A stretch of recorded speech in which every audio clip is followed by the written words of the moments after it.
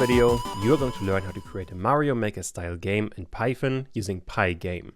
You will be able to build huge levels with lots of monsters and decorations, and then you can play them too. While making this game, you are going to learn how to manage a pretty large project with lots of data attached.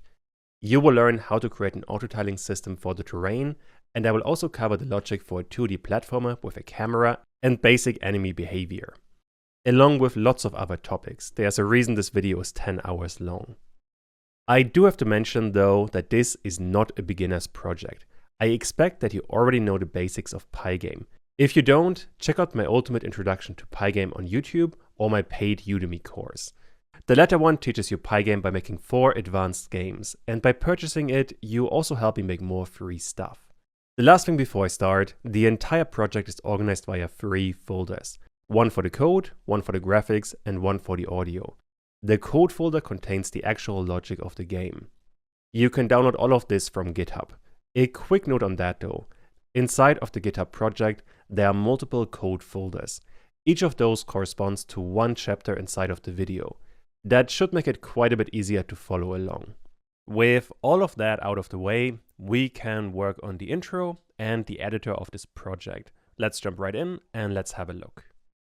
Here is the code I already have. There are 2 Python files. We have main.py and settings.py.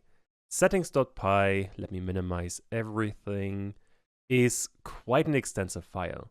The most important one in here is editor data, and in there we have a very chunky dictionary. Although for now, just don't worry about it. All we need for now are these bits up here. More specifically, the window width and the window height. The rest you can ignore, at least for now. What is much more important inside main.py, in here, if I run everything, we can see a black window that right now doesn't do anything. Let's go over it really quick. All the way at the bottom, down here, we are first checking if we are in the main file. We are going to have quite a few different files, so this one is important.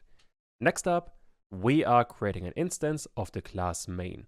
And this class we are creating up here. I'll talk about it in just a second.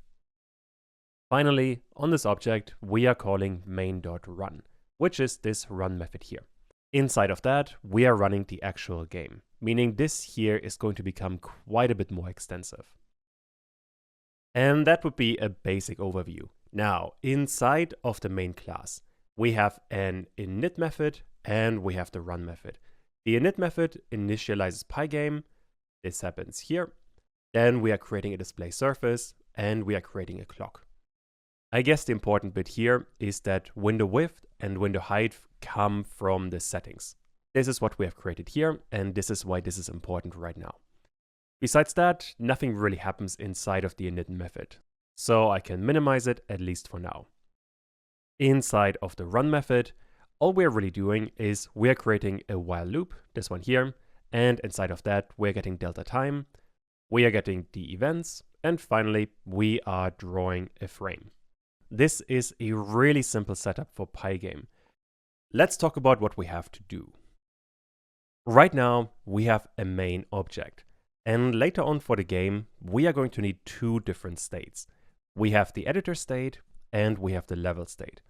I assume the names here are quite self-evident. Editor is for editing the game, and level is for actually playing the game.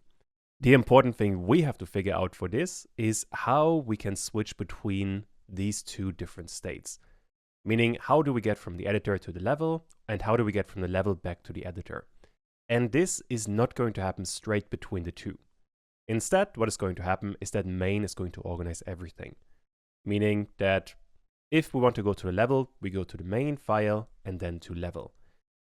And the other way around, if we want to go back from the level, we go back to main and then to the editor. Although for quite some time, we are only going to talk about editor because this one is the more extensive part. So let's start working on that one, at least for the basic setup.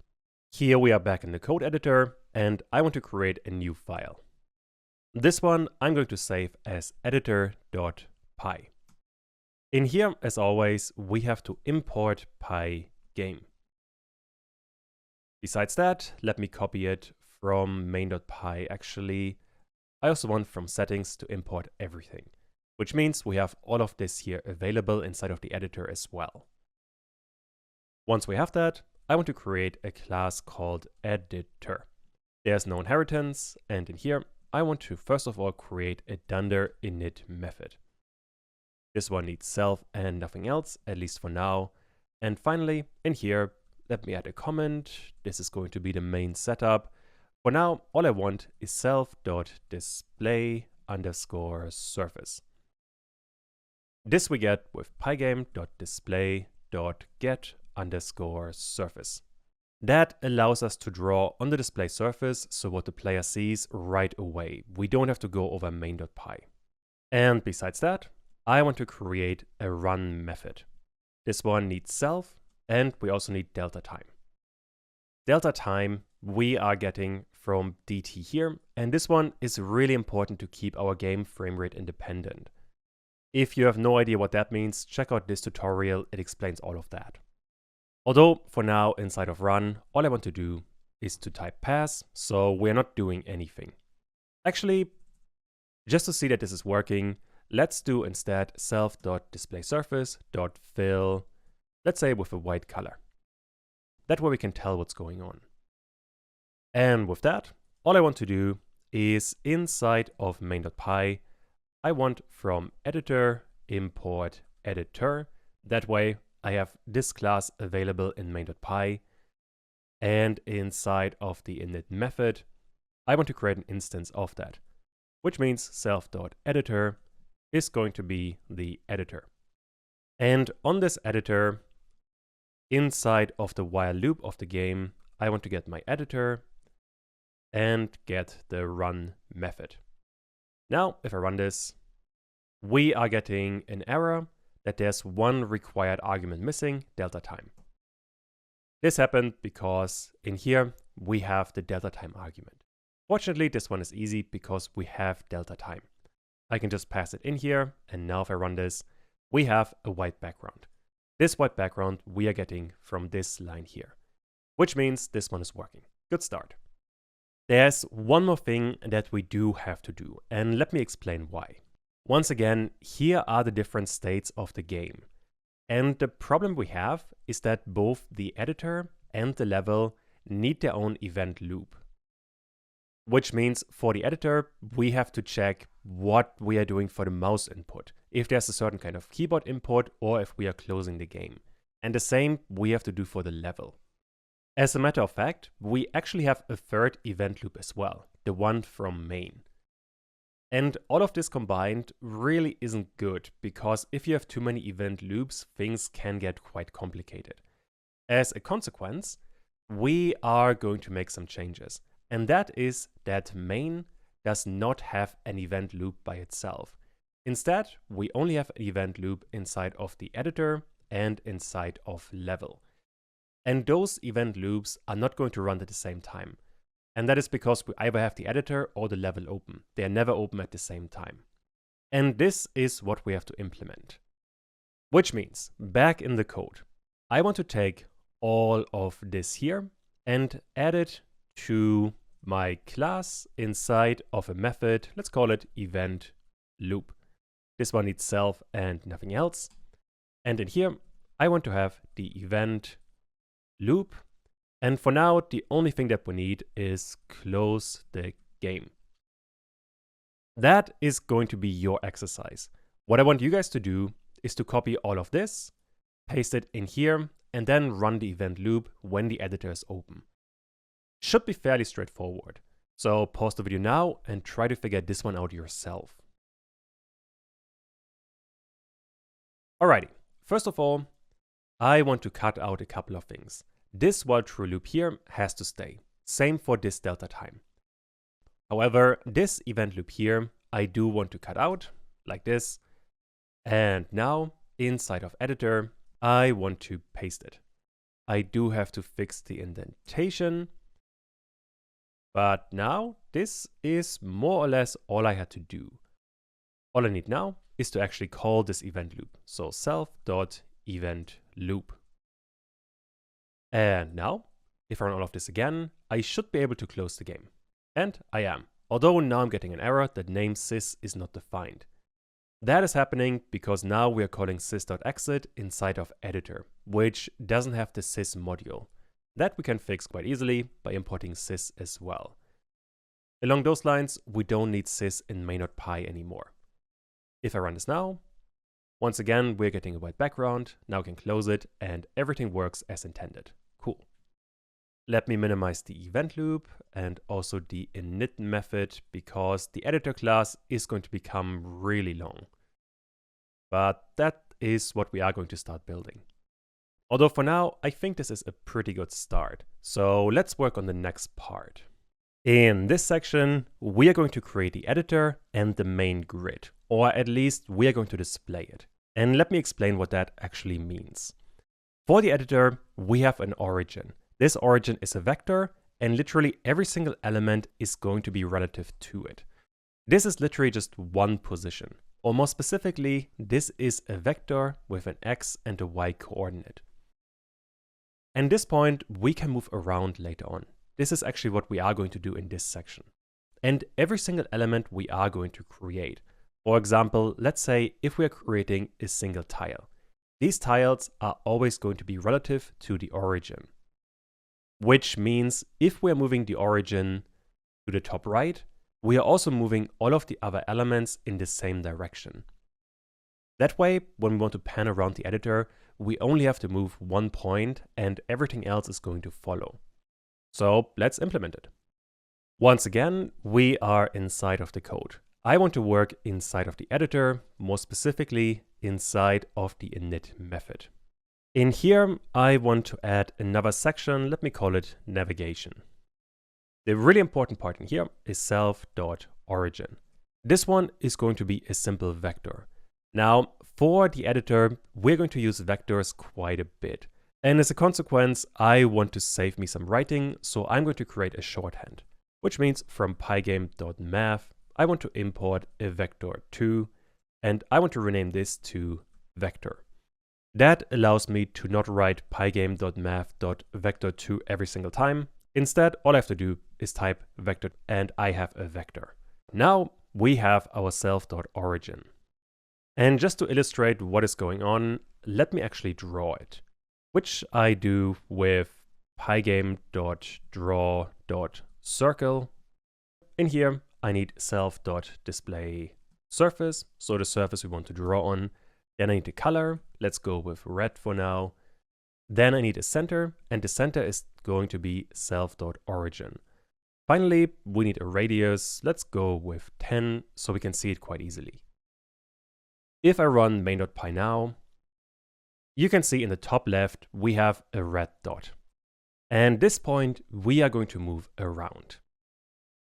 And to move it around, I want to add another method. Let me do it below the event loop, and let's call it pan input.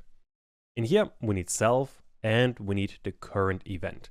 This is what we are getting from the event loop.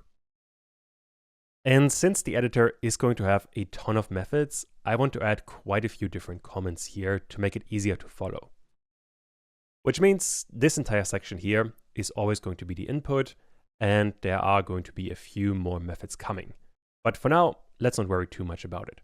Now, pan.input, we are going to always call inside of the event loop. So pan input, and I want to pass the event in here. Inside of this, I have to figure out a couple of different things. First of all, I want to check if the middle mouse button was pressed or released. Let me add this with a comment. So middle mouse button pressed or released. Which means if I am holding down the middle mouse button, I want to pan around the editor. And if I'm releasing the middle mouse button, I want to stop panning. Although right now, this is only the input. Besides that, I need an actual, let's call it panning update. And how we are going to connect the two is by creating one attribute inside of the init method that I call self.panActive. By default, this one is going to be false. In here, I first have to check now if the event.type, that is the event I'm getting from the event loop. Although let me minimize it for now, so we only focus on one thing. if this is equal to pygame.mouse button down. That's not how you spell that, like that. If that is the case, I want to set self.panActive to true. Although we do have a problem here. Right now, we are checking for any mouse button down, so any click of the mouse. This could be a left click, a right click, or a middle click. But I only want to check for the middle mouse button. As a consequence, I have to add another condition. And this one we get with pygame.mouse.get_pressed. This one is going to give us the different mouse buttons that have been pressed. Although this I am also going to use a couple of times and it's quite cumbersome to write. So let me cut it all out. And instead from pygame.mouse, I want to import get_pressed and rename it to mouse buttons. That I think is much easier to understand. And this I can now use as mouse buttons. And this is going to give me a tuple with the left, right, and middle mouse button. In my case, I only care about the middle mouse button. This is the one with the index 1. I guess while we are here, I can just print middle mouse button and see if this is working. Which means in main.py, I am getting an error that name pan input is not defined. The reason for that, I think, is that this should be called self.panInput. If I run this again now and press the middle mouse button, we get middle mouse button pressed, or just middle mouse button. Although if I press left and right, nothing is happening. Which means this is a really good start, and these two lines here work. While we're at it, we can also check if the button has been released. That we are getting with if mouse buttons, don't forget to call it, and 1, if that is not the case. Then I want to set self.panActive back to false. Once we have all of that, inside of panning update, I can check if self.panActive, and if that is the case, I want to set self.origin to my mouse position. And this we would get with pygame.mouse.get_pos. Although, just like we have seen with getPressed, this is going to be kind of annoying to write. As a consequence, I'm going to duplicate this line and replace getPos with the mouse position. Which means now the origin is just going to be mouse position. And now, I can now, if I hold the middle mouse button, move the origin around, and this is working really well. Although now we do have a problem. We have the origin right here. That one is really obvious. But every time we are pressing the middle mouse button, this point is moved to the mouse position. Which means if our mouse position is somewhere down here, we are jumping the origin point all the way this distance, which is not what's supposed to be happening. And if we had more elements in the game, this would be really confusing. Instead, what I want to do is, this point here, if we are pressing the middle mouse button, is going to stay in the same position. And then if we are moving the mouse, let's say in this position, I also want to move the origin in the same position. Which means we are only getting the mouse movement, we're not getting the actual mouse position.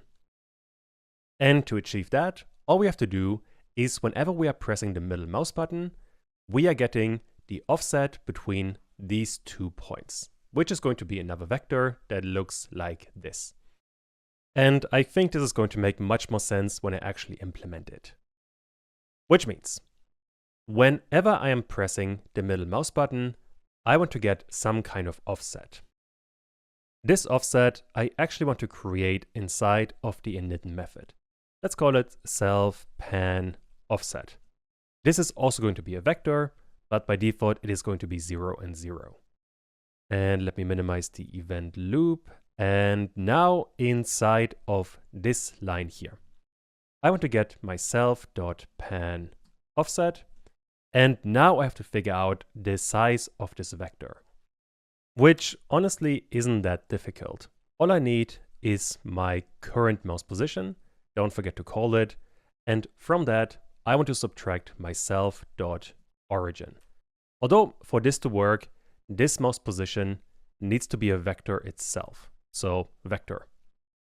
And let me explain what's happening here. This one is going to be the entire window. And for simplicity, let's use examples. The origin is going to be a point up here, and the mouse position is going to be a point down here.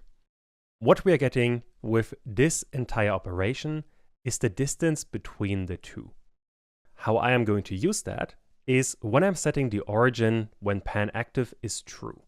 I don't want to set the origin to the mouse position. Instead, I want to turn the mouse position again into a vector. And from that, I want to subtract self.pan offset. And now, let me run all of this again. Now, if I only hold the middle mouse button and don't move my mouse, nothing is happening. However, now if I move the mouse, we are moving the origin point without moving the origin point to the mouse. We are only getting the movement of the mouse, but nothing else. I hope that makes sense. That way, when we're moving the origin point around, it doesn't look too confusing. And all we are really doing here, let me minimize all of this so I have a bit of space to write on, like so. Basically, all we are doing, whenever we are pressing the middle mouse button, we are getting the distance between the two, this line here. When we are moving the mouse in this direction, we are setting this origin point to the same position, so this point here. However, we are giving it an offset, and the offset is again the same blue vector we created here. That way, we are always getting the same kind of movement without putting the origin on the mouse position. We are essentially panning the origin point. All right, that I hope wasn't too difficult, although there's one more thing that I do want to add, and that is a mouse wheel. All we need for that is if event.type is equal to pygame.mousewheel. And what that is doing, let me print it actually. I want to get event.y. Event.y might be a bit confusing here. The way you want to think about it is that when you have your mouse button, something like this, you can, for most mice, move it up or down. Some mice also allow you to move it left and right, although the mouse I have doesn't do it, and it's not very many mice that do it. So I am not going to use it, although you could. And event.y is this up and down movement here. Event.x would be the left and the right movement, which means if I run main.py and I scroll up or down, we get either 1 or -1. Depending if I go forwards or backwards or up or down, depending on how you want to call it. All we have to figure out now is how to use this to influence the origin position. And this could be a really good exercise for you. Try to implement the mouse wheel yourself and see how you can use it to change the position of the origin. This could either only be the X position, but if you want to challenge yourself, you could also add another mouse input and also do it for the Y position. See how far you get. All we have to do is get self.origin, and I want to move the X part of this vector. And this I want to minus equal event.y. And right now, event.y is either 1 or -1, which is going to be quite small, which means I want to multiply it by 50. If I run this now, I can scroll down and go in this direction and scroll up and go in the other direction, which looks pretty good. Let me move it a bit more to the middle. If I scroll down, we're going in this direction. If I scroll up, we're going in this direction. You might be wondering now why I'm using -equal instead of +equal. And let me print event.y again. If I run all of this now, let me move the red dot into the middle. If I scroll away from me, so forwards, I guess, I'm getting a 1, and if I scroll towards me, I'm getting a -1. And I found this to be most natural. If I go forwards, like this, the entire level is going to move a tiny bit more to the right. It's kind of hard to see right now, but later on this is going to make much more sense. Just imagine that this is the entire origin point for the game. And if this thing is moving in this direction, the entire level is moving in this direction as well. Which is what I want to happen if I'm scrolling forward, like this. And then if I go in the other way, it goes in the other way. Once we have more elements, this is going to make much more sense. For now, just stick with me. I suppose while we are here, we can also make this a tiny bit more fancy. I can check if pygame.key.get_pressed. So right now I'm checking if I'm pressing any button on the keyboard. Although I only care about one specific one, and that is pygame.k_l_control. That is the left control button on Windows, and I think on the Mac it's the command button. And if I'm holding that one, I want to copy this line here, indent it, and now move the Y position, with the X position being in the else statement. This makes sure if I'm pressing left control and scroll with the mouse, we're going up and down, and if we're not holding this button, we're going left or right. Let's try it. And let me move the dot into the middle. If I don't hold left control and use the mouse wheel, I can go left and right. If I hold left control, I'm going up and down. That way, we have a pretty good scroll behavior. And that is going to be the pan input. Later on, we will have to add a tiny bit more, but for now, this is fine. There is one more thing that I want to add for this section, although it is getting quite a long one. So let me add another section that I called drawing. In here, I want to draw tile lines. Maybe not the best name, but well, it is what it is. What this means is, if this one here is the entire editor window or the entire game window, I want to have individual lines that tell me where in the grid I am, which is going to make it much easier to navigate through the entire thing. And this is supposed to be infinite and also relative to the origin point. Let's start and let me explain how the logic is going to work. First of all, I need to know how many columns and how many rows I will have. And this I get with the window width for the columns and divided by the tile size. Both of these are inside of settings. I have the window width and the tile size. Both of these are static numbers, so they are never going to change.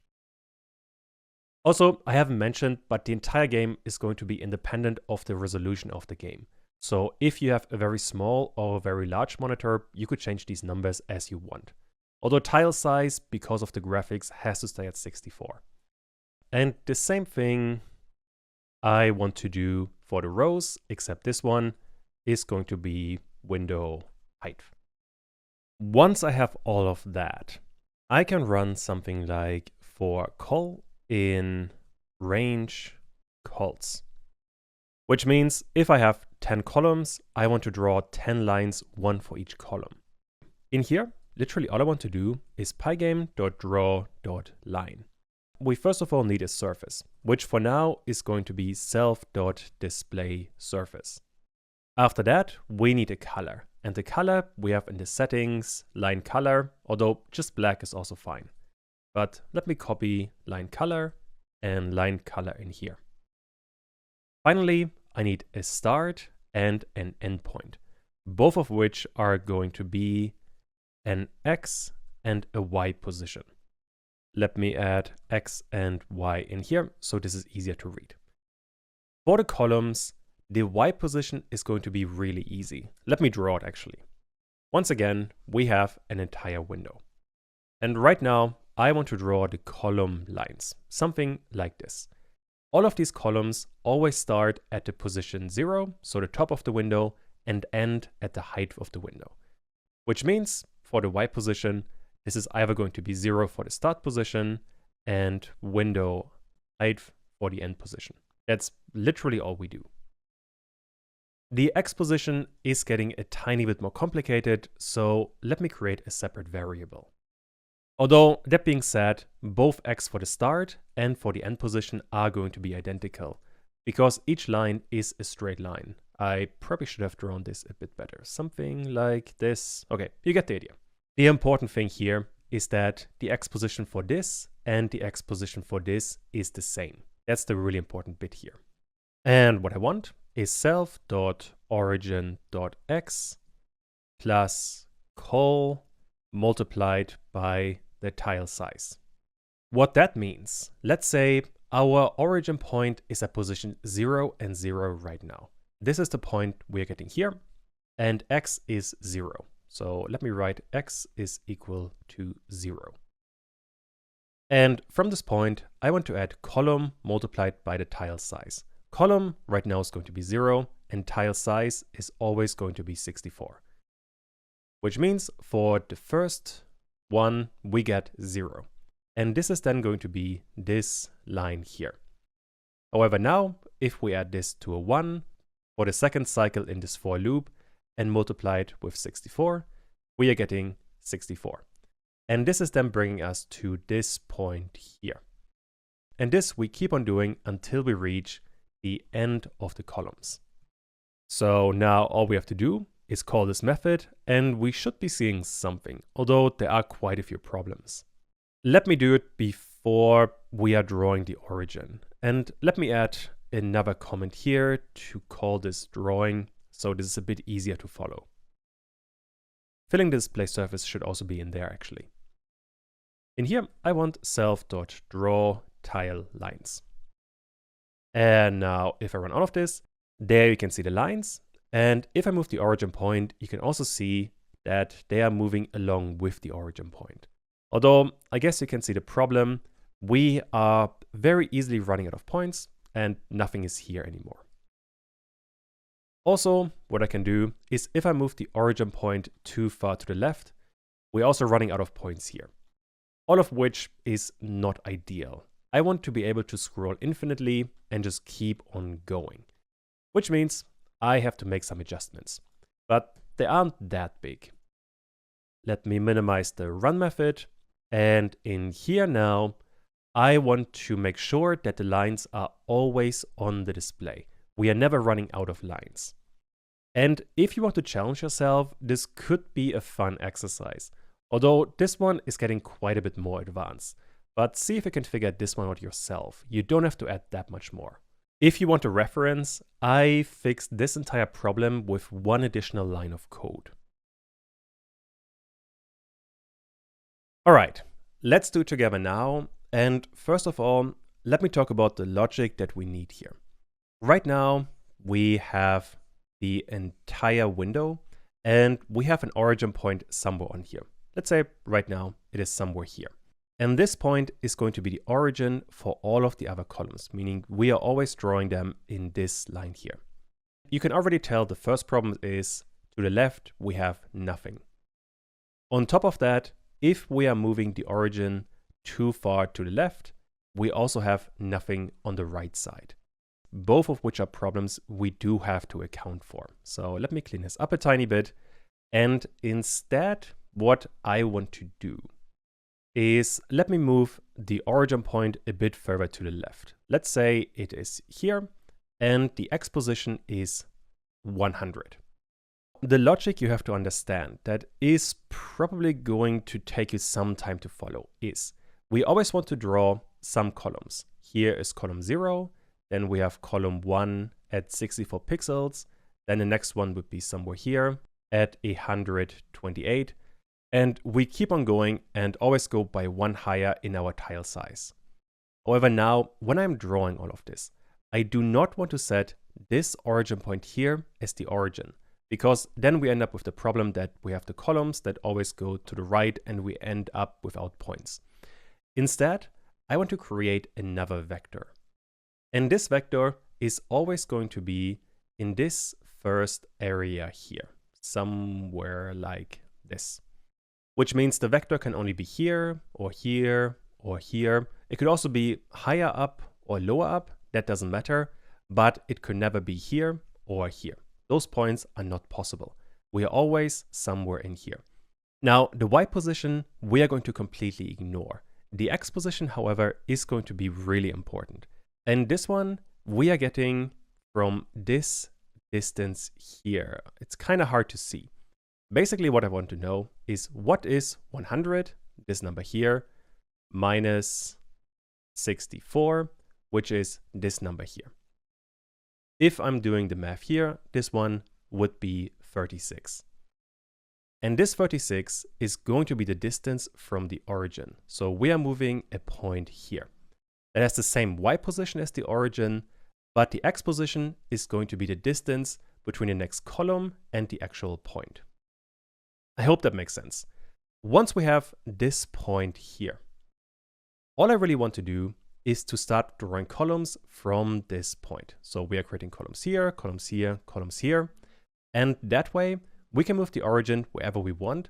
It is always going to be somewhere in this position. And that way, the columns can never go outside of the window. I hope that makes sense. Again, this isn't the easiest logic to follow.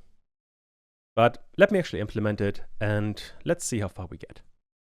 First of all, I want to create, let me call it an offset vector. This is also going to be a vector, and in here we have an X and a Y position. And I'm going to put both of them on separate lines to make it a bit easier to see. Although if you have a large enough monitor, you probably don't need to. In both cases, I want to first of all get self.origin, and this is either going to be X or it's going to be Y. I now want to get distance between my current point, so self.origin.x currently is 100. And from that, I want to know the distance, this blue line here, between the next column, which is going to be 100 minus 64. The 100 I already have. I now have to get the 64. Although I do have to be careful here, my origin point could also be, let's say, here, or here, or here. So this 64 always has to be the next column. This we are getting with self.origin.x. And I want to divide this by the tile size. And this I want to turn into an integer. Once again, if I use actual numbers, self.origin.x would be 100 and the tile size would always be 64, which means this combined would be something like let's say 1.4.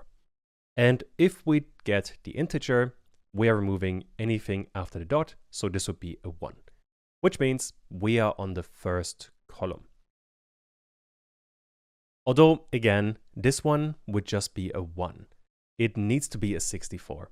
As a consequence, I want to multiply all of this with the tile size once again. That way, this entire number is going to become a 64. The 64 we actually need. And with that, we have the actual origin for the X position, the one we actually want. And this I can just copy for the Y position just to have something in here. So this is going to be origin.y and the rest can stay the same. And now, when I'm drawing the columns, I don't want to have self.origin.x. Instead, I want to have the offset vector. Actually, let me call this the origin offset. That I think makes more sense. The rest, however, can stay exactly as it is. So now let's try all of this again. Now you can see, once again, we have the origin point we can move around, but all of the columns are going to scroll indefinitely.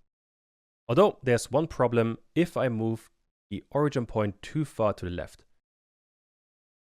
You can see here, all the way on the right, we are missing one column. But the rest looks pretty good. So I am very happy with that. The one change we do have to make is that when we're using this for loop, I want to have colts plus 1. And now if I run this again, now this is looking really good. this is looking amazing. Now, the main reason why this is working is because it only looks like the origin point is the origin of the columns. However, the actual origin is this point here, which is the origin point subtracted with the offset we have created. And only from this point, we are drawing all of these columns. That way, it looks like we have an infinite amount, but we're always only drawing the columns you can see on the window. Cool. Now, all we have to do is do the same thing for the Y position. So for row in range rows plus 1, I want to create a Y position, and that is going to be the origin offset dot Y plus the row multiplied by the tile size. And once I have that, let me duplicate the pygame.drawLine line. And now I have to change the X and the Y position. X is either going to be 0 or it is going to be the window width. And Y is going to be, well, the Y position. Once again, if I draw the entire thing, each row is going to look something like this. For the X position, we're always starting on the left side of the window and we're ending on the size of the window width, meaning this is either going to be 0 or the window width. And Y is just going to be the distance from the top, both on the left and on the right. And now we have all we need. I can run this again. And now we have an infinite grid that we can scroll around in. This is looking really good. Cool. Although there's one more thing I do want to do. And that is that right now, this black color is a bit too strong. Especially later on, if we have the actual level, this isn't going to look very good. Meaning, I want to give all of this some transparency. For that, I'm going to draw all of this on a separate surface. And then this surface is going to get some transparency. The reason here is when you are drawing something, you cannot influence the transparency. This we have to do on a separate surface. And this is going to happen inside of the init method. I want to add another section. Let me call the comment support lines.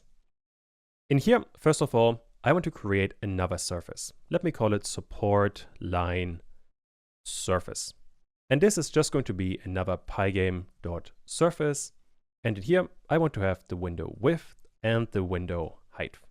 We are essentially copying our entire display surface. If I scroll down a tiny bit, you can still see it. Before we start to draw everything here, right now our problem is these lines are black and this background here is black. So you can only see black, which isn't too helpful. As a consequence, before we are drawing the columns or the rows, I want to get my support line surface and fill it with a green color. We are drawing not on the display surface, but instead on the support line surface. And all the way at the end, I want to have self.displaySurface.blit. I want to blit self.supportLineSurface at a position 0 and 0. Since the support line surface has the same size as the display surface, if we put it at position 0 and 0, it is going to cover the entire window. Let's try. And now the entire thing is green. Not particularly helpful. It actually looks really weird. But what we can do, in the init method, we can set a color key. This we get with self.supportLineSurface and set_color key. And the color key here is supposed to be green.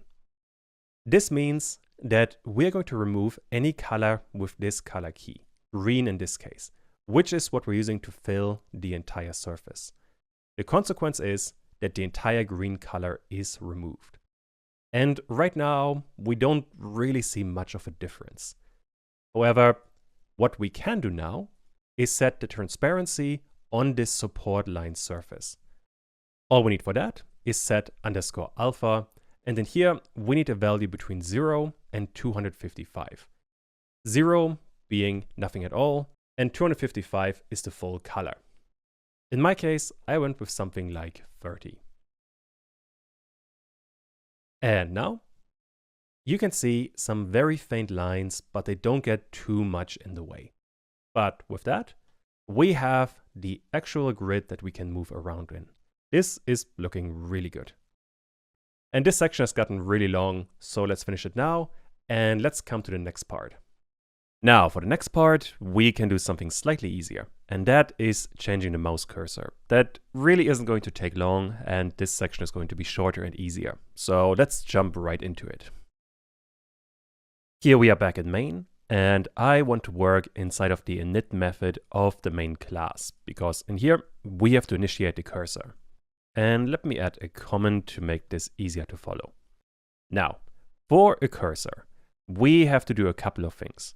First of all, we have to import an image as a surface. Let me store it as a surface, and all we really have to do is to import an image. And that we do with pygame.image.load. However, once again, I'm going to import quite a few different things inside of the main class later on.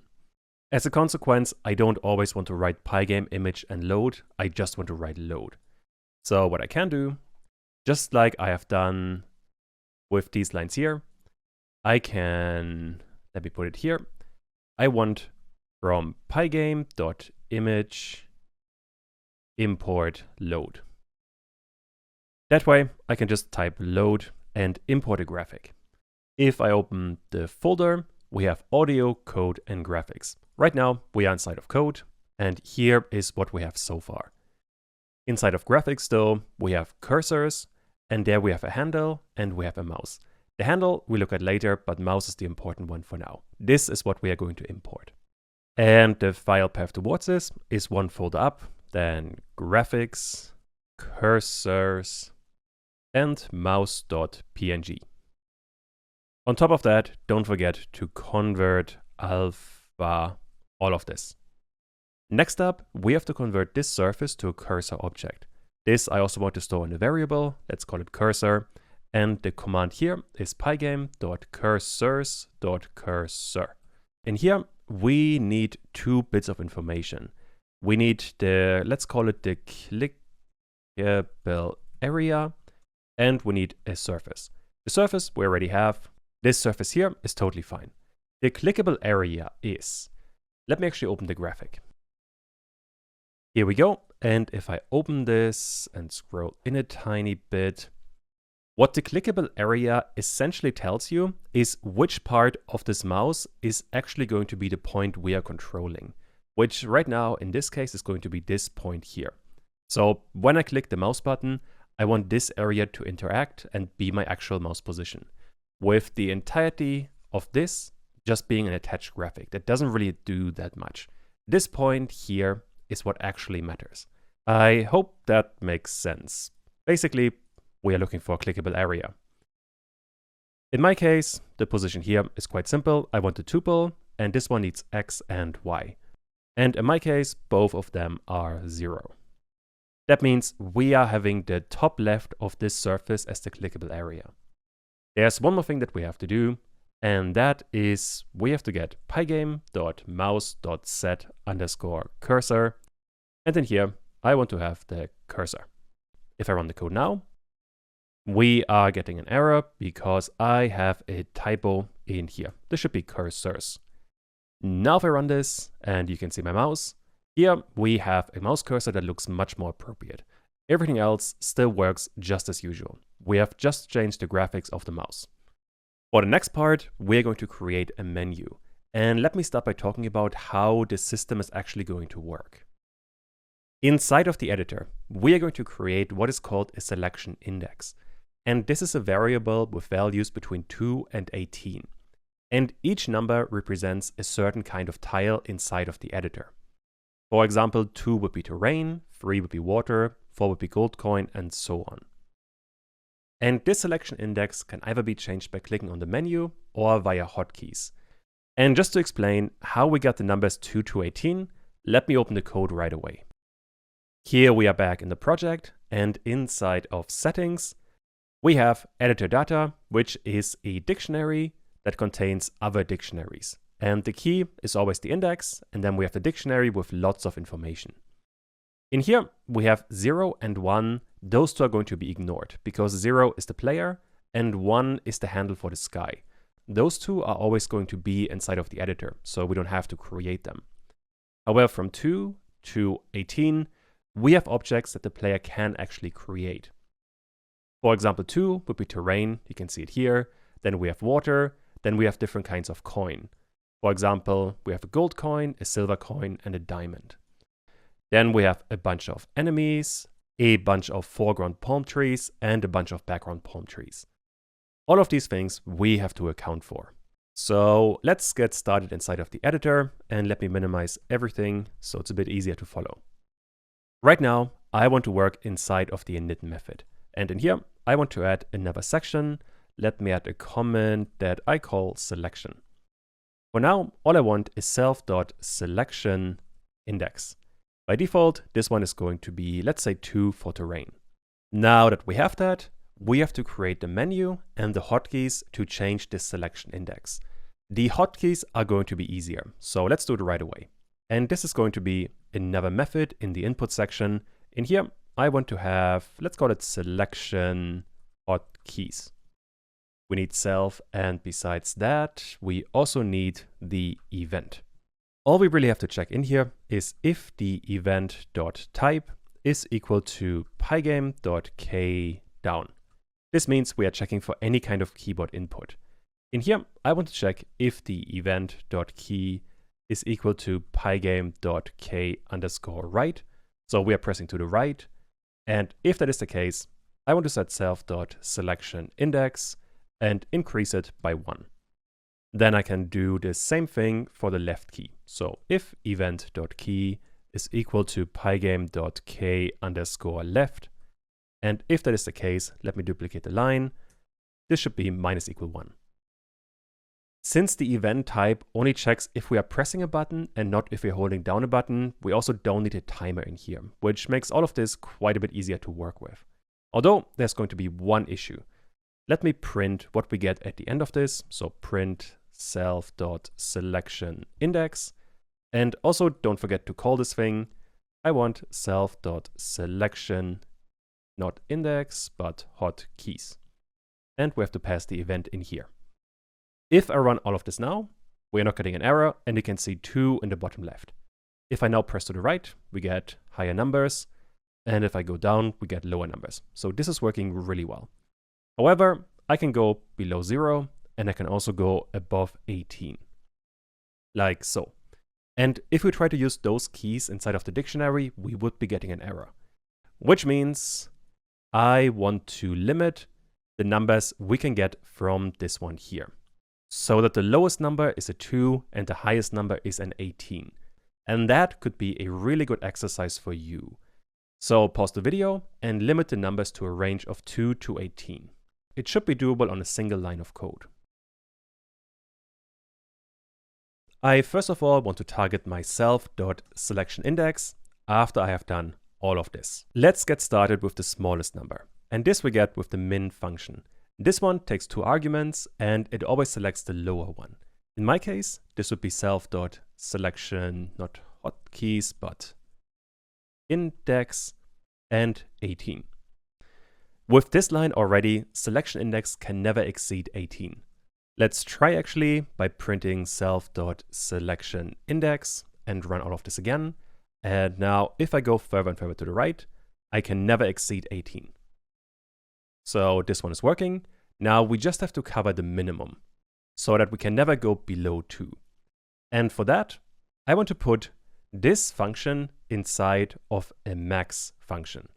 This one also takes 2 arguments and it always selects the larger one.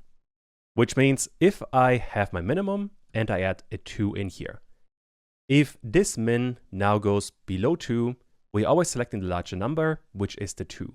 As a consequence, we can never go below 2. Which means if I run all of this again, I can go to the left and the number doesn't go below 2. And if I go to the right, the number increases, but only up to 18. So this is working really well. Cool. With that, we have some basic hotkeys. Let me get rid of the print statement. We don't need it anymore. And we can minimize all of this as well. Next up, we have to work on the menu. And this is going to be a larger part, so I want to put all of this in a separate file. Let me create a new file. I will save this one as menu.py. In here, I want to import pygame. And just as before, let me copy it actually. I need all of the stuff from the settings. Once I have that, I want to create a new class called menu. No need for inheritance, but we do need a dunder init method. In here, we need self and nothing else. Now, first of all, we need to be able to draw on the display surface. So we need a display surface, which we get with self.display surface, or name it whatever you want. And here we need pygame.display.get_surface. Once we have that, I want to create two more methods. The first one, let's call it create buttons. Need self and nothing else. And for now, this is just going to be a pass. Besides that, I also want to create a method that I called display. In here, once again, we need self and nothing else, at least for now. And this display is what we're going to call to run the actual menu. Let's do it right away, actually.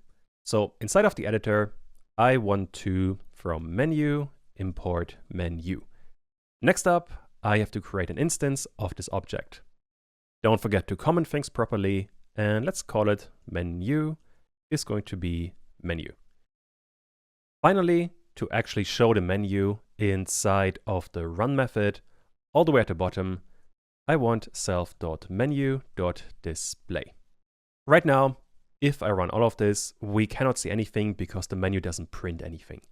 But at the very least, we're not crashing, so that's a good start. Now we can start working inside of the menu class and actually do something. The first thing I want to do is to create a general area for the menu. Let's say this here is the entire display surface, and what I want is in the bottom right a square that contains smaller square. This red square is the entire menu. Inside of it, we have a couple of smaller squares, and those are the things the player actually clicks on. And the red thing is what we're going to create right now. Let me add a comment here as well, and let's call it menu area general. First of all, I want to create two variables. The first one is the size of the menu in general, and that I have set to 180 pixels, and then I want to have margin. And this I've set to 6 pixels. I suppose both of those numbers are fairly self-explanatory. Once I have them, I want to create self.rect. And this is going to be the area of the entire menu. This is just going to be a normal Python rectangle. And in here, we need a left, a top, a width, and a height. The width and the height are both fairly easy because they are just going to be the size. For the left side, let me explain how this is going to work actually.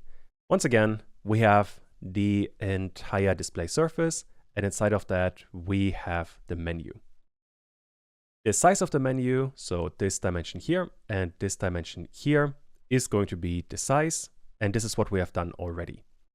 Next up, I want to have a margin, and the margin is going to be this distance here and this distance here. And this shouldn't be too difficult of a thing to implement, so I think this could also be a pretty good exercise. Try to figure this one out yourself and see how far you get.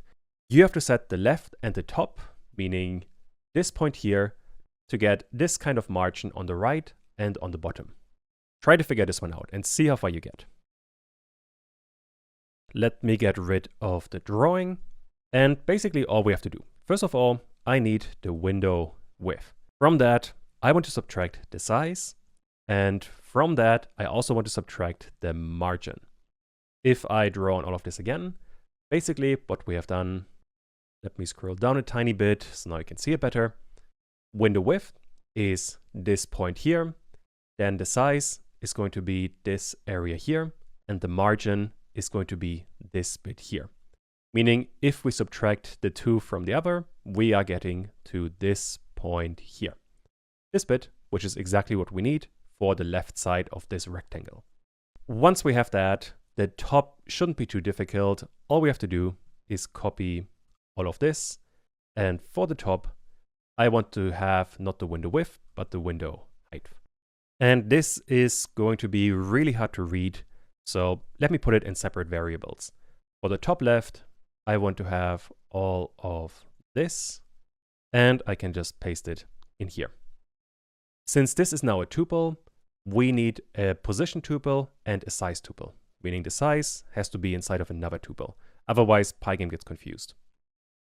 You either need 2 tuples for the position and the size, or you need 4 numbers for the left, the top, the width, and the height. Both are okay, but, well, you can't mix them. If I now run this, we're not getting an error, so that's a good sign. To actually see something now, I can run pygame.draw.rect. Now we need a surface, so self.display surface. Then we need a color, that one doesn't matter. Let's go with red. And finally, we need the rectangle, self.rect. Finally, before we can start, we have to call create buttons, which we do with self.createButtons. And now if I run this, you can see in the bottom right, we have a menu, and this one stays on top of the level, so it doesn't move around, which is exactly what I want. Now that we have that, we have to create the button areas. And let me get rid of the general, it's not needed. And it kind of annoyed me. I want to create 4 rectangles that go inside of the menu. Meaning if this one here is the menu, I want to have 4 smaller rectangles inside of this larger box. On top of that, between the buttons, there should be some margins. So we do have to be careful with the numbers here. The easiest way I found to work with this is to first of all create a generic button rectangle. Since all of the buttons have the same size, we can just create this rectangle once and then copy it and move it in different positions. Meaning, once again, I want to create a Pygame rectangle. In here, we need a position and a size. The position is actually quite simple because all I want to do is self.rect.topleft. Which means if I am drawing again, the position we are looking at right now is this point here. And the first rectangle we are creating is right on this point. Next up, we have to make sure that we have a rectangle that is 1/4 of the size of this entire box. We're going to shrink that in just a second. For now, I want to keep the numbers simple. So for the size, I want to have a tuple with self.rect.width divided by 2. And besides that, self.rect.height divided by 2. With that, we have a generic button rectangle, or we almost have one that works. Let me turn it into an attribute, so now we can draw it. That makes the entire thing easier to see. Self.generic button rectangle, and this shouldn't be red. Let's go with green.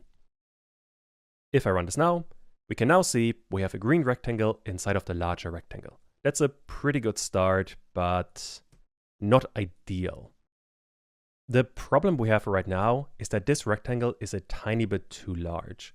If we had 4 of these rectangles, they would fill out the entire menu rectangle perfectly.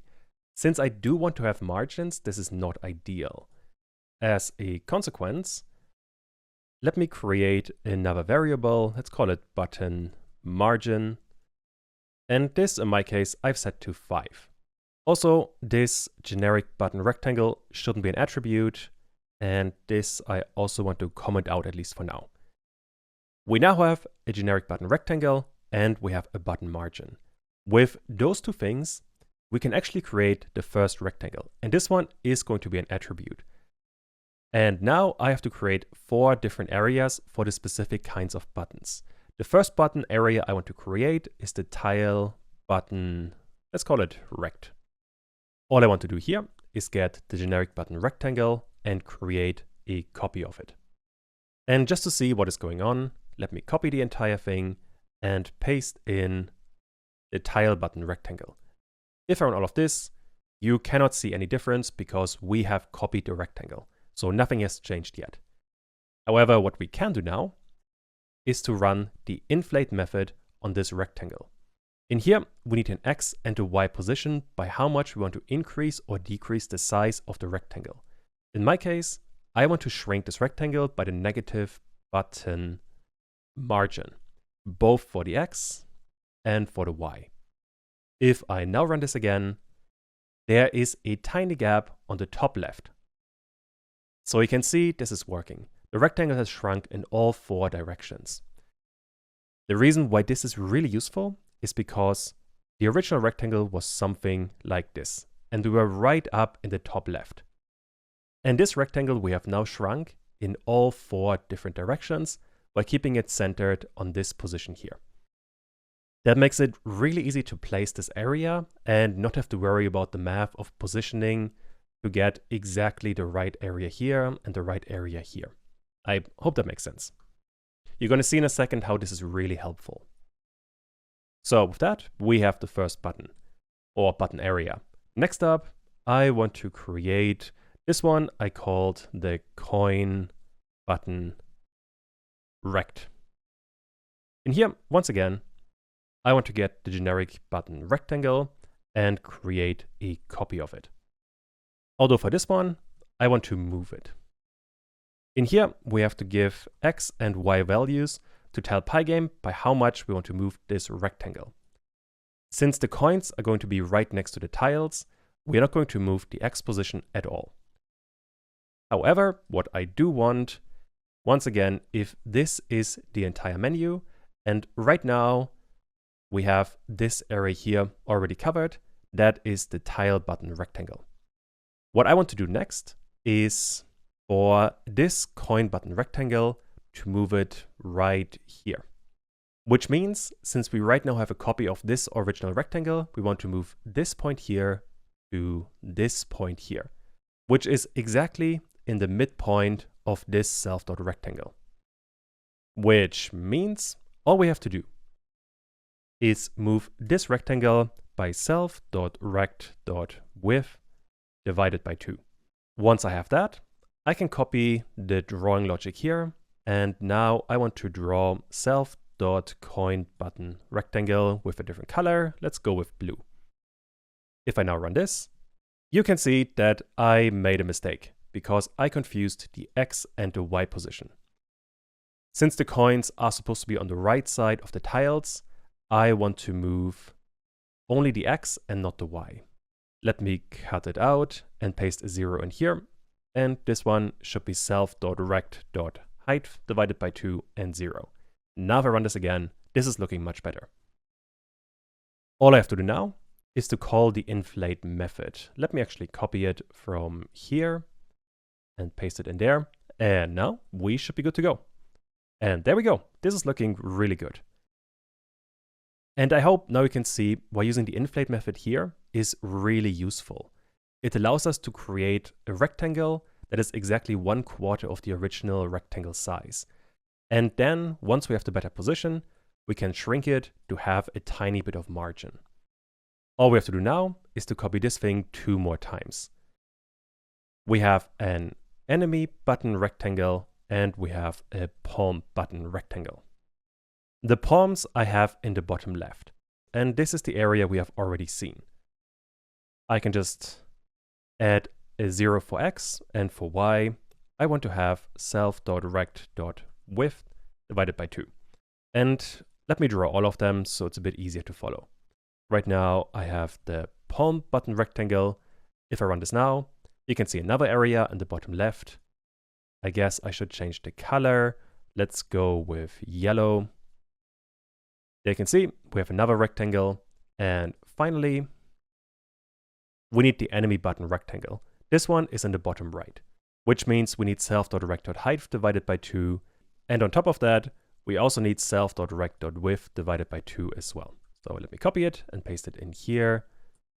And now the last thing I have to do is to draw the final thing as well for enemy button rectangle. For the color here, a color we haven't used yet, let's go with brown.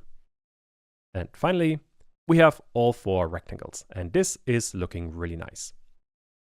It looks even better if you don't draw the original rectangle. Let me comment it out. And there we go. Now we have different areas for the buttons that we want to create. So this is working very well. Now that we have all of that, we need to actually fill these areas with an actual button. And for that, I'm going to create a whole separate class that I called button. And this is going to be a sprite, which means this one has to inherit from pygame.sprite.sprite. And inside of that, we need a doneThere_init method. And then here, we need a couple of different things. Besides rect, we need the rectangle, so the area we want to use. Then we need a group. So what group this button sprite should be part of. And finally, we need items. And besides that, I also want items alternative. Although items alternative by default is going to be none. The reason here is when we have the palm trees, we have the foreground and the background ones. The foreground ones are going to be the items, while the background ones are going to be the alternative ones. And if you middle click on the sprite, it is going to switch between the two. That felt like a good system to handle all of this, but no other button is going to have alternative items, unless you want to add some yourself, but that's something beyond this tutorial. Now, once we have all of that, the first thing we have to do is to create a super doneThere_init method and pass in the group in here. Next up, we have to create self.image, and this is going to be a plain pygame.surface with the size of the rectangle that we have created up here for each individual button. Besides that, we also need self.rect for each individual sprite, and this is just going to be the rectangle. Besides that, we have to capture all of the items.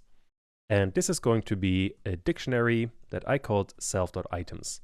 In here, we have the main ones, and this is going to be items, ideally spelled correctly. And then we have the alternative ones. And this is going to be items alternative. Besides that, I also want to have self.index, which by default is going to be 0, and self.main_active, which by default is going to be true. Main.active is going to decide if we are in the main ones or in the alternative ones. And index is just going to tell us which item we are on. You're going to see in a second how that is going to work. However, first of all, we do have a problem. We have to import a bunch of items and alternative items. And that is going to be a bit more extensive. And for that, I'm going to create a separate method that I called createData.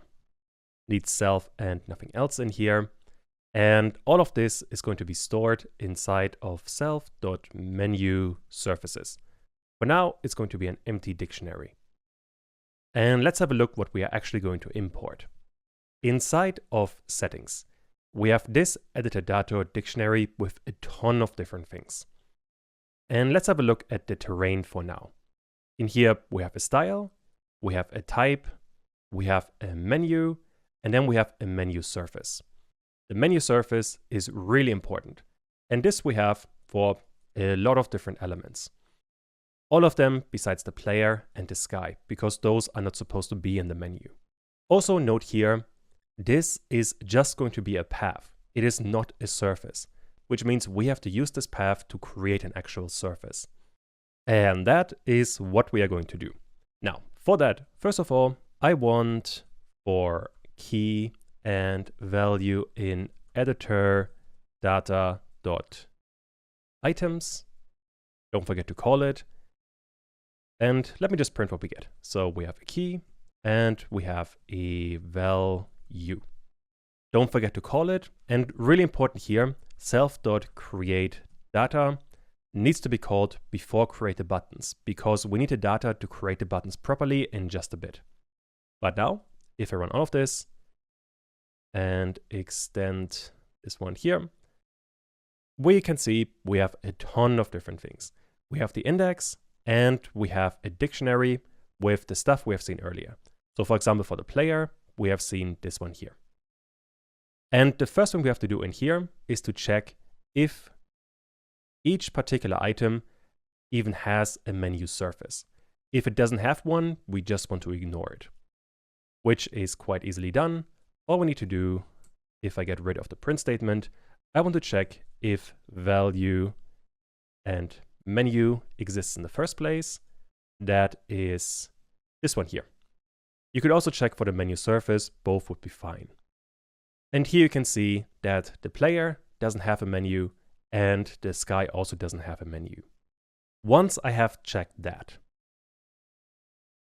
essentially what I want to create is a key value pair that is going to be inside of this dictionary.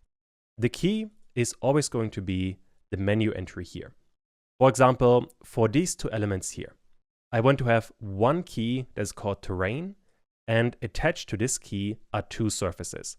The surfaces from this one here and the surface from this one here. It is always going to be one individual surface. Which means what I want to do is, if not value and menu in self.menuSurfs, and if that is the case, I want to create a new entry inside of this dictionary. So self.menuSurfs, and then I want to get my value menu. And for now, let me just add an empty dictionary. And this is probably confusing, so let me print what we actually get. Self.menuSurfaces. If I run all of this now, we are getting a couple of keys with an empty tuple as the value. We have terrain, coin, enemy, palm foreground, and palm background. If I look at settings, you can see we have terrain, we have the coin, we have the enemy, and then we have palm foreground and palm background. And essentially what I now want to do is, for example, for the terrain, I want to have this graphic here and this graphic here as a tuple associated with this terrain key. And this is what I am going to pass into each of the buttons, these buttons here, as the items. Which means, first of all, I want to create a list inside of a tuple because I want to add more elements. Inside of this, I want to run pygame.image.load. However, we have already seen this inside of main.py. Typing pygame.image.load is kind of cumbersome, so I'm going to copy this from main and paste it in here. So now I only have to type load. Makes my life a bit easier. And what I want to load is the current value we have, and then the menu surface. That is going to be this file here. Although now this surface by itself isn't going to be enough, but I guess for now, let me run the entire thing and see if it works. There we go. At least it didn't crash, so there's a start. Now for terrain, we have one entry. As a matter of fact, for all of these, we always have one entry, which isn't ideal because in settings, for example, for terrain, we have two entries. And right now, we are checking if terrain is not inside of this surface, and if it is not in there, so this if statement here, then we are creating a new entry. The problem with that is once we come to the next entry that has the same menu, then we are just going to ignore it. And this we have to account for. Meaning I want to add an else statement if we already have this entry, and if that is the case, I can actually just copy this entire thing. I want to append something to the list we already have. This list we created just now. And what I want to append is the same thing. And now if I run this again, we get, for example, for terrain, two surfaces. One surface for the terrain and one surface for the water. Although we do need one more thing. Right now, we only have the graphic, but we need a bit more information. We have to know for each graphic the associated key. For example, for terrain, we need to know the 2, because this is how we identify each individual graphic. That is quite easy. All I have to do is turn this surface into a tuple that right now contains only a surface, but I also want to add the key here. This I also want to do in the else statement when I append the value, and now I want the key in here. And now if I run this again, we, for example, get for terrain, we have a tuple with 2 and the terrain surface, and then we have 3 and the water surface. For coin, we have another list with a tuple, and this one is a 4, and then we have a surface with the gold coin. And that is actually all we needed, so I can get rid of the print statement and minimize the entire method. And now inside of create buttons, I can actually create the buttons. Although, first of all, for that, we need a group for the sprites. This one is really easily created. All we need, let me actually do it inside of the buttons. That makes a bit more sense. In here, I want to have self.buttons, and this is just going to be pygame.sprite.group. And now I can create the individual buttons. For example, the first button, just button, is going to have a couple of arguments, these 4 here. For the rectangle, first of all, we need self tile button rectangle. The group is going to be self.buttons. The items is going to be self.menu surfaces. And in here, I want to have the terrain key. Finally, for the alternative items, I can just ignore the entire thing. And this is going to be the first button. Now I can copy the entire thing, and I think this is going to be a really good exercise for you to see if you can still follow along, because the imports, I think, did get a tiny bit confusing. So definitely work with this. And well, try to create the other 3 buttons, so we have all 4 buttons, and see if you can figure this one out yourself. Let me actually copy it 2 more times. And first of all, besides the tile, we also need the coin button rectangle. This one is in the same group, although for the surfaces, we don't need terrain, we need coin. Let's work on the enemy button rectangle. This one, again, same group, but for the surfaces, we need this one I called enemy. Inside of settings, you can see here, we have the enemy. Finally, we need the palm button rectangle. And this one is going to have items and the alternative items. For the items, this one is called palm FG, and this I have gotten from here. And besides that, we have palm BG. And this is the alternative item here. So I can just copy the entire thing. And this one should be palm BG. And with that, we can minimize create buttons because we don't need it anymore. Although, let me run the entire thing. And nothing is crashing. That's usually a good sign. Right, now we can work inside of the button. In here, first of all, we need some kind of update or display method. This one actually displays what we have inside of the sprite. First of all, in here, I want to have self.image.fill. And for the fill now, we need a color. That color we're getting from settings, and in here, we have button BG color and button line color. Right now, I want button BG color, and this I want to pass in here. Next up, we have to create a surface and a rectangle from the items or the alternative items. And this information we are then going to use for self.image.blit, and we are going to blit the surface and the rectangle. The best way to think about it is that the actual sprite with the image and the rectangle, this is just going to be the background, which means we are just filling it with a simple color. But on top of the sprite, we're going to blit another surface, and this surface is going to come from the items or the alternative items. Which means, for now, this is just going to be self.items, and then here, for simplicity, I'm just going to work with the main ones for now, these ones here. Actually, just to make this a bit simpler, let me print what the surface is going to be. So print surface. And now I can copy out all of this. And instead, I can run self.buttons.update and self.buttons.draw. And in here, we need self.displaySurface. If you have forgotten, the buttons are just going to be a sprite group. And this has the methods for update and draw, so we don't have to worry about it. If I run this now, you can see 4 different squares. And besides that, we can see a very long list. And this is always going to be a list. And inside of the list, we have a tuple with the relevant surfaces. this is what we actually want to draw on top of the sprite. Which means in here, I first of all want to get the self.index, the one we have created up here, and by default, this one is always going to be 0. With that, we are returning a tuple with the index of the graphic. So if I go up a tiny bit, this one here, and then we have the actual graphic, the one we imported here, for example. Since we only want the graphic, I want to use indexing again with a 1, so we're only picking the graphic. With that, we have a surface.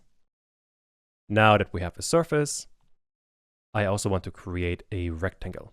The rectangle is quite simple. I just want to get the surface and get underscore rect. For this one, I want to place the center. Although for the center here, you might be tempted to run something like self.rect.center. That would not work, and let me explain why. It's really important to understand the rectangles here. If this is the entire display surface and the menu is somewhere down here, with one item inside of the menu being here. What we want to do is to draw one surface inside of the center of this individual button, which means we want to go half the width of this button and half the height of this button, so that we end right in the center of this button. The problem is, if we used self.rect.center, we would get the global position of this rectangle, which would be a problem here because the origin or the local origin is this point here. And if we use self.rect.center, we would move this point here by this distance and this distance, which would be way too much.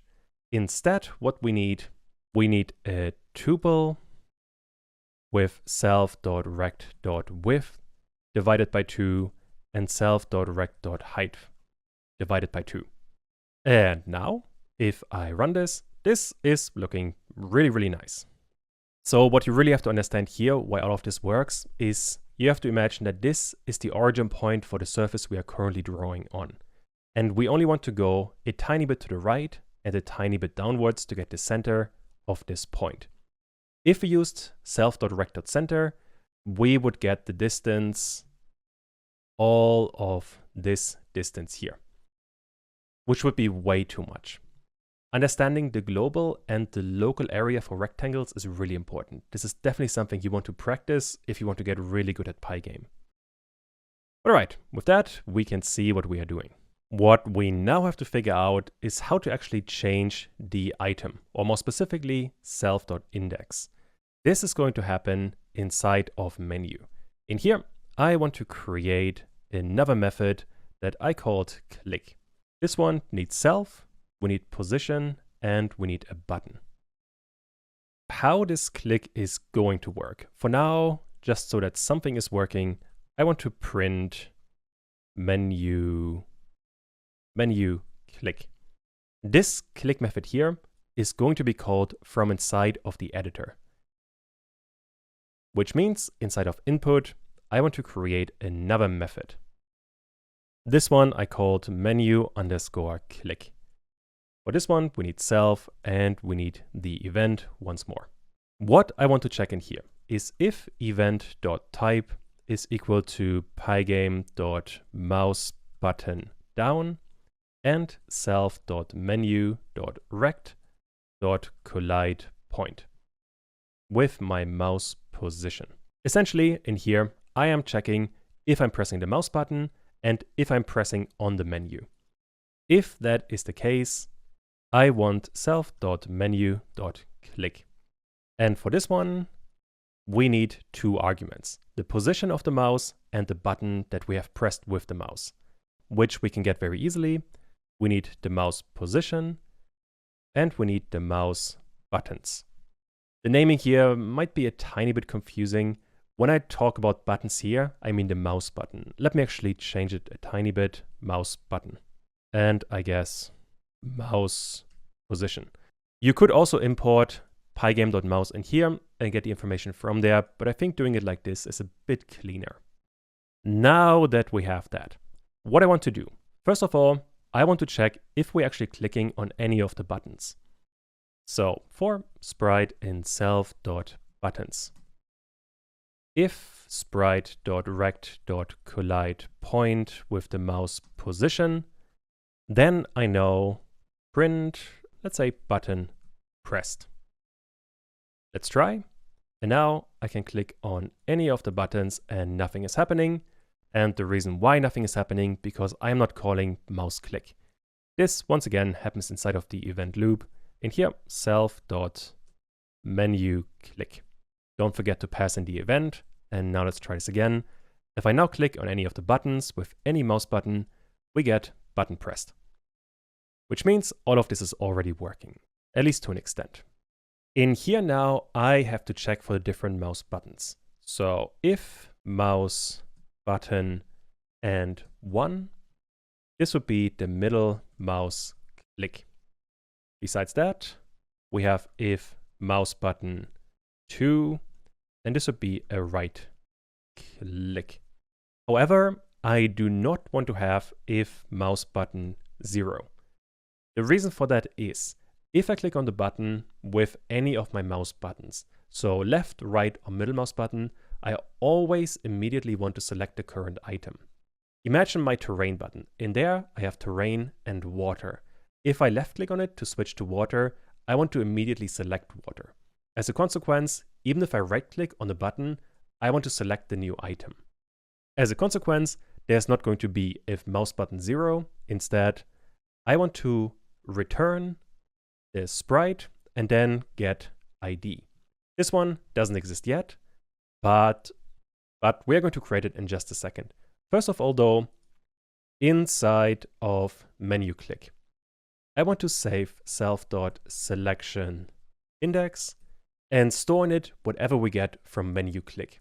And for menu click, we are getting the current sprite ID, which is going to be any of these numbers here. For example, if we're clicking on land, we're getting a number 2. The logic here does get a tiny bit more complicated. I hope it still makes sense. Let's start by implementing getID. This one should be fairly simple. Inside of the button, I want to create another method, get_ID. In here we need self. And all I want to do is I want to return self.items. And now I first of all have to know if I am in main or in alt. This is quite easy to do. I am in main if self.mainActive, else alternative. This main is going to toggle if we are in main or alternative. And this is what I'm checking with here, which means self.items is the entire dictionary. And with this line here, we are either selecting items or items alternative, which means we have a new list. And from this list, I want to get self.index, which is once again going to give me a tuple with a key and a surface. From this one, I want to get the index 0. This is very similar compared to what we have done down here, except now we don't get a surface, we get a key. While we are here, I can also copy all of this and paste it in here. It is the exact same logic. And with that, inside of the editor, I can look at my run method and let me print self.selection index.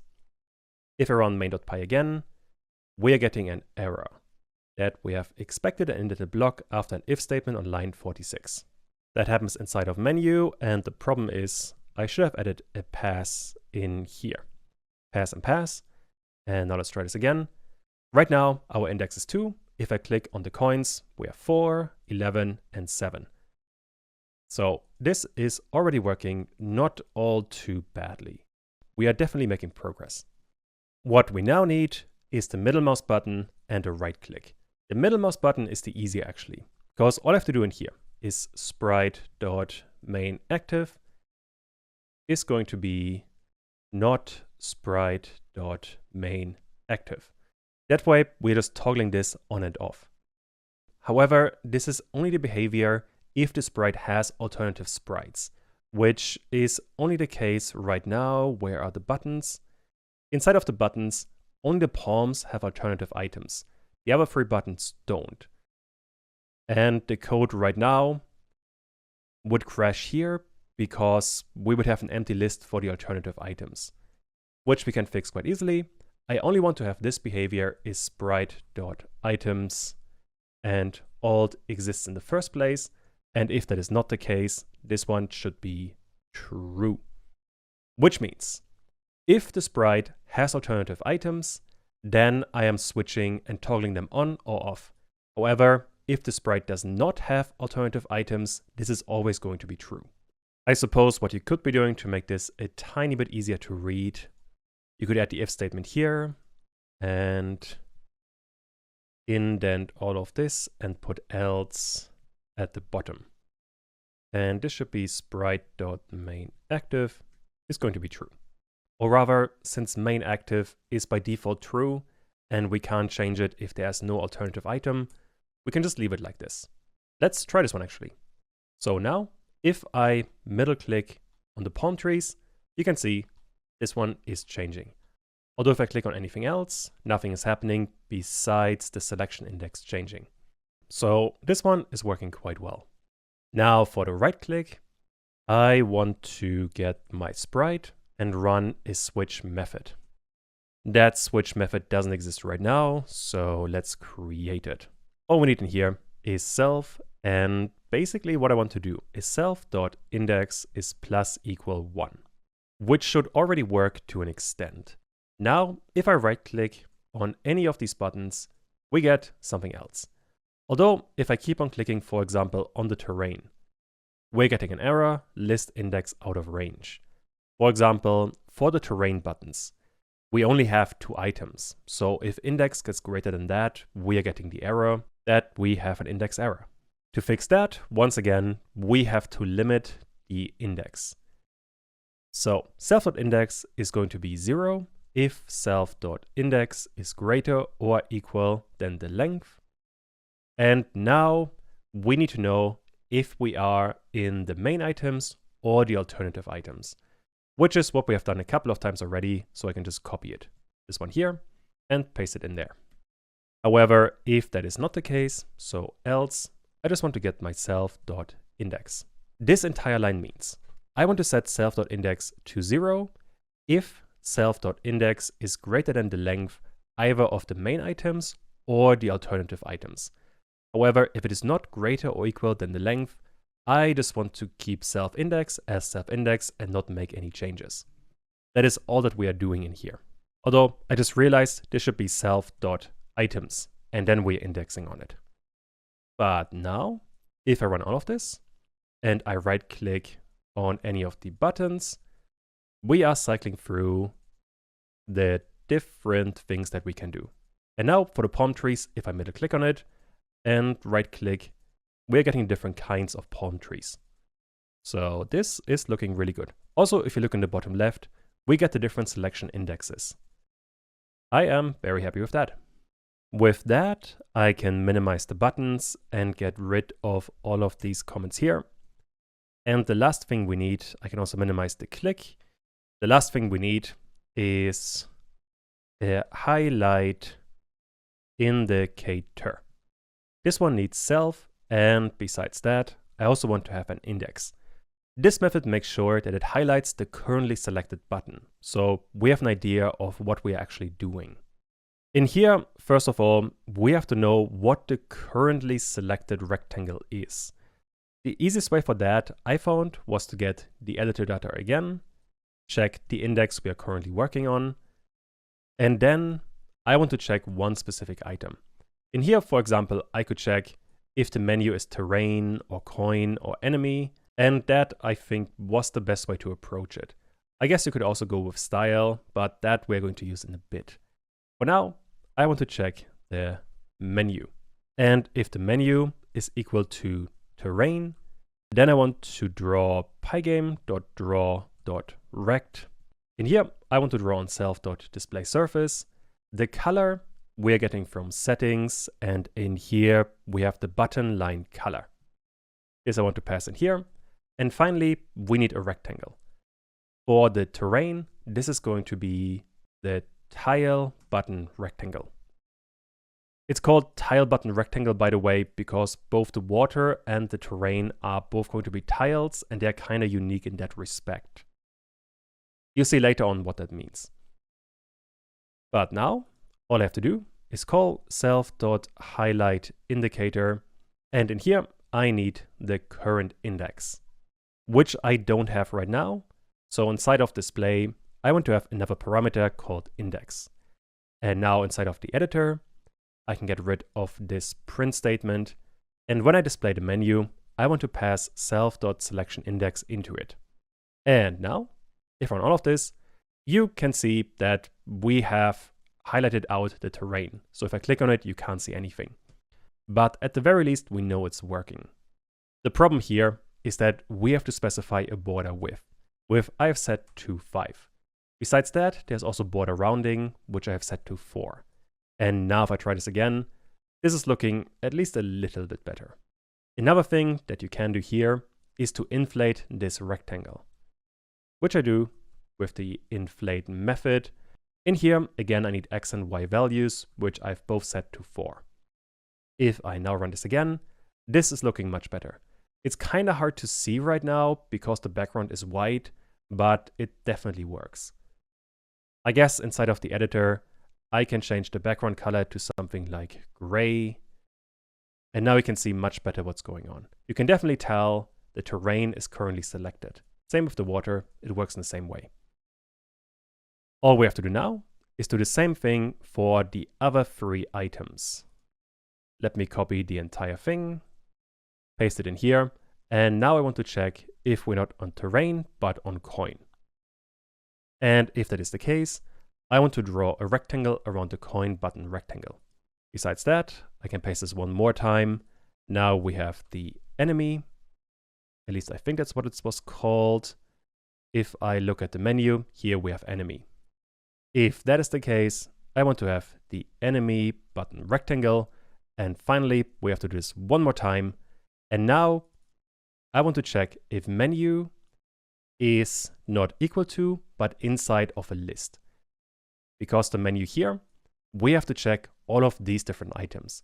It could either be palm FG or palm BG, which means I want to check if the value we currently have selected is either in palm BG or palm FG. And with that, let's try all of this. And now, if I select any of them, they work except for the palm tree.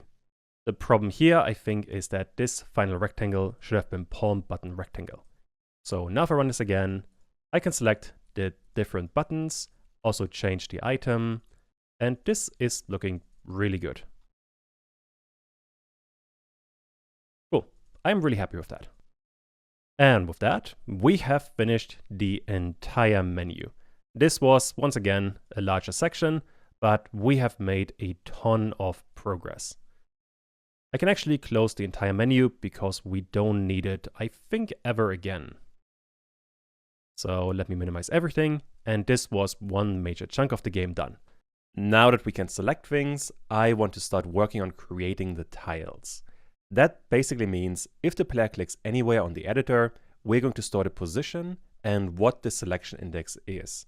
Later on, this will be used to draw the entire editor.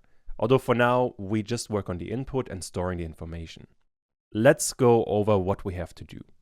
Number one, whenever the player clicks on the editor, we have to get the mouse position and convert it to a cell. And this cell has to be relative to the origin point. Think of it like this. This one here is the origin point, and this one here, for example, could be the entire map. If I, for example, click here, I want to know the distance on the x from the origin and on the y from the origin. If, for example, this position is inside the first column, with the first column being 64 pixels and the origin point being a 0.0. This should be in column 0. You could do the same thing for the y-axis or for the rows. If we are somewhere in here, then this position should be 0 and 0. However, if we are clicking somewhere, let's say here, then this should be, I don't know, let's say this is 0, this is 1, this could be 2. And if I draw another one down here, then this would be 0, this would be 1, this would be 2, which means this cell here would be the cell 2 and 1. And that is the information I want to store, or that I first have to get.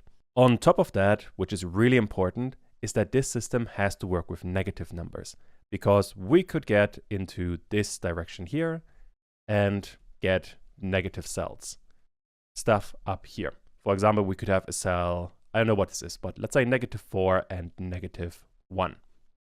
These cells we also need to get. What is really important about this system is that this origin point can be moved wherever we want.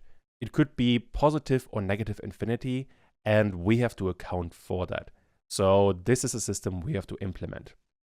Once we have that, what we are going to do is we are going to be creating a dictionary with a key and a value pair, like any dictionary. The key in this case is going to be the cell position. The associated value will be an object that tracks all of the IDs we have used on the cell. For example, this is again 2 for terrain, 3 for water, 4 for gold coin. And the objects we are using for storage could contain any number of them. For example, if a cell has water and a gold coin, we will be storing 3 and 4 inside of this object. And that is what we have to do. So let's jump right in. Once again, here we have everything, and I want to work inside of the editor. And let me minimize everything so it's easier to see. First of all, I need to figure out whenever I click where my mouse position is. Let's put this in another method that I called getCurrentCell. For now, we don't need any parameters besides self. And for now, all I want to do is to print my mouse position. Don't forget to call it. And also, we have to figure out when to call this method here. For that, I need another kind of input, which is going to happen inside of the input section.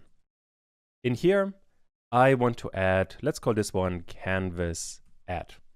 This is going to be triggered whenever we are clicking on the canvas. This one only needs self and nothing else. And in here, I want if mouse buttons and 0. So we are left clicking on the canvas, and not self.menu.rect and collide point with the mouse position. With this, we're checking if we are left clicking and we are not clicking on the menu. If that is the case, I want to run self and get current cell.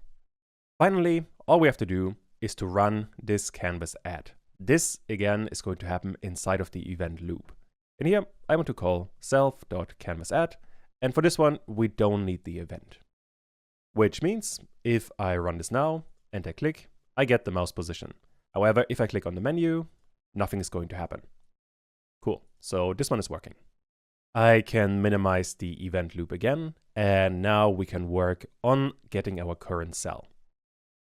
And the first thing we have to do, let me actually do this in the editor, and let me show my mouse. There we go. Right now, you can see my mouse moving across the entire editor.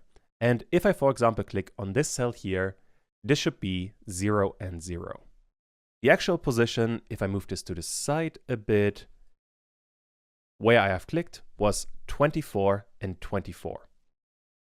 This I have to convert to 0 and 0.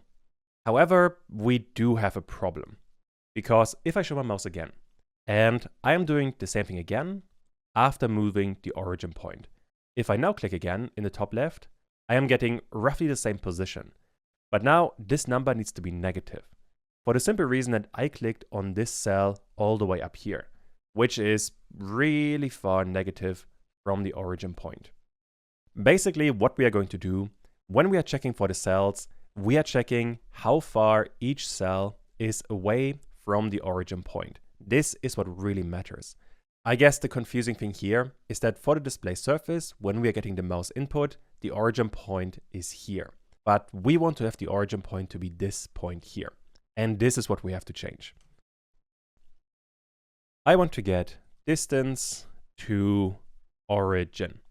And this, I think, could be a really interesting exercise for you.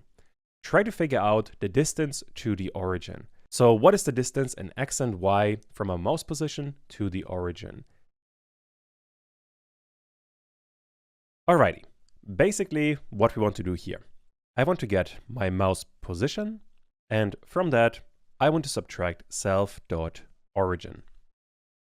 There is one adjustment that we are going to need, because this mouse position right now is a tuple, but we need a vector to do proper vector math, like so. And this is all we needed. Let me print distance to origin so we see what's going on.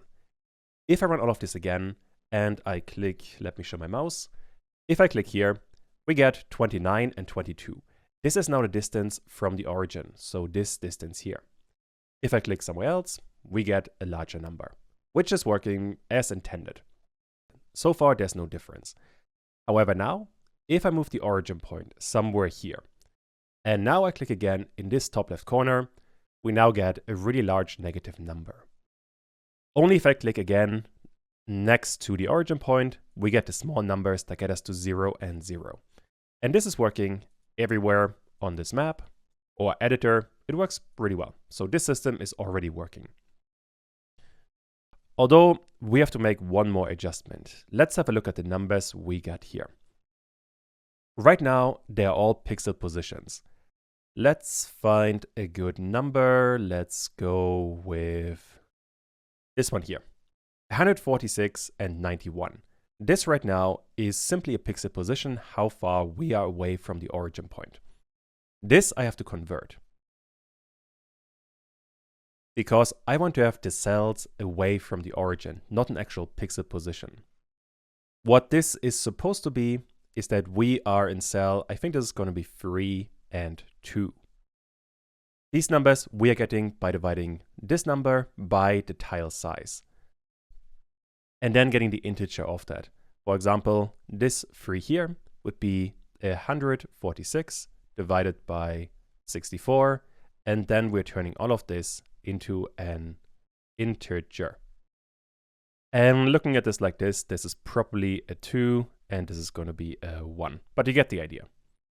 Let me make this a bit smaller, and back in the editor.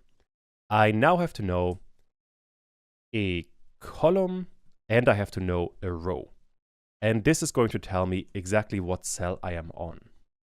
All we need to do is the integer of distance to origin, and since this is a vector, I can get x and y quite easily. And this I want to divide by the tile size. The same thing I want to do for the row. In here, I can just copy the entire thing, and this should be a y. And now I can print a tuple with the column and the row, and let's run all of this again. If I now click, let me show my mouse again, next to the origin point, we get 0 and 0. If I click to the right, we get 1 and 0, and we get 1 and 1, 2 and 2, 3 and 2, and so on.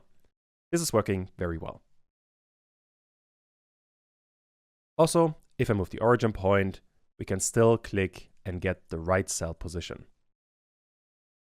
However, if I now click on this cell here, we're getting a problem.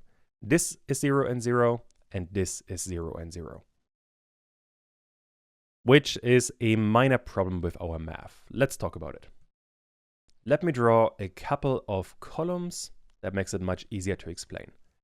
We have a bunch of columns here, and I'm really bad at drawing straight lines. And the origin point is going to be this point here. The issue we have right now, if we have a point here that is some small number, let's say on the x-axis we have 20 pixels, and on the y-axis we have 15 pixels. If we divide 20 by 64, we are getting 0 if we're taking the integer, and if we are getting 15 over 64, we are also getting 0, which means that this x here has a coordinate of 0 and 0 in the coordinate system we have created. So far, so good. However, if I clean all of this up, and now if I go the other way, and I go in this direction here, and this direction here, and I end up in this point, which is, let's say, negative 40 and negative 50. If I divide negative 40 by 64 or negative 50 by 64, we are also going to get 0 and 0, which in our logic is going to be a problem because to Pygame, this cell here and this cell here have the same position, which would break the entire game and would be a massive headache to work with. So we have to account for it. What I want to do, let me do this over multiple lines, although you could do all of this on one line, but it's easier to read over multiple lines. I first want to add an if statement. If distance to origin dot x is greater than 0. If that is the case, I want to have this column, the one we have already seen. However, if that is not the case, so else, I can copy the entire thing and just subtract 1 from it.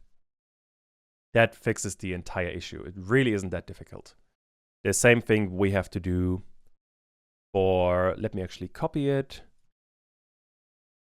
If distance to origin dot y is greater than 0, then we want to get this row. However, if that is not the case, so else, then I want to get the same thing, -1. And that is it. If I run this again now and show my mouse, I can again click here and we get 0, 1. This looks pretty good. However, now, if I click on the top left of the origin point, I get -1 and -1, -2 and 1, and so on. This is also working very good now. Cool, so with that, we have fixed the entire issue. All we have to do now is I want to return column and row at the end of this method. And with that, I can minimize it and not worry about it anymore. Now we can continue working in the canvas add method. In here, first of all, I want to get my current cell. That is the one we are getting from the method we just created. Although now I need some way to store the information we are going to create in here. This I want to create inside of the init method. And in here, in the main setup, I want to create self.canvasData. Right now, this is an empty dictionary. That's all I need for now. Although I also want to add this section here, I want to call support. There's going to be a bit more methods later on in there, but let me comment all of this a bit more properly because we are going to add a ton more methods in here. But all right, now we can actually work in here. If the player is clicking on the editor, this is what we already have. This is this line here. Then I want to check if the current position we have is inside of canvas data. If that is the case, we want to add something. If that is not the case, we want to create a new key value pair.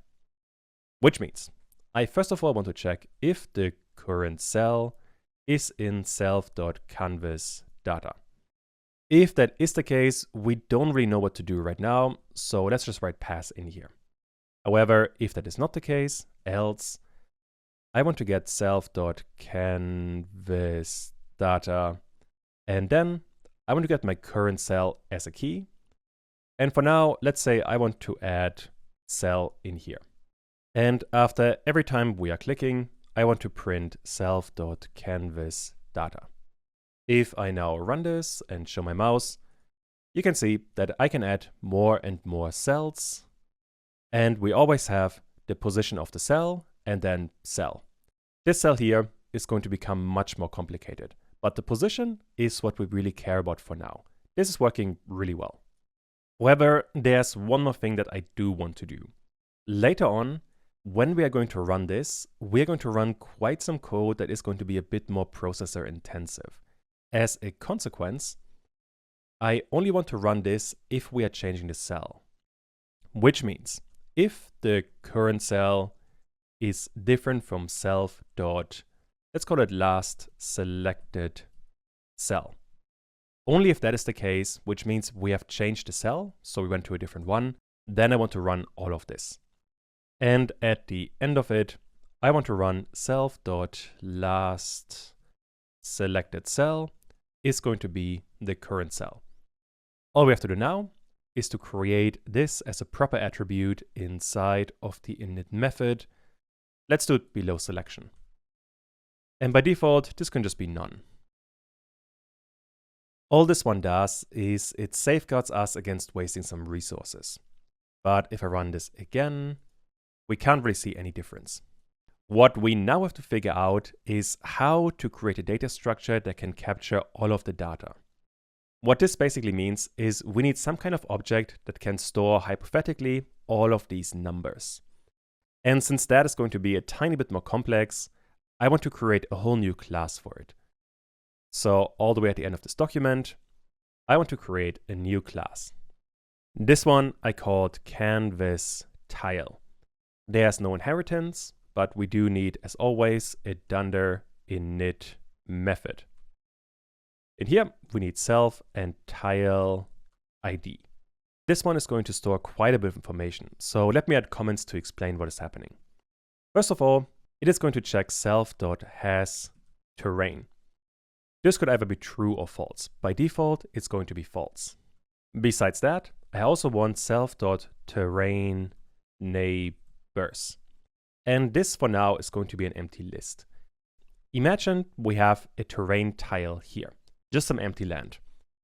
What kind of graphic we need for this terrain tile depends on what surrounds it. For example, if there's a tile here, this one would need to be some kind of bottom tile. If we had a tile below, we would need a top tile, something like this. Which means whenever we have a terrain, we also need to know what neighbors this terrain has. And all of this is going to be stored in here. Next up, we need the water. And then here, the logic is going to be fairly similar. First of all, we want to check has water. And this by default is going to be false. Besides that, I also want to know if self.water on top. This by default is also going to be false. The important thing here, I can actually show this in the folder. Here's the game folder. I want to look at graphics, terrain, and then there we have water. And in the animation, this is what's supposed to be on top of the water.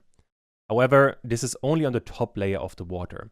If water is below that, we want to have this graphic here. If we have two water tiles, this one and this one, only the top one needs to have the water animation. The bottom one can just be a full tile that doesn't need animations. Next up, we need to know what coin we have. This one is very simple. All we need here is self.coin, and by default, this is going to be none. The system I want to have is that each tile can only have one kind of coin.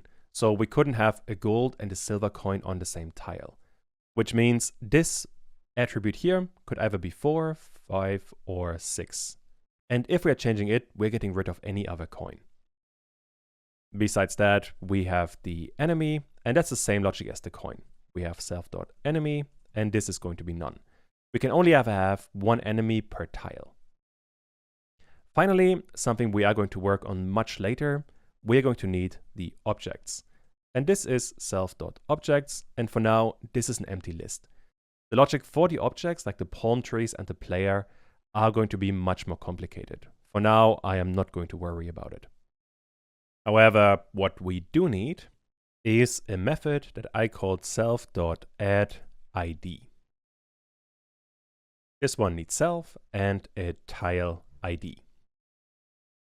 That is the one we're actually getting from up here. And this inside of the editor is going to be the selection index. So basically, later on, when we are creating this object, I can actually do it right now. We're going to create a canvas tile and pass in self.selectionIndex. For example, if in settings our selection index is 2 right now, we are adding a terrain tile, which means this number here would be a 2, for example. And then this is going to be a 2 in here, and this 2 will be passed in here. And now we have to create add ID with self and tile ID. What we now have to figure out is if this tile ID here is 2, we want to add in self.terrain that this is supposed to be true, and then we need to find the neighbors. The neighbors is going to be topic on its own, but we want to change this one here. And the same would also be the case for water, for the enemies, for the coins, and so on. first of all, I need to know what options are available. This I know from the settings again. I need this editor data. If, again, my current selection index or the tile ID is 2, I want to know the style of this current dictionary. And this is going to be a dictionary comprehension, which means I want curly brackets and I want key and value for key and value in editor data.items. This right now would duplicate the entire dictionary, so we haven't really achieved very much. But all I really care about is the style part of the dictionary that we are getting. Let me actually print what we get. That should make all of this much easier to see. If I run this now, I hope it doesn't crash, and it does crash. Because this self ID here shouldn't need self, it just needs tile ID. Now if I run this, there we go, this is working. And we are getting now in the canvas data 0 and 0, and then an object. And this is not what we are doing here, but instead this happens because of this line. So let's get rid of it. And that should make all of this much easier to see. There we go. Now we can see what's going on. If I click anywhere on the editor, we're getting a dictionary. That is the dictionary I have created here, the options dictionary. We have 0 and player, 1 and sky, 2 and terrain, 3 and water. We basically have this key and then only this value here. How I want to use that is with a match case statement. I want to check match options with my tile ID. Remember here, using match needs Python 3.10. If you have an earlier version, this is not going to work, but you can make the same thing work with an if statement as well. Although, update your Python version. The first case is going to be terrain, and if that is the case, I want to set self.hasTerrain to true. If the case is water, I want self.hasWater to be true. If the case is coin, then I want self.coin, and in here I want to have the tile ID for the coin. The same thing, I can just duplicate it actually for the enemy. Then self.enemy is going to be the tile ID. Now, what does all of this mean? And let me try to get all of this on one image. Let's do some examples to illustrate how this is working. The case we have already seen is that tile ID is 2. From the dictionary we have created here, we always have key value pairs. For example, 2 is going to be terrain. And if we are getting indexing like this, we know that this 2 is going to be this case, which means we want to set self.hasTerrain to true, which is going to set this terrain all the way up here to true. On the same line, if this, for example, let me get rid of all of this, if this tile ID was a 4 for the coin, this one here. If that was the case, we would get this case statement here. And we will set self.coin to the tile ID, which means this self.coin here would be a 4, which would tell us on this tile we want to have a gold coin. And later on, when we are clicking on this again with, for example, the number 5, then we're going to overwrite this and change this 4 to a 5. That way, we're getting rid of the gold coin and replace it with a silver coin.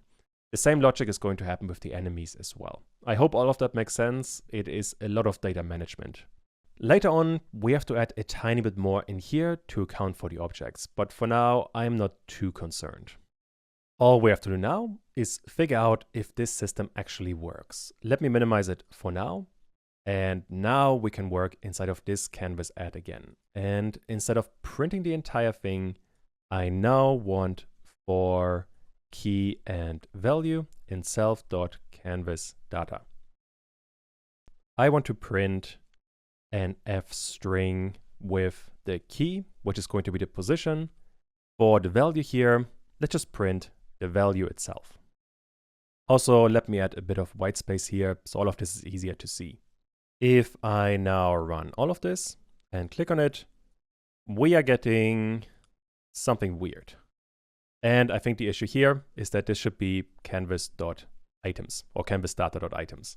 Now if I run this is much better. Now we're getting a canvas tile object at a certain position, which doesn't help us too much, but I could now, for example, check has terrain. And if I now click on it, we're getting true and we're getting false. Okay, this is very hard to see, but trust me, it is definitely working. Illustrating how it works is very hard to do. Once we get to drawing things, all of this is going to make much more sense. But first of all, the last thing for this section is inside of this. When we're clicking on a cell that already has a canvas tile, I want to add to this tile. And this I get with self.canvas data and current cell. So now, instead of creating a new key value pair, I am targeting an existing one. And this is going to return a canvas tile. And on this canvas tile, I want to run add ID with my self.selection index. This is going to work because inside of this canvas tile, we can run this add ID multiple times. It is going to work every single time, which is all we need here. And with that, we can add stuff to our editor, although we can't really see anything. But I guess that is going to come in the next part, or rather, I'm going to cover this over multiple sections. The logic here is a bit more extensive. Let's get started on drawing the level. In here, we already know what to draw and where to draw it. All of that is coming from the last section, where we have created a canvas data dictionary with a position and then a canvas tile that tells us what we want to draw. Basically, all we have to do is to cycle through this canvas data dictionary and draw the things associated with it. Which sounds much easier in theory, but it certainly is doable. Let's jump right in and let's have a look at it. Once again, we are in main.py and I want to keep on working in the editor. More specifically, I want to add to the drawing section. In here, I want to have another method. Let's call it draw level. This should be an underscore, and in here we need self and nothing else. The main thing we have to do in here is for, let's call it cell position, and the tile in self.canvasData.items. First of all, we have to convert this cell position into an actual pixel position. So that, for example, something like 1 and 2 would rather be a 64 and 128. On top of that, we have to make sure that this is the position from the origin point, not from the top left of the window. This is really important to take care of. I'm going to store all of this in a separate variable. Position seems like a good name. And in here, I first of all always want to start from the origin. Once again, this is a vector. And to this, I want to add the cell position. And this cell position, I want to multiply with the tile size. There's one problem. This cell position right now is a tuple, which we cannot multiply with a number, but I can do that if I convert it to a vector. There we go. This is all we needed. Now comes the kind of tedious part. We have to check all of the different possibilities. The one that is most common, I think, is going to be if tile.has not water, but terrain. If that is the case, I want to blit a certain thing. Let's say self.displaySurface, and then I want to blit something. In here, we need a surface and we need a position. The position we already have, that is coming from here. The surface is going to become a bit more complicated. For now, just to have something in here, I want to create a, let's call it a test surface. And this is going to be pygame.surface. And for the size, I want to have the tile size and the tile size again. On top of that, I want to fill this test surface with a brown color so it's easier to see what's going on. Once we have that, inside of the run method, before we are drawing the lines, I want self.drawLevel. If I run this now and click, we're getting an error. The type object is not subscriptable. The issue happened on this line here, and I realized this shouldn't be square brackets, this should be normal brackets, like so. Now if I run this, we're getting another error that this should be test surface. And now, there we go. We can draw on this thing, and we have a nice logic that works really well. Also now, if I pan the entire thing, all of this is still going to work. I should actually show my mouse, that I think is going to make all of this easier to see. So all of this is working really well. We are definitely making some progress, and this is looking really nice. While we are here, there are going to be 3 more things that we need to add. We have to add the water, we have to add the coins, and we have to add the enemies. All of those are going to look kind of like this, and they all need the individual if statements. And this could be a really good exercise. Copy this and create the same thing for water, coins, and enemies. And make sure to properly check what kind of tile you are going to have in this position. In my case, I am going to copy all of this. And now for the water, I want to check if as water. If that is the case, I want to create another surface like so. And this one, I want to have not water, this should be blue. I can copy the thing one more time. Although for this one, I just want to check if tile.coin. Because of type conversion here, if coin is none, which is the case by default, coin is none, this if statement is not going to trigger. However, once this coin has a 4, a 5, or a 6, this if statement is going to trigger. So this is still going to work. The color here, I want to have yellow. And we need one more if statement for the enemies, like so. And this one, if tile.enemy exists. And for this one, I want to have a red color. And with this, let's try main.py. Let me show my mouse again. And now, if I draw a terrain tile, we're getting the brown color. But if I click or right click on the water and draw again, we are now getting blue tiles. Also, if I click on the brown tile, you can't really see the result because the terrain is on top of the water, but it definitely works. I guess if I draw terrain on the water, we get brown on top. I can also do this for the coins, and I can do this for the enemies. We are definitely starting to have a start of the game. All we really need now is to import a bunch of different graphics to make this look actually decent. Let's do that in the next part. It is going to be a bit of a larger topic. I suppose the most important part of the level editor is drawing the terrain. Let's work on this one.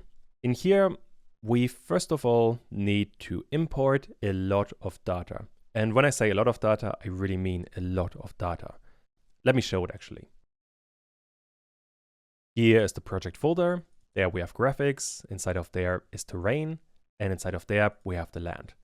And in there, we have a few hundred different graphics. These are all the possible graphics that we could potentially have. How the naming scheme here works, you are going to see. It is a very strange file if you don't know what's going on. Just be aware, we have to import all of this.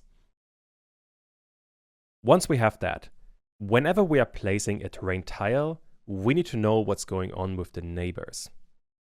And only once we have all of that, we can draw the right terrain tile. And that is giving us a list we can work through. So let's jump into the code and let's figure all of this out. Here we are back in the code editor. And now I have to figure out where to import all of the land tiles. And here we do have to be careful because these land tiles need to be available in the editor and later on in the level as well. And since there are a ton of graphics, I only want to do this once, which means I want to import all of this inside of main and then pass it into the editor. I guess what we can do in here is create another method. Let's call it imports. Needs self and nothing else. And then here we can import a bunch of different things. The one we care about for now is self.landTiles. For this one, I want to create a function that I called something like import folder as a dictionary. This one doesn't exist right now, but it's going to exist in just a second. In here, we need a path to a folder. For that, we need to go up one folder, then to graphics, and in there we have terrain, and inside of there we have land. If I show the folder again, in here you can see we have graphics, terrain, and land. This is the file path we are following. Which means what we have to do now is to create this function. And since we are going to use it quite a bit, I am going to outsource all of this to a separate file, which means I want to create a new Python file and save it as, let's call it support.py. In here, as always, we have to import pygame. Besides that, we need to have access to the file system. And this we get with the walk module, which we have to import from OS, import walk. And using this, I want to create two functions. The first one is import folder, and this one needs a path and does a certain thing. And besides that, I want to have another function that is import folder as a dictionary. And here we also need a path. Those two are going to be fairly similar, so let's create them both at the same time. The easier one is going to be the import folder. Let's start working on this one, and just to illustrate what's going on, let's use this one for now. So I'm just importing a folder, and I am going to get a ton of surfaces, but I don't know the file name of each surface, which in some cases I don't really care about it. I guess while we're here, I also want to run the import. This is going to happen right at the top, self.imports. Just to make sure that this is working inside of support, I want to print the path. Also, I want to add a pass in here, so we're not getting an error. If I run this now, we are getting name import folder is not defined. The reason for that is I have to import it. So from support, import everything. Now if I run this, we can see graphics, terrain, land, and that is what we're getting from here. So this one is working. Good start. What I now want to do in here, I want to ultimately create a surface list. And this for now is going to be an empty list.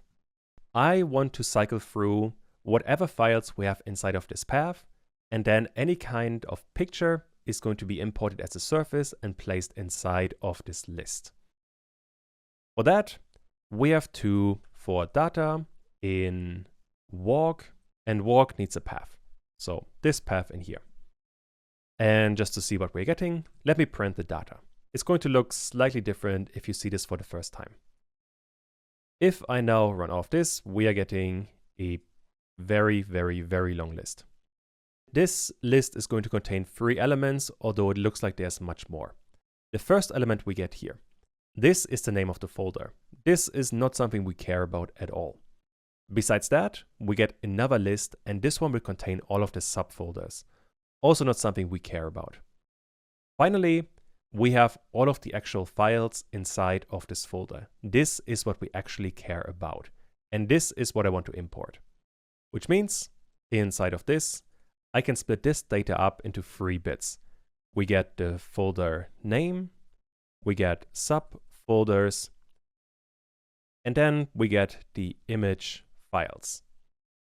The image files is all I really care about. As a consequence, let me just print the image files and let's see what we get. We are getting a ton of different image files. Or not really image files, rather it is names of image files. A.png is just a string right now. We have to convert it to a full path and then use this path to import the image as a surface. Although first of all, I have to cycle through this list, which means for image name in image files, I want to do a couple of things. First of all, I have to get a full path. And this full path is going to be the folder plus the file name. Once I have the full path, I can create an image surface. And then I want to, let me add this as a comment. I want to add the image surface to the surface list. First of all, we need the folder path in here. And the folder path we are getting from this path. Remember, in main.py, we are passing in this folder path in here. And this is what leads us to the folder, which means the folder path is just going to be the path. To that, I want to first of all add slash, and then I want to have the image name. And just to see what we get, let me print the full path and comment this one out. And if I run main.py, we're getting a whole bunch of file names. But in here, the important bit is we always start with graphics, terrain, and land. Then we're adding a slash, and then we're getting the file name. And this happens hundreds of times. Once I have that, I can use this image path to import an image surface. And this is going to be pygame.image.load, and there should be an equal sign. And I want to use my full path. This is going to give me the actual surface, and this surface I want to add to this surface list, which means I want to have the surface list append a surface, and the surface I want to append is the image surface. And that is all we need. All I have to do now is to return the surface list. And that way, all of the land tiles are going to be surfaces from this folder, which means I can print self.land tiles, run all of this again, and we are getting a huge amount of surfaces, all the stuff we have just imported. Although for the land tiles, I need to know the file name, and this one is not going to give me that. As a consequence, I have this import folder as a dictionary. The key here is going to be the name of the file, and the value is going to be the actual surface. And this, I think, could be a really good exercise. Try to convert this function here so that we are creating a dictionary with key value pairs, the key being the file name and the value being the surface. Pause the video now and try to figure this one out. I think the easiest way to start is to copy all of this. And now we don't have a surface list, we have a surface dictionary, which means curly brackets. These two lines can stay exactly as they are, as can full path. The image surface is also fine. Let me remove the white space here. This one isn't really necessary. And finally, the only real change that we have to make is now we have a surface dictionary. And for this one, I want to have the file name. And for the value here, I want to have the image surface. So I can delete this one here as well. One more change that we do have to make.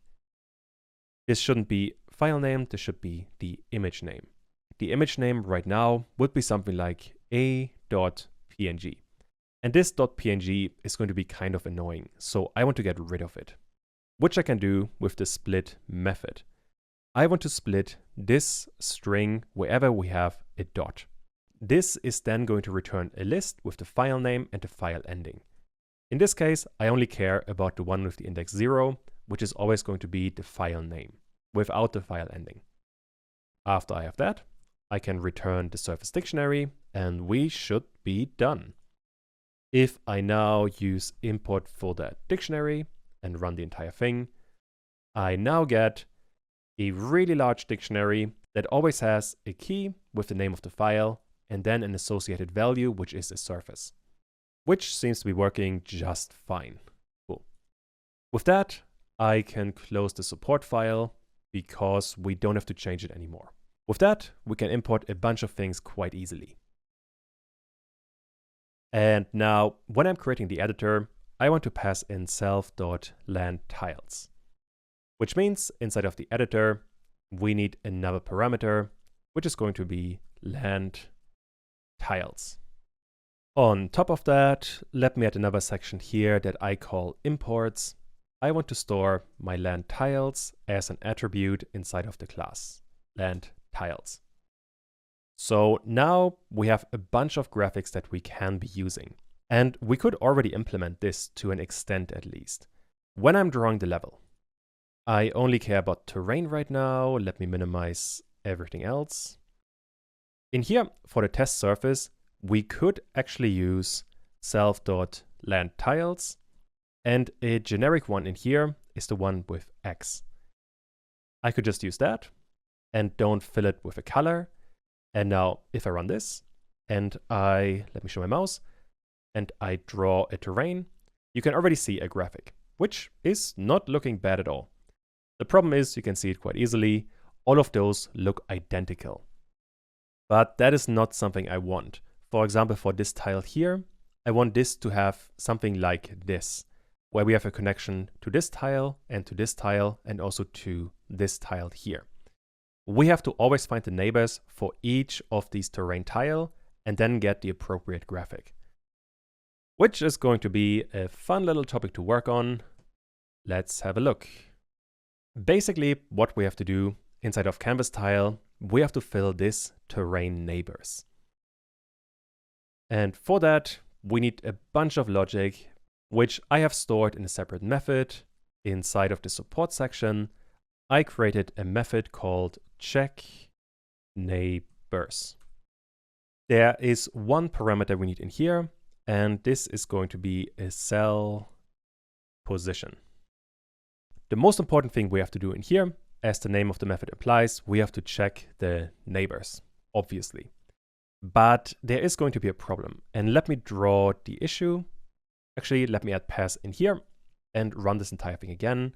And I'm going to draw a whole bunch of terrain tiles. All of that. Something like this. Now we have a ton of different terrain tiles. And now I want to add a new tile in here. And this tile needs to check what its neighbors are doing, which in this case would be, I want to check these 3 tiles here and then change this tile here. The problem is, I want to make sure that I am only changing this grid here, the cells that are surrounding the current tile I am working on. What I do not want to do is check every single terrain tile that we have, because we could have thousands of terrain tiles. I do not want to check all of them. And as a consequence, I want to create what I called a local cluster. And those are the terrain tiles that surround the current tile we have just placed. Sounds a bit complicated. It's not that difficult to implement. But first of all, I want another comment, and I want to create a local cluster. And in here, first of all, I want to create a cluster size, which I have set to 3. And from that, I want to create my local cluster. And this is going to be a list comprehension. What I want in here, if this is the current cell I'm working on, this would be my cell position. I want to know this tile here, this tile here, this tile here, here, here, here, here, and here. So by the end of it, we have 8 tiles that we are going to look at. I guess 9 theoretically, because this one is going to be included, but this one doesn't matter so much. Also, the cluster size here refers to this distance here and this distance here. We have a cluster that is 3 by 3 columns and rows. You could make this larger if you really wanted to, but there isn't really a reason to. I guess the one thing you want to be careful here. If you're placing a new tile here, it might change existing tiles. For example, if this tile, before we placed the yellow tile, was a top tile that looked something like this, after we are placing the yellow tile, it needs to be a bottom tile. Once I implement all of this, it's going to make a lot more sense. I want to place, let's say, a tile, which is just going to be a string for now, but that is going to change. For call in range cluster size, this is going to give me the columns. And then again, I want for row in range cluster size as well. Just to illustrate what is happening right now, let me for row in local cluster and print row.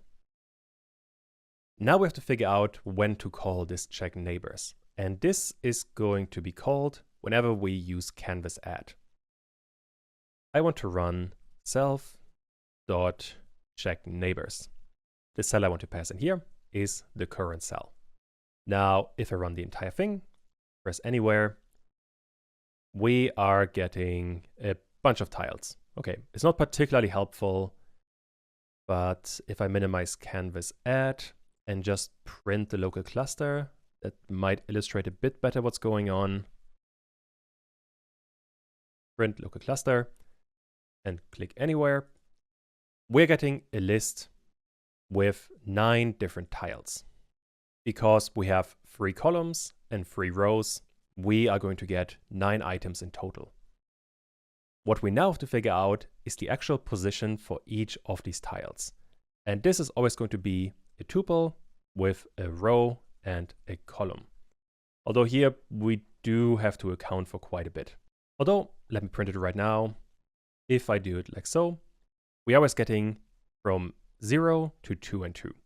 Also, I want to put this over multiple lines so it's easier to read and fits on my screen. There we go. I think this is going to be a bit easier. For the row. And by the way, I think this could be a really interesting exercise. What I want to do in the end is, if I, for example, click on, let me use a simple number. If I click on this tile here, I want the local cluster to be these tiles. The top left one is going to be 0 and 0. Then we have 1 and 0. Then we have 2 and 0, and so on. The same thing, this should be 0 and 1 and 0 and 2. And then down here, we have 2 and 2. Right now, this is what we always get. However, if I now add a tile, let's say here, the local cluster should be this area. With this bottom one here, this should be -1 and -1. Then we have -2 and -1 and -3 and -1 and so on. These numbers here always have to be relative to the position you just placed. You basically want to create a row and a column that is always relative to the cell position and then circles around the cell position. So pause the video now and see if you can figure this one out. All right, let's get started. And I realized already this should be column and row, because this one is X and this one is Y, which is how our position also works. This column right now is always going to be 0, 1, or 2 because of this range here. This number we want to add to the cell position, and I want to get cell position and X. The same thing I want to do for the row. So let me copy the entire thing, paste it in here, and this should be a 1. If I now print the entire thing, let's do it somewhere here. We're getting the start position here, 1 and 1, and then keep on going down. So we are making progress. Although if I am drawing what we're doing right now, if I place it here again and give me a bit of space, this is actually working. Very good. The first cell I get is 1 and 1, which is this one here. Then I'm getting 1 and 2, which is this one here. Then I'm getting 1 and 3, this one here. Then I go to the next row, which is this one here. And here we're getting these 3 cells, which is 2, 1, 2, 2, and 2, 3. Finally, we're going to the third row. Here we have 3, 1, 3, 2, and 3, 3. Which means whatever terrain we are placing, we always get this area here, which is a good start, but not exactly what we want. The area we actually want is this one here. To fix that, we have to move the entire local cluster up by 1 cell and to left by 1 cell. Or more specifically, and to be a bit more flexible, I want to subtract it by the cluster size divided by 2, and then I want to have the integer. This I want to have both for the column and for the row. And now if I do this again and draw, for example, a tile here and move it to the side again, the first tile I'm getting now is 1 and 1, which is this 1 and 1 here. The final cell I get is 3 and 3, which is the one down here. Which means the entire thing now is this area, exactly what I wanted. So we are making some really good progress. Now that I have that, I can actually check the neighbors. For that, first of all, I want for cell in local cluster. I want to go through all of the cells I have just created. And now I want to check if cell is in self.canvas data. Meaning I want to check if any of the cells I've just created actually exist and have a terrain tile, or exist in the first place for now. If that is the case, I can get my self.canvas data and pass in the cell I am currently looking at. And whenever we start this, I want to set my terrain neighbors to an empty list. That way, if we are running this check neighbors multiple times, we're not adding pointless data in here, which can be very problematic. And once we have all of that, we can actually check the neighbors of all of the tiles inside of this local cluster. If this is the tile we have currently placed, we have to check all of its neighbors.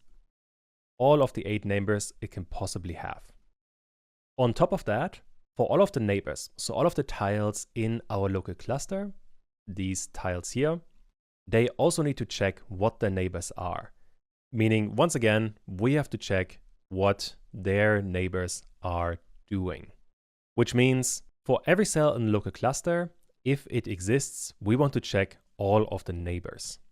And for that, inside of settings, let me minimize the editor data, we have neighbor directions. Inside of this dictionary, we have a key A and then a position. The way you have to think about it, if this is the cell we are currently checking, A is the one on top, then we have B, C, D, E, F, G, and H. The keys we have here. These are all the 4 possible directions. And this is what I want to check for. Which means in here, I want to check for name and site in neighbor directions dot items. Don't forget that. I want to get my current neighbor cell, just to make the math a bit easier. And this neighbor cell is going to be the cell I'm currently looking at. And in here, again, we need X and Y. So let me do cell 0 and cell 1. Right now, we are copying the cell, but that's not what I want to do. Instead, I want to add a site, which here is going to be site 0. And for Y, it is going to be site 1. The site, as a reminder, is always this position here.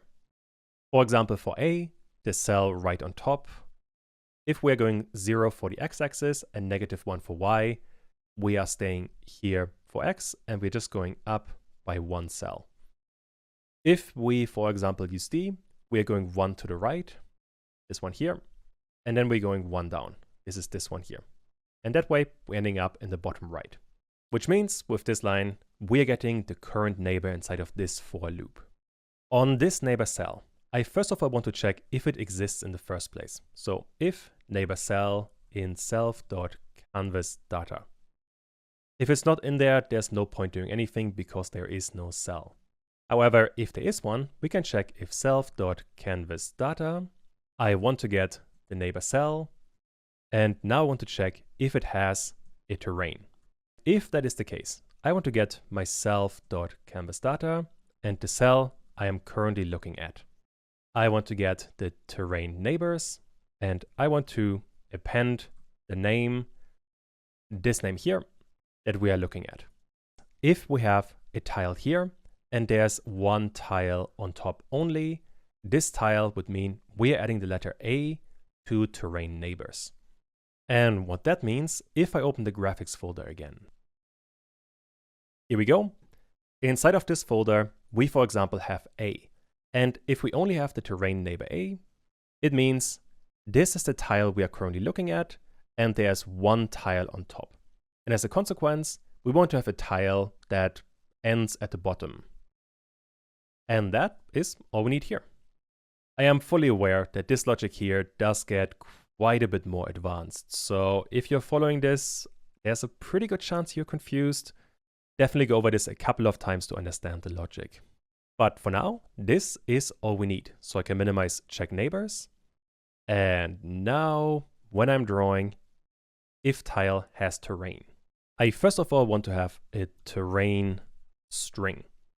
And this terrain string is going to be the tile I'm currently looking at, and then terrain neighbors. This right now is going to be a list. This list I want to convert to a string, which I do with an empty string and then the join method. Although there's one more thing that we have to do. Let's say I want to have a terrain style. This is not going to be self.land.x. Instead, this is going to be the terrain string, but only if the terrain string is in self.land tiles. If that is not the case, I want to add x. What that means is if the terrain string we have created doesn't exist in the graphics we have imported, I want to have the generic graphic x that basically always works. This is both a safeguard, so if we forgot to import one graphic, the game doesn't crash.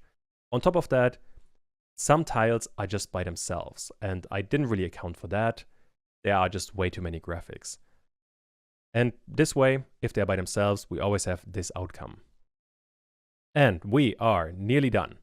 The last thing we need is now I'm using this terrain style as a key to get the surface. So terrain style in here. And now this should be working. Let's try. And let me show my mouse. If I now print something, we are getting something that almost works. Not great yet, but we have to work with this a tiny bit more. Let's have a look on the editor. I'm pretty sure draw level works just fine because we are getting something. So let's have a look at check neighbors. And I can tell the error happened in here in the neighbor cell because this side should be 1, not 0. Now if I try this again, and let me show my mouse again.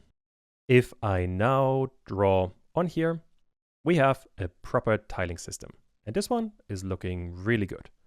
Also, if I move around, all of this is still working just fine.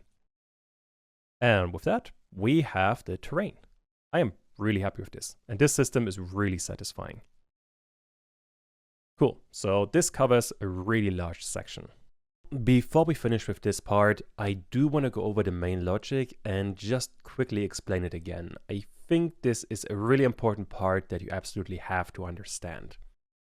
Inside of the editor, let me minimize everything. Our starting point is always the canvas add method. In here, we are adding something to our editor. These lines here in particular are the most important ones because in here, we are creating a new canvas tile or we are adding to this canvas tile depending on what ID we have. After that, we are checking all of the current neighbors. And this is really important, especially for the terrain tiles, because this one determines the graphic of the terrain tile. So let's have a look at what check neighbors actually does and how it works. First of all, we are creating a local cluster. Think of if this one here is the tile we are currently looking at, we need to know all of the neighbors. There are 8 neighbors in total that we are going to care about. These 8 here. And that information is incredibly important because whenever we are placing a terrain tile, we need to know what its neighbors are doing. For example, if a terrain tile has something on top, it needs to be a bottom-ish tile. And if there's a tile on top and a tile below, it should be some kind of connector tile, something like this, that is open both on top and on the bottom. Also, really important here, why we are creating a cluster, is later on in the game, we might have thousands of terrain tiles. And we don't want to check all of them, we only want to check the ones that are right next to the current tile. And this is why the local cluster here is incredibly important. Now, once we have that, what we need to do is to go through every single of these local tiles that we have created. That is important because when we are placing a new tile, let's say we are placing this yellow tile here. If there's a tile to the right of it, this one here, this one needs to change as well. If this one, for example, previously was by itself, now if there's a tile on the right, the yellow one here, then this one needs to be open to the right. And as a consequence, we have to check for every cell in the local cluster. We have to check all of these tiles here. That is super important. Let me clean this one up a tiny bit so we can see what's going on. On the next line, we are checking if the cell is inside of the canvas data. And once we have that, we are creating an empty list for the neighbors. And this list is going to contain some letters that are going to be important. I'll talk about that right now, actually. What we're doing in this bit here. Most importantly, for name, site, in neighbor, the directions, and the items. How this one is essentially going to work. For every single one of these tiles, we're going to check all of the neighbors.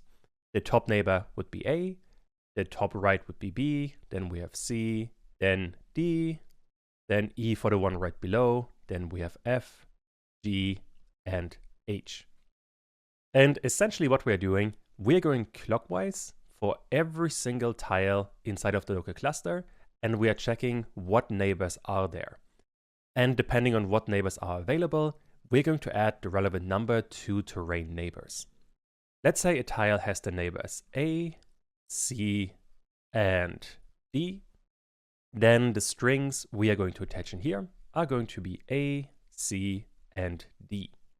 All of that is happening down here, which means by the end of it, the terrain neighbors is just a list with a couple of strings inside, and each string is one letter. Once we have that bit of information, I can open the graphics folder again, go to graphics, in here we have the terrain, then we have land, and inside of there, we have all of these files with weird names. But I hope now they make sense. For example, if we have a tile, let's choose one that's a bit more random. Let's go with this one here. This one is called CEF. This means if we have a tile here, we want to check if there's a tile in, not in A, not in B, but there should be one in C, then not in D, but then in E, F, but not in G or H. This CEF is going to come from the C, E, F, depending on what the neighbors are. That is how the entire system is going to work. And that is also why there are going to be a ton of different graphics in here. On top of that, there are quite a few duplicates in here. For example, if you check these two, they are identical. You could probably optimize this entire system quite a bit, but in my case, I'm not too concerned. So, all right, the last thing we now need is to understand the system when we are drawing the level, and we have some terrain, like this one here. We are combining the terrain neighbor strings into one larger string. Then we are checking if the string is inside of the imported graphics. If that is not the case, the string name is going to be X. And X is, if I open this again, all the way at the bottom, we have this tile here. This one fits basically everywhere. Oh well, it doesn't fit everywhere, but it looks fine by itself. And then this is going to be the graphic we are blitting on the screen. I hope all of that makes sense. The logic here does get a bit more complicated. But alright, with that, we have our terrains. Next up, we can start working on the water. Let's talk about the water now. And the water is going to work quite a bit like the terrain. We again have to import some graphics and then check the neighbors of every tile, and then we can draw the water. Although the water is going to be a little bit easier. All we really care about, if we have 2 water tiles, like so, the top water tile should have a water animation, whereas the bottom water bit should have a plain graphic. This one doesn't need to be animated. For this section, we are going to have the bottom graphic, and we are going to know if we need a top graphic animation. But the animation itself, we are going to cover in the next part. I want to keep things separated, and the animations are a larger bit by themselves. But we already have all the major concepts in place, so this shouldn't be too difficult. Let's jump right in. Once again, we are in our code, and I want to work inside of the editor. I guess you could import the water surfaces in here, like we have done for the land tiles. Although there aren't that many water tiles, so I'm going to do all of this inside of the editor to keep things a bit cleaner and more self-contained inside of the editor. What I want to do in here, since we are going to import a few more things, I want to create another method that I called import. All we need in here is self and water bottom, and this is just going to be a graphic we want to load. For that, I want to have the load method that is not available right now, which I can fix quite easily. I want from pygame.image import load. All I need now is a file path to my water bottom file. This one, if I open the graphics folder and make this a tiny bit smaller, we have to go to graphics. Inside of there, we have the terrain, and inside of the terrain, we have water, and there we have animation and water bottom. Water bottom is what we care about right now, which means we have to add a string, go one folder up, then to graphics, then to terrain, and there we have water, and in here I care about water bottom .png. Water top we are not going to import right now, because later on for the animations we are going to have separate logic for that. Meaning for now, this is all we are going to need. Don't forget to call it, and this I have done after I have imported the land tiles. I guess it kind of makes sense in here. Self.imports. I think this was just import, yeah, just import. Let me actually self.import. And now we have to figure out a few more things. Most importantly, we have to work inside check neighbors one more time, because in here we are checking the neighbors. Right now, all we're doing in here is we are checking the neighbors of the terrain tiles. Let me actually add a comment in here, terrain neighbors.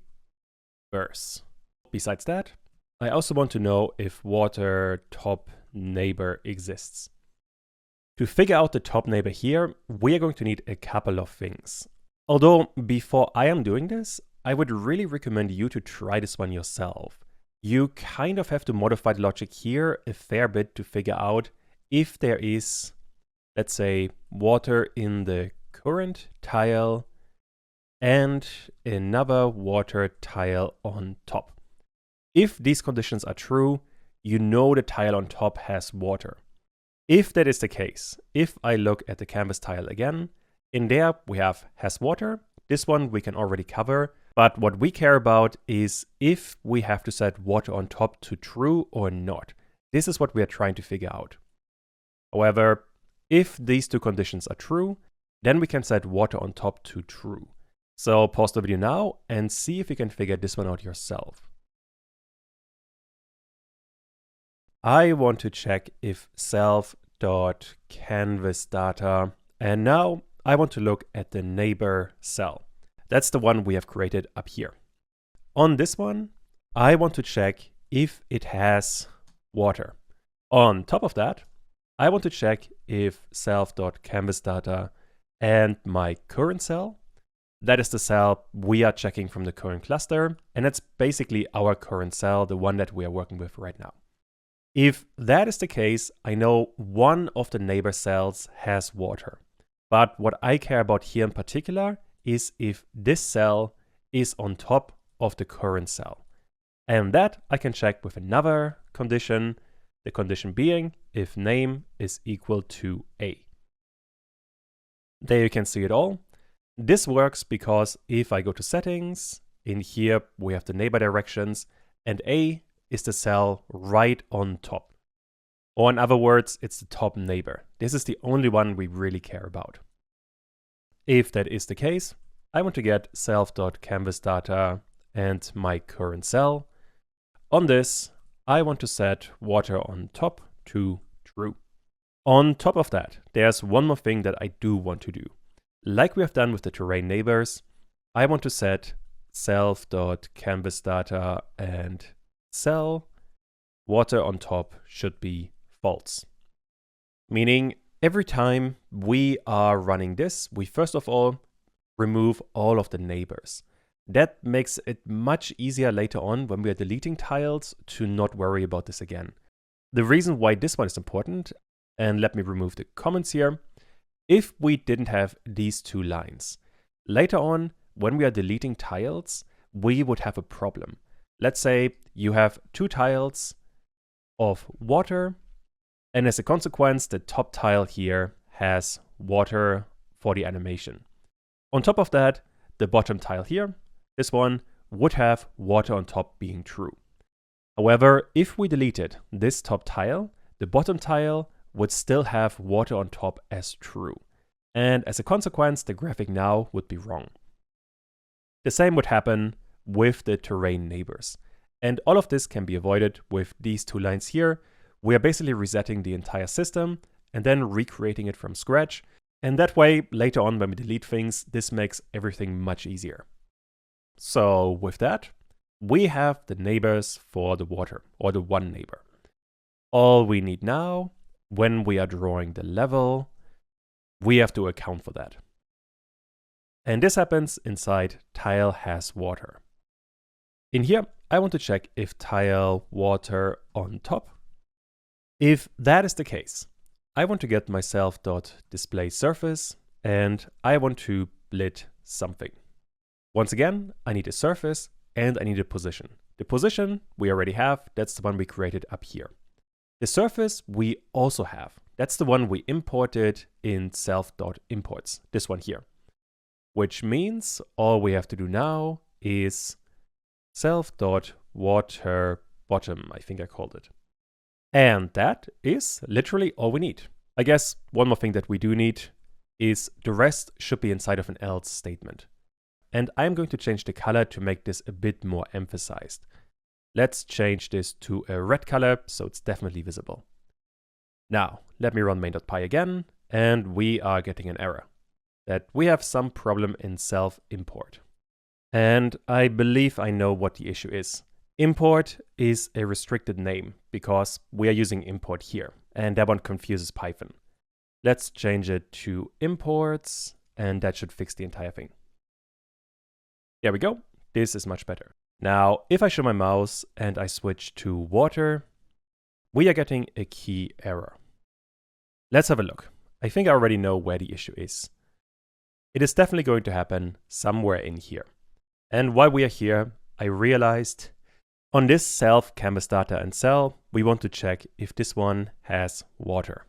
The main problem we have right now is when we're using the neighbor cell on canvasData, this tile does not exist. That wasn't a problem for the terrain neighbors because in there we are checking if the neighbor cell was in the canvasData. This if statement we want to do for the water as well.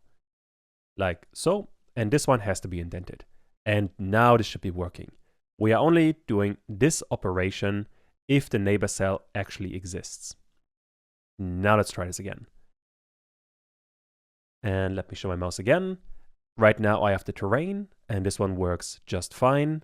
If I now change to water, we're getting a red cell, but now we're getting a water tile. And the water tile, we are only getting if we have water on top. If we don't get that. And this one also updates perfectly fine. So this is a pretty good start for the water. Definitely a good start, and sorry about the errors. It's kind of hard to keep this much code organized and explain it at the same time. But with that, we have the water, or at least parts of the water. what we now have to figure out is a bunch of animations, and that's gonna be its own section. For the next part, we are going to create the animated tiles. In the game, there are lots of tiles that can be animated, like the top water, the coins, and the enemies. Those are the main ones. There is also going to be the player and the palm trees, but those are going to be objects, not tiles. We'll come to those later in this tutorial. Now, for the animations to work, we first of all have to import a ton of different graphics. After that, we have to figure out how to animate all of these separate objects. And for this one, we are not going to use sprites. You might actually wonder so far, for each tile, why am I not using a sprite? For example, each terrain tile could be a sprite. The answer here is that sprites are generally fine, but in the editor, we could potentially have thousands of items on the screen at the same time. And for that, sprites would be very slow. And avoiding them improved game performance significantly when I tested all of this. If I remember correctly, when I used sprites, you could only place about 200 to 300 terrain tiles, and then the game would slow down drastically. If we don't use sprites, we can place up to 1,000 and not really have performance issues. Although later on, we are going to use them to an extent. But alright, with that covered, we can start working in the code once more. We have main.py again, and once again, I want to work inside of the editor. Let me minimize everything, and I want to add a bit of white space here, and now work in imports again. What I have to do in here, I have to import animations. Let's just call it animations because we are already importing in here anyway. Essentially what I want to have a dictionary that I called animations. For now, it's just going to be an empty dictionary. Inside of it, I want to have something like this. I want to have, first of all, a key. Let's go, if I look at settings, we can look, for example, at the water. And the water would have an index of 3. This 3 I want to keep here. And then the associated value is going to be another dictionary with 3 items. We have a frame index, and this one is always going to start at 0. Then I want to have the frames, and those are going to be, let's say it's going to be a list, and this list is going to contain surfaces. The surfaces we're going to loop through for the animation. Finally, the last thing I want is going to be the length of the animation, and this could be an integer, let's say 4. Or rather, for the water, we have 3 animation frames. Once we have all of this, we can create animations fairly easily. First of all, I need for key and value in editor data.items, meaning we are looping through this entire thing here. Inside of that, I want to check if the value has an entry for graphics. And only if that is the case. I guess let's talk about graphics first. If I look at settings, for example for water, and I scroll to the right quite a bit, all the way at the end, we have a graphics key, and the associated value is a folder. For the water, it would be the animation for the top. This is what we care about here. For example, for the gold coin, that's this one here, we have a folder for the gold coin. And all of these contain animations. And this is what I want to import. Which means, first of all, I want to create a graphics variable, and now I want to import a folder.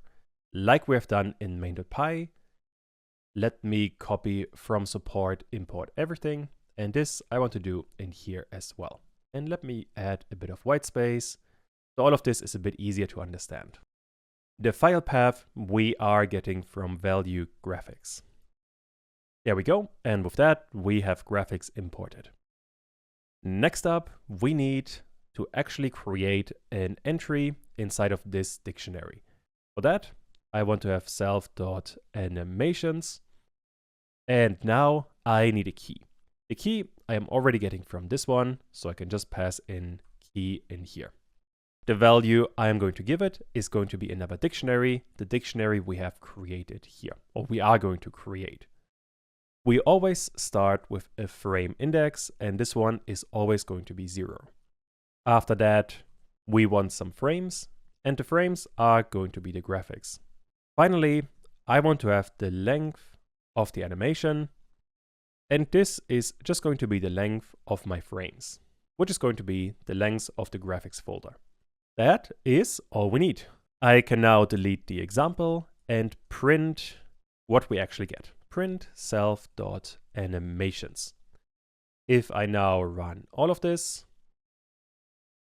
you can see if I, for example, look at the first bit, we have 0, and this one has a bunch of different things. This is all the stuff for the player. That's not what we care about right now. I guess this one here is better. We have 3, that's the one for the water. We have a frame index of 0. Then we have frames, and this is a list with 3 items. These 3 bits here. And finally, we have a length. This one is telling us when we have to stop the animation and start again. That looks really good. With that, I can minimize. Let me first get rid of the print statement. Now I can minimize the imports method. What we are now able to do inside of draw level, we can start using these imported graphics. Let's start with water. First of all, in here, I want to have the frames more isolated. And those I get with self.animations. And I know the water is always going to have the index 3. So I can just pass it in here. And from that, I want to get the frames. This is going to give me the water animation frames. Besides that, I need to have some kind of index, because this here is a list and we have to pick one item from it. For that, we have self.animations, the same entry again for the water, and in here we want to have the frame index. This one we're going to increase over time, and if this, for example, gets to 1 or 2, we're going to pick a different item. By default, it's going to be 0. Although, since this value could potentially become a floating point number, I always want to convert this to an integer. Finally, let me get rid of these 2 items here, and instead, I want to create another surface, and this is going to be frames and index. Finally, all I have to do is get rid of this test, so we're using this surface here. And now, let's try if this is working. I can still draw terrain just fine. And now, if I print water, we are getting at least a proper graphic. So this is already definitely some progress. Although not entirely what we needed. But at the very least, this one is working. All we have to figure out now is how to increase this index over time. For that, I'm going to minimize draw level, and inside of support, I need another method. This one I called animation update, and in here we need self and we need delta time. All I really want to do in here, I want to go through my self.animations dictionary. Although for this one, I only really care about the values, which means for value in self.animations.values. In here, for each value, I want to get the frame index, and this I want to increase by what is called the animation speed. This is a constant that I have defined inside of settings. It's always going to be 8. Although you could change the number if you feel the animations are too fast or too slow. And this value I want to multiply with delta time. That way it's frame rate independent. If your game slows down or runs really fast, the animation speed is going to be the same. Finally, we have one more problem, and that is if value and frame index is greater or equal than value and the length of the animation. Think of it like this. The frame index always starts at 0. And we are increasing this number by a small amount. On every single frame, let's say by 0.2. Which means on the first frame, we have 0, then we have 0.2, then we have 0.4. Let me separate this properly, and so on. This is fine for quite some time, at least a couple of frames. However, quite fast, we are going to get a number that is, let me put it on the next line, we're going to get a number that is, let's say, a 7.2, completely random number. The issue with this 7.2 is that we only have, for the water, we have 3 animation frames. And since we are indexing later on, this 7.3 is going to cause an error because we are trying to get a larger index than exists inside of a list, which is going to be an issue that we have to account for. Accounting for it is very easy though. I just want to get my value frame index again and set it to 0. Which means every time the frame index gets greater than the length of the list, so we are exceeding the animation, we want to restart the animation. With that, we have the animation update. All we have to figure out now is when to call it. For that, let me minimize it. Inside of the run method, we only have a drawing part right now. I want to add, I'm gonna call it updating as a section. In here, I want self.animation update. Don't forget to pass delta time in here. And now we should be done actually. If I now run this again, show my mouse, the terrain tiles work just as before. And now for the water, we have animations. The bottom ones still work just fine. And I can add things and have all of this work perfectly fine. And the reason why this is working, if I look inside of draw level again, we still have the same logic here. The only difference now is that this number keeps on increasing. At the start, it is always going to be 0, but because of animation update, this number gets larger and larger. Although at some point, if we're exceeding the length of the animation, it goes back to 0. But that is literally all that this one is doing. With that, I can minimize has water and has terrain because those two are done. And now what we have to do is cover the coin and the enemy. And those two I think could be a really interesting exercise for you. Inside of the dictionary, there are coin animations and there are enemy animations. Try to draw them with the animation and see if you can figure this one out. Let's start with the tile coin. In here, once again, we need to get some frames. And the frames I want to get in here is once again self.animations. The same thing we have done for the water up here. Although now for the coins, we are not entirely sure what kind of index we have, because tile coin could be either 4, 5, or 6. The number here depends if we have a gold or silver coin or a diamond. Fortunately, that's not really something we have to worry about, because we can just pass in tile.coin in here, because this one stores the number 4, 5, or 6, depending on what coin we have. And on that, I want to get the frames. With that, I have the graphics. Next up, I need the index. For that, I can just copy the line we have created up here and change the 3 to tile and coin. I can get rid of this test surface and replace it with frames and my index. I also don't want to fill anything anymore. Instead, I want to get this surface and get the position. And then we should be almost done. There's one more thing we have to do, but we should at the very least have an animation. If I run this again and select a coin, I can place some coins. Also now, if I select a silver coin, I can draw them. And if I draw them over a gold coin, the gold coin disappears. This also works with the diamonds. So this is working really nicely. On top of that, if I pan around, this also works with the panning around. However, let me actually run this again. If I only create one coin, the problem you can see right now is that this coin is always in the top right corner. Instead, it should be right in the center, which means we have to make a few more adjustments.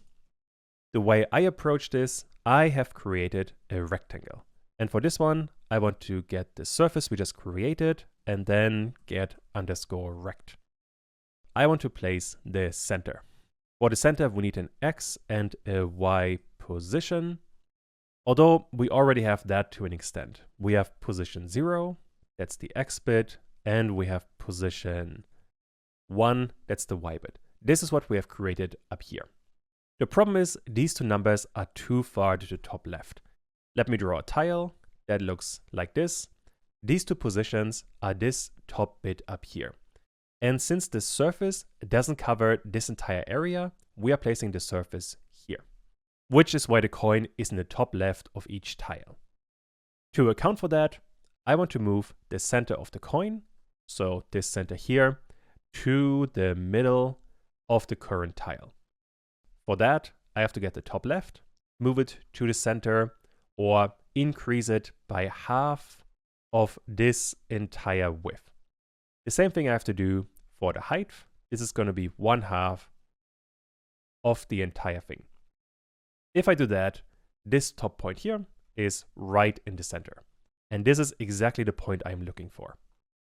Which means all I have to do is to add tile size and divide it by 2. The same thing I have to do for the Y position. And now when I'm placing all of this with blit, I don't want to have a position, I want to have a rectangle. Let's try it now. And now if I place the coins, this is looking much better. Also works with the other coins and with the diamonds. And we can also pan around. All of this looks really good. I can also still place the terrain and I can place the water. All of this is looking really good. Finally, I can minimize the tile coin and we have to work on the enemies. Although, truth be told, this is going to be quite similar compared to the coins. So let me copy a bit of code here. Although I guess you could make this a tiny bit more efficient, but in my case, I'm not too concerned. For tile.enemy, we want to have tile and enemy, and then the frames. For the index, we also want to have the enemy index. Surface can remain identical though, and the center we probably have to change in just a bit. But for now, let's see what this one is actually doing. If I now select one of the enemies, this is the bottom right bit here. I can now place some spikes. This one's looking good. I can place this little guy here. He animates. And we can place the shells. Also, the shell can go left or right. Most of this is looking pretty good, although we do have a bit of a problem. And that is this area down here. Right now, all of the shells are floating and there's a tiny gap below the enemy. This I do have to account for, which I'm doing inside of this line here.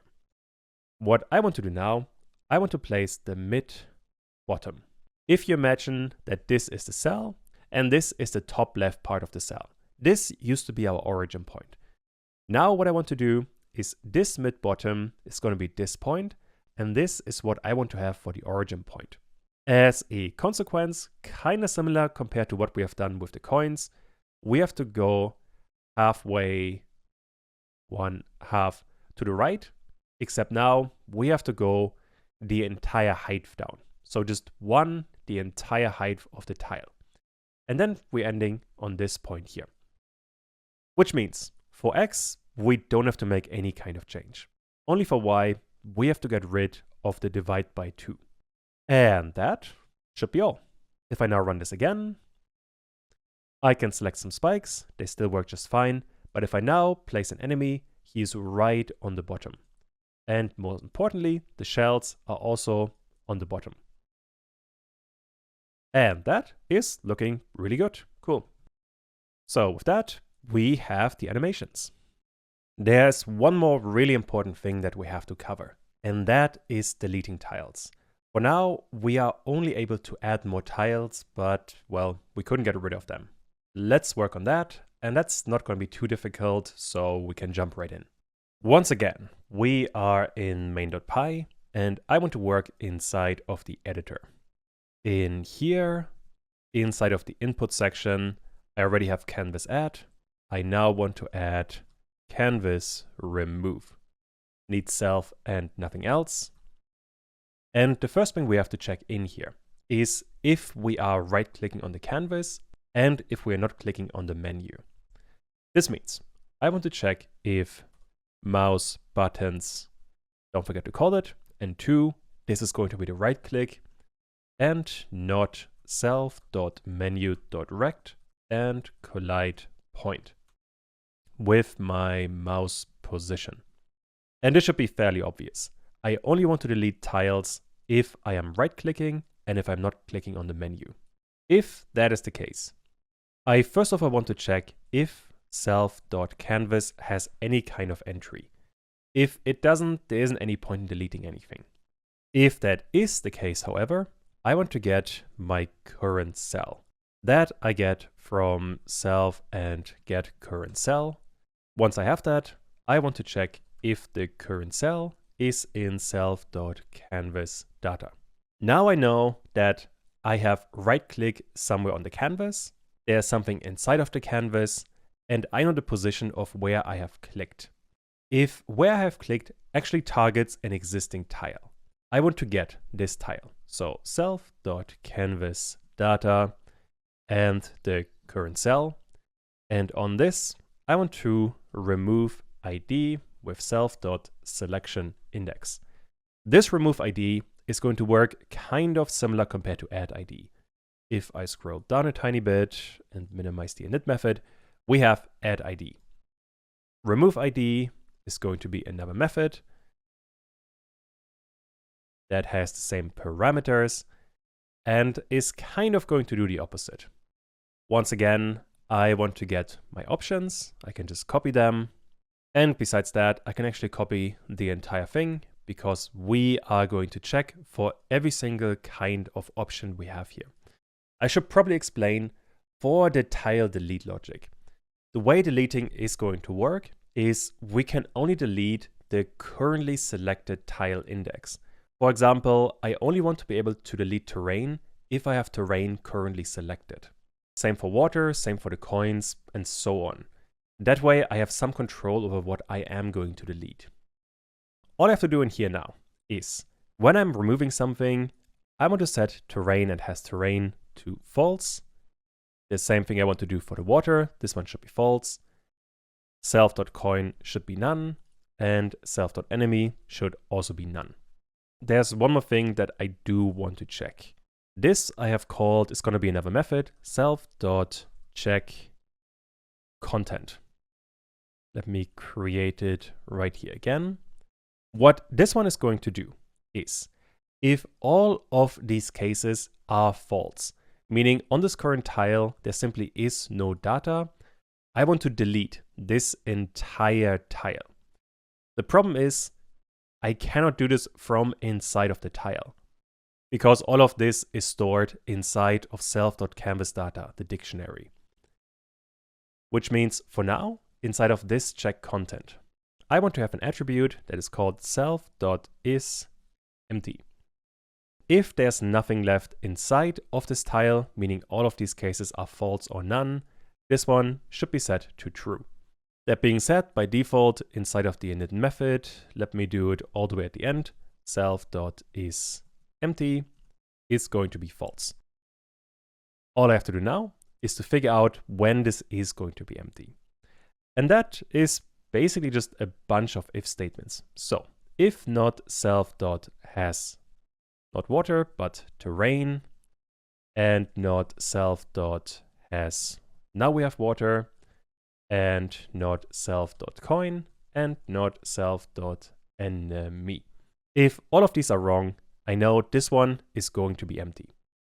Once I know that it is going to be empty, inside of canvas remove, I can now check, after I added a bit of white space, if self.canvas data and my current cell, if this one is empty. Then I want to delete this current cell or the entire key value pair, like so, and then I am done. Let's try this actually. So inside of the event loop, besides self.canvas add, I also want to have self.canvas remove. And I guess I could add a bit of white space here to make all of this a bit more spacious. Cool. So now inside of main.py, I am getting an error. that I made a typo. This one should be delete, not define. Now if I run this again, this is looking good. And I can place some terrain tiles. And now if I right click, we are getting an error. This remove ID, we have a problem. The reason here is this should be remove ID. Now, if I place some terrain tiles, I can right click and it disappears.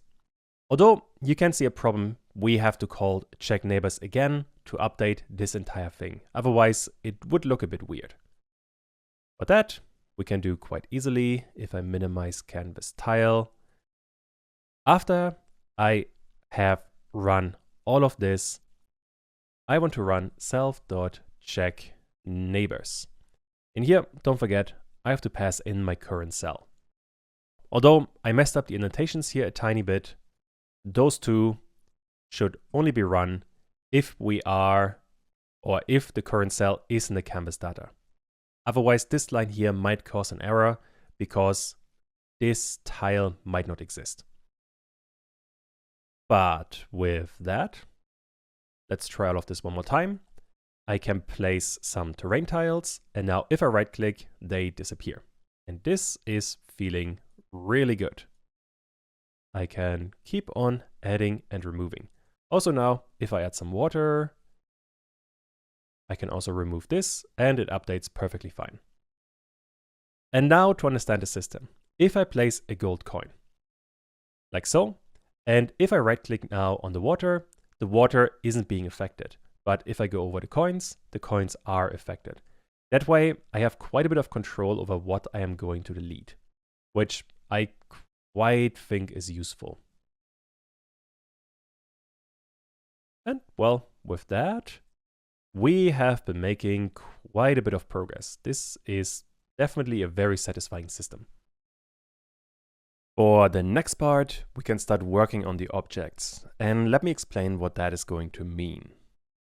So far, we only worked with tiles. Those are always going to be placed in a grid. However, some objects in the game are supposed to be working differently, and those are going to be called objects. These can be moved flexibly anywhere on the screen. The best example here is the player. This one needs to be moved anywhere, wherever we want. And I think the best way to think about it is to actually illustrate it. So let me run the finished game. This one here. And here you can already see we have the tiles just as before. And I can also place water tiles. All of this is what we already have. However, now we can move the player around wherever we want.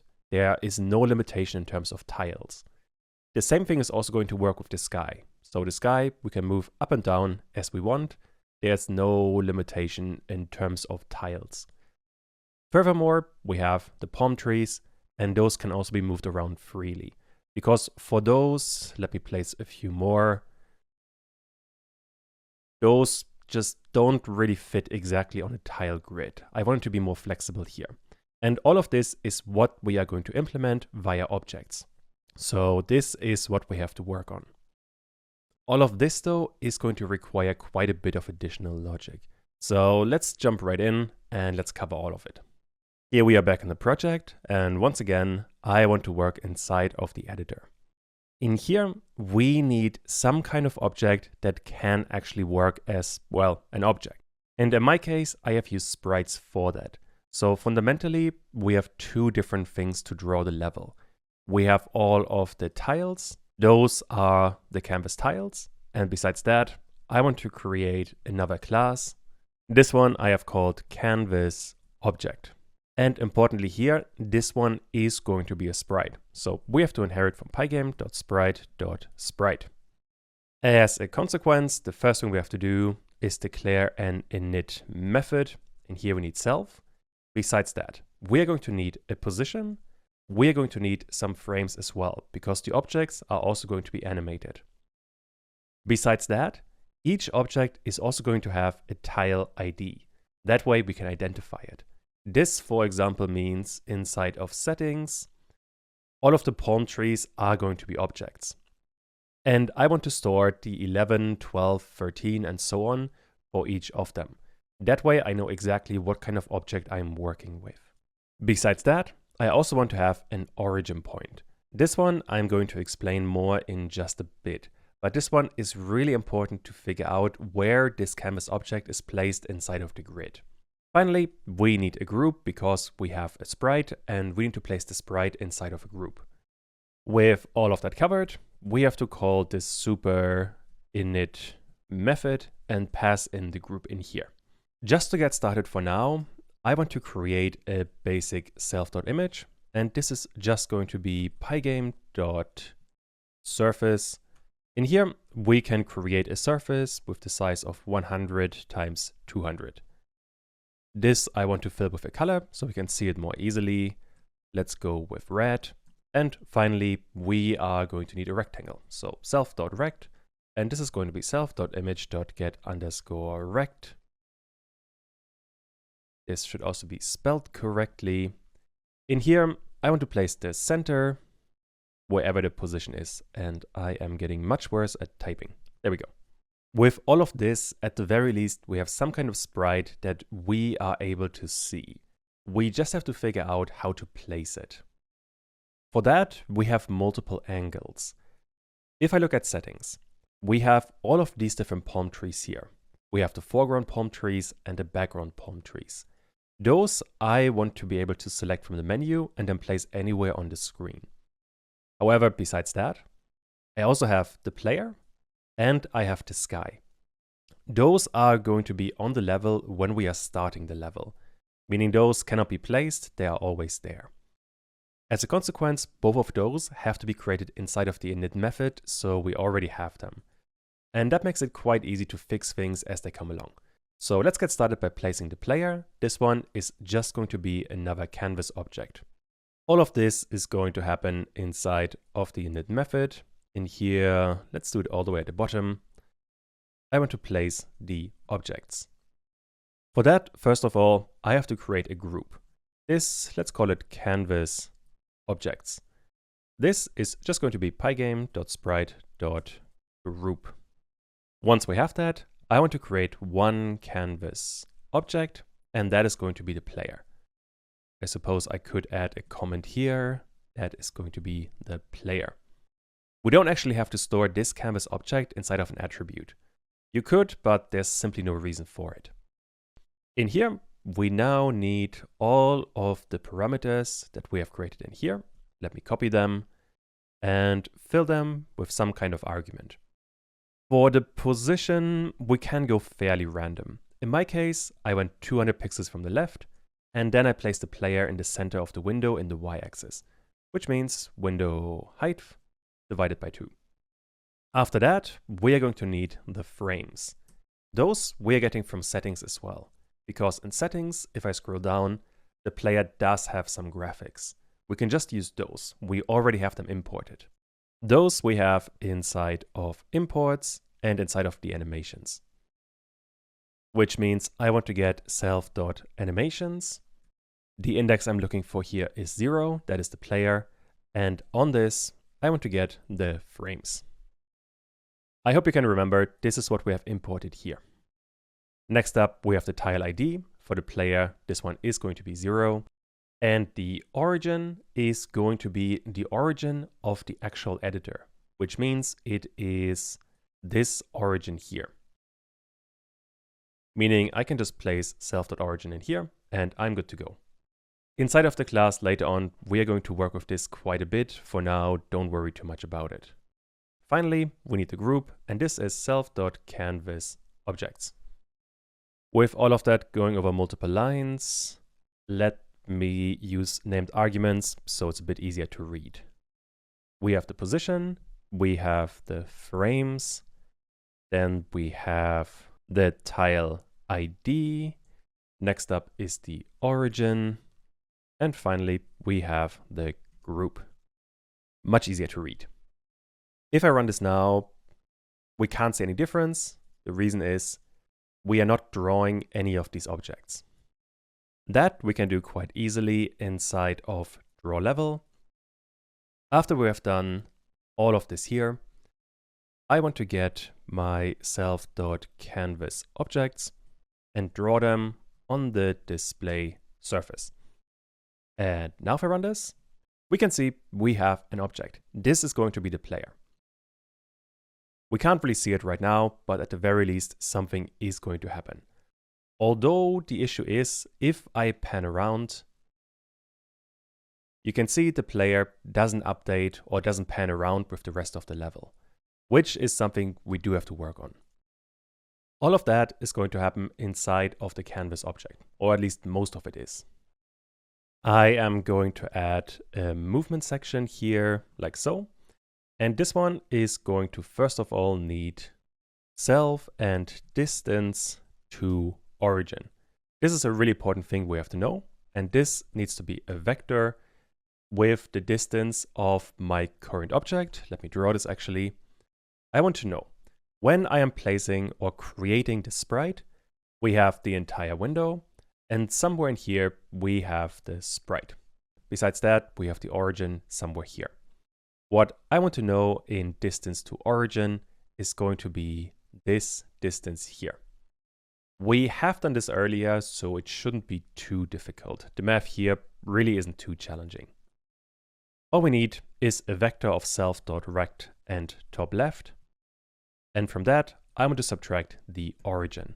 This is the origin we're getting from the parameters, which is the origin we are passing in here, which is the actual origin up here of the level or the editor.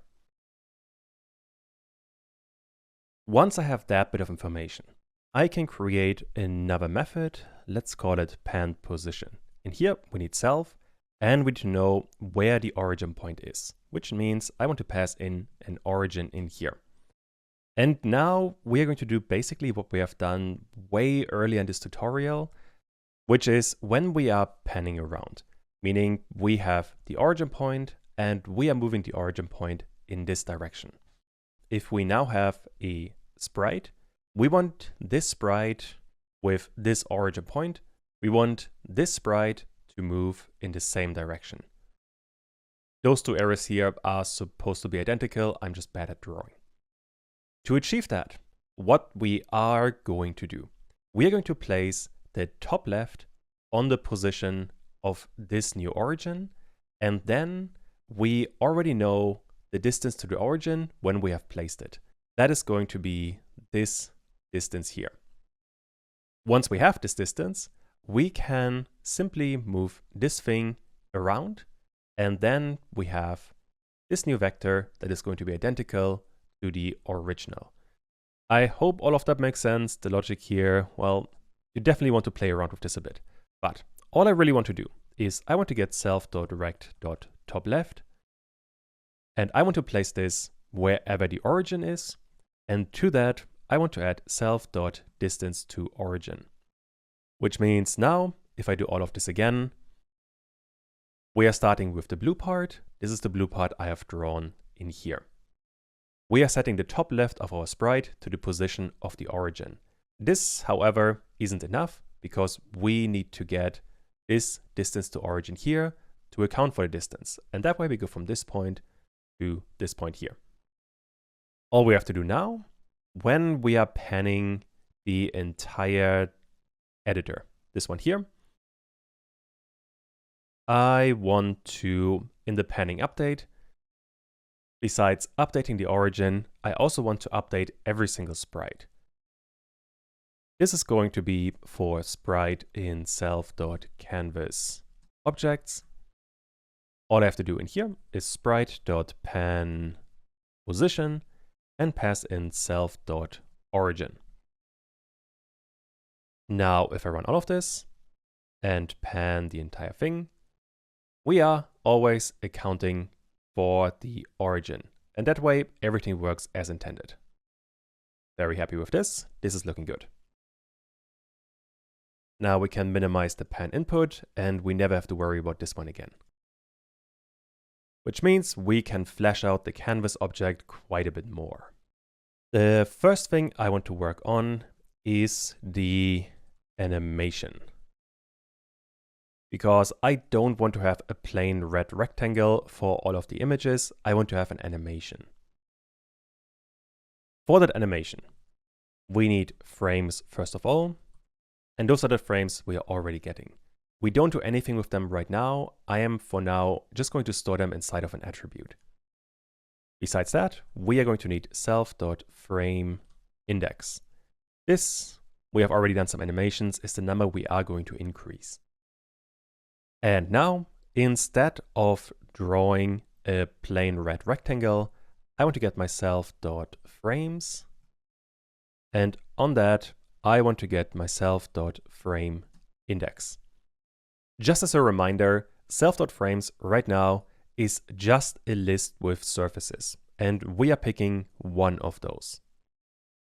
With that, we don't have to fill the entire surface anymore, and this should already give us something that looks much better, meaning if I run main.py, we can see the pirate.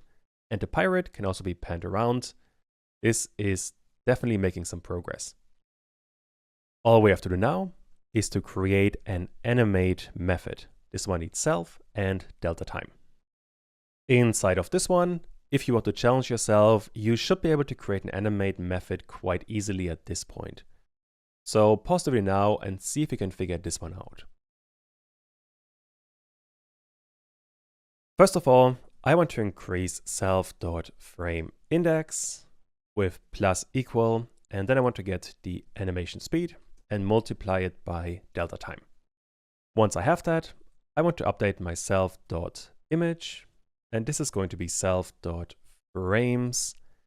In here, we want to get self.frameIndex. There are going to be a couple of major problems. First of all, this self.frameIndex is probably going to be a floating point number, because delta time is a very small number, and if you multiply it with animation speed, which I believe is 8, we are going to end up with a multiplication of 8 by 0.01 or something like that.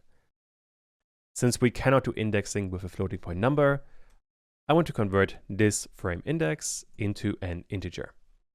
The next problem we have is that inside of self.frames, we probably have something like 5 to 6 surfaces. And we're always getting them by indexing.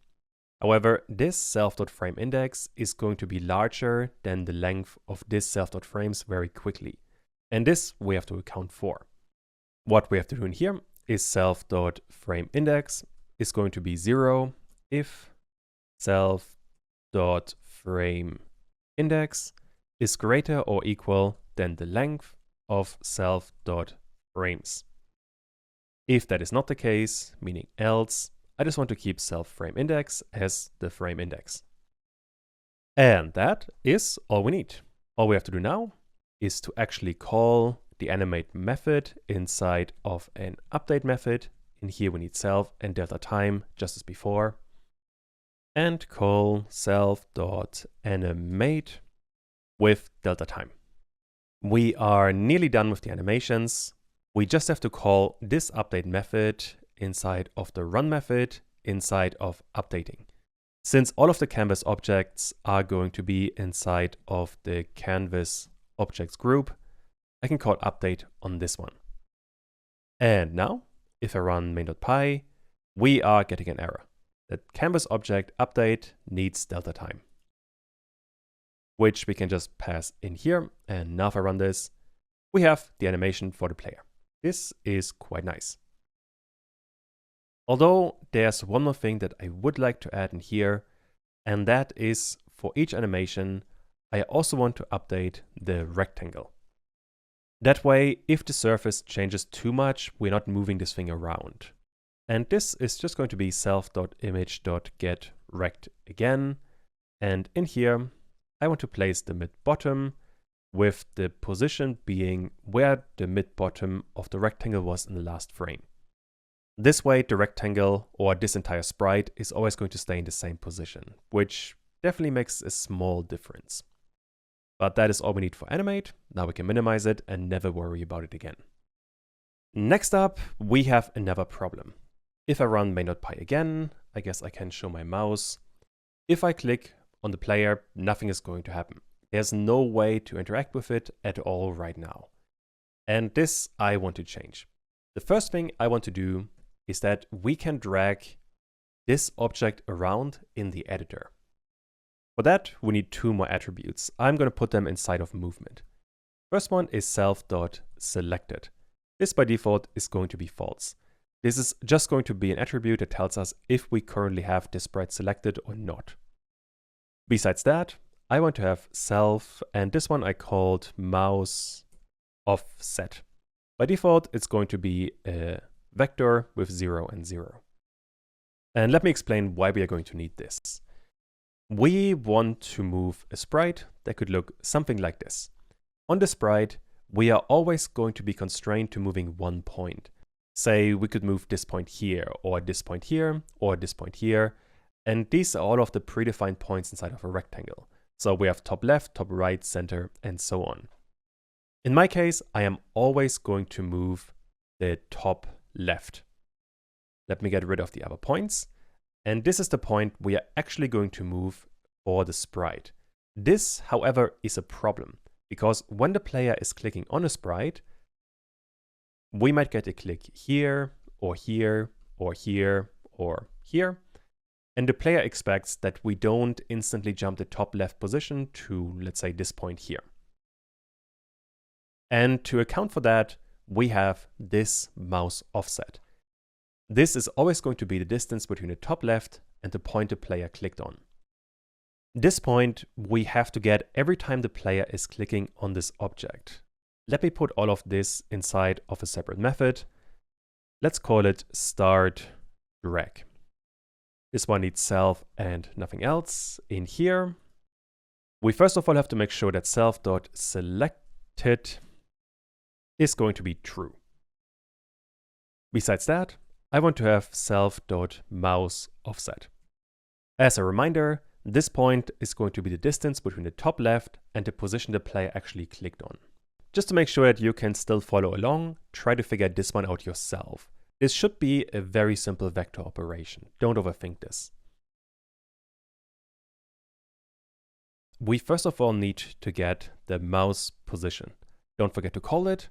This mouse position is going to be one of these blue axes. From this, I want to subtract self.rect.top left, which is going to be the top left position, this one here. The problem we have right now is that both of these are tuples, which we couldn't really work with, but that is an easy thing to fix. All we have to do is to convert both of them to a vector.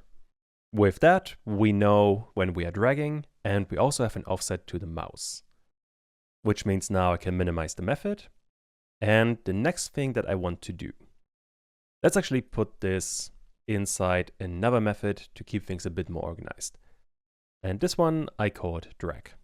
In here we need self and nothing else. If self.selected is true, I want to place self.rect.top left to the position of my mouse. Although remember, this is what I just talked about. Right now, we are just placing the mouse position, which is going to be this top left here. This point, we have to adjust a tiny bit because we need this offset here to get to this point, which we can get very easily because this is what we have done inside of start drag. Meaning I want to subtract self.mouse offset. With that, I can drag things around. All I have to do is call self.drag. I suppose we could test this one if I set selected to true. If I now run the game and show my mouse, you can see the player is always going to be following the mouse. This one is working really well. Although the problem right now is I can never get rid of the player anymore, which is a tiny bit annoying. Which means we have to add a bit more code that we can control if a sprite is selected or not. Let me set it to false again. For that, I'm going to minimize the canvas object and the run method. Inside of the input, I want to have another method, which I called object drag. In here, we need self and we need an event. For this one, I want to check if the event.type is equal to pygame.mouse button down. Meaning right now, I know if I am clicking anywhere on the editor. Besides that, I also want to know if mouse buttons and 0. That means I am left-clicking somewhere on the editor. If that is the case, I want to look at all of my sprites, which I'm doing with a for loop for sprite in self.canvas objects. Inside of this, I want to check if I'm actually clicking on a sprite. So sprite.rect.collidePoint, and I want to check, we can go either with the event position or with mouse position. Both is fine, it's going to give you the same result. I guess since we're using events, let me use the event position. If this if condition returns a true, I want to set sprite and start drag. This is the method we have created just a few minutes ago, this start drag here. Which means if I, inside of the event loop, add self.object drag with an event, we should be getting something. And let me show my mouse. I can now click on the player and move the player around. Although there are quite a few different problems. The first one is, even after I release my mouse, the player keeps on following me. However, if I keep on clicking, I am also drawing while dragging the player. Meaning this is something we do have to work on. This is a very strange behavior. I'm going to start by not drawing a tile if I have an object selected.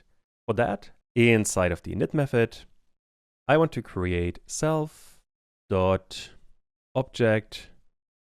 drag, and I'm going to call this active. By default, this one is going to be false. But anytime we have any kind of drag for any object active, this one is going to be true. Which means inside of this object drag, if this if statement is true, I also want to set self.object drag active to true. This I can now use inside of canvas add. This is where we are drawing all of the tiles right now. And we are checking if we are pressing the left mouse button and if we are not colliding with the menu. I want to add another if statement in here, and that is going to be and not self object drag active. Which means I only want to draw a terrain tile, for example, if we are left clicking, if we're not clicking on the menu, and if we don't have an object currently selected. There is one more change we do have to make, and you might be able to spot it. If I run main.py and I click on the player, if I click for the first time, we are placing a terrain tile, but if I click again, nothing is going to happen. The reason for that is inside of the event loop. We are calling canvas add before the object drag. As a consequence, we are drawing something and then we make it impossible to draw. As a consequence, we are drawing one terrain tile. This we can fix quite easily by just placing the object drag before canvas add. Now I can select my player, let me show my mouse again, move him around, and everything works just fine. I am not drawing anything on the editor. The problem now is I can't get rid of my player. That's going to be the next bit. This is also going to happen inside of object drag. Inside of here, I want to check another if statement. I first of all need to create another if statement where we are checking if we are releasing the mouse button. Which means if event.type is equal to mouse button up. However, this we only want to check, and this should be pygame.mouseButtonUp. This we only want to check if we currently have something selected, which means and self object drag active. If these two conditions are true, I know we currently have something selected and we are releasing the mouse button, which tells me I want to unselect whatever sprite I currently have selected. And for that, I need for sprite in self.canvas objects once more. And if sprite is selected, then I want to, let's put all of this in another method that I called endDrag. In here, once again, we need the origin. You will see in a second why. Although besides that, I also want to set self.objectDragActive back to false. That is all we need inside of this one. I can minimize it. And now inside of my canvas object, I can define drag end. In here we need self, and don't forget the parameter for the origin. The most important thing now is self.selected is going to be false. And now I think this drag end I called something else inside of the object drag. I called it end drag. This should be drag end. We have drag end and we have drag end. This one's looking good. Now, inside of main.py, I can run this. Let me show my mouse again. I can now click on my player, move the player around, and release the player. And now we are getting an error. That error is happening inside of here because this needs to be self.origin. Now let me try this again. I can click on the player, I can release the player, and this one seems fine.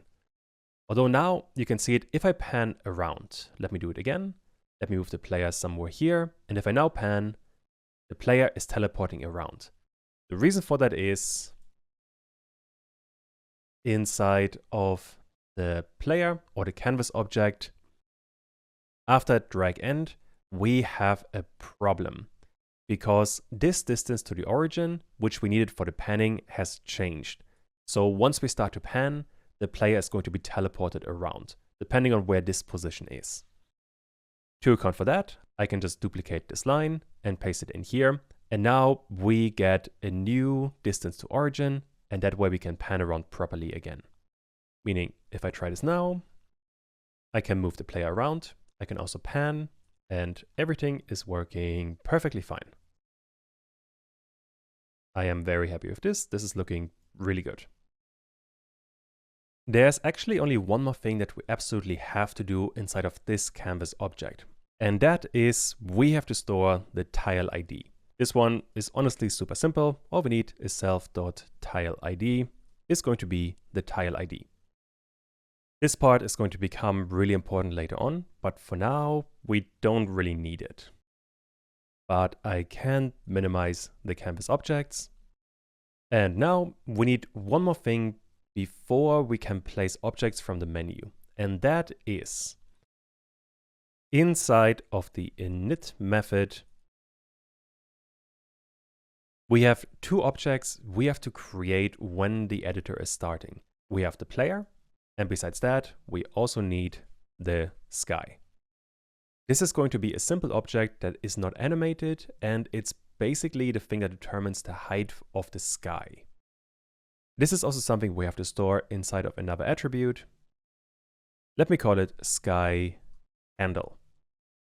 This one is going to be a canvas object, and we need a couple of different things in here. The most important one is for the frames, we are only going to have a single surface. And this one we have to import, which is going to happen inside of imports. Besides water bottom, I want, let me call this the sky handle surface. I just have to load it. And in here, we need a string with one folder up, then graphics. Inside of there, we have the cursors. And inside of there, we have handle.png. Inside of the folder, I want to look at graphics. Inside of there, we have cursors. And there we have the handle. This is what we are going to import. On top of that, I forgot for both of those, they need to be convert alpha. That way the game is going to run a tiny bit faster. And as I'm saying this, I realized if I open support again, when we are loading this image surface here and this image surface here, we're not converting them, which is going to be really bad for performance, which means I want to convert alpha both. That is going to help massively for the performance of the game. With that covered, we can create the sky handle. And that I want to be an exercise. The position should be in the middle of the window. The graphic we already have, and the index you can also figure out. So all you really need is the position. which means you have to create a canvas object that is right in the middle with this graphic here and the index you can get from the editor data. You're looking for the sky. And pause the video now and see if you can figure this one out. We have to start with the position, and this is going to be a tuple with x and y. Since I want the sky handle to be right in the middle of the window, this is going to be window width divided by 2 and window height divided by 2. Next up, we have to work on the frames. And in here, you do have to be a tiny bit careful.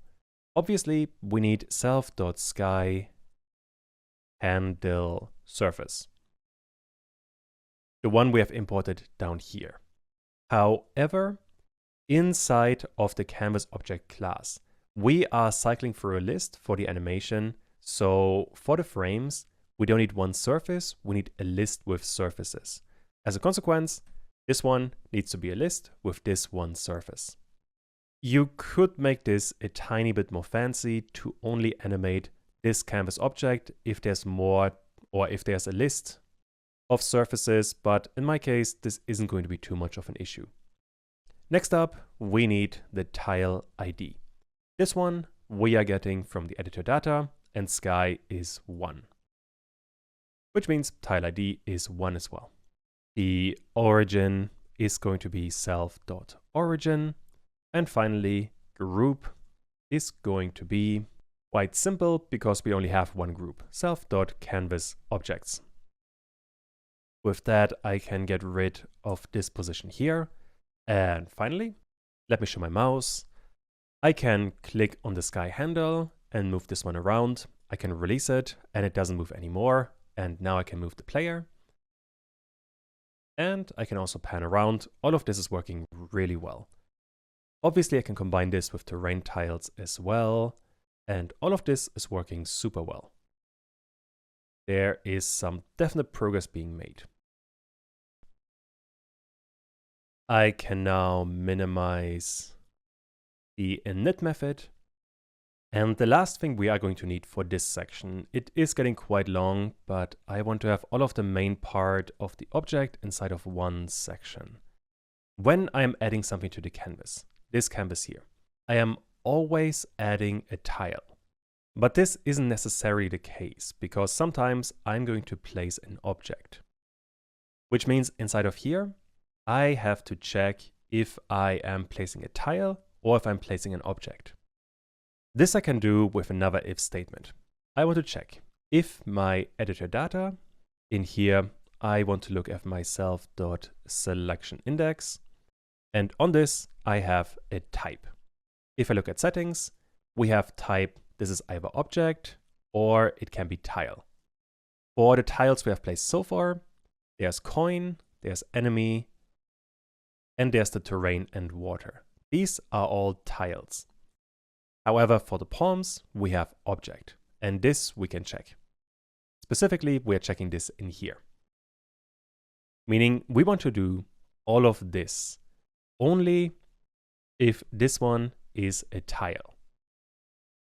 I want to have all of this indented, and if that is not the case, so else, then I want to place an object. Which means all I have to do is create another canvas object. This one is going to need the mouse position. I guess let me use named arguments. I want to have the position where my mouse is.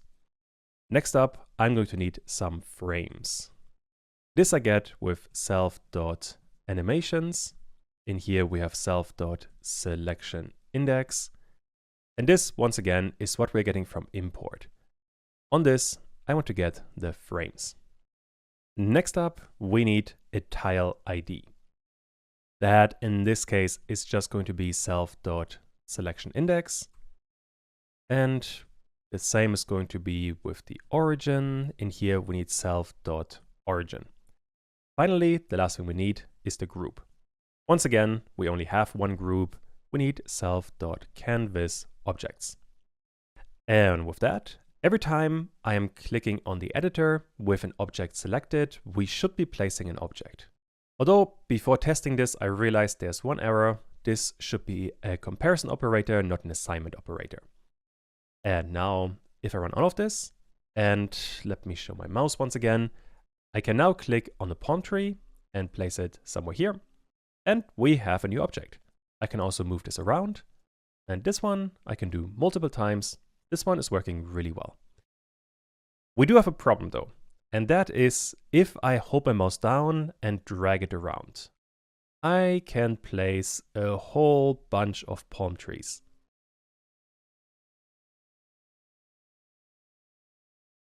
A substantial amount actually. And well, you can probably tell this isn't exactly ideal for performance. So we do have to account here for quite a few different things. But at the very least for now, we can place different things. I guess while we are here, I can try to place another tile or palm tree there, and I can also place the background ones. It's kind of hard to see because there's no preview, but all of this we are going to work on more. At the very least now, you can see something is working and we can definitely place different things. All of this is coming together just fine. Now that we have the basics of objects, we can refine some things. For this part, I want to keep things a bit more simple. I want to do two things. Number one, there should be a timer when we are placing objects. That way I couldn't drag around and create tens of thousands of palm trees. Besides that, the player should also be able to delete objects. Both of these things are fairly easy to implement, so let's jump right in. Here we are back in our code, and I want to keep on working inside of the editor. To start with the timer, inside of the init method, when I'm creating all of the objects, I want to create one more attribute, and this I called self.objectTimer. This is going to be a timer, a class I'm going to create in just a second, and when I'm creating this class, I want to specify how long the timer is, which in this case is going to be 400 milliseconds. And this timer class I'm going to create in a separate Python file and save it as timer.py. Inside of this one, I, as always, have to import pygame, but I don't need anything else. I want to create a timer class. Inside of this, I want to have an init method. We need self and we need a duration. The duration should be an attribute. And besides that, I also want to know if this timer is active or not, meaning we need another attribute. By default, it is going to be false. There's one more thing that we do need, and that is the start time, which by default is going to be 0, but we are going to override this anyway. Now, inside of this, I want to have an activate method, and I want to have a deactivate method. When we are activating the timer, I want to set self.active to true, and self.startTime is going to be the current time in the game, which is going to be pygame.time.get_ticks. Deactivate is going to be basically the opposite. We are setting self.active to false, and self.startTime is going to be 0. With that, we have a couple of basic attributes that we can use to actually create a timer. This one I am doing inside of an update method. In here, we need self and nothing else. And now to explain how the timer is going to work.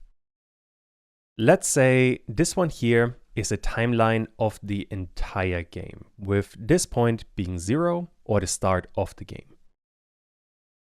When we're calling pygame time.getTicks, we're getting some number in here. It really doesn't matter what it is. To create a timer, I now need 3 bits of information. The first bit is the start time. This one we create up here, and we are setting when we are calling the activate method. Let's say for simplicity, the start time could be somewhere here at 500 milliseconds. So we are running this method half a second after the start of the game. That is the first bit of information. The second bit of information is the duration. That is what we are getting up here. This one is telling us how long this timer is going to last. Let me draw a random arrow. And the timer I want to create is supposed to run for 400 milliseconds, or a bit less than half a second. With that, I know how long the timer is going to last. All I have to do now is to constantly check my timer. And this I want to do inside of the update method down here. What this method is going to do, it is going to check the time constantly, all the time. And we are at some point going to end up with this point here, which is greater than the start point plus the duration. As a consequence, we know this timer has run out. That is the entire logic I want in here. So let me clean this one up a tiny bit. I guess I can keep the main drawing up there. That's quite helpful. Inside of the update method, actually this could be a really good exercise. From the drawing, try to create your own timer logic and see if you can figure this one out. First of all, I have to get the current time. This I get once again with pygame.time.get_ticks. This is what I've talked about earlier. This one checks the time constantly. If you are here, here, here, here, here, or here.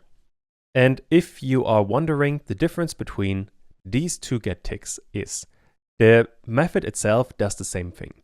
The difference is that this getTicks is being called constantly, while this getTicks is only called once, whenever we are starting this timer. As a consequence, those two do slightly different things. Once we have that, I want to check if my current time minus my self.startTime is greater or equal than self.duration. And if that is the case, I want to run self.deactivate. And the logic here, I hope, is quite straightforward. We are checking the current time. This one could be here, for example, right now. And we are checking if this number minus self.startTime, that is this number here, is greater than self.duration, which is this distance here. And if that is the case, we can deactivate the timer. Now we have a timer class that we can use inside of the editor. Although we first of all have to import it, which means from timer import timer. Let me run main.py to make sure everything is working. We're not crashing. That's generally a good sign. With that covered, when I am running canvas add and I am placing an object, I only want to place the object if the timer is not active, which means if not self.object timer.active. Only if this timer is not active, I want to be able to place an object. And once we have placed an object, I want to activate this timer, which means self.object timer.activate. The one thing we need now is to actually update this timer, because inside of update, we have this update method, and this one isn't being called right now. This I am going to do inside of the run method. In here, we have an updating part, and inside of that, I want to call self.object timer.update. And this should be all we need. If I now run main.py again and select a palm tree, I can now only place them every so often. I cannot drag them like crazy anymore. I can still place a huge amount of them, and if I draw too many, performance is going to suffer. Although it is going to be much less bad than it used to be. So I'm kind of okay with that. What we have to work on now is to give the player the ability to delete objects. And for that, we already have a method called canvas remove. Although in here, we are only checking if we want to remove a tile or not. Meaning we have to make this thing a tiny bit more flexible. Let me put all of this stuff here under tiles, or rather delete tiles. Besides that, I also want to have delete object. To delete an object, we first have to know if there is an object selected. So we know that we have an object that we currently are targeting. This object I want to store in a separate variable. Let's call it selected object. This one we can't get particularly easily right now. As a consequence, I'm going to create another method. This I called mouse on object. This I'm going to create inside of the support part. Mouse on object. We need self and nothing else.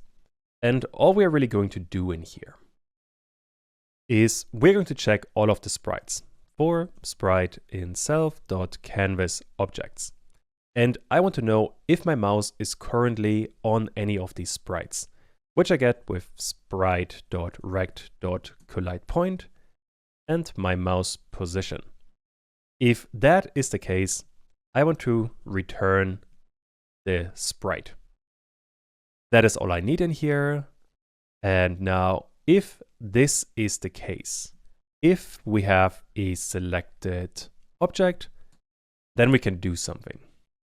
And the thing we want to do is get this selected object and destroy it with the kill method. I can run main.py, and if I now left click on the player disappears. Same with the sky handle. And I think you can already tell where the problem here is. The player should not be able to delete the player, or rather the pirate. For that, I want to add another if statement. And that if statement is going to be, could be a good exercise actually. Make sure that the player is only able to delete the palm trees. All of these here. The player should not be able to delete either the player or the sky. And when I say player here, I mean the pirate. I hope that makes sense. Try to figure this one out. It should be doable inside of this one line of code that the player cannot get rid of the pirate or of the sky. Pause the video now and see if you can figure this one out.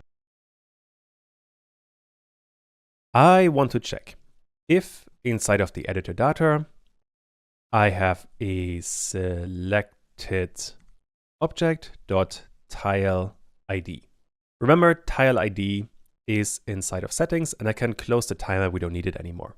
Inside of settings, we have all of these keys, and this is telling us what kind of object we have. Inside of each of the associated dictionaries, we get a certain kind of style. This is what we want to check for. Meaning I want to check the style, and only if this is not in the player or in the sky. Only if that is the case, I want to delete the object. Which means now, if I run main.py and I left click on the player, nothing is happening anymore. Although I can still drag the pirate around. However, now if I place a palm tree and right click on it, it disappears. This I can do multiple times. Let me place a couple of palm trees. They all disappear if I right click on them. And with that, we have made a ton of progress. This is all we need inside of this method. For the next part, we are going to create a preview. And this basically means right now, it is really hard to tell what is currently being placed. As a consequence, there should be a preview, so the player knows what kind of tile or object is going to be placed. However, there's one caveat, and that is if the player hovers over an object, there should be an indicator that this object can be dragged. In my case, what I went with, if we have an object here, I want to draw some indicators around it. These pinkishy things are going to be the indicator. This is what we are going to do. All of this is going to happen inside of one method inside of the editor, so we can all cover it in one part. So let's get right to it. Once again, we have main.py, but I only care about the editor. Inside of here, I want to first of all add a bit of white space, and then inside of drawing, I want to create a preview method that doesn't need any custom parameters. And this preview method is going to do two major things. It is going to give us a preview of the tile or object that we want to place. And it draws lines around objects when hovered over. That way we know what we are going to place. Or if we have something selected. Although, first of all, we have to figure out which of these two we currently are doing. So is the player hovering over an object, or is the player placing a new element? So we need an if statement to separate these two cases. And for that, we already have a really useful method. That is the one I created earlier, mouse on object. This one telling us if the player is hovering over an object or not. This I want to use to get the current, let's call it selected object. And this we get with self.mouseOnObject. Remember, this mouse on object is going to return the object we are currently hovering over, meaning we are getting a sprite. Once we have that, we can check if selected object exists. And if that is the case, I want to draw lines around this object. And if that is not the case, so else, I want to show a preview. Although there's one more thing we do have to do, and that is all of this should only happen if the mouse is not over the menu. Meaning I want to indent all of this and add another if statement that if not self.menu.rect.collide point with the mouse position. That part should be fairly self-explanatory. We don't want to show any preview if the player hovers over the menu. That'd be kind of weird. And with that, we can start working on, let's start with the first if statement, and let me add a pass in the other so we're not getting an error. If we have a selected object, I want to draw lines around it. First of all, for that, I need a few bits of information. The most important one is I need some kind of rectangle. And this rectangle I'm getting from the selected object. Since this one is a sprite, I can target the rectangle. And let's just leave it at that, although I do want to copy it. Once we have that, just to make sure we can see something, I can, for example, do pygame.draw.rect. In here, we need a surface, we need a color, and we need a rectangle. The rectangle is the easiest part. This we already have. The color we are going to change anyway, so for now, let's use red, so it's something we can see quite easily. Finally, we need a surface, and this in my case is going to be the display surface. And with that, we should already be able to see if we are hovering over an object. The last thing we have to do is to call this method. That happens inside of the run method. In here, inside of the drawing section, I want to draw the preview. This I have done before we are drawing the menu. I want the menu always to be on top. So in here, self.preview, let's call it, and this should be all we need. If I now run the entire thing and show my mouse, I can hover over the pirate, we get a rectangle, and also if I hover over the sky handle, this also works. On top of that, even if I move around the pirate, the red rectangle stays around, which is a really good start. Even if I add a new palm tree, you can see if I hover over it, it shows that it's being selected. So this is working really well.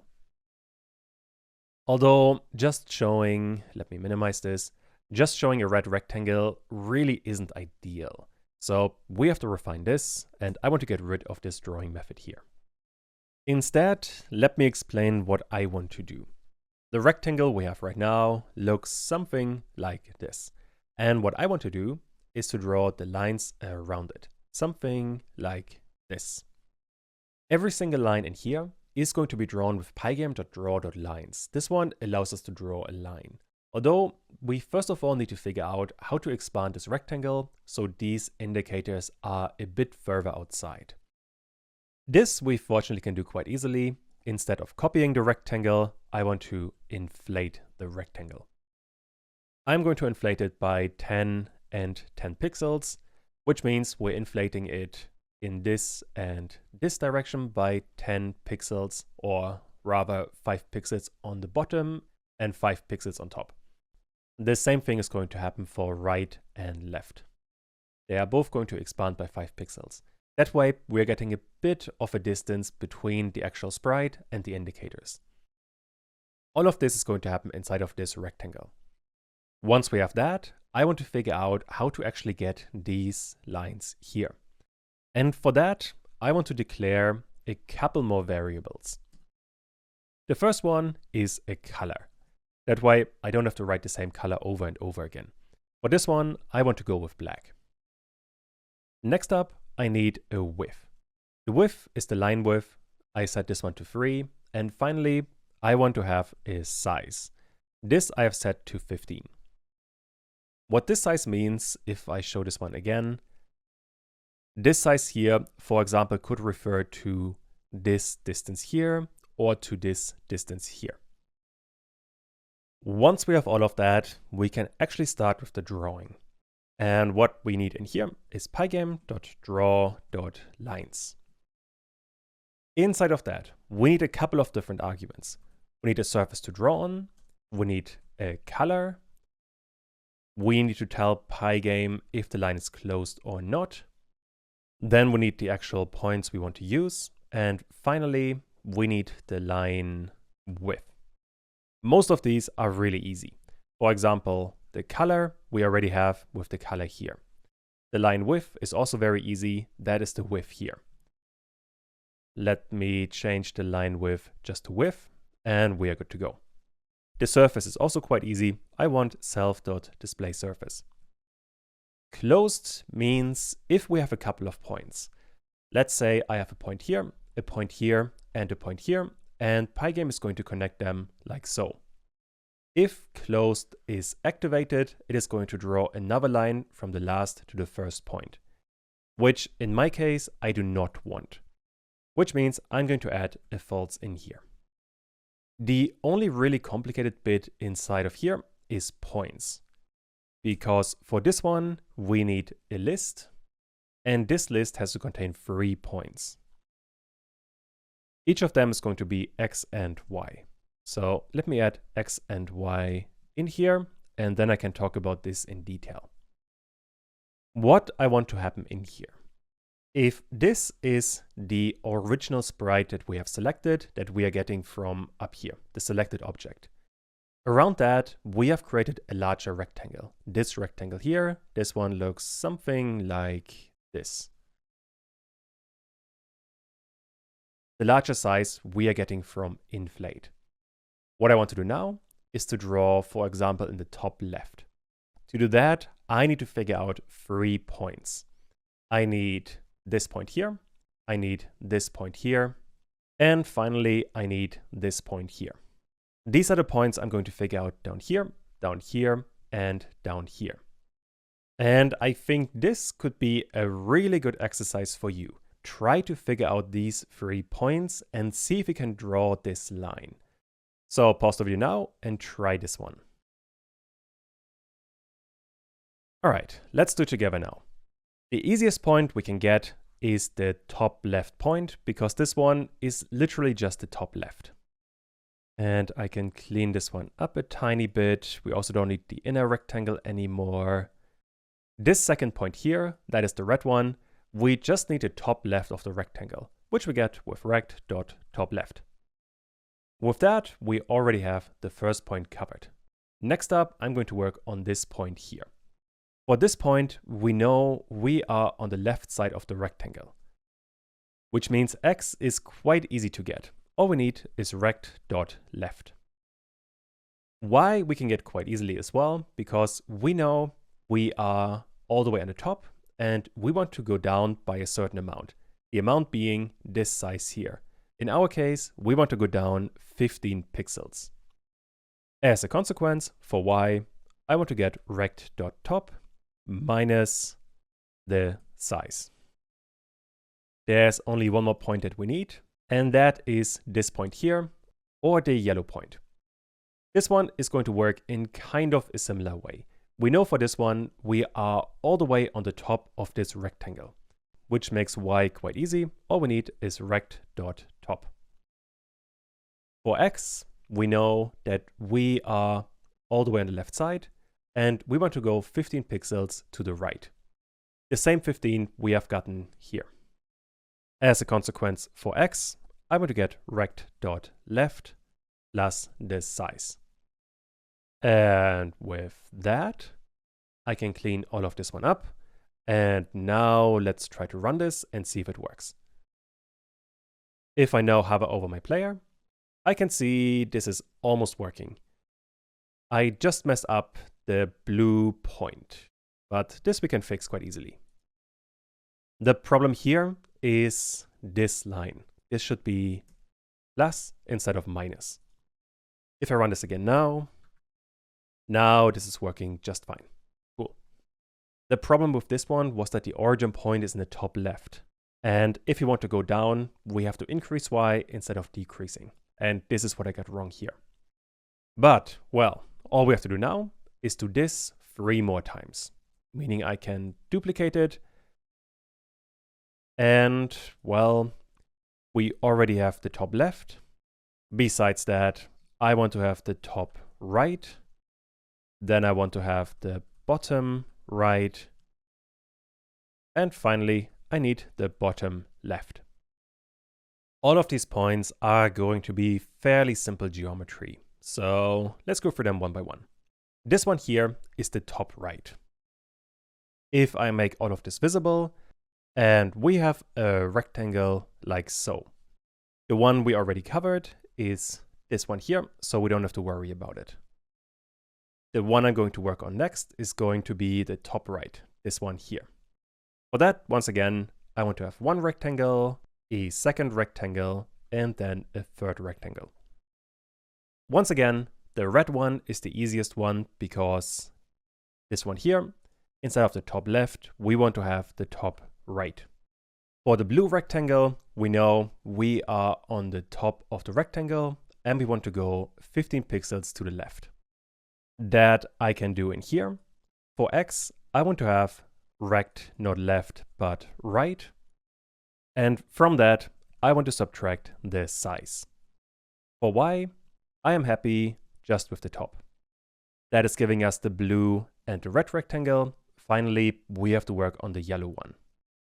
For this one, for X, we just want to stay on the, not the left side, but the right side. And from the top, we want to go down, so plus 15 pixels. And with that, we should have the top right. Let's try. If I now hover over the player, this is looking really good. Cool. Next up, and I guess I can do this one without drawing. We have the bottom left, bottom right actually is this one, and we have the bottom left. For the bottom right, I want to have as the middle point the bottom right.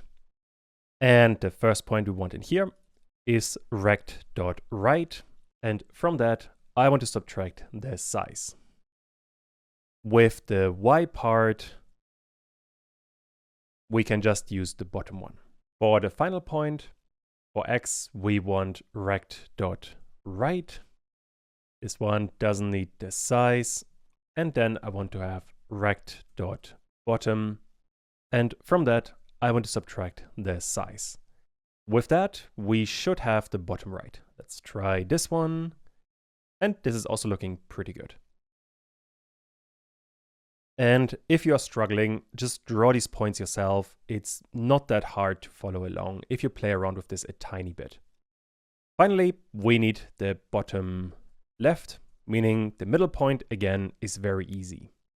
Then for the starting point, I want to have rect.left. This one I can leave as it is, but now I want rect.bottom minus the size. Besides that, we need a point that goes horizontally. That is going to be this one here. Meaning I can leave this one as it is, but this one should be rect.bottom. And this is all we need. At least as long as I didn't make a mistake. So let's try. And this is looking really good. This works with any kind of object, even if I place other objects like a palm tree. They can all be selected and we can move them around. So I'm really happy with this. Let's try another palm tree like so, or this one, and they all look really good. So with that, we have the overlay if we have something selected covered. So next up, we can work on the else statement that we want to actually preview something if we are placing a new element. For this one, we first of all have to know, are we placing a tile or are we placing an object, because those two need different logic.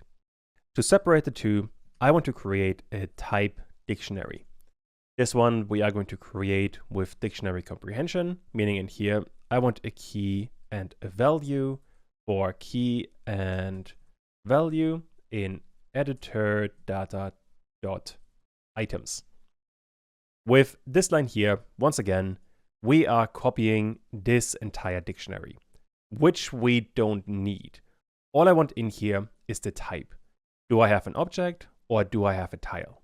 That's all I care about. So instead of getting the entire value, all I want is the type of the value we are currently looking at. Once I have that, I want to get a surface. Now for that, I need a bunch of surfaces, which I don't have right now. However, if you look at settings, inside of this dictionary, we have a menu surface and we have a preview. These I want to import. This is going to happen inside of the imports method. And here, all the way at the bottom, I can add another comment for preview. And now we have to import all of these surfaces. And I want to store them as preview surfaces. And what I want to get out of here is another dictionary that has key value pairs. The key is always going to be the ID for the object. For example, if we have a number 2 in here, if I look at this dictionary again, I want to have this 2 and associated as a value here should be this previous surface, which is going to be for the land tiles. The same for water, although this one should have a key of 3. Which means for this dictionary, for example, I want to have 2 and terrain surface. And all of that we can get with dictionary comprehension once again. In here, I want to have a key, and on this key, I have a value, and let's do the same thing again for key and value in editor data.items. Right now, once again, we are just going to copy this entire dictionary, so wouldn't be helpful. However, what I can do now, I know on this value, which is another dictionary, and this dictionary has one key called preview. And the associated value for that is going to be a path to one surface. And this I want to import, which means here I can use the load method to actually import a surface. And with this, you would get the different surfaces. However, there's one issue. If I look at settings again, the player and the sky do not have a preview surface. Which means if we were to run this, we would be getting an error. But this we can fix quite easily. I only want to run any of this if value and preview actually exists. If it doesn't, we just want to skip it. And that is all we need here. Now we have our preview surfaces, and I can use them inside of here. So I want to get myself.preview surfaces. And since we once again have key value pairs, I can get the surface here quite easily. Although for that, I need indexing, and I want to have myself.selectionIndex. On this one, I want to copy the surface that we have. The reason for that is, for the surface we have currently selected, I want to change the alpha value to something like 200. That way, it is going to be a little bit transparent, which is quite important for a preview. I don't want this to be too obvious. Once we have the surface, we just have to find the position. And for that, we have to separate between tile and object. And now, all we have to do is if the type dictionary and self.selectionIndex is actually a tile. That is working because this dictionary here has a key for the ID, and the value is the type, and the type is either object or tile, which enables this if statement here. If that is the case, I need to find some kind of position. And for the position, I need the currently selected cell, meaning I want to have a current cell, and this I get with self.getCurrentCell. This is a method we created all the way in the beginning. this get current cell here. And now that we have a current cell, I want to create a rectangle. This rectangle is going to be the surface we have just imported, and on that I want to get rect. Here I want to place the top left position, and on this I always want to start from self.origin. To that I want to get the current cell, although I want to multiply this one by the tile size. Since the current cell is a tuple, I have to convert this to a vector. But that is actually all I need. Now, all the way at the end of this method, or rather of the if statement, I want to self.displaySurface.blit, and since I now have a surface and a rectangle, I can just pass the surface and the rectangle in here, and I should be good to go, at least on a very basic level. And now if I run this, and let me show my mouse, I can see the preview of the land tiles. This also works with water. This also works with the coins. And this is also going to work with the spikes and with the enemies. So I am very happy with that. The only problem we have right now is the palm trees are not going to work and we are getting an error. The reason for that is we are not doing anything with the objects, so we are getting an error.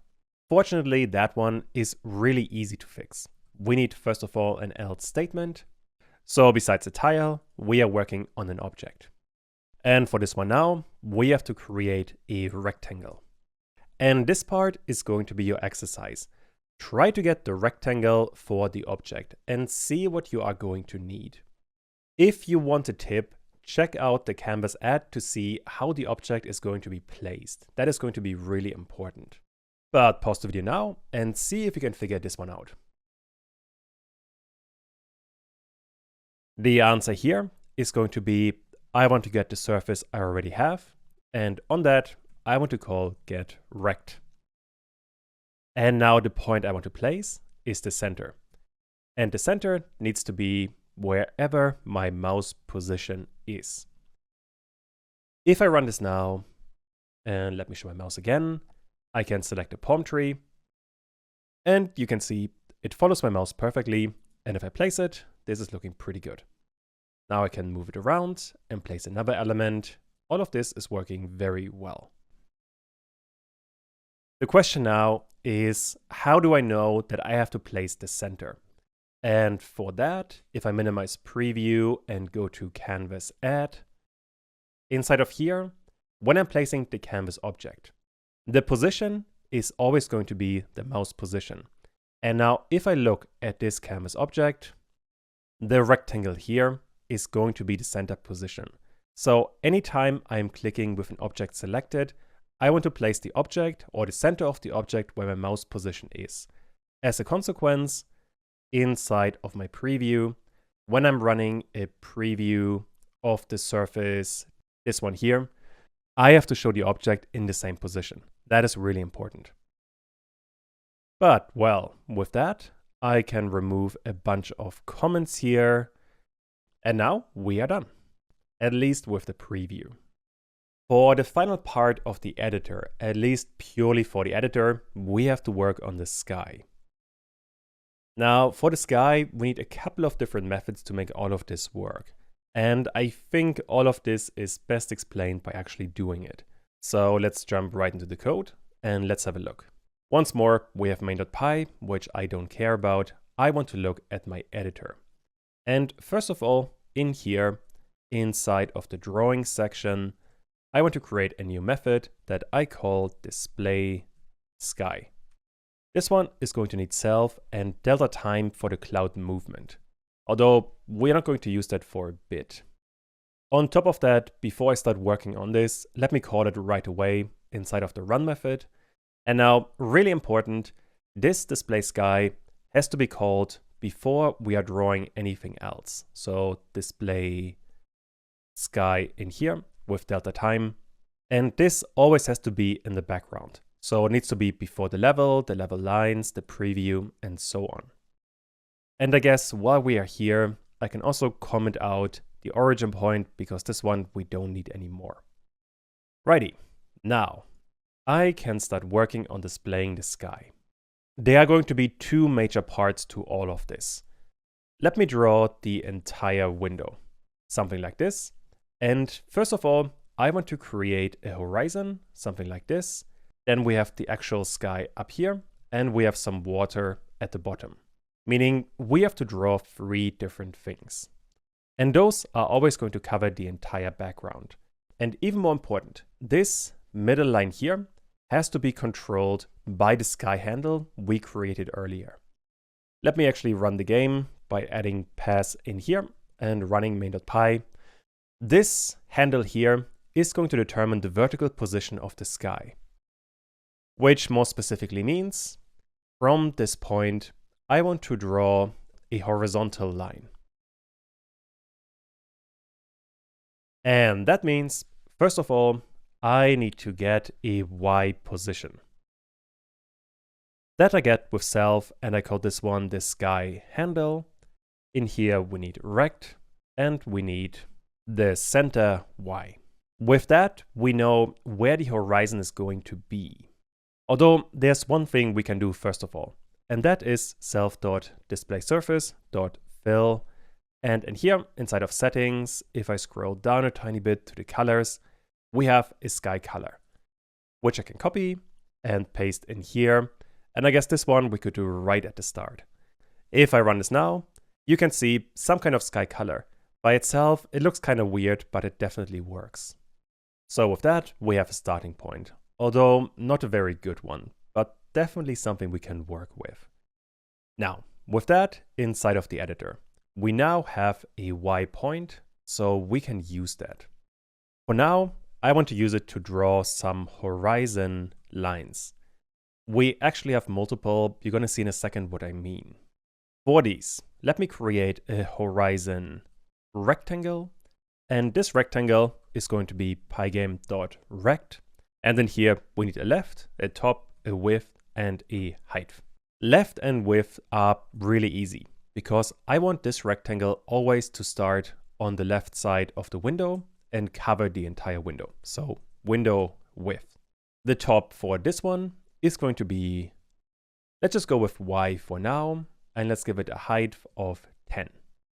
And now with that, I can pygame.draw.rect. And once again, I need a surface, so a display surface.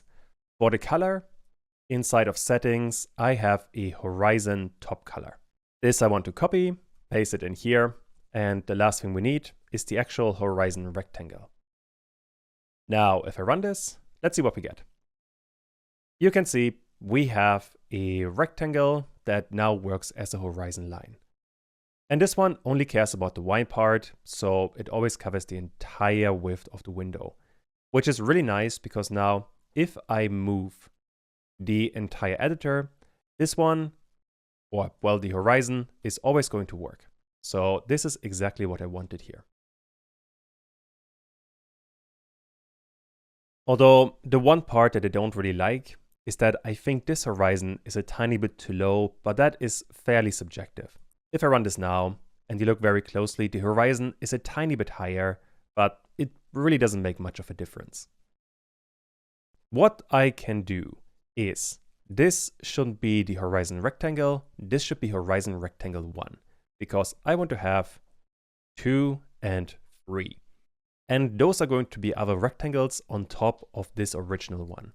That way, basically what I want to have. This one here is going to be the entire display surface, and the first rectangle we created is something like this. On top of that, I want to have a smaller line. Just imagine I can draw straight lines, that would definitely help. And on top of that, I want to have an even smaller line. Okay, this is very hard to see, but once I actually implement it, you can definitely tell what's going on. Now, first of all, when we're drawing this should be horizon rectangle 1. For horizon rectangle 2, I want this to be a tiny bit higher, and for the height, I want this to be 4. If I draw this one and run the entire thing again, you can now see we have a bigger line on top of a smaller line. This I want to do one more time with horizon rectangle 3, This one should be 20 pixels from the center and should have a height of 2. If I draw this one now and run main.py again, we now have a third line in here. And all 3 of these lines work with the sky handle. So this is working really good. Although there's one minor thing we can do here to optimize all of this. And that is, I want to draw all of this only if a certain if condition is true. And that if condition being that y is greater than 0. If the sky handle is really far up, there's no point drawing any of this. Let me visualize this actually. Right now, the sky handle is right in the middle of the window. And if I move further up and up, at some point the sky handle is going to be, well, on top of the editor. And if that is the case, we are only supposed to see water. As a consequence, there's no reason in drawing anything of the horizon. And with that here, we're not drawing them if we only want to show water. This isn't going to make much of a difference in practice, but every tiny bit helps. Now, besides that, I want to draw the sea. For that, I want to create a sea rectangle. And this, once again, is going to be pygame.rect. And in here, once again, we need left, top, width, and height. The left, once again, is really easy. We just need 0. The top is going to be y. That one is also easy. The width is going to be the window width. And for the height here, we could be fancy, but, well, we can also just add window height. That makes things a bit easier. And I guess I should draw all of this again. We once again have the display surface, and we have the horizon line somewhere here. This sea rectangle is now going to be this rectangle here. Although I was a bit lazy with the window height, because the actual rectangle I am going to create is probably somewhere in size like this. Which in practice doesn't make much of a difference, so it's not too much of an issue. This rectangle I now want to draw, which I do with pygame.draw.rect. In here, once again, we need a surface to draw on, the display surface. For the color, inside of settings, we have sea color. This I want to use in here. And then I want to draw the sea rectangle. And if I run this again, now this is starting to come together. We now have a proper sea that is starting to look much better. And it also works along with the sky handle. Also, if I go down, you can now see an issue that the sea at some point stops. And this I have to work on. The idea here, once again, is going to be, this should be an if statement. If the horizon is on the screen, I want to do all of this. However, if that is not the case, so else, I want to fill the entire surface with water. I'm pretty sure you can already see where this is going. This is going to be your exercise. So try to figure out the if statements here. It is going to look somewhat similar compared to what we have done here with the horizon lines. Pause the video now and try to think about this. To figure out if the horizon is on the window, I want to check if y is smaller than the window height. Only if that is the case, I want to do all of this. Once again, we have the display surface, and here is y. That is our horizon. And what I'm doing with this if condition here is I'm checking if this y currently is somewhere on top of this thing here. Imagine if this y was moved further down. There wouldn't be any point in drawing water because the water wouldn't be visible. For example, if the player wants to have a level without any water, this one should also be possible. So let me clean this one up a tiny bit. That is looking better. Now, this is one part, and there's no point running pygame right now because you wouldn't be able to see the difference. There's one more thing I do want to do, and that is 0 is smaller than y is smaller than window height. This means I am only drawing water if this y here is inside of this range. We already covered the case if the water is below, we only want to show sky. If the water is on top, I want to do something else. I want to fill the entire window with water. And that I want to do instead of drawing a rectangle. And let me actually implement this right away. With this, we know that the horizon is somewhere on the editor. But now I can add another if statement that if y is smaller than 0. If that is the case, I know I only want to have water to fill the entire surface, which I get with self.displaySurface.fill. And in here, we have the sea color, which I have already used here. So I can just copy it and paste it in there. And now you should be able to see what's going on. If I move this thing up and down, nothing is going to happen. But now, if I move a bit further down, you can only see water forever. And that is because if this sky handle here is somewhere up here or smaller than 0, then we are filling the entire display surface with the water color. Which means if I do that, we are filling the entire display surface with the blue color, so it looks like we only have water. But if I move it the other way, so I go up, now we are only drawing the sky. And if the horizon is anywhere in between, we are drawing all the other stuff. I hope that makes sense. If you play around with numbers, I think this should be fairly straightforward. Let me get rid of the comment here, and this is starting to come together. There's one more thing that I do want to do, and this is going to be all the way at the end. I want to draw one more line for the horizon, and this I get with pygame.draw.line. In here, I want the display surface. For this one, we have another color, the horizon color. This one I can paste in here. And now for the points, I need x and y for the start, and I need x and y for the end. X is either going to be 0 or the window width. Remember here, we always want to cover the entire width of the window. And y is going to be, well, y. This is the point we are getting up here. Finally, we need a width, and this one I've set to 3.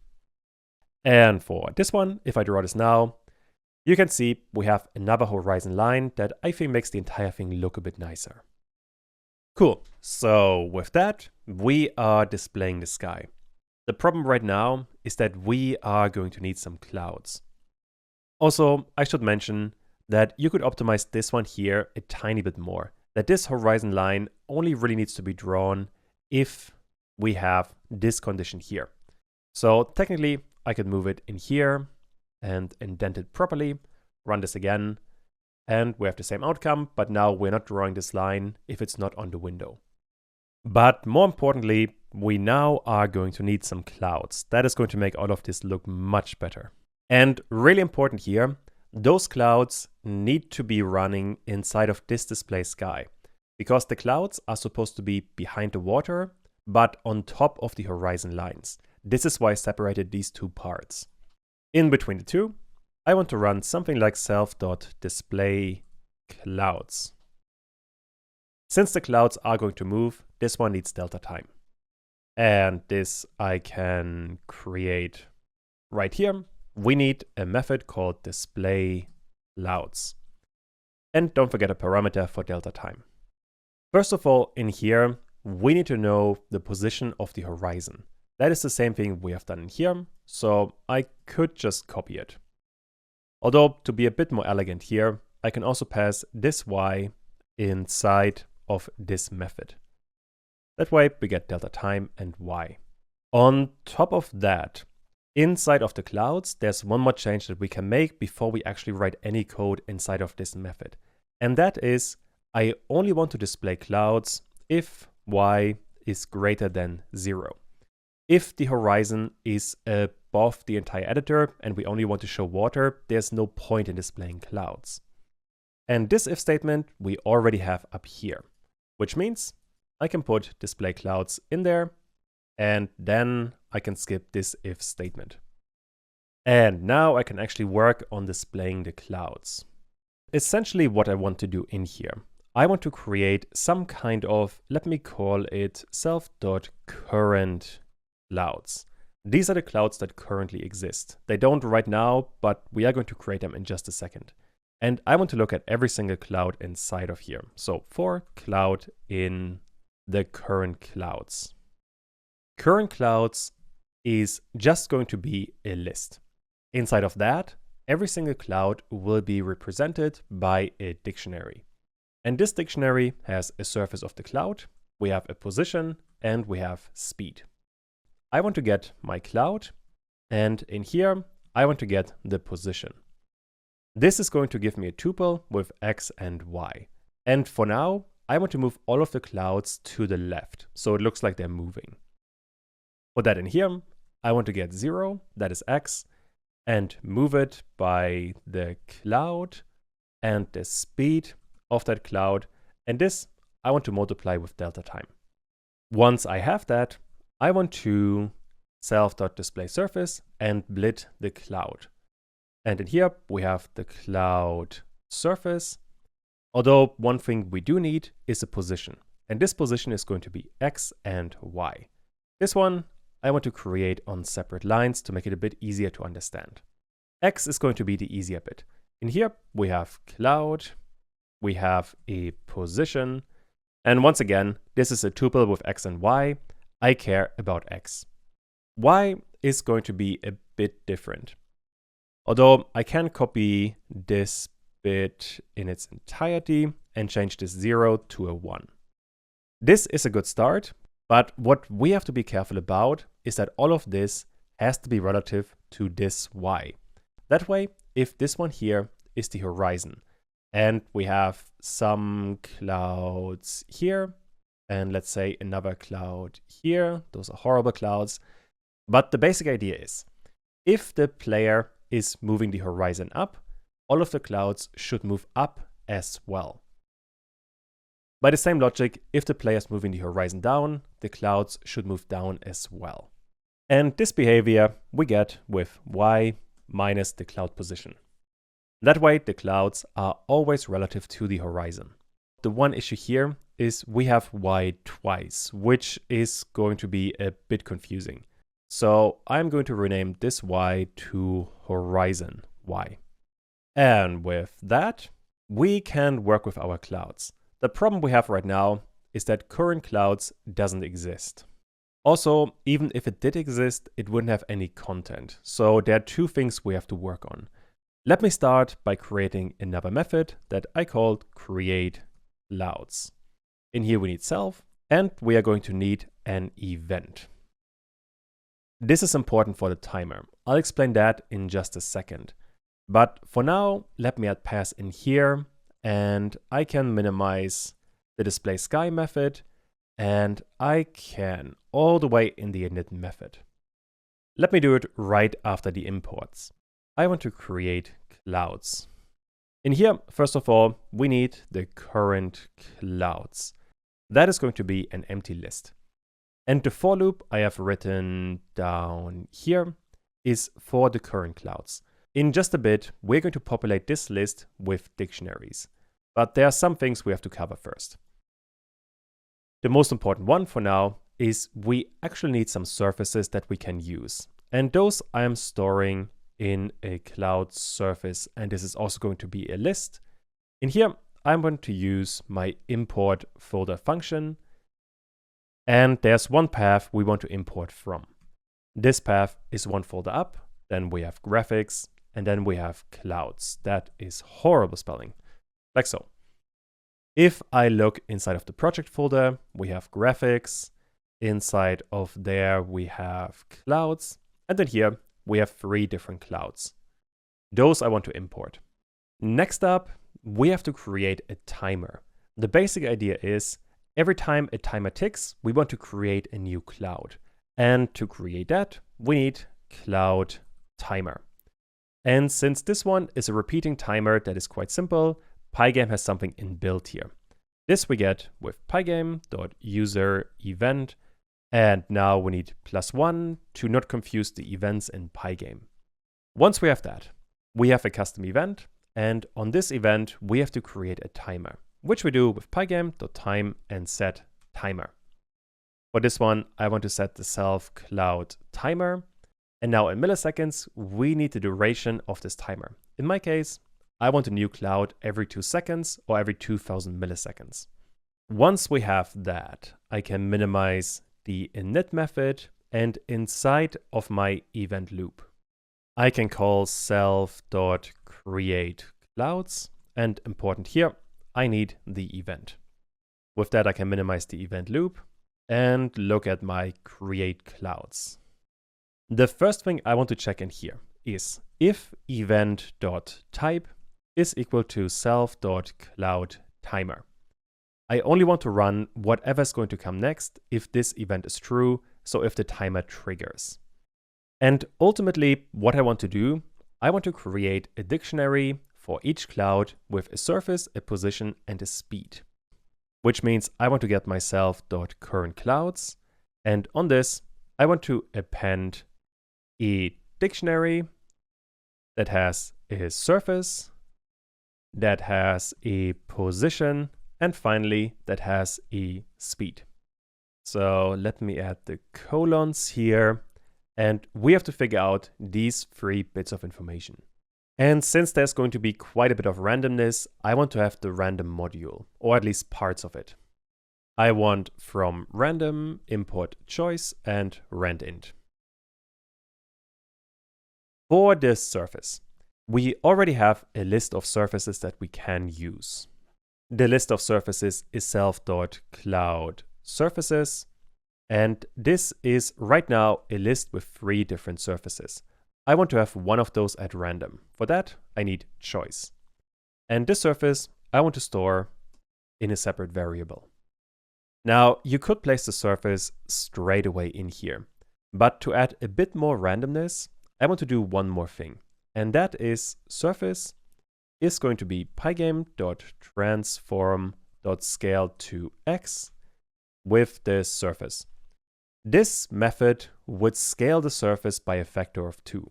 And this I only want to do some of the time, which I get with if randint between 0 and 4 is smaller than 2. Only if that is the case, I want to double the size of this surface. I suppose we could make this a tiny bit more elegant by copying this if statement here and pasting it all the way at the end.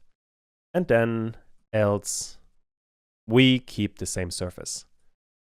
That way we only use one line here, like so. Besides that, we need a position and we need the speed. The speed is the really easy bit. I just want to have a random integer between 20 and 50. That is going to be the speed.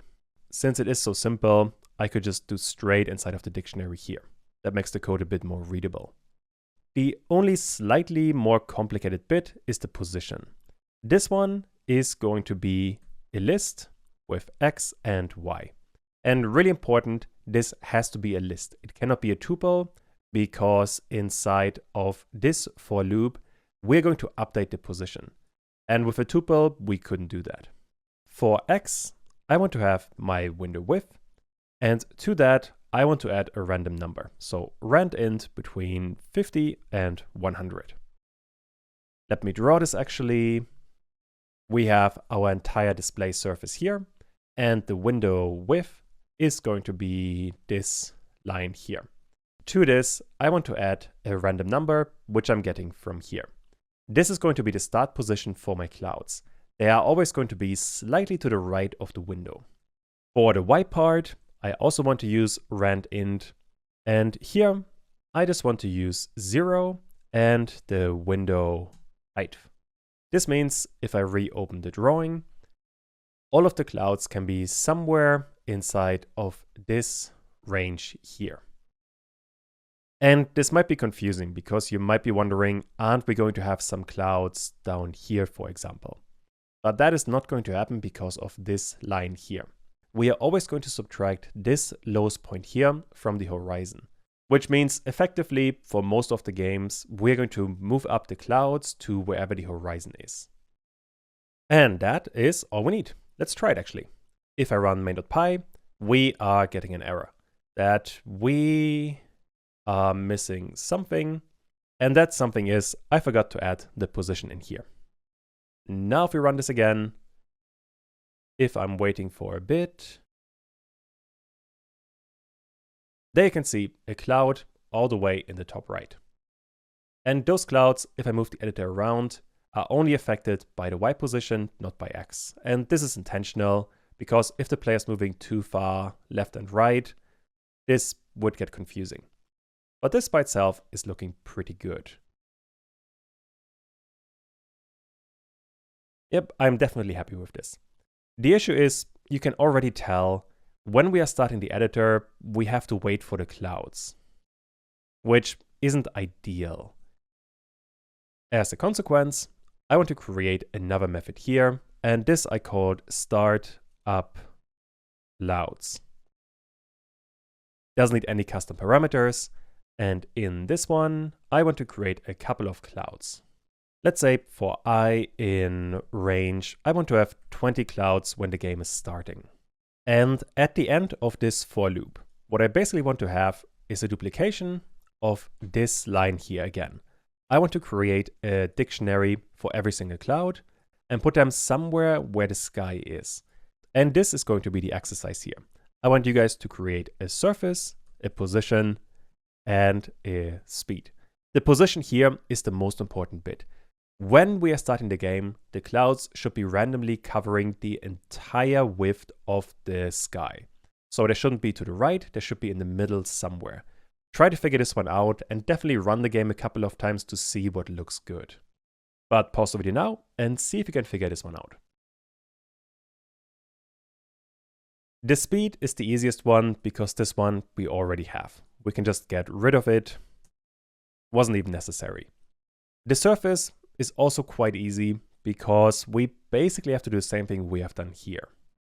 Although to be a bit more fancy, we can now optimize this to have it all on one line. I want to have this surface. And this one is going to be, I can copy this entire line here, except now for the surface, I want to have this choice function here. But this I only want to do if the random condition is true.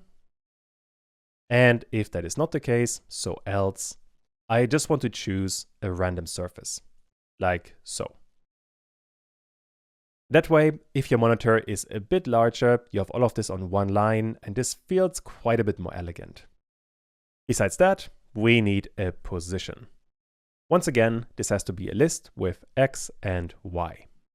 And this one now is going to be really easy because I just want to have randint from 0 to the window width.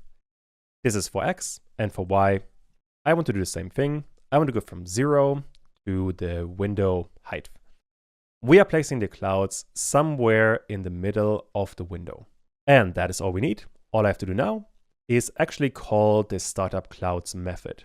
This I do inside of the init method, self.startupClouds. And now let's run main.py, and they can already see we have a bunch of clouds, and this is looking much better. I can also go up and down, left and right. All of this is working really well. I guess the one limitation here is if you go too far up, the clouds at some point disappear. But I wouldn't imagine this to become too much of an issue. Although, I guess if it is an issue for you, you can definitely play around with this and make this more flexible. But I am fine the way it is right now. That being said, there's one more thing that we do have to change. And that is inside of create clouds. The problem essentially is, we keep on creating more and more clouds, so we have more and more objects, which at some point in the game is going to slow down performance because we keep on creating objects, we never get rid of them. For example, once again, we have the entire surface. Clouds keep on going further to the right, and we keep on amassing more and more clouds on the left of the window. If the game runs for an hour, we're going to have hundreds, maybe even thousands of clouds in here, which we honestly don't need, and this is going to be a drag on performance. As a consequence, every time we are creating a new cloud, we are also going to remove clouds. And this is going to be self.currentClouds. It's going to be a list comprehension, and I want to have cloud for cloud in self.currentClouds. Right now, we are literally just copying the current cloud list. But I only want to have the elements inside of the list if cloud and position with 0 is greater than, let's say, negative 400. This means I only want to have the clouds inside of the list if they are somewhere here. So they are greater than negative 400. If they are further to the left, I want to get rid of them, which specifically here means I am not going to copy them over into my new list. So they're just going to disappear. This is not going to be visible in the game, but I can run it, make sure nothing breaks. And now we can also see some new clouds, and this is looking pretty good. I guess the one limitation here is you are going to have a bit of a gap somewhere here. But nothing too major. So I'm quite happy with this. And this covers the entire editor. So with that, we now have to figure out how to export all of this and create the actual level from it. Now that we have the editor, we have to export the level data, or at least we have to be able to. And for that, we need a couple of things. Most importantly, we have to export the entire thing into some kind of grid. This grid is going to make it much easier later on to build the level. We already have a good start for this, because the canvas tile here is really useful. This one is going to become really important later on to build the actual level. Although there's one more thing that we do have to do. And that is the objects right now are not in the system at all. Remember here, all of the objects are just individual sprites. They're not part of the canvas tile system at all, which means we somehow have to get them in there. That's going to be a really important part for now. And that is also what we are going to start with. But let's do all of this straight in code and let's see how far we get. Once again, we have the code and I want to keep on working inside of the editor. The very first thing that we are going to need is going to happen inside of the event loop. Inside of here, I want to check if event.type is equal to pygame.keyDown, and the event key we are getting at that moment is going to be pygame.k_return. Those two statements combined check if the player is pressing the enter button. If that is the case, I want to export the map and create an actual level. Although in our case, there are quite a few more steps before we get to that stage. Now, in here, all I want to do for now, I want to print, let's call this one self.createGrid. This grid method here is going to actually export the level. This one doesn't exist right now, so let's create it. Create grid, and in here we don't need any custom parameters. Inside of this method, first of all, we have to add the objects to the tiles.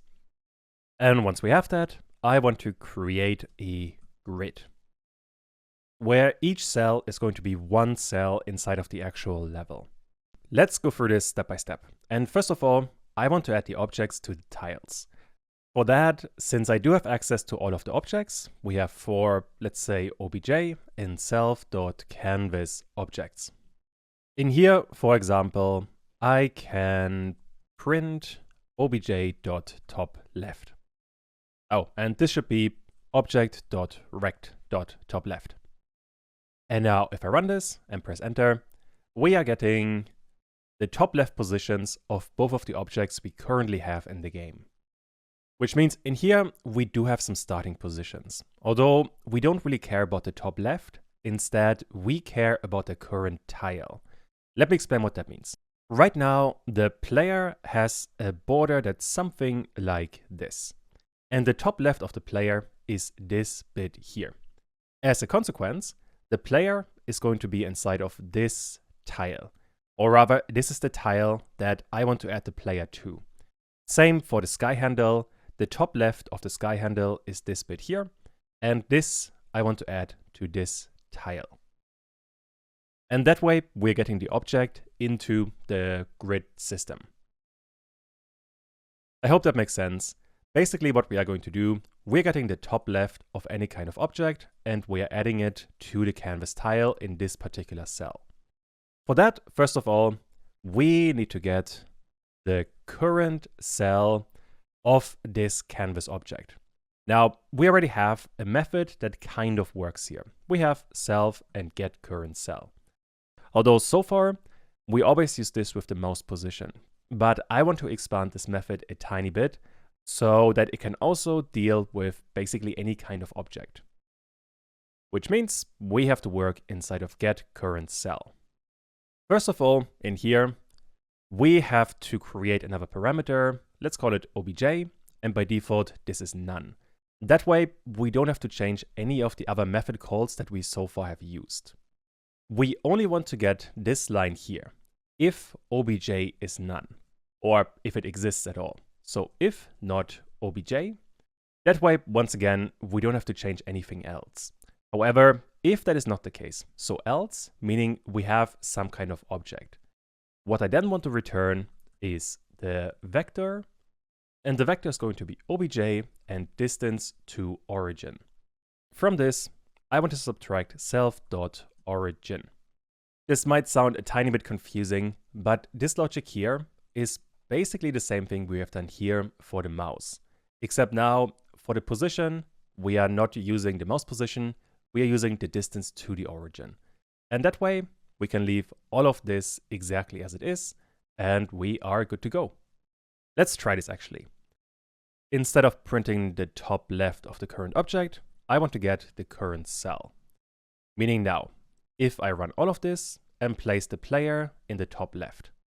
If I print enter now, we get 0 and 0 down here, and 9 and 5 for the sky handle. Let's say if I move this thing one cell further to the left, press enter again, and now we get 0 and 0 for the player, and 8 and 5. This seems to be working just fine. Let's try it one cell up, and we get 8 and 4. So I'm quite happy with this. This seems to be working just fine. With that, we know the current cell of whatever object we are looking at. Although there's one more thing that we do need, and that is the offset. What this one means is, if this one here is one individual cell inside of the game. Let me add a couple of supporting lines, something like this. This could be one cell inside of the editor. Inside of here, we could, for example, have a player that covers an area like this. The offset is going to be this offset here. I want to know how far is the top left of the object from the origin point of the cell. This is going to become important later on to place the sprite exactly in the right position. Because remember, right now, the cell is always fairly static. We only really have the top left. But the objects are going to be a bit more flexible, and this we have to account for. And the offset here could actually be a really interesting exercise for you. So try to get the distance between the top left of the cell and the top left of the object. And see how far you get. First of all, we need the distance from the object to the origin point. This we get with obj.distance to origin. This is the same thing we have done up here in get current cell.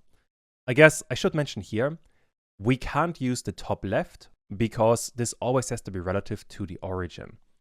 But essentially this one here is the top left in our more flexible system.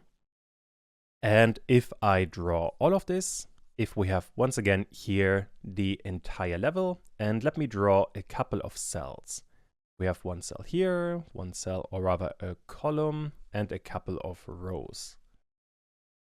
With the origin point being here. And the distance to the origin could be, let's say we are here. Meaning this distance is what we are getting right now.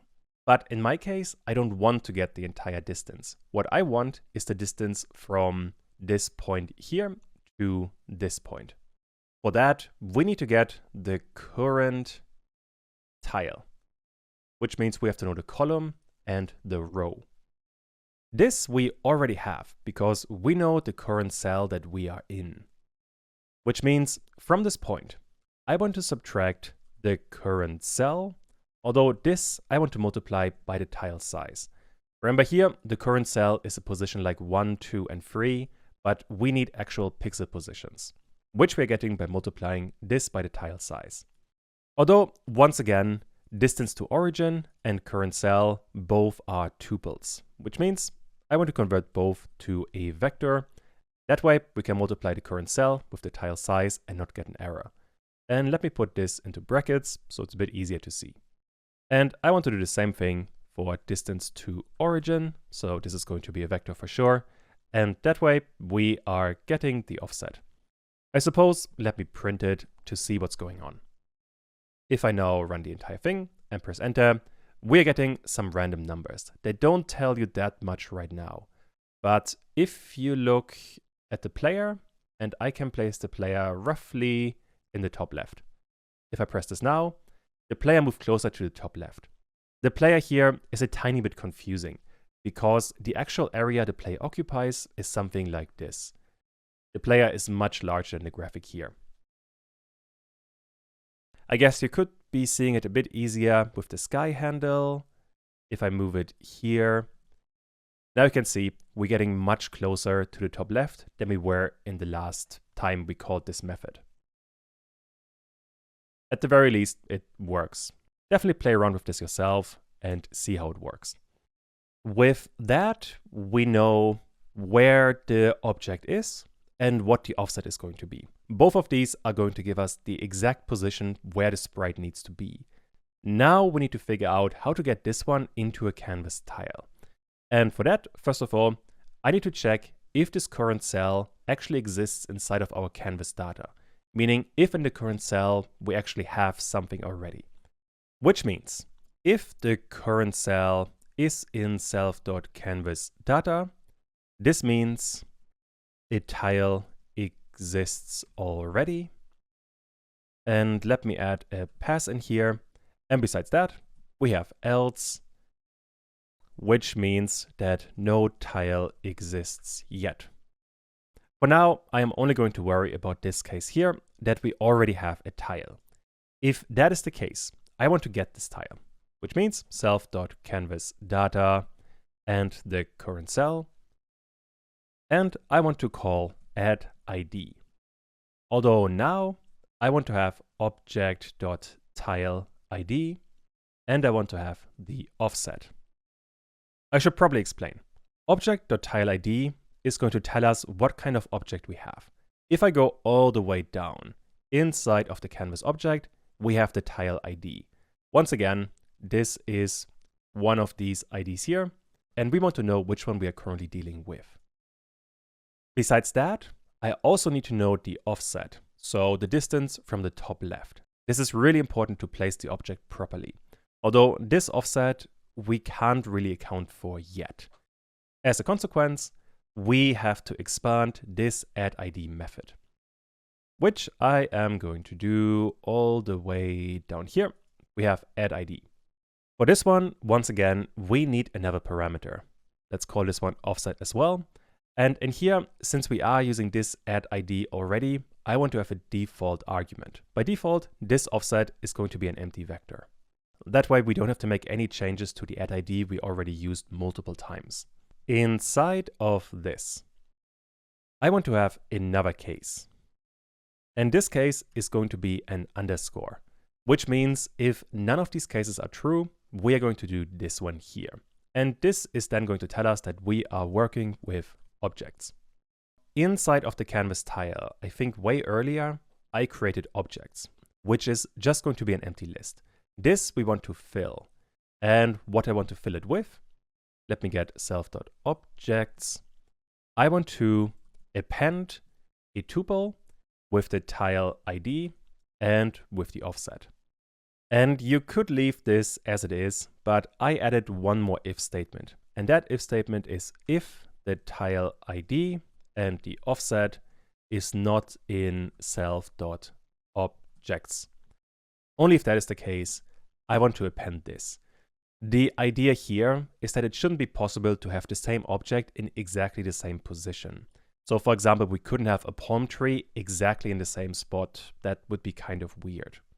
But other than that, we are good to go. Although, well, not really. Because we are only accounting for one case, we need to account for the other case.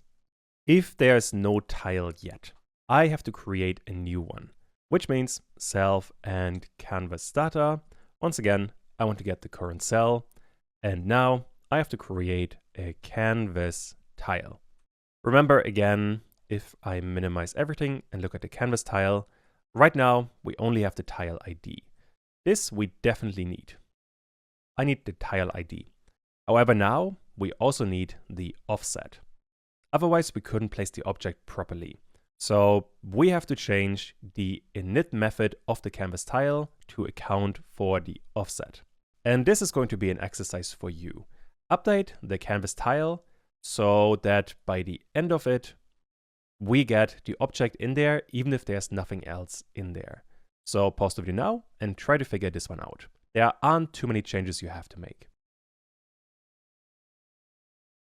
First of all, we need another parameter. Let's call it offset. Once again, that one seems to make the most sense. Also, once again, you do want to have a default value, in my case vector 2. That way, we don't have to make any changes to the existing canvas tiles we have used. If you didn't add this one, you would have to change every single canvas tile you have created so far. Would be kind of a pain. And besides that, when we are calling add ID, for the offset, I want to use the offset. That way, if we have a value here, we are going to pass it through. And this is all you have to change. Wasn't actually so bad, although I do want to get rid of the comment here. That's going to be annoying otherwise. Cool, so with that, we are adding the objects to the canvas tile system, which is all we really needed. However, there's one more change that I do want to make. And that is, if we kept the system like this, we are only ever adding more objects to the canvas tiles, but we're never cleaning things up. So let's say I place the player in one position, start the level, then go back to the editor, place the player in another position, and then start the level again. We are not getting rid of the original player, which we do have to account for. And this is quite easy. All we need is for tile in self.canvas data, not objects, but data.values. Inside of here, I want to empty all of the objects. And with that, we have a proper system to account for all of the objects. So now we can actually create the grid.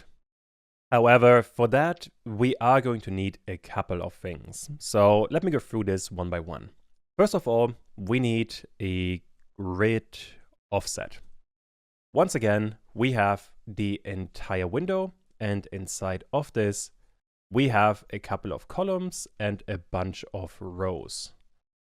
Something like this. I am getting better at drawing straight lines.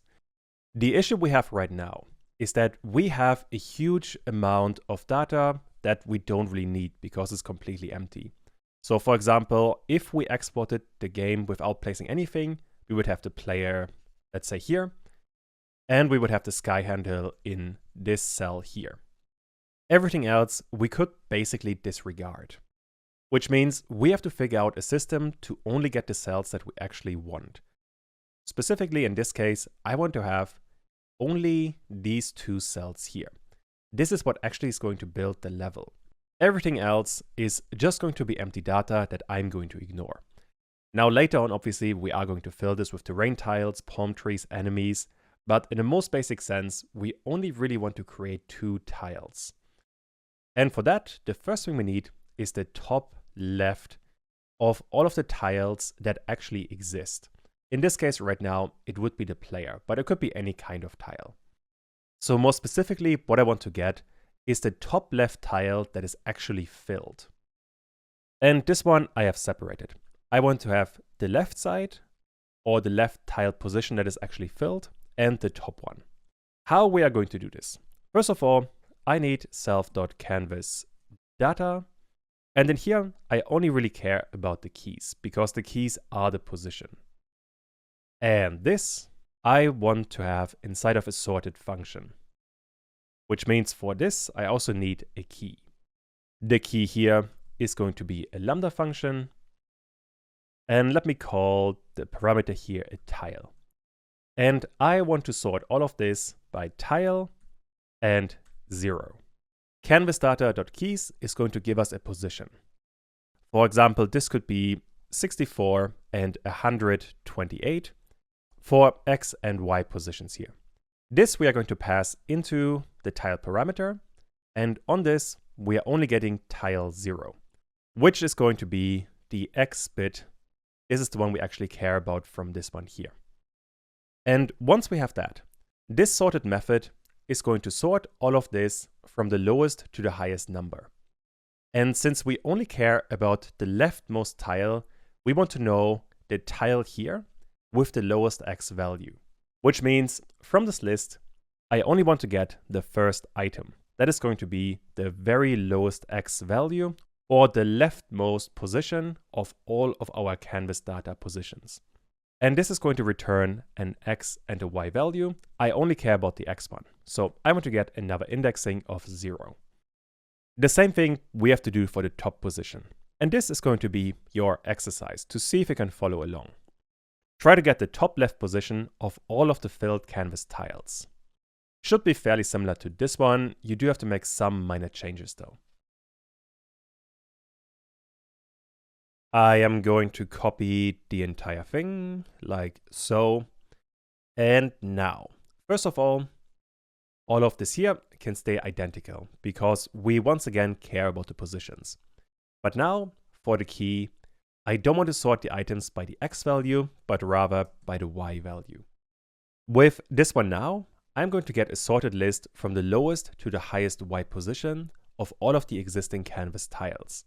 From this, once again, I want to get the first item, but now I want to get the Y position of this first item instead of the X position. And with that, I have the leftmost and the topmost position of all of our filled canvas tiles. Let me print this one actually to see what we get. I want to print the left and I want to print the top. If I now run main.py and press enter, we are getting an error. And the error we get here on tile ID, because this one should be object.tileid. If I run all of this like so, we get 2 and 5, which I think is the top left position of the player. But if I move this object here to, let's say, somewhere here, we get 1 and 3. So we now have a different top left position. This seems to be working just fine. Once we have that, I want to create an empty grid. What this actually means is now we can start working on the actual data structure we need for the level. For this one, I want to have various layers, which is going to be another dictionary. And in here, let me copy paste a couple of things. I want to have these items. These are going to be all of the different layers we are going to have inside of the actual level. The order here also is important because later on for the level, I'm going to cycle through. And for example, I want to have the water all the way in the back, then I want to have the background palm trees, then the terrain, and so on. But all we are really going to do, for each of these dictionaries, I want to have an X and a Y position, and then I want to have some kind of value. For example, for terrain, this could be what kind of terrain we are going to need. Which means we want to fill the grid. And this we do with for tile position and the actual tile in self.canvas data and items. With this, we're getting the tile position and the tile, and this we can use to actually fill all of this here. Although, first of all, we need to get an X position and we need to get a Y position. Unfortunately, this isn't as easy as getting something like tile position and 0, because we have to normalize this position to the top left, the values we get up here. Let me actually move this one down a tiny bit so this is easier to see. Like so. And let me explain what this actually means. Once again, we have a couple of columns and rows inside of the editor. And when we are exporting everything, and once we start to exporting things, the player could be in this cell here. For simplicity, let's say this cell is 2 and 3 for X and Y. Also, this is going to be the top left cell of all of the filled canvas tiles. Inside of the actual level, this has to become the top left cell, which means instead of 2 and 3, this needs to be 0 and 0, because it is the top left cell, so this is the one we are starting with. Now, to get that, I first of all want to get the row and the column, and those are going to be adjusted for. So let me rename it actually row and column adjusted. For this one now, we are going to need, for the column, we have tile position 0, and for the row is going to be 1. So we have X and Y. From this, for the row, I want to subtract the top, and for the column, I want to subtract the left. Remember here, the left and the top are giving us a cell position. So this could be 1, 2, or 3, depending on what cell we are in. And this number we are subtracting from the cell we have. And that way, the top cell, if I draw this again, with this cell being the top left cell, left would be 2 and top would be 3. And these are the numbers we're subtracting from the cell, and that way we're getting to 0 and 0. If we had another cell, let's say here, that had 3 and 4, we would be doing the same thing. And that way the number would become a 1 and 2, which will be the distance that we now need here. Although all of this is still going to be in grid positions, but I want actual X and Y positions to make this easier to place later on. And this is quite easy. For X, I want to have the col adjusted multiplied by the tile size. And for Y, this is going to be row adjusted multiplied by the tile size. This is giving us actual pixel positions we can place right away. We don't have to multiply with anything. And once we have that, this is now going to involve a couple of if statements. For example, if a tile has water, I want to get my layers. In here, I want to get the water, and I want to create a new key. And this key is going to be the X and Y position. Although now, for this water position, we have to know if we have a top water cell or a bottom water cell. And this logic I want to keep inside of the tile, which means I'm going to create a method that is going to be called getWater. Let's create it right away. Inside of canvas tile, I want to have another method, getWater. All I really want to do in here is return bottom if self and water on top. If that is not the case, so else, this is going to return top. With that, for every water cell, we know exactly what kind of water cell we need to place. Next up, I want to check if the tile has terrain. If that is the case, once again, I want to get my layers, and then here, I want to target terrain. So we just work with water, now I'm working with terrain. Once again, I want to get an X and Y key here. And the value for this is going to be something like tile and get terrain. This one, once again, we have to create, which means all the way in the bottom, define get terrain. What I want to return here is going to be a string that is going to contain, with the join method, self.terrain neighbors. Essentially, if I look at the init method, all I really care about for the terrain is the actual terrain neighbors. Because this one is going to tell me what kind of graphic I need for each individual terrain tile. So we can just leave it at that, which means we don't need anything else. I can move up. Although in here, we are going to need one more thing. And that is if we don't have a terrain or a specifically named terrain in here, I want to get the X one. Which means I want to get this terrain, but only if tile and get terrain, don't forget to call it, is in self.land tiles. We only want to get this graphic if the graphic actually exists inside of here. If that is not the case, so else, I want to have the X graphic, the one that works as a default tile. Besides that, if tile and coin, Then I want to look at my layers for the coin. That is going to be this one here. And once again, I want to get X and Y. And this one is going to be easier because all I want is tile.coin. This one doesn't need any method. However, there's one thing that we do need. This one here is always going to be the top left position. But the problem we have seen here is that if this is one tile, the coin is going to be stuck here in the top left, which is going to look weird. As a consequence, I need to adjust these XY values to place the coin right in the center of the tile. That is something we can do quite easily. All we have to do is plus the tile size divided by 2. We are getting closer to the finish line. Next up, I want to check if tile.enemy exists. If that is the case, I want to get my layers once more. I want to look at the enemy. This is enemies actually. So in here we have enemies. This one can just be X and Y. And in here, I want to get tile.enemy. This one is very similar compared to the coin. Finally, for the last one, we need if tile.objects, which means if inside of this tile we have an object.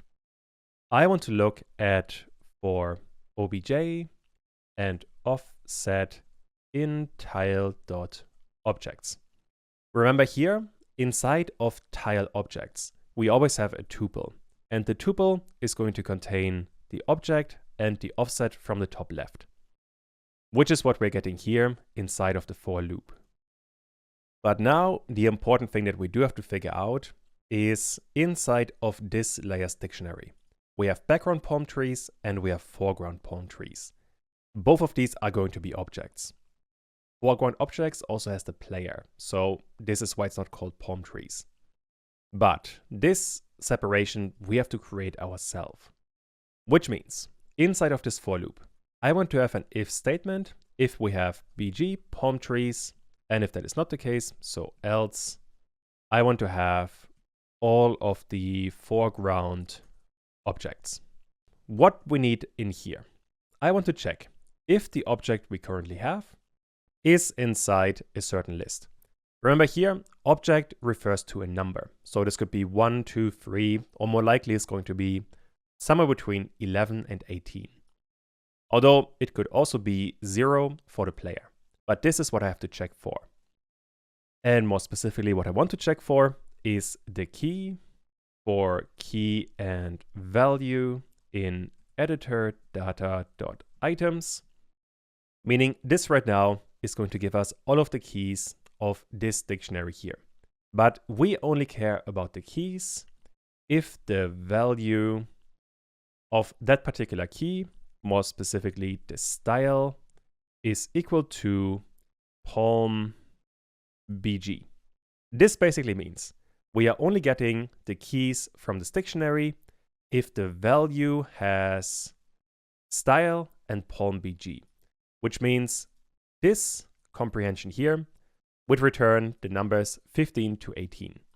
And if the object is inside of that, we know it's a background palm tree. Meaning inside of here, I can get my layers, I can get bg palms, that is the layer we have created here. And on this, once again, I need to get an X and a Y position, with the value being the object. Now for the X and Y position here, we have to account for the offset. Which means for X, I want to have plus offset.x, and for Y, I want to have the offset.y. And while I was testing this, sometimes because the offset is going to be a vector, we had some problems. So I want to convert all of those to integers. But once we have that, we are good to go. The last thing we need, I can just duplicate the entire thing here. And now instead of the background palm trees, I want to have the foreground objects. The rest can remain identical though. Finally, the very last thing we have to do. This for loop here is done, so I can minimize it. And now all I want to do is to return this layers grid. And with that, we should be done with exporting the entire editor map. Let's try it actually. If I run this now and press enter, and let me see what we get. We get nothing for water, palm trees, terrain, and so on. But for the foreground objects, we have the player here, and we have the sky handle, which means something is definitely working. If I try this again and place some elements, let's say some terrain, some water, a palm tree, an enemy, and a coin, and run this again, we are getting an error. Let's have a look. This happens inside of the for loop when we are adding the coin. And I think the problem here is the layer is called coins, not coin. Like so. And now let's try this again. I want to have a couple of things of all of the different elements, like so. If I run this now, we didn't get an error, but now I forgot the water, and we don't have background trees, but we do have terrain tiles with the name of the terrain and the position, quite a few of those. Then we have an enemy, we have coins, and we have foreground objects. This seems to be working really well. Although, just to make sure, I also want to place a background palm tree, and I want to place some water, just to make sure this is working. If I run this now, we have some water, and if I find it really quick, we have background palm trees.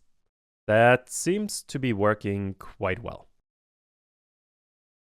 And with that, I can minimize the entire create grid method. And this covers another major part for the game. Before we are going to continue, I realized I forgot one important thing. And that is a quick drawing fix in the editor to properly display everything. Let me actually show what the problem is right now. Back inside of the editor, if I run the entire thing, I can place some background tiles, I can place a foreground palm tree and a background palm tree. But now if I move the player is behind the background palm trees, which is kind of weird because they are supposed to be in the background. This also looks a bit weird because they can just be in front of the terrain, which I really don't like. The fix for that though is quite simple. Inside of the editor, in the init method, when I am creating all of the objects. Right now, we only have a single group for all of the objects. I want to create two more. We have self and foreground and self and background.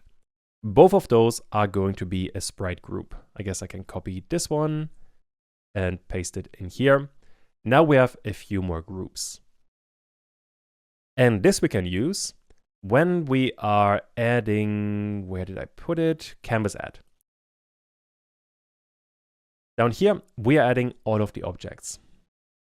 When I'm placing the groups, I want to be a bit more careful. Let me put all of this in a separate variable. The groups should be self canvas objects and self background, but only if we have the editor data again. And in here, I want to check myself and selection index. This is going to give me one of these items here. On this, I want to check the style, and only if the style is palm, and this one is called palm BG, the one we are creating all the way at the bottom here. If that is the case, I want to have these two groups. However, if that is not the case, so else, the groups should be still self and this one I called canvas objects, but now I want self and foreground. Once again, if you have a bigger monitor, this is going to be much better to see. Now that I have that, I can replace this canvas objects with the groups. By itself, this isn't going to change anything. But when I am drawing the level in here, currently I am always drawing all of the objects on top of all of the tiles, which is not necessarily what I want. I can actually minimize the entire cell drawing logic, so all of this, and instead what I want now, I want to have self.background, and this I want to draw on self.display surface. That way, all of these background objects are going to be behind all of the tiles. And in the foreground, so self.foreground, I want to draw all of the other objects. And now if I run this again, we can't see anything. However, you could already see it. If I hover over with the mouse over this area, the player does exist. We just can't see it. Same with the sky handle. It is somewhere here. It still exists. We just can't see it. The reason is neither the player nor the sky handle are inside of either the foreground or the background group. However, if I place a palm tree or a background palm tree, those still work. And more importantly now, if I'm placing a terrain tile, those are going to be in front of the background palm trees, which makes the entire thing look much nicer. But the other palm trees are always going to be in front of it. The last missing thing now is that the player is not visible at all. And this we have to change, which is going to be your exercise. Change the code so that the player and the sky handle are going to be visible again. Pause the video now and see if you can figure this one out. For this one, I can minimize the draw level method and go all the way to the init method when I'm placing the player and the sky handle. The problem we have right now is that for the group, we only have the canvas objects. But we're only drawing the foreground or the background groups, which means we have to change this one and this one into a group. The player, I want to be in the foreground, so self.foreground, while the sky handle, I want to be in self.background. And now they should be visible again. That is looking much better. Now I can move them around. Everything still works just fine. Although now, if I have terrain, I can move the sky handle behind it. You can still use it, but I think this one looks a tiny bit better. It's a matter of preference here. There's no clear answer. But now everything else works really well, and this entire thing is coming together very nicely. Cool. I am really happy with this. Finally, we can start working on the actual level. And first of all, we need some kind of transition. Basically, there should be a transition from the editor to the level. If we switch them right away, it would feel a bit too abrupt. But for this transition to work, we need to have, at the very least, a very basic level. For now, this level is not going to do anything. It is just going to be a red background. But at the very least, we are going to be able to see something. Once again, we are in the code. And for once, I don't want to work in the editor. I want to create a new file. This one, I want to save as level.py. In here, we are going to need a couple of things. Let me copy them from the editor. At the very least, I want to have pygame and sys and the vector. Besides that, I also want to have these two imports here, and the rest we don't need for now. Once I have all of that, I want to create a class called level. There's no need for inheritance, and in here, I want to have an init method, and this one, as always, needs self. And for now, this is all that we are going to use. Inside of the method, I want to get self.displaySurface. And this one I get, as always, with pygame.display.get_surface. Once I have that, this level class is going to have an update method with self and delta time.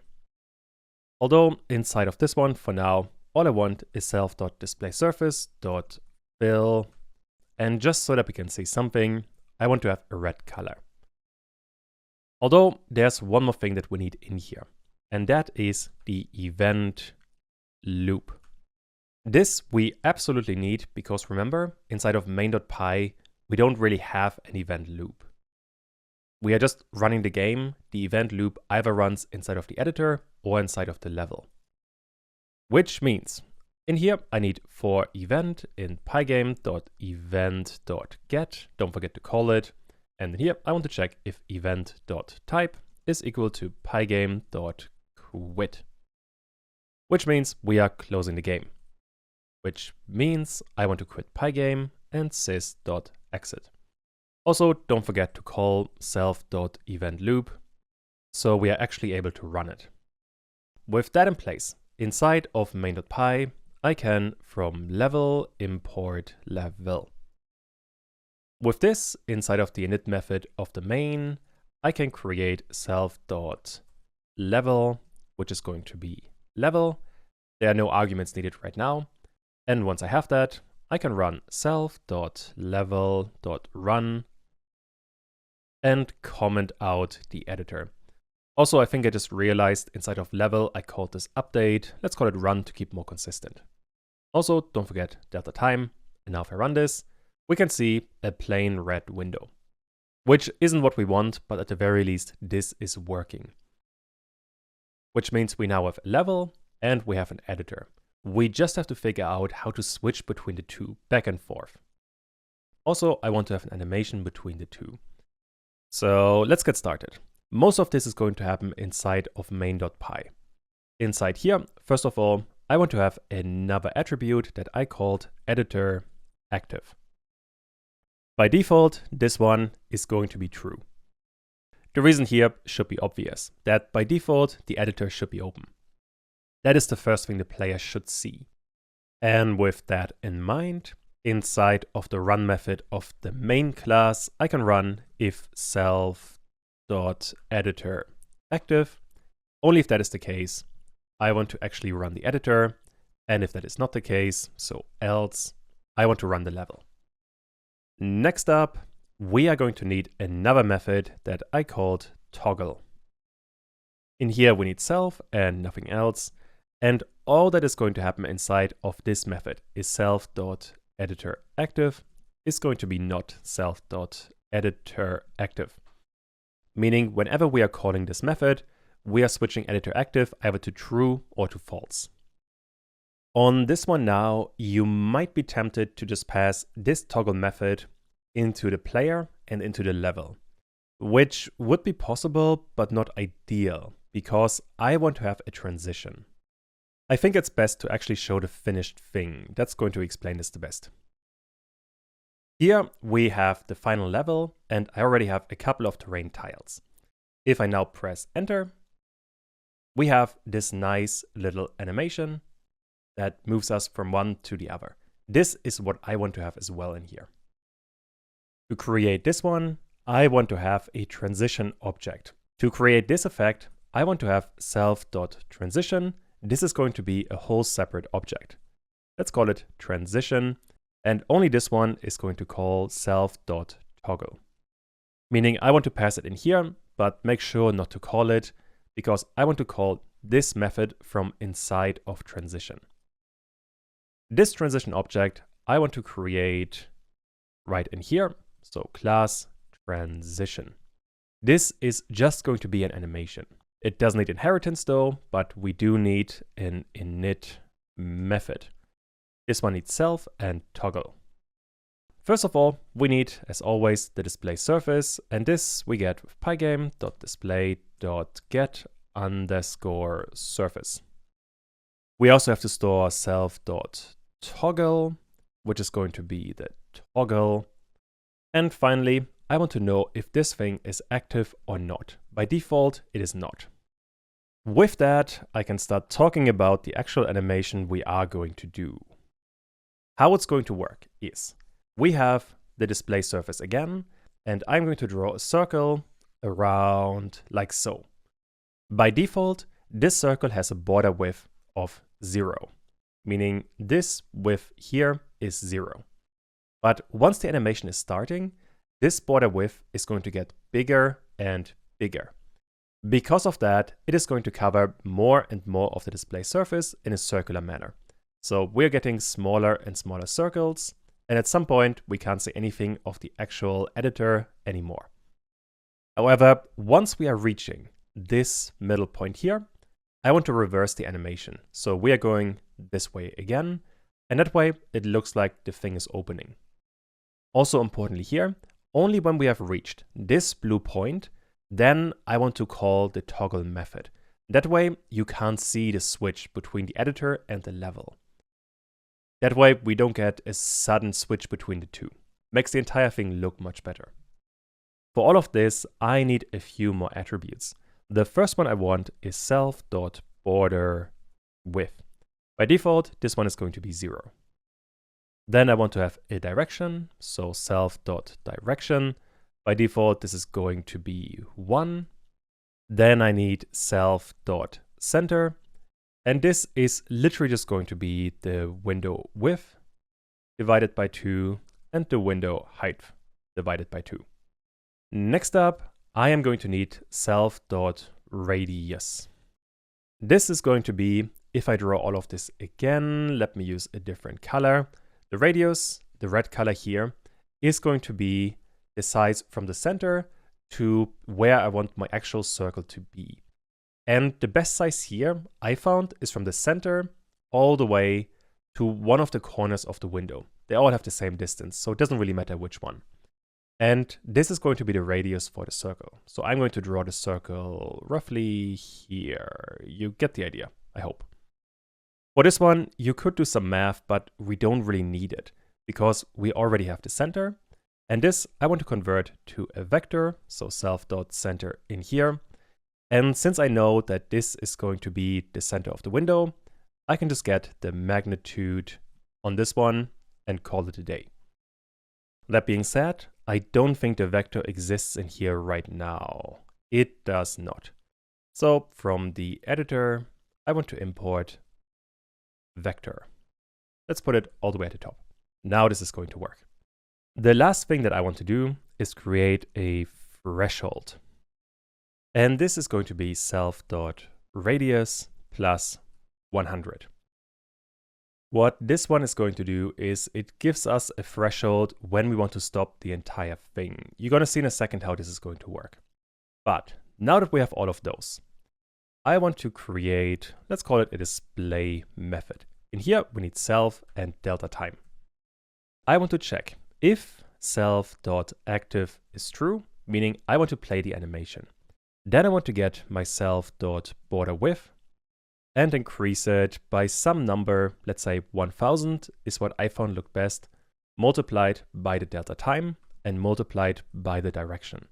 That way we are increasing the border width by 1000, but since we're multiplying this with delta time, this becomes a much smaller number. And direction means we are increasing this in the positive direction, so the thing is growing. I'm not actually sure what happens in the negative direction if the starting point is 0, but that doesn't really matter right now. But with this, we should already be seeing something, although we need to draw the entire thing. Which means I want pygame.draw.circle. In here, we need self.display_surface. For the color, I'm just going with black. Then we need the center of the circle. This is going to be the center of the entire thing. Then we need a radius, and we do have a radius. That is the radius.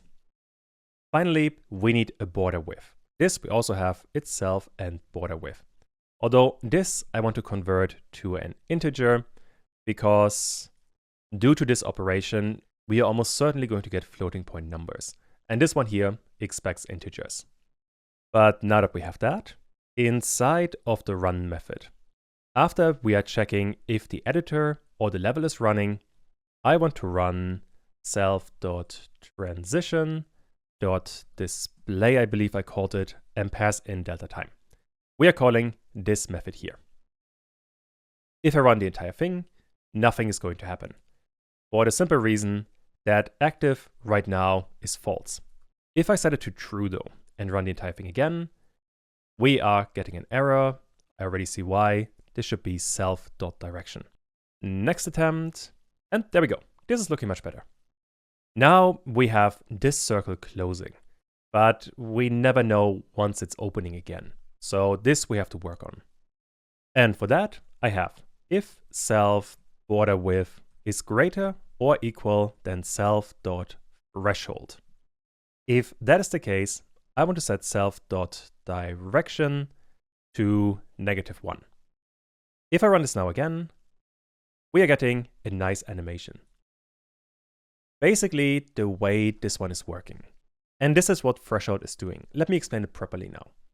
If this one here, again, is the entire window, we have the radius looking something like this. That is this radius here. For simplicity, let's say this one could be 500. And this 500 is going to be important for the animation. However, once we are in the center, I want the center to be closed for a tiny bit, so we can only see a black window for a while. The way I achieve that is with this threshold, because this threshold is this 500 plus this 100, which means even after we are reaching the center, we are increasing the border width a tiny bit more. And that way, the entire window stays black. But only once we are exceeding this threshold, we are reversing the entire animation. I hope that makes sense. If you play around with this for a tiny bit, I think the logic is going to become obvious. Also, what we can do in here is call self.toggle. I want to call this toggle when the entire thing is going to be black, so the player cannot see the transition. Finally, the last thing we need in here is if self and border width is smaller than 0. If that is the case, I want to set self.active back to false. The border width should be 0. And finally, self.direction should be 1 again. That way, when we restart the animation later on, this works all properly. Meaning now, if I run the entire thing, this is working really good. Almost better than I expected, actually. You could see we started with the editor and then moved to the level. So all of this is working, which means now I can minimize it. And I just have to figure out, actually, by default, this active here should be false. What I have to figure out now is how to call this transition from inside of the editor and from inside of the level. For that, I have created another method. This one I called switch. In here, we need self and we need a grid. Although by default, the grid is none. The grid here is what we created inside of the editor, inside of create grid. What I'm expecting inside of this method is this return statement here, the layers. If we are running this, first of all, I want to set self.transition.active to true. That way, we are starting the animation. And now, if there is a grid, we know we are going from the editor to the level, which means I want to create a new level. So self.level is going to be the level. Right now, there are no arguments, so we can just ignore it. Although I guess while we are here, we can pass the grid in here, and inside of the level, we can store the grid. We are not going to use it for this section, but later on, this is going to become useful. Although what is also important, in order to go back from the level to the editor, this level object needs to know or needs to have access to the switch method. Which means in here, I want to pass in self.switch. For this, we have to create a parameter. In here, I want to create switch. And that I want to store inside self.switch is going to be switch. And to make all of this work inside of the event loop, if the event and type is equal to pygame and k down, and the event.key is equal to pygame.k underscore escape. This means we are pressing escape inside of the level. If that is the case, I want to call self.switch without any arguments.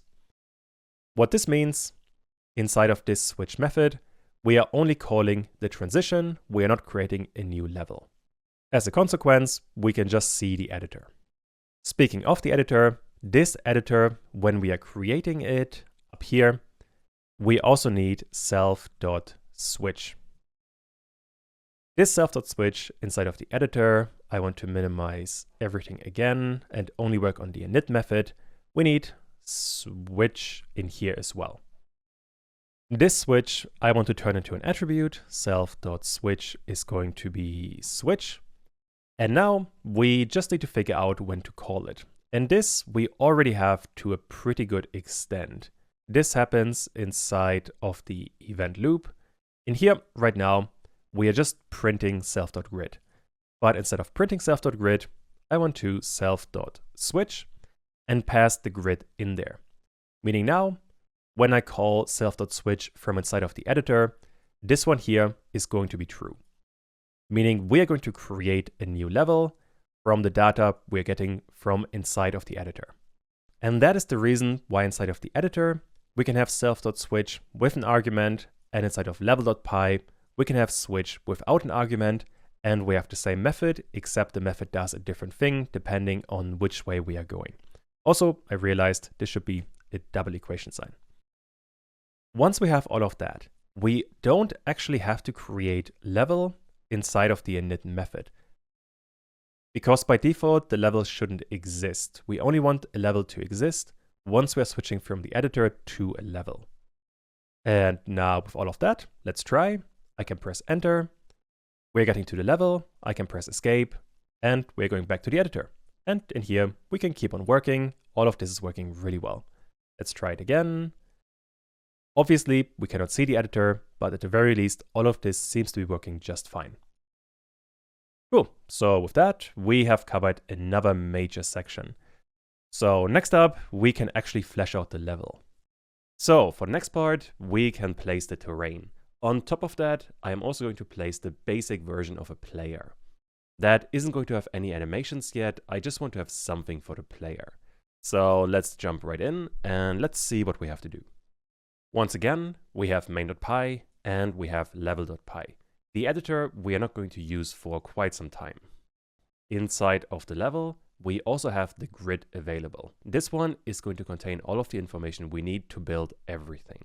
Which means I want to work inside of the init method, and in here I first of all need a few more things. Since we are going to use sprites for most of this, I want to have self.all_sprites. This one is going to be, at least for now, pygame.sprite.group, a basic sprite group we use to place everything in. Once I have that, I want to create one method that I called buildLevel. And in here, I want to pass in the grid, and I also want to create something else that I called the asset dictionary. This asset dictionary I am going to get from the init method when we are creating the level. And basically what this one means, anytime we are creating the level, we are going to need a ton of different graphics. And those I really don't want to import every time we are creating a level, because we're going to create a level multiple times. Anytime we are switching, we are creating a new instance of the level. As a consequence, importing more graphics every single time is going to be a nightmare and really bad for performance. To account for that, I am also going to pass in a dictionary. And this dictionary is going to be quite long, so I'm going to put it over multiple lines. In here, one entry, the one entry we are actually going to use, is called land. And this is going to be self.landTiles. This is what we got way earlier inside of imports when we use this for the editor. This we can reuse and just place it in here. Later on, we are going to add a lot more in here, but for now, I just want to have the land. This I can now use in here, and I have to build the build level method. I want to create build level.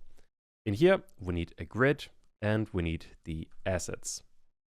I guess, let me call it asset dictionary to be a bit more consistent. Also, this needs self. We need to first of all get all of the different layers.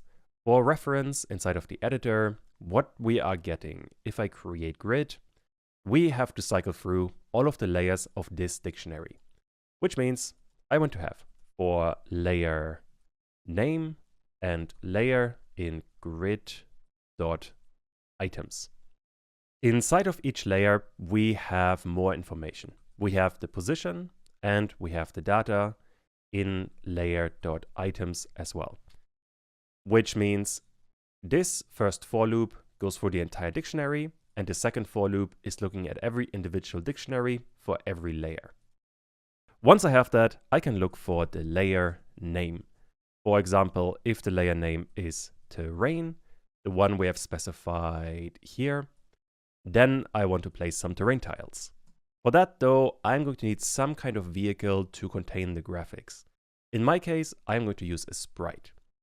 For that, I'm going to create a new Python file and save it as sprites.py. In here, once again, I want to import pygame, and besides that, I also want to use vectors as always, so let me add it right away. In here, for now, all we need is pygame. The first thing I want to do is I want to create a class called generic. This one is going to be pygame.sprite.sprite to create an actual sprite. And inside of here, we need an init method for the parameters here. Obviously, we need self. Besides that, we need a position, we need a surface, and we need the groups. Once we have all of that, we have to do the basic setup, the one that we always need for any kind of group. I want to call super init for the group. Then I have to create self.image. This is going to be the surface. And then self.rect is going to be self.image.get_rect. And I want to place the top left wherever the position is. Which means this group goes in there, this surface goes in there, and the position goes in there. We are using all of our parameters. Once we have that, I can return to level.py, and in here I have to import from sprite, import generic. Although I called this one sprites. This I can now use. In here, I want to create a generic sprite, and let me copy over the parameters we need. We have position, surface, and group, those three. Number one, we need a position. This position we already have. That is the key for the layer items dictionary. Meaning this one is quite simple. The next thing we need is the group, or the next easy thing we need is the group, because we only have one group here, and this is all sprites. Finally, we need a surface. And this is going to be your exercise. Figure out where you can get this surface from, and well, it shouldn't be too difficult. Just look at what parameters we have available and what you have in here. All the information you need is available in there. So I'll pause the video now and see if you can figure this one out. The surface is going to be inside of the asset dictionary. Meaning I want to use the asset dictionary, and in here, I want to look at land. The reason I want to look at land is because inside of main.py, this is where we are storing the land tiles. This by itself is going to be a dictionary as well. And the name of this dictionary is going to be the name of the graphic we need. Which means in here, we can pass in data, this one here, to get the proper tile that we need. Remember here, inside of editor, for terrain here, what is inside of this dictionary is going to be first of all a position for the key, let's say 128 and 64. This is going to be a tuple for the key, and the associated value is going to be a string with the file name that we need. This could, for example, be ABC. This ABC we can then use to pick one of the graphics from this land tiles here. That is basically all that's going to happen inside of this one. Which means once I have all of that, I can get self.allSprites inside of the run method and draw the entire thing on self.displaySurface. And let's see if this is working. The game is still starting, and now let me draw a couple of tiles. And now if I go to the other part, you can see in the top left, we have our terrain. This is looking really good. Also, I can return back to the editor, make some more changes, go back to the level, and this is looking really good. I'm very happy with this. Also, while we are here, the red background isn't needed anymore. This one we can replace with the color from settings. In here, we have the sky color. That is going to make the entire thing look much nicer. Next up, we can start working on the player. And for the player, we have to look at the objects, which means inside of the editor, I want to look at the foreground objects. I want to, inside of this for loop here, use a match case statement. And what I want to match is data. For example, inside of this, one case could be 0, and this would be the player. Another case we could cover here, let's say case 1, this one would be the sky. And besides that, we could also have, for example, case 4, and this would be a gold coin. We're going to expand on this quite a bit, but for now, I only want to work on the player. The main thing you have to understand here is that data most of the time refers to the ID of the object we are working with. Only the terrain and the water are a bit different here, but everything else we can cover under data. So with that, I want to create a player object. And this I also want to store as an attribute, meaning self.player is going to be layer. This one doesn't exist right now, which means inside of sprites, I want to create it. I want to have a class for the player, and this player has to inherit from generic. That way, we already cover all of these basic attributes. Saves me a bit of writing. For this one, inside of the init method, I want to have self, I want to have the position, and for now, all that I need besides that is the group. Inside of here, I can call the super init method, and now I have to cover these three parameters here. Position is super easy because we're getting that from the parameter. Same is going to happen for the group. This one we can just ignore. The only thing we have to work with is the surface. And this one we don't have right now. And for this entire section, I am not going to import the player assets. As a consequence, this is going to be a plain pygame.surface with a size of, let's say, 32 by 64 pixels. Finally, after this one, to have a slightly different color, I want to get self.image and fill this one with a red color. Now, with that, back inside of my level, besides generic, I want to import the player. And for this player now, I need a position, the position I already have, and for the group, I want to have self.allsprites. If I run this now, and let me draw a terrain around the player, and if I run the entire thing, you can see we have the terrain, and we have a red rectangle inside of it. This is going to become the player later on. That is looking really good. So now we can add a tiny bit of input for the player to be able to move around. All of that is going to happen inside of an input method. In here we need self and nothing else. We first of all have to get all of the keys that could be pressed. This we get with pygame.key.get_pressed. Once we have that, I can check if keys and pygame.k_right, and let me spell this one properly. Then I want to do something. The same is going to be the case for left, and this needs to be an elif statement. And finally, I want to have an else statement. Now we can check if the player is pressing right, left, or neither of the two. I do, however, need some kind of logic to store the movement of the player. For that, inside of the init method, I want to create a section that I called movement. In here, first of all, we need the direction of the player. And this I want to be a vector that by default is going to be 0. Now the shorthand for this vector we have to import once again, which I can do from the editor. I want to have this one here. We are essentially going to create a vector2, and I just shortened all of this to vector to save me some writing. This is all that happens in here.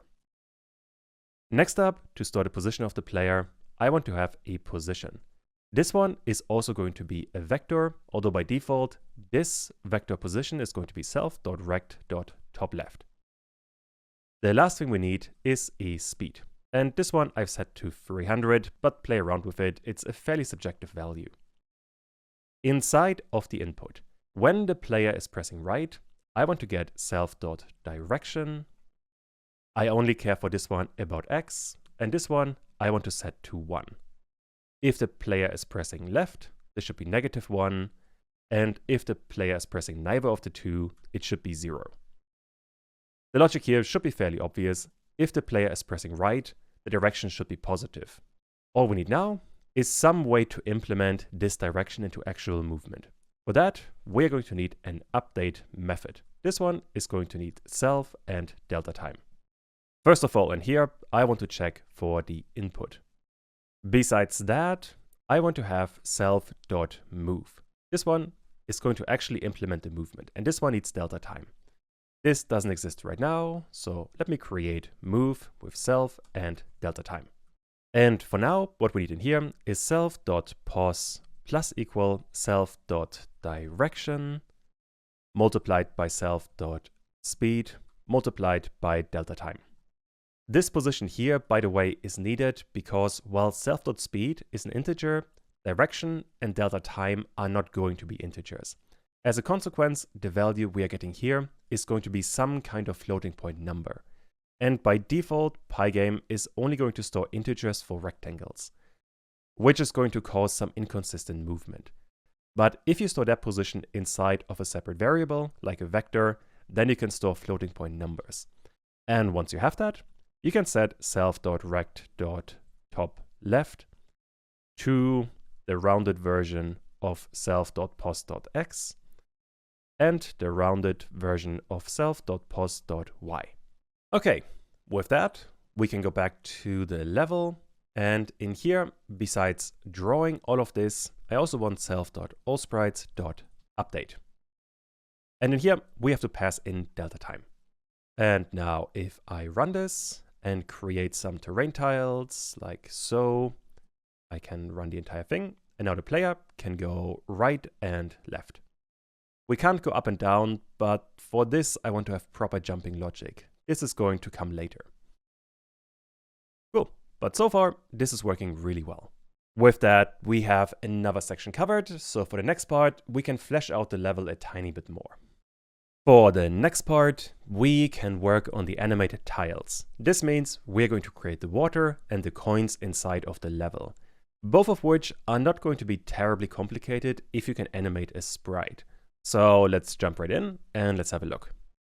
Once again, we are inside of main.py, and first of all, I want to work inside of the level. In here, inside of build level, besides the layer name, right now we only have terrain, I want to do a bit more. Because the other layer name that we have in here is going to be water. So inside of the editor, if I check create grid, we have water. As a reminder here, this dictionary is going to consist of a position for the key, 128 and 64 as an example, and the value associated is either, I think I called this water top or water bottom. This is what we are going to look for. Inside of level, I want to check if data is equal to, and I just realized this one I called top. If that is the case, I want to create an animated sprite. However, besides that, so else, we also have the plain water or the water bottom. This one is not animated. As a consequence, I can turn this into a generic sprite. In here, once again, inside of sprites, I can copy the parameters, and we have a position, a surface, and the groups. Position is really easy. This one we are already getting from here. The group is also easy. We only have a single group. I want to have all sprites. However, now we are going to need a surface, and this one we don't have right now. This one I want to import inside of this imports here, and then pass it inside of this dictionary in the level when we are creating the level. Which means in here, we need to import a water tile, and then inside of this one, we need water with something something with a water surface. And to be a bit more specific, this one should be water bottom. And this could be a really good exercise for you. Try to figure this one out. Import the bottom water tile, place it inside of this dictionary here, and then try to use it to create a generic bottom water tile and see how far you get. First of all, we have to import the bottom water tile. This I want to store in an attribute, water bottom. In here, I just want to load one individual surface. For this, I can use load. Although I'm not sure if I have it available, I do. I'm using it here, so we can use just load instead of pygame.image.load. For the folder path in here, I want to go up one folder, then to graphics, then to terrain. In there, we have water, and in there we have water bottom.png, like so. and this should be spelled like this. Also important here, I want to convert alpha, all of this, to improve performance. Now that we have that, inside of the dictionary that we pass into the level, I can create a water bottom key, and the value associated is going to be water bottom. This I can now use inside of the level. Inside of asset dictionary, we have the entire dictionary available. This I want to use for the surface, which means asset dictionary. In here, I want to get water bottom, like so. And now I can add pass in here for the top part of the water and run main.py. And we are getting a syntax error because you've probably seen it. I forgot a comma. Now if I run this again, this is looking pretty good. Let me place some terrain tiles and now some water tiles. Remember, for now, we are only going to be able to see the bottom water tiles. Or at least I hope we will. And this is looking really good. We have bottom water tiles. That is going to cover one easy bit. So now we can start working on the actually animated tiles.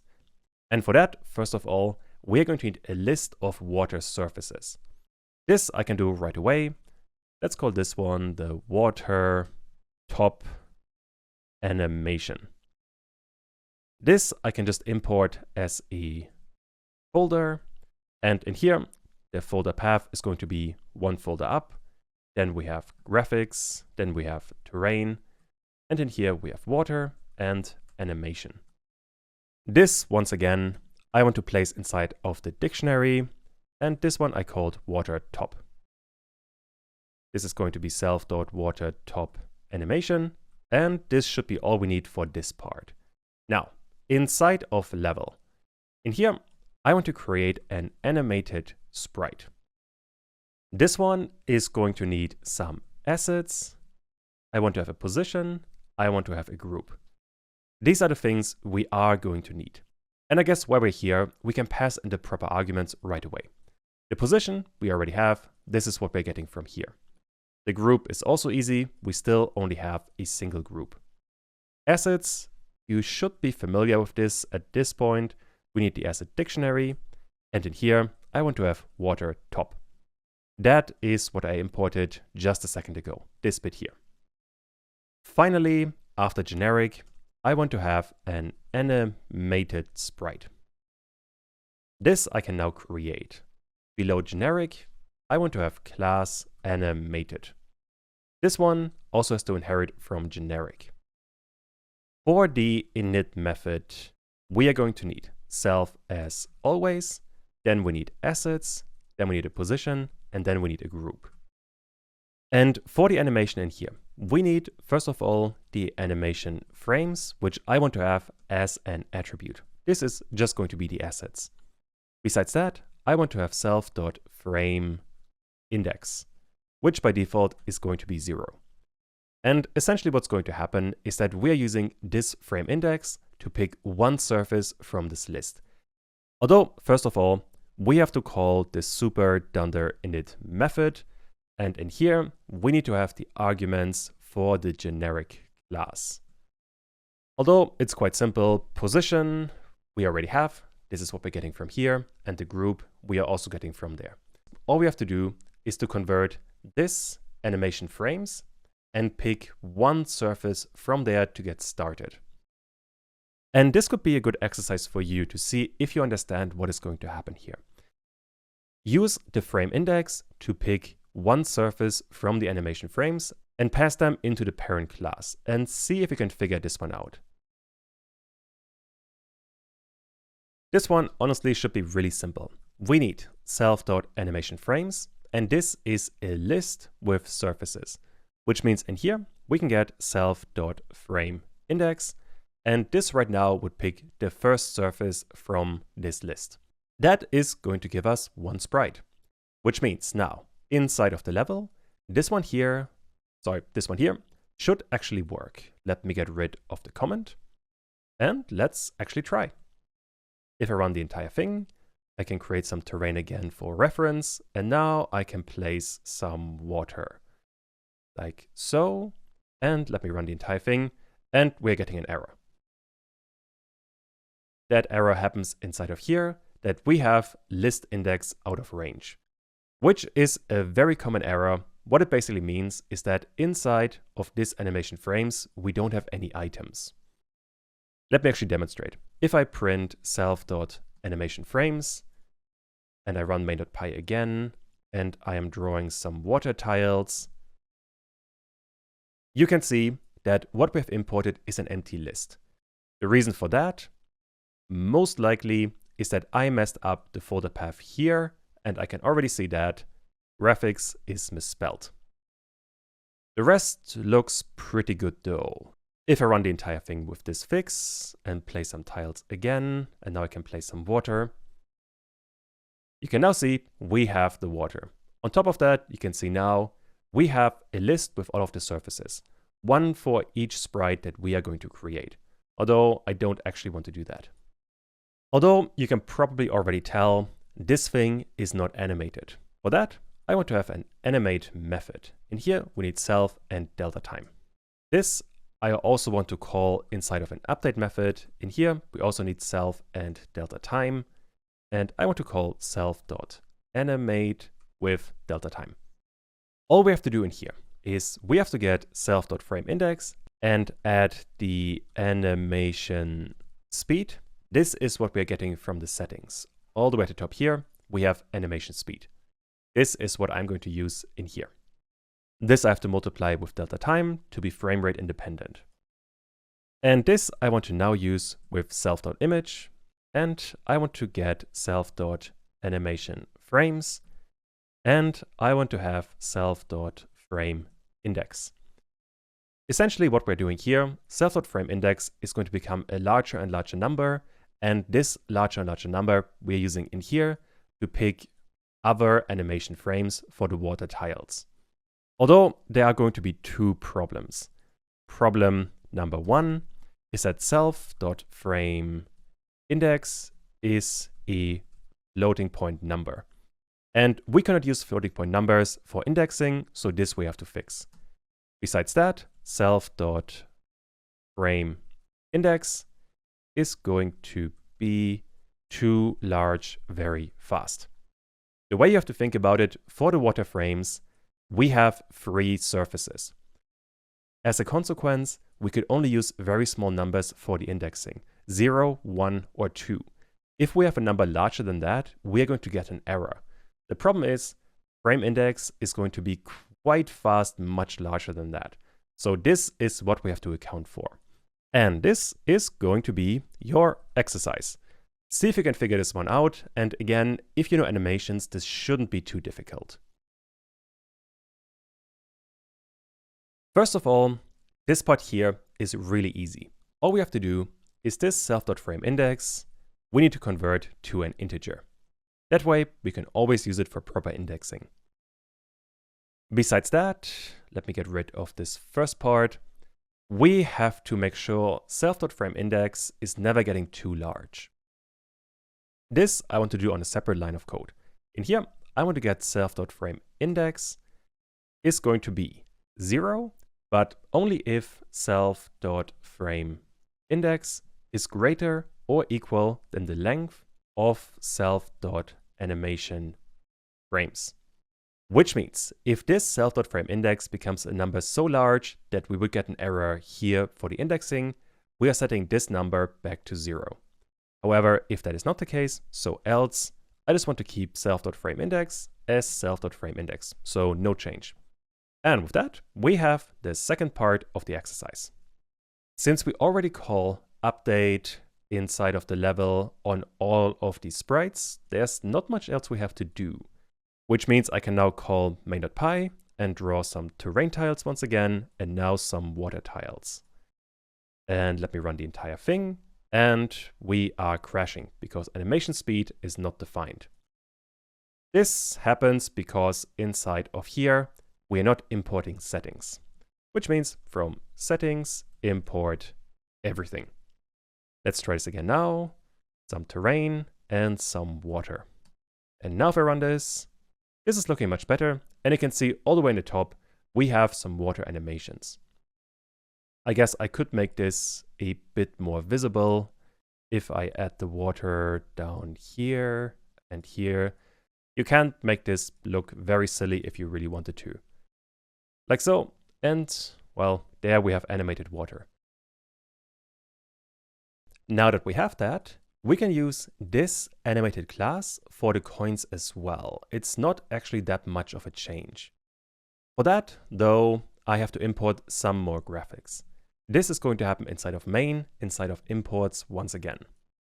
Let me actually add some comments here to make this a bit clearer. This one is going to be the coins, and this one is going to be the terrain. For the coins, I want to have self.gold, self.silver, self.diamond. All three of those are going to be import folder, and the folder path for all three of them is going to be fairly similar. We have to go one folder up, then we have graphics, inside of there we have items, and in here we have gold, we have silver, and we have a diamond. I suppose I should probably show all of this a bit more visually. Here is the folder that I can make a tiny bit smaller. We have graphics. Inside of there we have the items. Inside of there we have diamond, gold, and particle. I'll talk about this one in a second. But the folder path here is what we need. So graphics, items, and then diamond, gold, or silver for now. This we now have to get into the level, which happens inside of this, or rather this dictionary here, which means in here I want to have gold. This is going to be self.gold, like so. I can copy this 2 times. I want to have silver, and I want to have a diamond. And this is looking pretty good. With that, inside of the level, I have to figure out when I have any of these coins. This is going to happen inside of this match data. Because in here, I know case 4 is going to be gold, case 5 is going to be silver, and case 6 is going to be a diamond. I know this from settings. We have 4, 5, and 6 for gold, silver, and diamond. All 3 of those, though, are going to get the same class. I want to have a coin class. In here, like for the animated class, I want to have assets, I want to have a position, and I want to have groups, spelled properly. Now, once again, we know the groups already. We want self.allsprites. This one doesn't change. Besides that, for the assets, we know this one already. We have the asset dictionary. And in here, we either want gold, we want to have silver, or we want to have a diamond. There is one more thing I do want to add in here, all the way at the beginning. I want to have something like a coin type. This could be gold, this would be silver, this would be a diamond. That way, later on, I can identify what kind of coin the player collided with. Although for this tutorial, I'm not going to use it. It's just if you want to expand it yourself. Now, we have to actually create a coin, and let me import it right away. So inside of sprites, below animated, I want to have class coin. This one, since we do want to have an animated sprite, it has to inherit from animated. Which means inside of the init method, we first of all have to use all of the arguments we used here. Let me copy them actually. We first of all want to have some kind of coin type. Then we need assets. The position can stay as it is. And finally, we have a group. All of this now, we have to pass into the parent class with super init. On the parent class, we have assets, position, and group. These I want to pass in here. And I think you can tell this is going to be quite easy because these parameters are identical, so we don't have to do anything. The one thing that we do have to do though is store this coin type here as an attribute, which means self.coinType is going to be coin type. However, there is going to be one issue, although you're going to see in a second what I mean. For now, though, this is looking pretty good, which means I can run main.py again. Let me place some terrain. And now I want to place one of each type of coin. And if I now run this, we are getting an error. That coin.init takes 4 positional arguments, but 5 were given. Which means I forgot the self in here. Now if I run this again, do the same thing. Let's place one of each coin. And let's try this now. And there we go. We have the animations for each coin.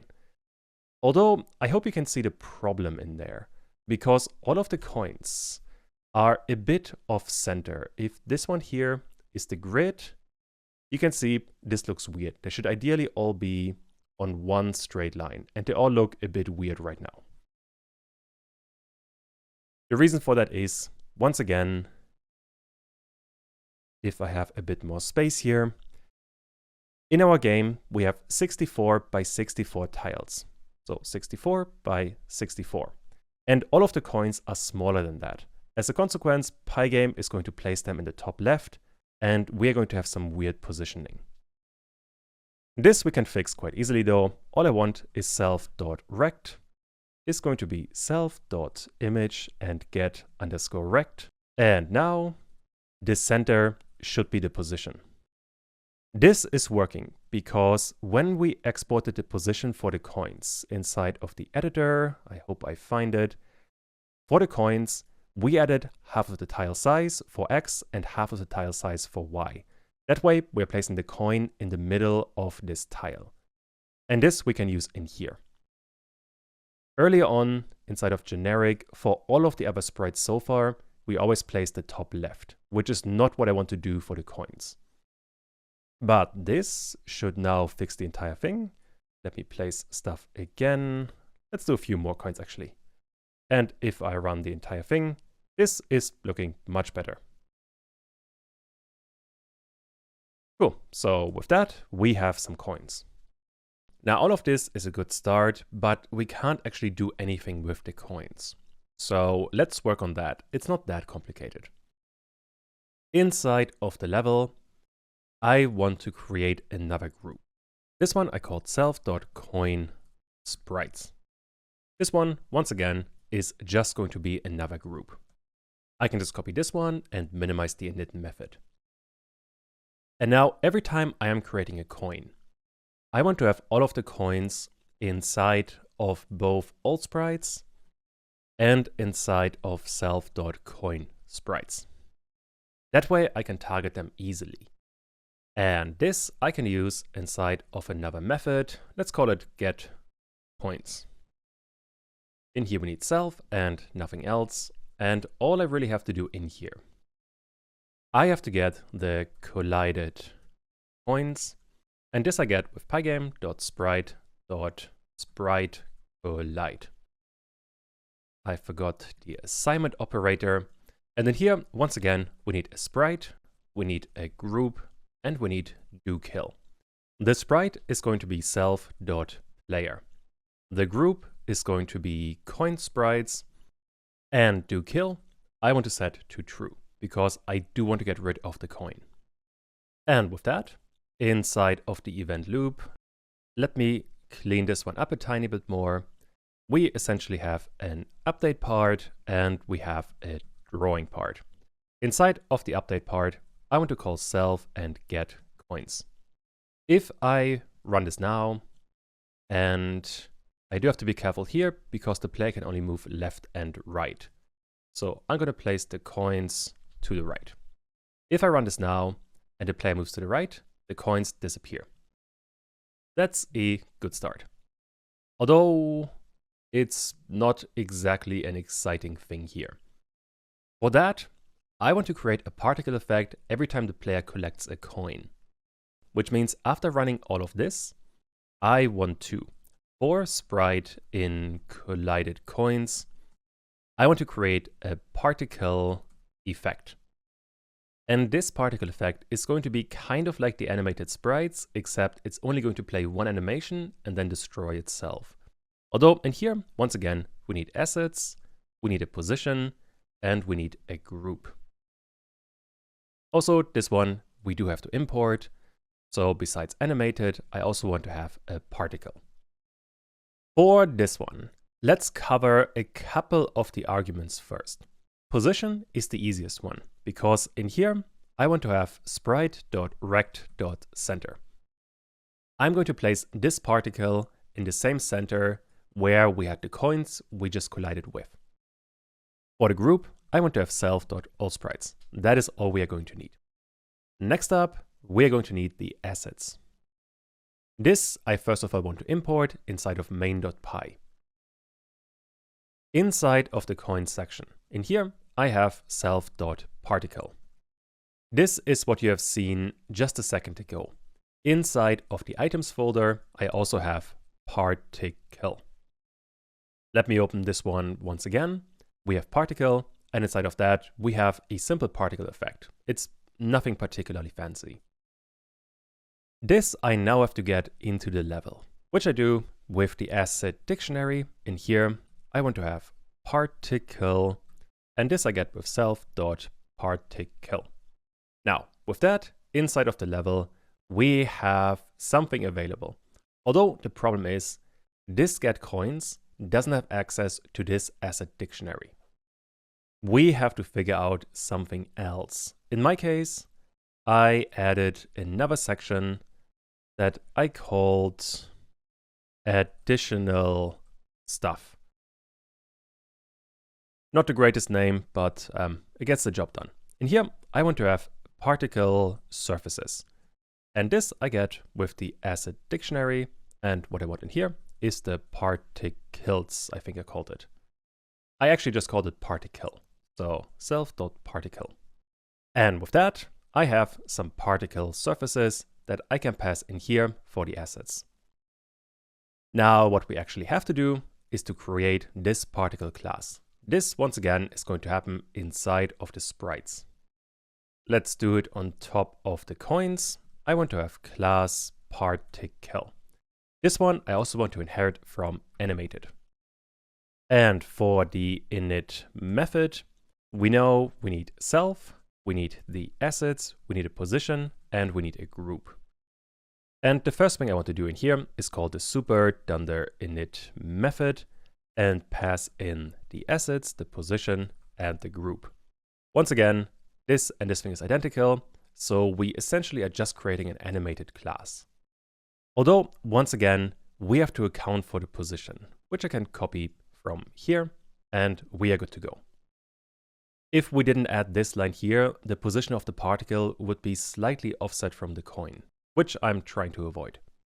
Besides that, we have to override the animate method, although we also need self and delta time. The problem here is, inside of animated, this animate is designed to run forever. But for the particle, I only want to play the animation once and then destroy the object. So we have to create a different kind of animate method. This one could actually be a really interesting exercise for you. Try to write an animate method that only animates over all of the surfaces once. And if we are beyond that, we are going to destroy the entire object. So pause the video now and try to figure this one out. Once again, I want to have self.frameindex plus equal animation speed multiplied by delta time. This part doesn't change. But now I want to add an if statement that if self.frameindex is smaller than the length of self.animationFrames. Only if that is the case, I want to update self.image with self.animationFrames. And now in here, I need the integer of self.frameindex.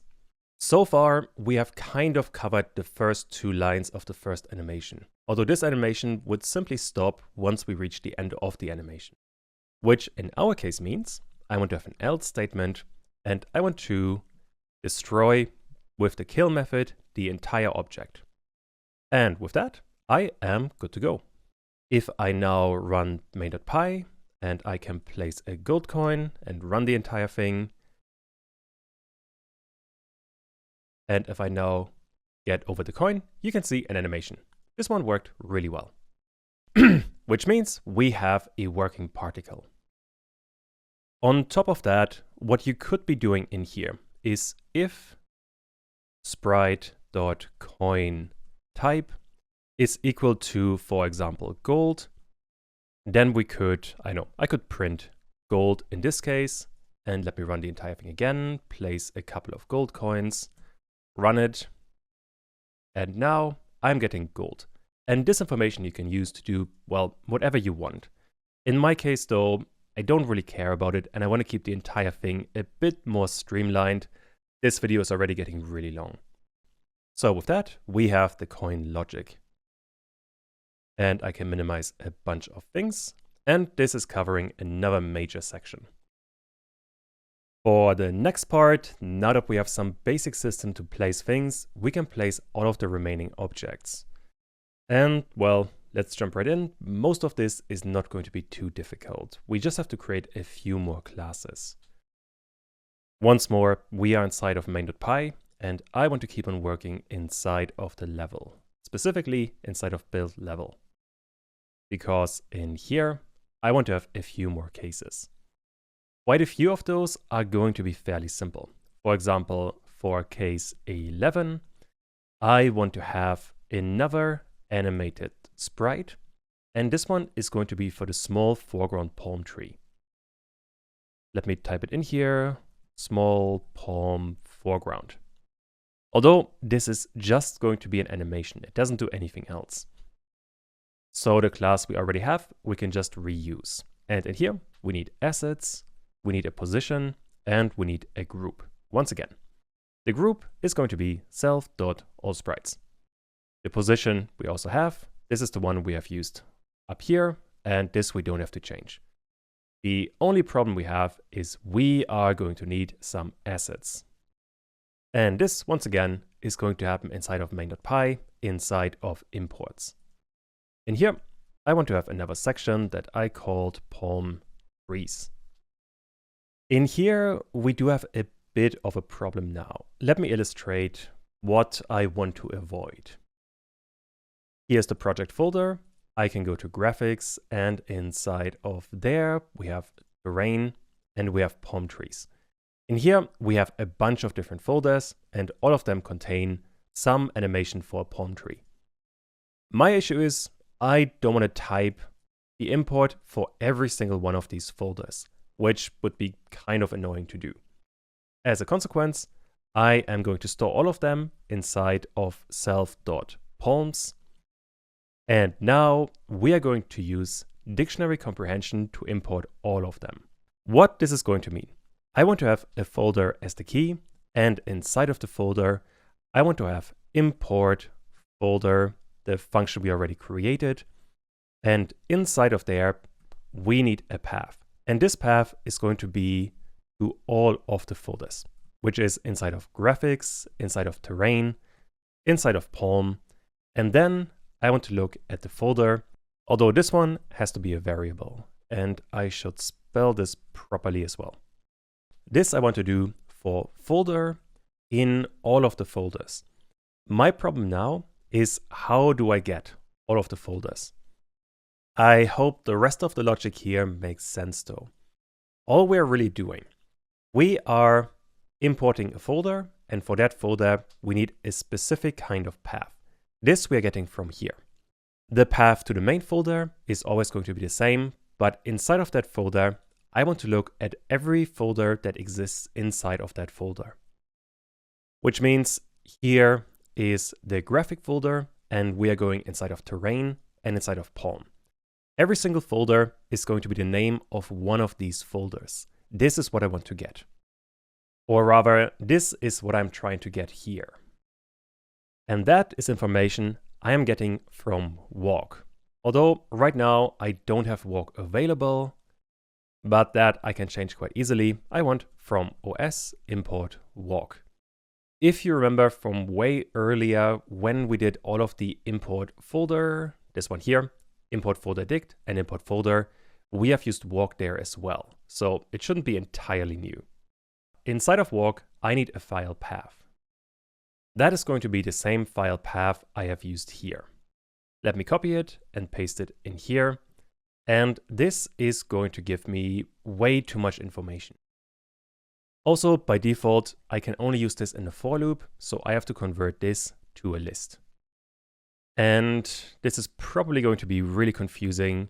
So I'm going to cut all of this out, comment out the entire line, and just print what we're getting from this. If I run this, you can see we have a long list with information. All I really care about is the first item in here. That is this bit. Because what this one is telling me, as a reminder, when we are using walk, we are getting 3 bits of information. And that is the name of the folder, then we get all of the subfolders, and then we get all of the actual files besides folders inside of this folder. All I really care about is this list here. Everything else I can get rid of entirely. So how can I get this bit then? And this is actually quite easy. I only care here about the first element.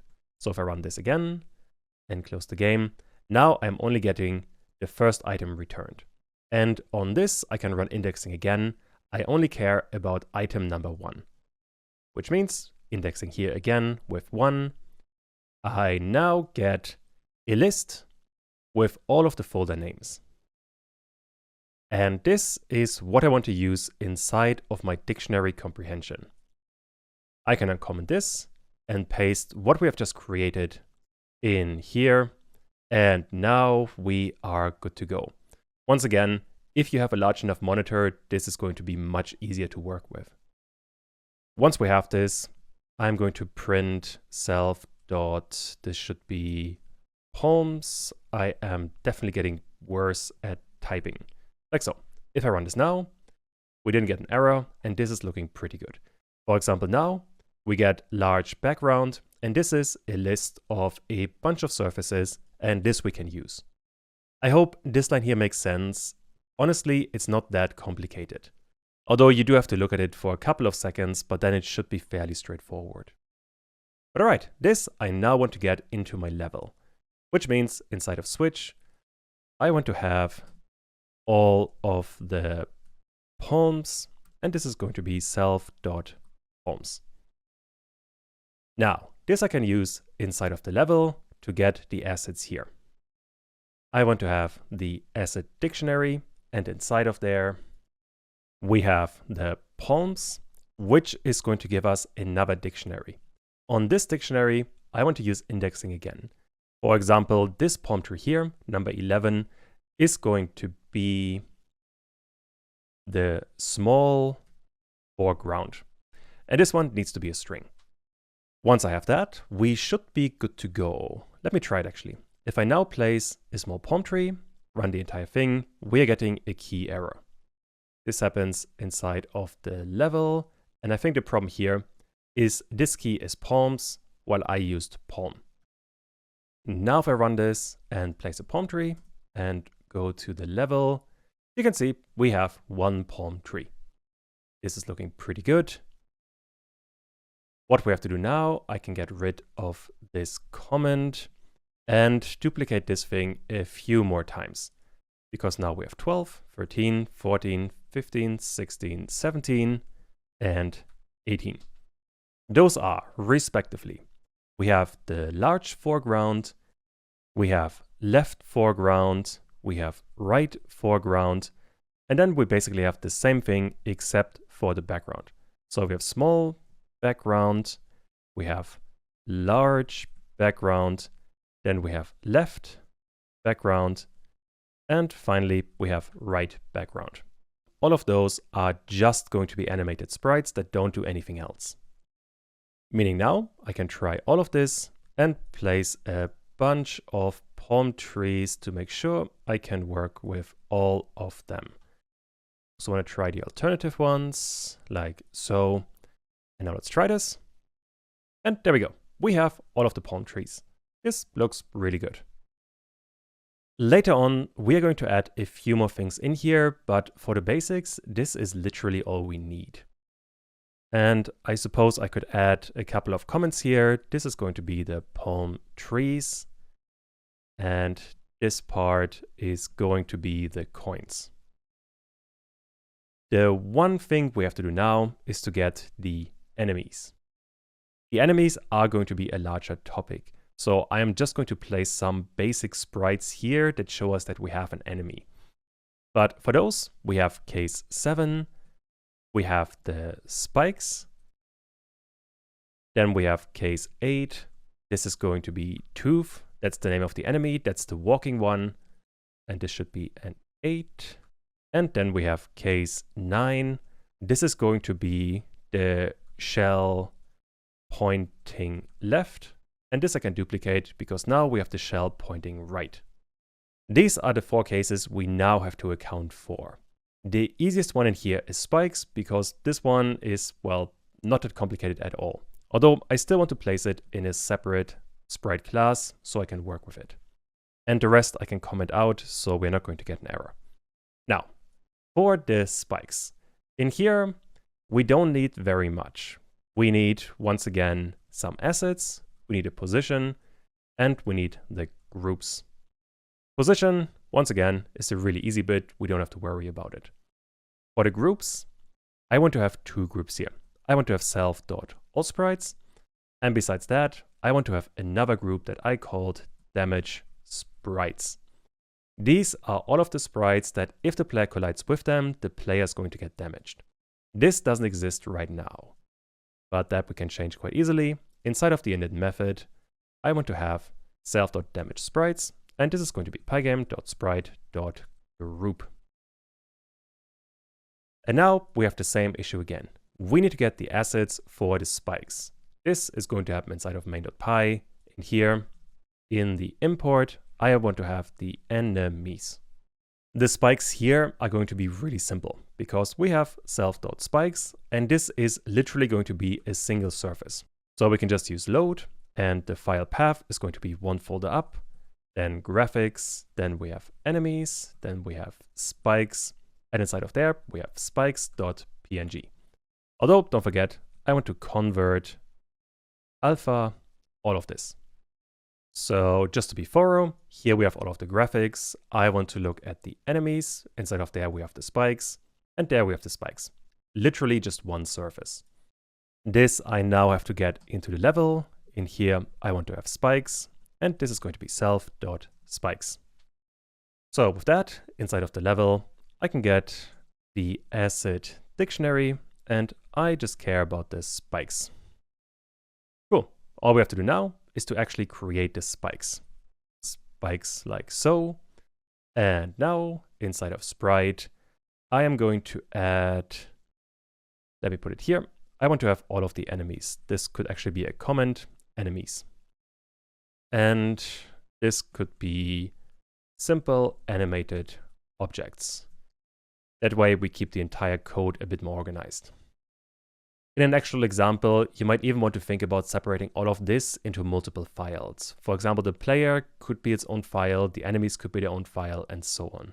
But in my case, I think this is still fine. I want to now create the spikes.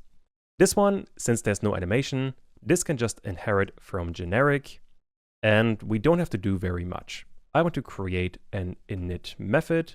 In here we have self. We have a surface, we have a position, and we have a group. This is what we have done here. We have a surface, position, and the groups. Those we now have to pass into the parent class with super and init. And the generic class has position, surface, and group. I can just pass them in here, and we are good to go. At least for now, spikes is just going to be a copy of generic. But later on, we're going to add a tiny bit more to make this class better for the collision. I am basically going to add a mask, but that's a fairly simple thing to add. Although now, inside of level, I am already importing the spikes, so this should be working. Now, inside of main, let me add some terrain and some spikes. I can place them anywhere I want, actually. Let's do it like this. If I run this now, this is looking like we have some enemies. Very happy with that. So that's one part covered. Next up, we can work on tooth. This, once again, is going to be another class. And in here, we need the assets again that we don't have yet. Then I want to have a position. And then I'm going to need some groups. Position, we have seen multiple times by now. Although for the groups, I want to have the same groups I had for the spikes. Like so. Which means if the player is touching tooth, the player should get hurt. The last thing we have to figure out now is the assets. And the same pattern we have already seen is going to follow here. I want to have the asset dictionary, and in here I have tooth. Although this one is going to be a bit more comprehensive than the spikes. Let me demonstrate actually. Here we have the folder with all of the graphics. Inside of there we have tooth. And tooth has 3 different animations. We have idle, this one's quite long, then we have run left, and we have run right. All of this we have to import. This is going to be kind of similar compared to the palm trees.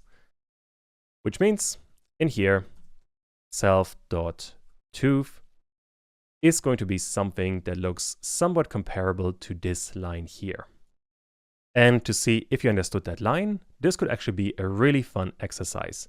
Import all the surfaces, images from the file path that you need here is going to be, let me copy it really quick. This is the folder path you are going to need. One folder up, graphics, enemies, and tooth. And specifically what I want you guys to do is to create a dictionary for self.tooth. And every subfolder inside of this folder is going to be the key, and then the value is going to be all of the images inside of that subfolder. So pause the video now and try to figure this one out. Should look very similar compared to this. Since all of this is going to be kind of similar, I can just copy the entire bit and paste it in here. And well, mostly what we have to do is change some names in here. Most importantly, I want to go to graphics, then enemies, and inside of there I have tooth. This I have to do for both of the folders. So we have one here and we have one here. The rest, however, can remain basically identical, which means if I now print self.tooth, not toggle, tooth, let's see what we get. This is looking pretty good. We get one key with idle. This one has a bunch of surfaces. Then we have run left and we have run right. I'm pretty happy with this.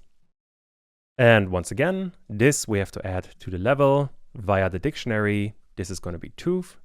And then here, self.tooth.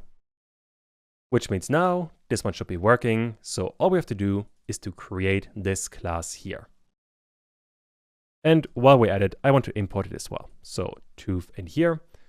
And now inside of sprites, we can create tooth. Class tooth.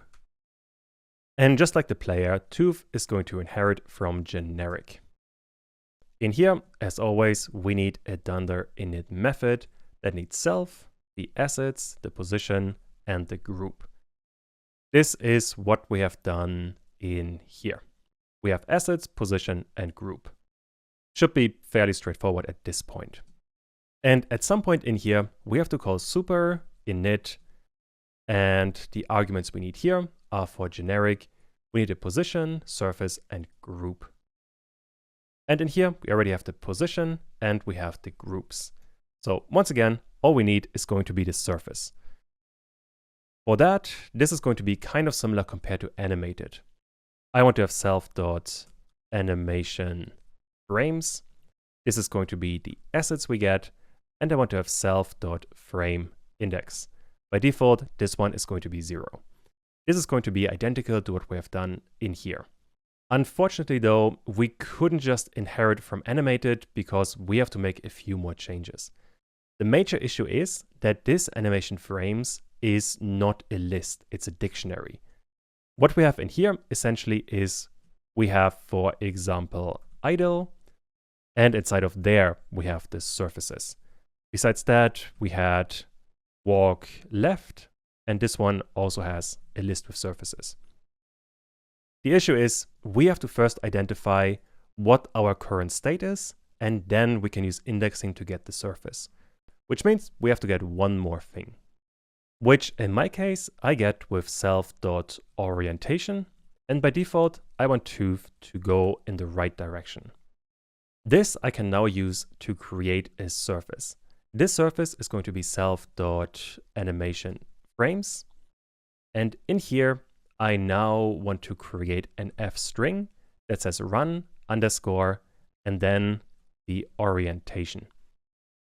Remember here, the frames could either be run left or run right.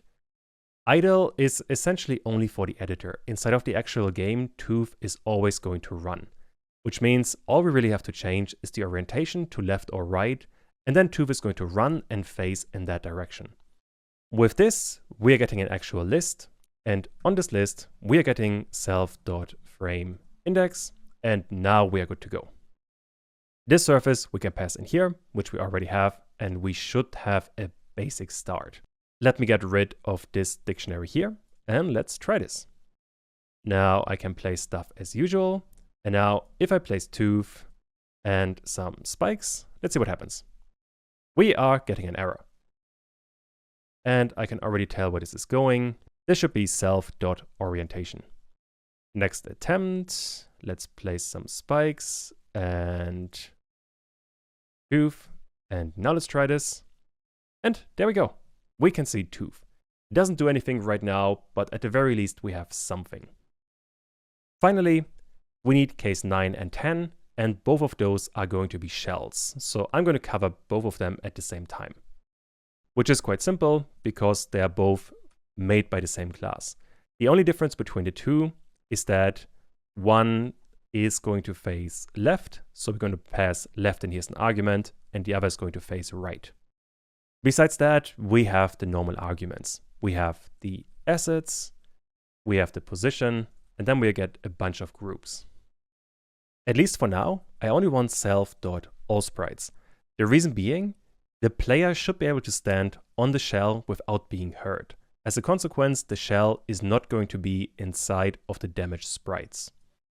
Which means all we have left is the assets. And this we can work on inside of the imports once again. And then here, I want to have self and shell, like so. And for this, once again, I want to have something that looks like this. Let me copy it. And now we have to work with this import statement here. Inside of graphics, we have enemies, and there we have shell. We actually have left shell and we have right shell. In our case, fortunately, we only need one, and I'm going to go with shell left. Let me show the folder actually. Here are all of the graphics, we have enemies, and there we have shell left and shell right. If I go at shell left, we have idle, looks like this, and we have attack, looks like this.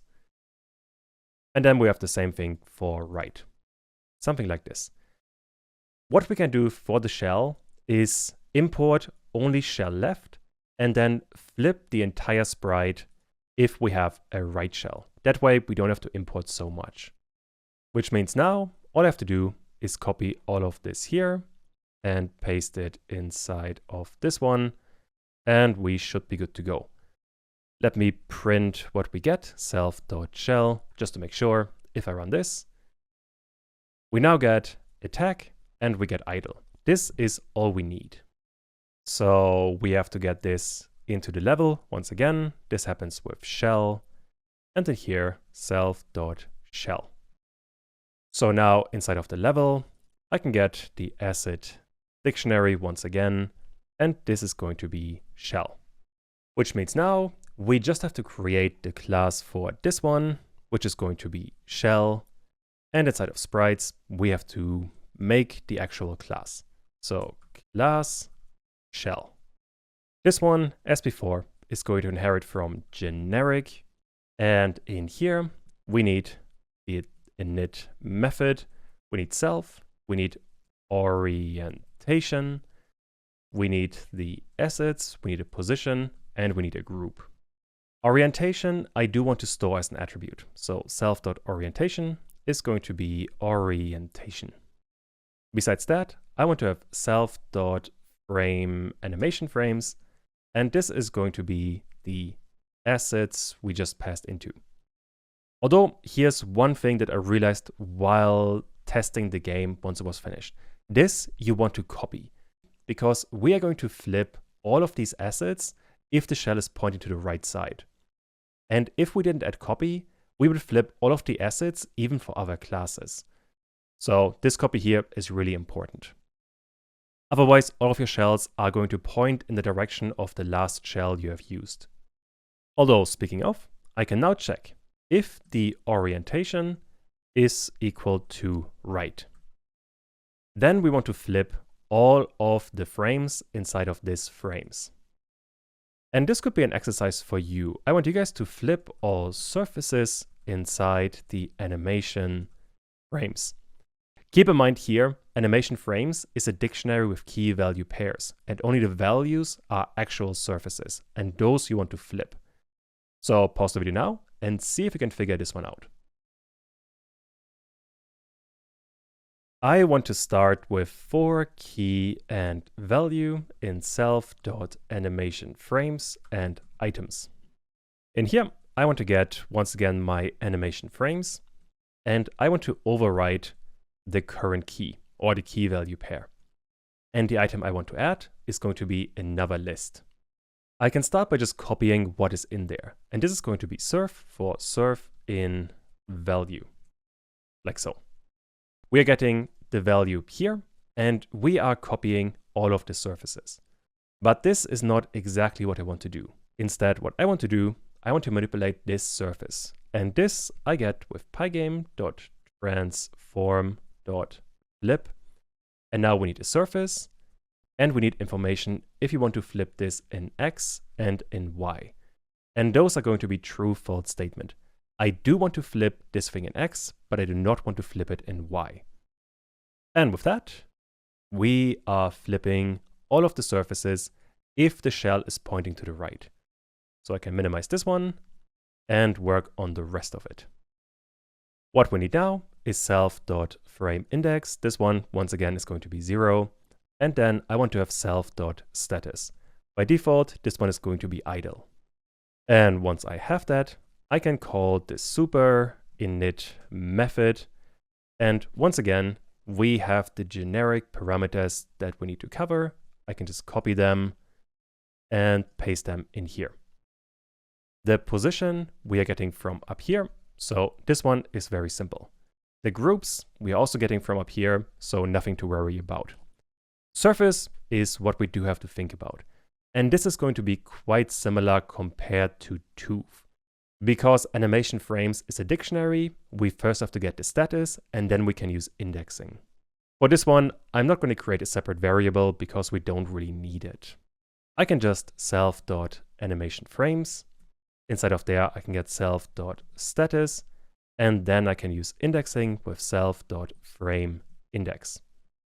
And for start, this is all we are going to need. Let me run main.py again. We're not getting an error. I can play stuff as usual. And now let me place some spikes, the enemy, and 2 shells. And now if I run this, we are getting an error. The name assets is not defined. This is happening inside of here because I forgot to pass in the proper value for this assets here. This is literally the same information because we are flipping all of this data inside of the class. Now, next attempt, let's run all of this again. Let's place some enemies like so. Nothing is crashing, and there we go. We have all of the enemies. Although you can see they all have a bit of an offset from the floor. This area here looks a bit weird. This we can fix right now, and then we are nearly done. And once again, the problem here is that we have a tile size of 64 by 64, and the shell, for example, is only covering this size, which is why we're getting the gap below. That is a very easy thing to fix. Now we have self.rect, and I want to update the bottom of this rectangle. And the bottom here I get with self.rect.top plus the tile size, which means I am getting the top of the rectangle, this line here, and I am adding the tile size, so 64. And this is where I'm placing the bottom, which means now we're getting the bottom information here. The same thing I am going to do, and make sure you're calling this after the super method. Otherwise, you are going to get an error. But now I can run this again, and let's try all of this one more time, like so. And now I can run this, and this is looking much better.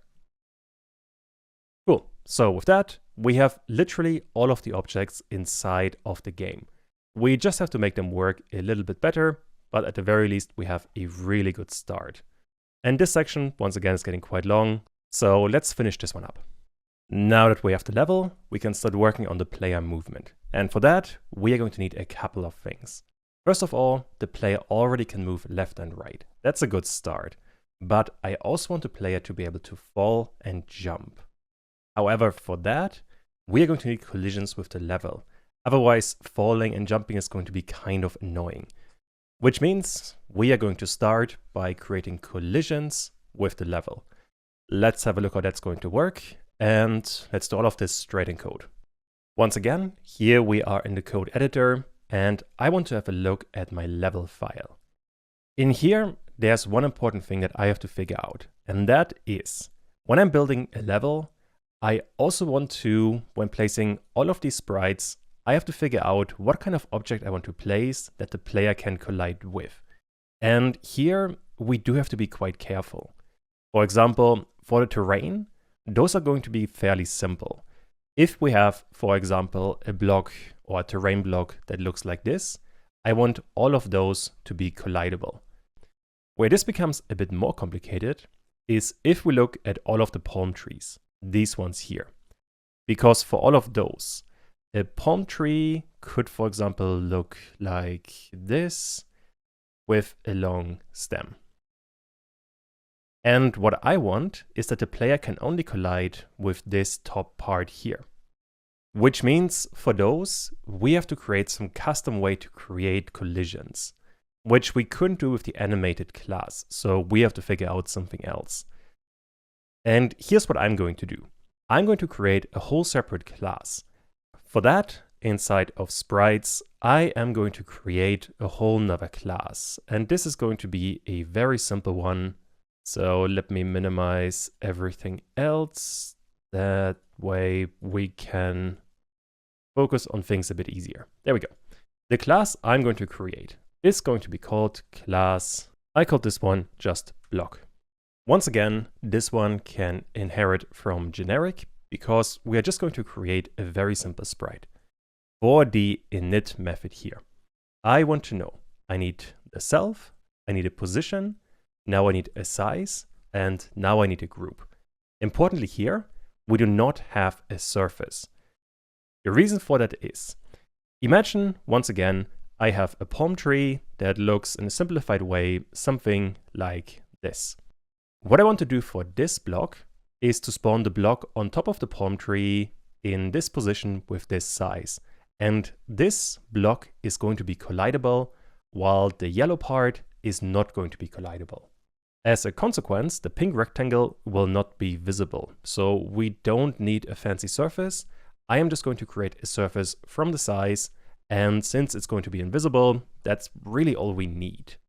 As always, we need some kind of super dunder init method. And for this one, we have to figure out these parameters here. Position, surface, and group. Position and group are going to be easy. Those we already have. What we have to figure out is how to convert the size to a surface. Which means in here, we need a surface. This surface we get with pygame and surface. And for this surface, we always need a tuple with a size. And that is the size we are actually getting. So whenever I'm creating this kind of block, the size here is going to be a tuple with x and y.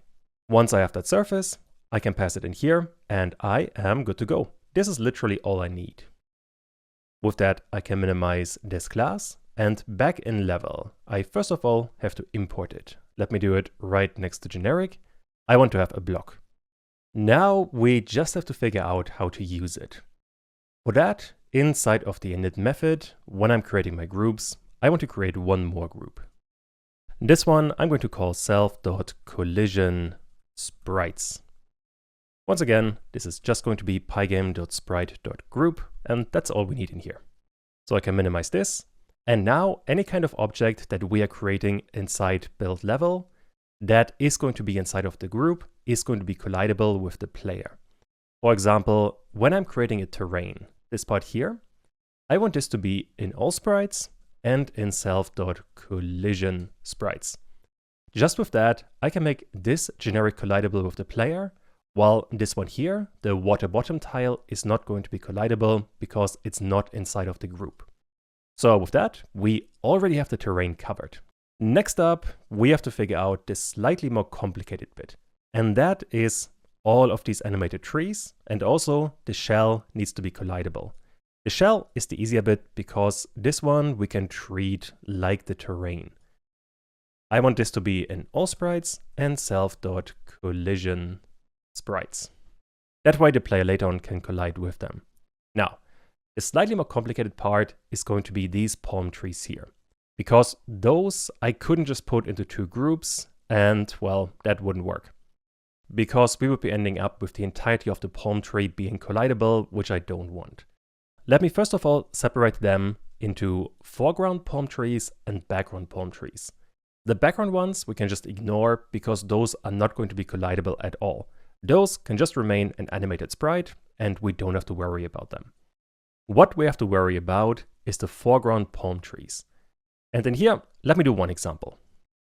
Besides the animated palm tree, I also want to create a block. For this one, I'm going to need a position, a size, and a group. For the group, for now, I'm going to place them in self.allSprites and self.collision_sprites. Although later on, I'm going to remove all sprites. That way, this block is not going to be drawn, but the collision is still going to work. Besides that, we need position and size. Position, once again, is easy. We already have that and we used it multiple times. What we have to figure out is the size. And for this one, well, I could measure this in Photoshop. It depends on the graphic. But for this palm tree, I want a width of 70 and a height of 50. Also, let me move this block. That way we can see this a bit easier, which makes bug fixing a bit more visual. Let me actually try this. If I switch to main.py and I place some small palm trees and run the entire thing, there you can see we now have a black rectangle on top of the palm trees. This later on is going to be the collision, and I did notice here, this I could probably make a tiny bit wider just to be a bit more accurate. Let's say 76, and let's try this again.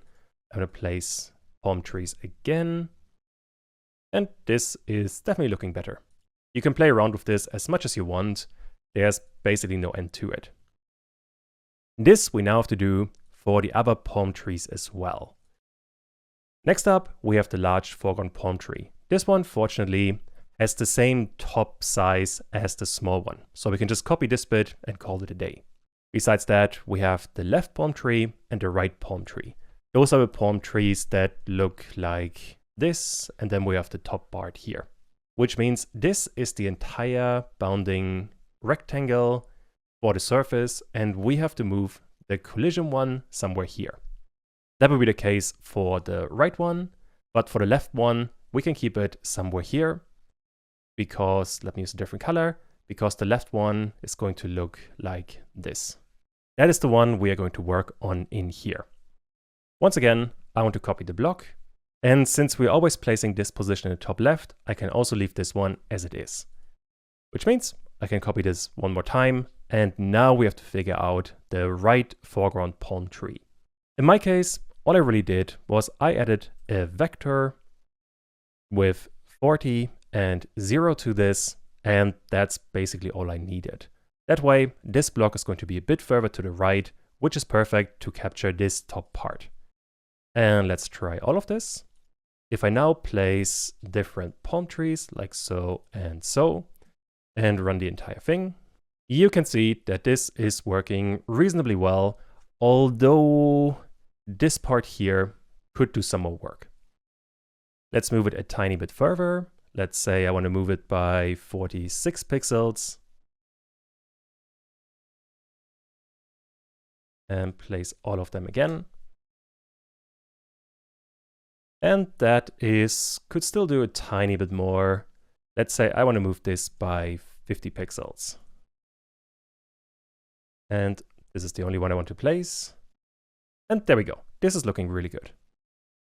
With that, we have a collidable object for all of the foreground palm trees, for the shells, and for the terrain. This is literally all we need. Obviously, for the terrain and for the shell, we can't really see them right now, because we are using the object itself as a collision object. But that is something we can work on later. For now, what I want to do is to remove these self.all sprites from all of the palm tree collision objects. That way they're not going to be visible anymore, but once we work on the player, they are definitely going to be felt. Like so. And this is all I need for this stuff here. There's one more thing that I do need, and that is when I'm creating the player all the way up here, this player needs to know the position of all of the collidable sprites. I can just place self.collision sprites in here, and that way the player is going to have access to them. And really important here, for the player, I am assigning the player sprite to the group all sprites, and I'm giving the player a reference to the collision sprites. But the player itself is not inside of the group, or is not going to be inside of the group. This is different, for example, to the terrain, the generic tile we create up here. We are placing this generic inside of all sprites and collision sprites. Understanding the difference here is really important. The player only has a reference to collision sprites, but is not itself in it, because it couldn't collide with itself. That would be weird.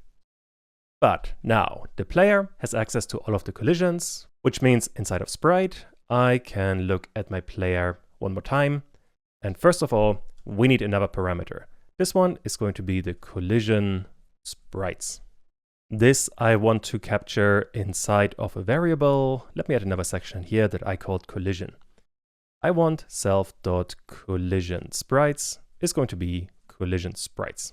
And while we are here, there's one more thing that I do want to do, and that is that the player should have a hitbox. And this is supposed to be a rectangle as well. The size of it, I think, is best explained by looking at the graphics. Here is the folder for all of the graphics. I want to look at the player, and let's say I want to look at run left. If I open a random one,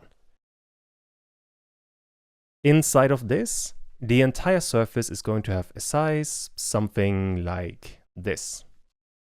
But not all of this is supposed to be collidable. What I want to have is that the player can only collide with this rectangle here, more or less. Which means I have to shrink the original rectangle quite a bit. And for that, I want to get self.rect, and this I want to inflate, and now I need to inflate it by an x and a y amount. Y is going to be 0 because I'm happy with the height. X, however, I want to shrink by 50 pixels.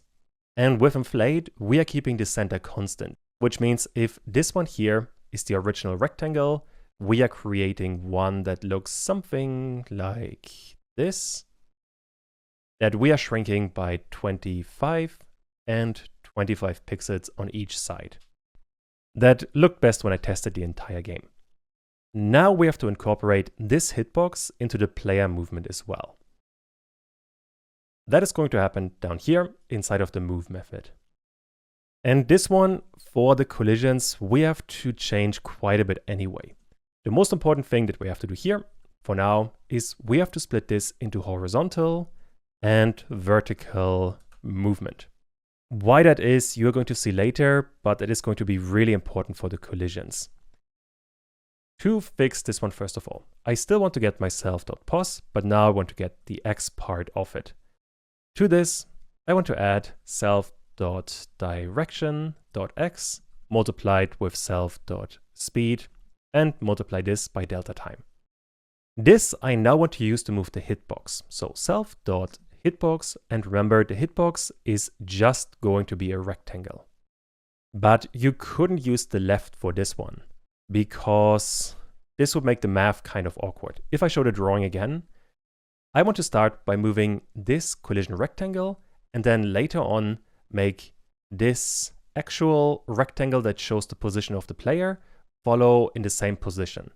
And then placing this collision rectangle in the top left is going to be kind of awkward because we couldn't translate this easily to the original top left. Which means in my case, I'm going to place the center of the hitbox. That way I can use this center also for the positioning of the larger rectangle that shows the player. That is going to make my math quite a bit easier. So for this one, I want to place this center. And this I'm getting with round self.pos.x. And once I have that, I can place self.rect.centerx is going to be self.hitbox.centerx. And I noticed this one should be center x, not center, because we only care about x or the horizontal movement for now. The same thing we now have to do for the horizontal movement, which means I can copy all of this, paste it in here, and this bit I can get rid of. And essentially now, I just have to replace all of the x's with y's, and then I should be good to go. So all of the x should be a y. And now we basically have the same outcome. With one intermediate step, we can see the hitbox. However, when we are creating the position, when I'm creating this vector, I don't want to have the top left, I want to have the center, just to keep things consistent. And with that, let's try all of this actually. So let me draw some terrain tiles, run the entire thing, and the player can still move left and right. So that's a good start. To make this even more visual, let me minimize the build level and inside of run.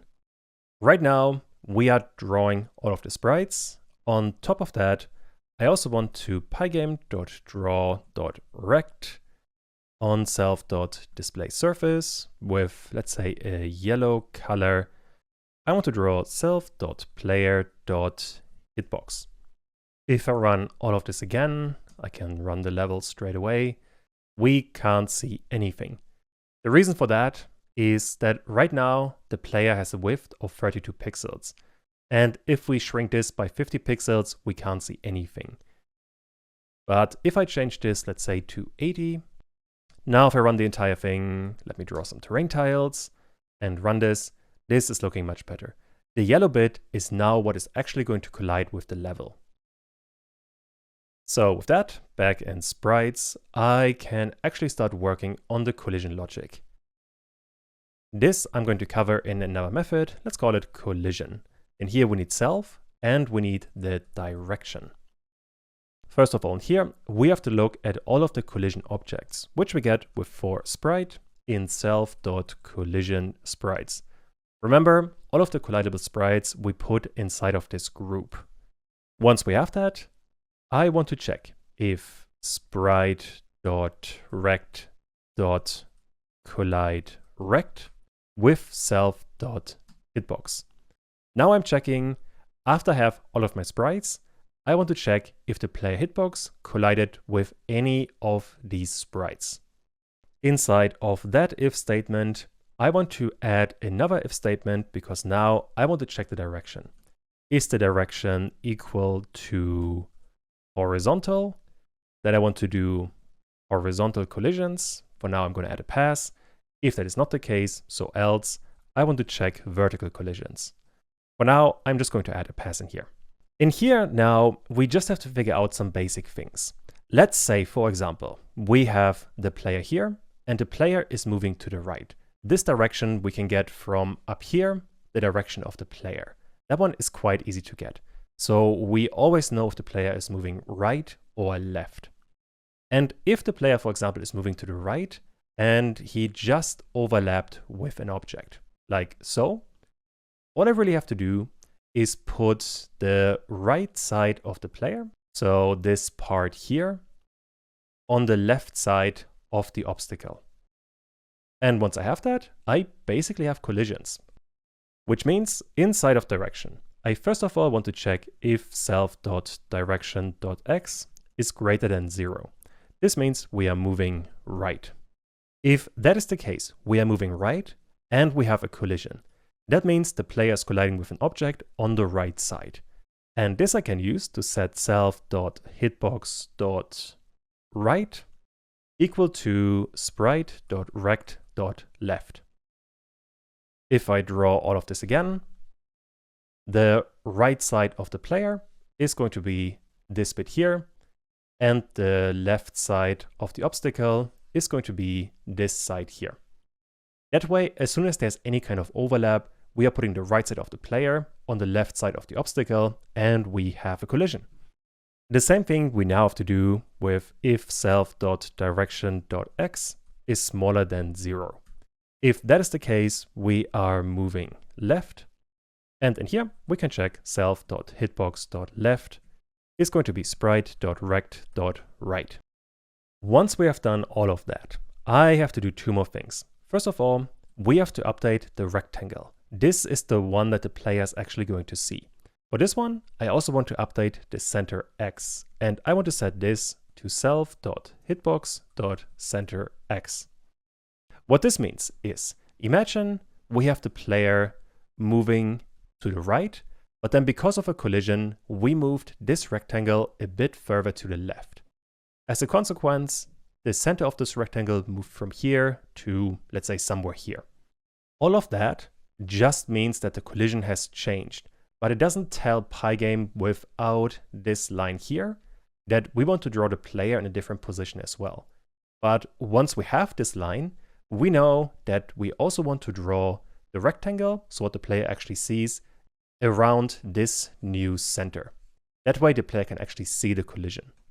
Finally, the actual position that we have, so self.post.x, I also want to update. This is going to be self.hitbox.centerX. And that is all we are going to need for horizontal collisions. I can call this method now, self.collision. Don't forget to pass in horizontal in here. And now, if I run main.py again and draw some terrain tiles next to the player and run the entire thing, if I now move too far to the right, I can't go any further. Same with the left side. This is looking really good. The same thing, if I return to the editor, I can also do with a palm tree. Let's place it here, run the entire bit again. And the same thing is also going to work with a palm tree. So I'm very happy with this. Which means all we have to do now is copy all of this for the vertical collisions. And this is going to be your exercise. Let me add a bit more space. I want you guys to copy the logic here and apply it to the vertical axis. So pause the video now and try to figure this one out. This one is going to look basically identical compared to this one, although we can make all of this a bit more space efficient. But I also want to be able to test all of this. For that, first of all, let me copy these lines here. And now I want to check if the player is moving down or up. And if that is the case, I want to move Y for all of these. With that, I have to add a pass in here again. Let me test this and run the game and switch to the level. Now I can move the player around as I want. Obviously, this is not going to be the logic for a side scroller, but that we're going to implement in just a bit. This is good enough to test things. Now, in here, I now want to copy this logic, but make it a tiny bit more space efficient because there isn't that much happening here and writing 6 lines of code is kind of overkill. We can set self.hitbox.top. So this is what I'm doing here, basically, except for top and bottom. I want to set this to sprite.rect.bottom. This means if the player is moving up and overlaps with a wall on the top. If that is the case, I want to move this top side here to this position, the bottom of the wall. But I only want to do this if self.direction.y is smaller than 0, meaning the player is moving up. If that is not the case, so else, I want to keep self.hitbox.top as it is. The same thing I can do for the bottom. So now I want to place the bottom of the player to the top of the rectangle, which means now the player is moving down like so and overlaps with the wall on the bottom. I want to get this bottom part of the player and move it on top of the wall. This is what I'm getting here. And this I only want to do if the player is moving down, so y is positive, or direction.y is positive to be a bit more specific. If that is not the case, I want to keep bottom as it is. These two lines basically do the same logic as these 4 lines here, except in, well, much less space. All we have to do now is copy these 2 lines here. I want to set self.rect.centerY, and I want to set self.pos.y. Both of these are going to be self.hitbox.centerY. All I have to do is copy this one, and I am good to go. With that, we have covered the same logic that we have here for the vertical side in half the amount of lines, which I think is also a bit more readable, but it's a bit subjective. Let's try it actually. Now, let me place a couple of terrain tiles all over, so it's easy to test. Like so. If I run all of this, I can move around. This collision works pretty well. And in here, there is a bit of a problem. The other collisions seem pretty good though. Oh, this one is also not great. So we have to look around here a bit. So the vertical collisions definitely not ideal yet. Let's have a look.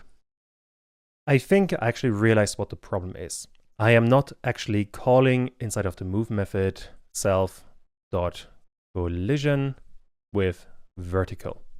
Now let's try this again. If I now run main.py, let me draw a few things again, like so. Now the collisions are working much better. And this is pretty good. I'm quite happy with that part. Okay, this seems to be working just fine. So I can leave this one as it is. I can't see any kind of problem here. While we're here, I also want to make all of this as space efficient as this bit down here. I guess I can also explain the logic a bit better. I want to place self.hitbox.right to sprite.rect.left, but only if this condition here is true. If it is not true, I want to keep self.hitbox.right where it was before. This is going to cover this part here. So I can take it out and duplicate this line, and to duplicate this one here, I want to place the left side of the hitbox to the right side of the wall, but only if the direction is smaller than 0. That way we're moving left, and now I can get rid of this bit here. Finally, I want to assign self.rect.centerx and self.pos.x where the hitbox is like so. And with that, all of this is much more easily readable. There's one thing I forgot, and here at the end, this should be hitbox left. But with that, we should be good to go. Let's try this. If I now place a few more elements and try all of this, still looks pretty good. So yeah, this is working just fine. Cool, very happy with this. With that, we have collision logic. And the entire collision logic here really isn't that complex. This is still fairly simple. This I can minimize for now. And now we have to work on the actual player side-scroller movement logic, which means that the player actually moves like a 2D platformer. For that, we first of all want to get rid of this one here because, well, the player shouldn't be able to just move up and down. We should only be able to jump and fall. Inside of the init method, I want to create a few more attributes. The first one is going to be self.gravity. This one I have set to 4. Besides that, there's one more attribute that I want, and this I called self and on floor.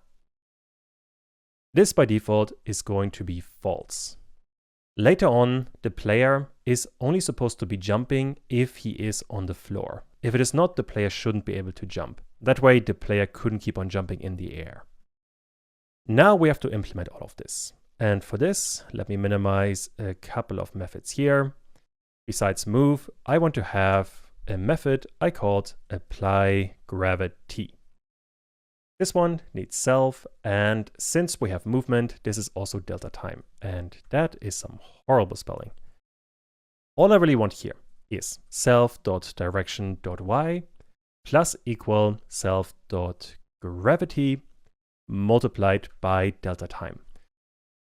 As always, gravity just means we are falling down, so y gets larger and larger. And this number I now want to add to self.rect.y plus equal self.direction.y. Note here what is really important, I am using plus equal twice, which means that we have an exponential fall speed. This direction gets larger and larger every single time, and this number we're always adding towards the position. But that is all we need. I can minimize this one. Before I'm running move, I want to self.apply gravity with delta time. If I run this again now, and let me just go to the level, and the player is indeed falling. That is a good sign. Now let me try the same thing again with some terrain, and we have a platform. And there we go. Now we have some basic movement. Although if I wait for a bit, this should eventually break. I just have to wait for a bit. Maybe it doesn't. But basically now, if I fall down, the player moves down really, really fast. The reason here is, when the player was still standing here, we kept on increasing self.direction.y, which means every millisecond the player stood on this platform, the gravity that he would be subjected to was larger and larger. In practice, Pygame would put the player down to, let's say, this position here, realizes it's on top of a terrain, and place the bottom of the player back to this position here. If this was running for long enough though, we would eventually get to an arrow that is somewhere here, and then Pygame would assume that the player just jumped over the entire platform. Another problem that we have seen is if we wait on the platform here for a while and then fall down, all of a sudden the player falls down at a really fast speed. So we have to account for a couple of things here. This is actually going to happen inside of collision. What I want to do, if the player is colliding with something vertical, I want to reset the gravity, which means I want to set self.direction.y back to 0, which effectively cancels out all of the gravity we have applied inside of this method here. And this is really important. That way the player doesn't accumulate gravity while standing on the platform, which would become a massive issue when we're trying to jump or falling down from a platform. Kinda hard to test, but this is basically all we need in here. Okay, and now that we have that, I also want to cover the jump mechanic. This one, we are going to start inside of input, and what I want to check in here is if keys is pygame.k_space, meaning the player is pressing the space button, and self.onFloor is true. If that is the case, basically all I want to do is move the player upwards. So self.direction.y is going to be -2. And just to test this, let me set self.onFloor, this we get up here, to true. If I run all of this now, and let me add a platform here so we can see what we're doing, we are getting an error that I have made a typo, this one here.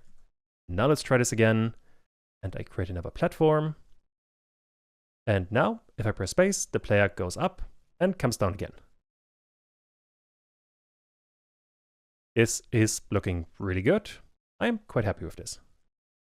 All we have to figure out now is how to check if the player is actually standing on the floor. Since we don't have that right now, let me actually show what problem we have, and let me add a couple of terrain tiles here, so this is a bit easier to show. If I am in the air, the player can keep on jumping. Which, well, I hope you can see the problem with this.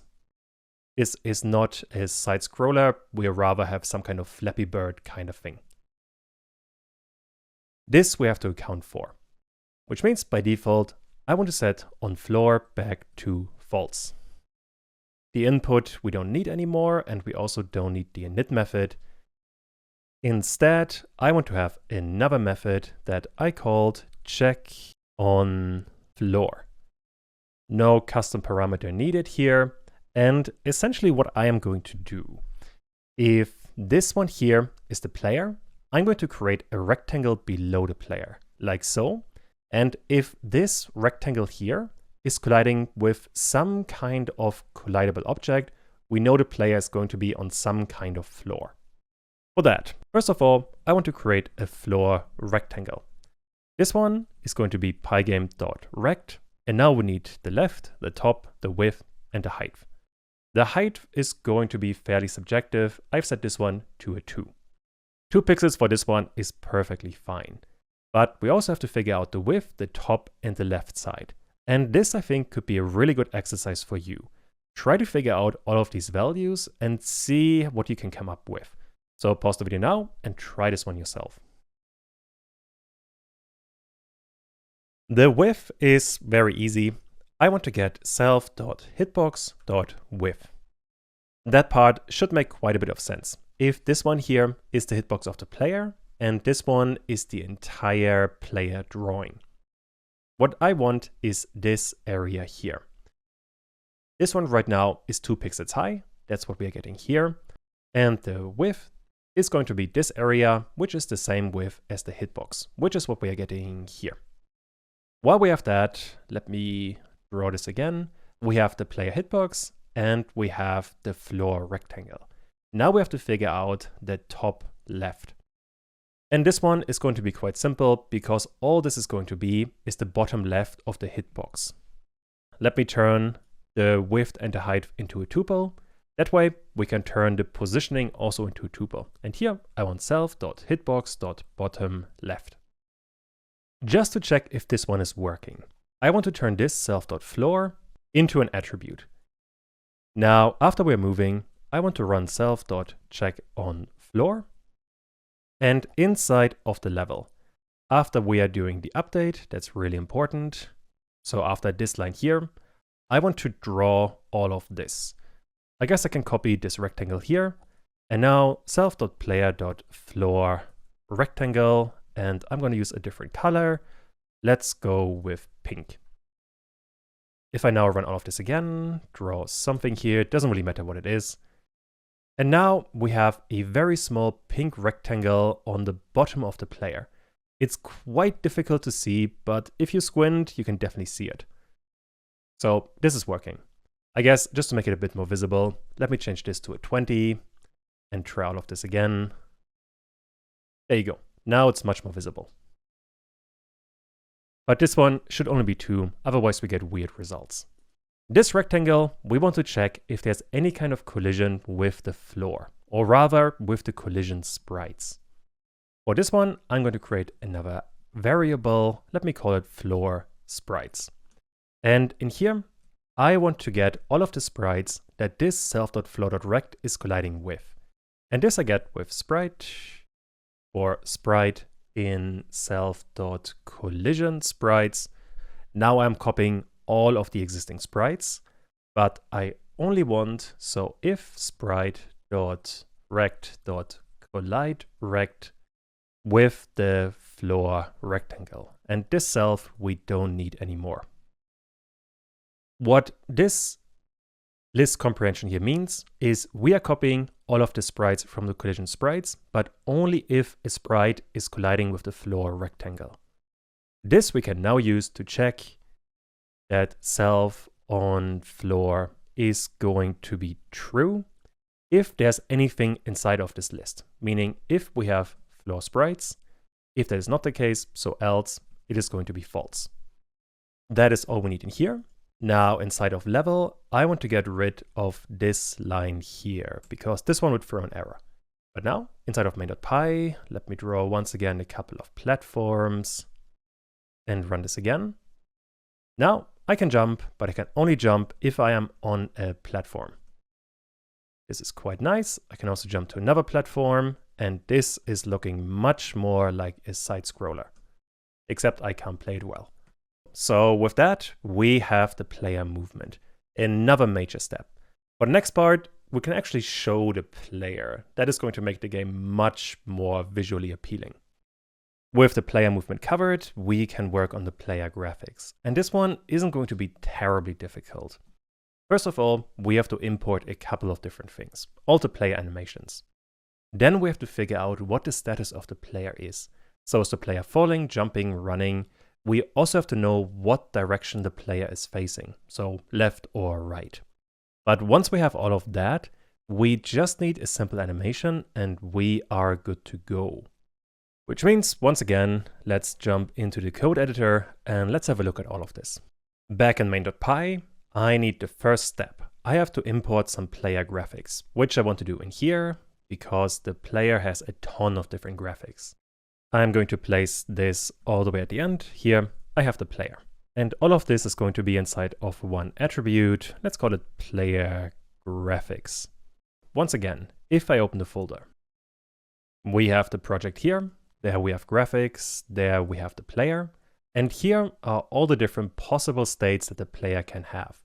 For example, we have idle right, we have fall left, lots of different things that we could import. And what I want is a dictionary, and the key is always the name of the folder, and the value is going to be all of these surfaces imported.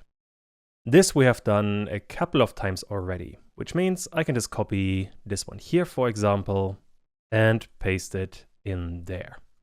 The only difference being that when I look at the folder, this should be graphics and layer, and the same we're going to do for the other folder. This should be graphics and layer. There we go. And now let me print self.playerGraphics just to make sure this is working. And there we go. This is looking pretty good. Now we have fall left, we have fall right, and we have lots of other states. I am quite happy with that. Now we have to get this into the level. This, once again, is going to happen inside of the switch method. In here, I want to have another entry for the player. This is going to be self.playerGraphics. That is all we need to import the graphics. Next up, we can work inside of the level. In here, the important thing is that we are getting all of these graphics into the player class. So in here, let me do it all the way at the top. I want to have the asset dictionary and I want to have the player graphics. This I now have to store inside of sprites, inside of the player sprite with another parameter. So in here, I want to have the assets. This I now want to turn into some animation logic. In here, first of all, we want to have animation frames. And those we are getting from the assets. Next up, we need self.frameIndex. This one is going to be 0. And now we need self.status. This one by default is going to be idle. Finally, we're going to need self.orientation. By default, this one is going to be right. These two lines here are already the second step of what we have to cover. Now we have the graphics with this part here. The next step is figuring out the player status. So what is the player doing and which way is the player facing? Once we have that though, we can create a surface. And for this surface, we have a dictionary with all of the different states as a key. And then associated, we have a list of values. Right now, I want to combine these two here to pick one key from this dictionary to get one value or one list of surfaces. And from that, I want to get the first index. This could be a good exercise for you to see if you can follow along. Try to get the surfaces that are idle right and pick the frame index 0 from that. And set this as the surface, and then you can pass this surface in here, like so. Okay, first of all, we want to get all of the animation frames. In here, I want to get some kind of string that is going to be idle right. So I'm combining this one with an underscore separating the two. And this I want to be more flexible, so I'm going to use an f string, replace the first one with self.status, like so. And right should be self.orientation. This is going to give me the full status of the player. And this entire thing here is going to return a list of surfaces. On this list of surfaces, I now want to perform indexing with my frame index. And that is the entire line that we need. So if I now run main.py, let me play something and go to the level, we can't see anything. The reason here is we are drawing over the entire surface. This I don't want to do anymore. I also don't want to draw this happened inside of level in the run method. I don't want to draw the hitbox anymore. Like so. And now let's try this. If I now switch to the level, we can now see the player. It doesn't actually update, but well, that is something we can work on next. The rest is still working just fine. Let me minimize the init method.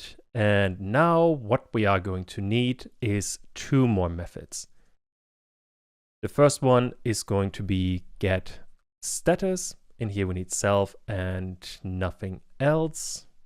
Let me add pass in here. And besides that, I want to have an animate method. This one needs self and delta time. In here as well, I also want to have pass. Let's work on animate first. That one is going to be the easier one. And this is the kind of method we have already seen a couple of times.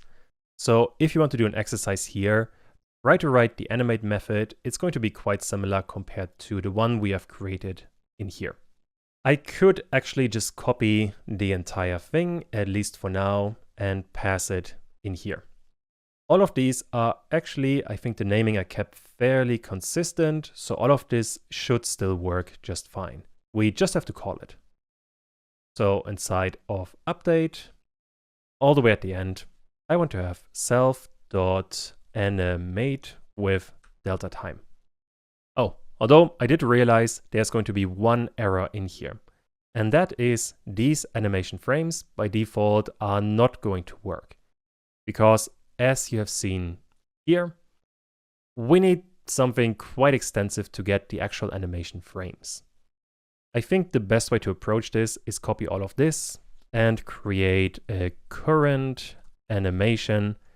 And this is going to be what we're getting here, but we're not indexing from it. I hope I didn't go too fast just now, but once again, we're getting the animation frames, and then we are getting one list of surfaces by using the full status.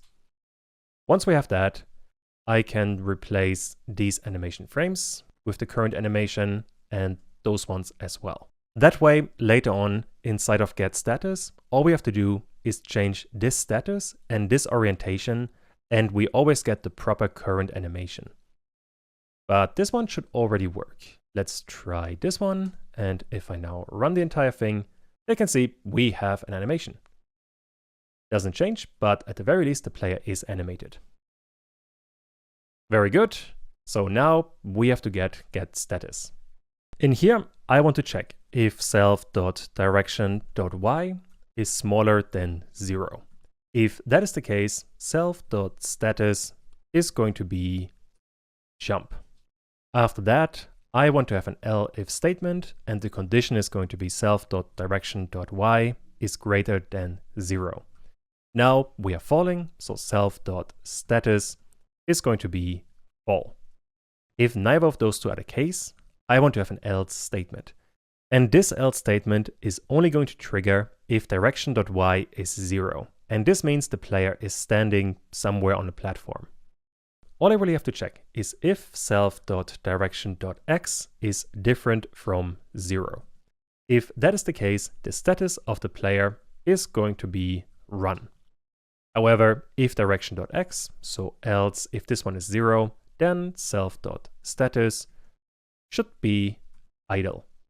And I don't really like that we're using 4 lines of code for something so simple. Which means I can rewrite this a tiny bit. I want to have self.status being run only if this condition here is true. If it is not, so else, then I want to have self.status being idle. This one down here. And with that, we have the entire thing much more concise. This getStatus we now have to call. Let me do it right before animate. Self.getStatus. What is really important here is that you're calling this getStatus always after applying gravity and move. Especially move here is important. Because in there, if the player is on a platform, we are changing self.direction.y to 0. And that way we know if the player is falling or jumping or standing on a platform. And now let's try this one. And you can already see something is working. Although the player is always falling, that is not ideal. Also, the player doesn't face in the right direction. So there are a couple of things we have to work on. First of all, let's start with left and right. That's actually the easier one. Because in here, inside of input, if the player is pressing right, I want to set self.orientation to right.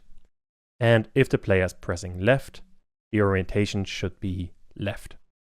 Let's try this one now. And let me place, once again, a few more terrain tiles. I guess while we're here, I can also place a couple of palm trees, like so. And we are definitely making progress.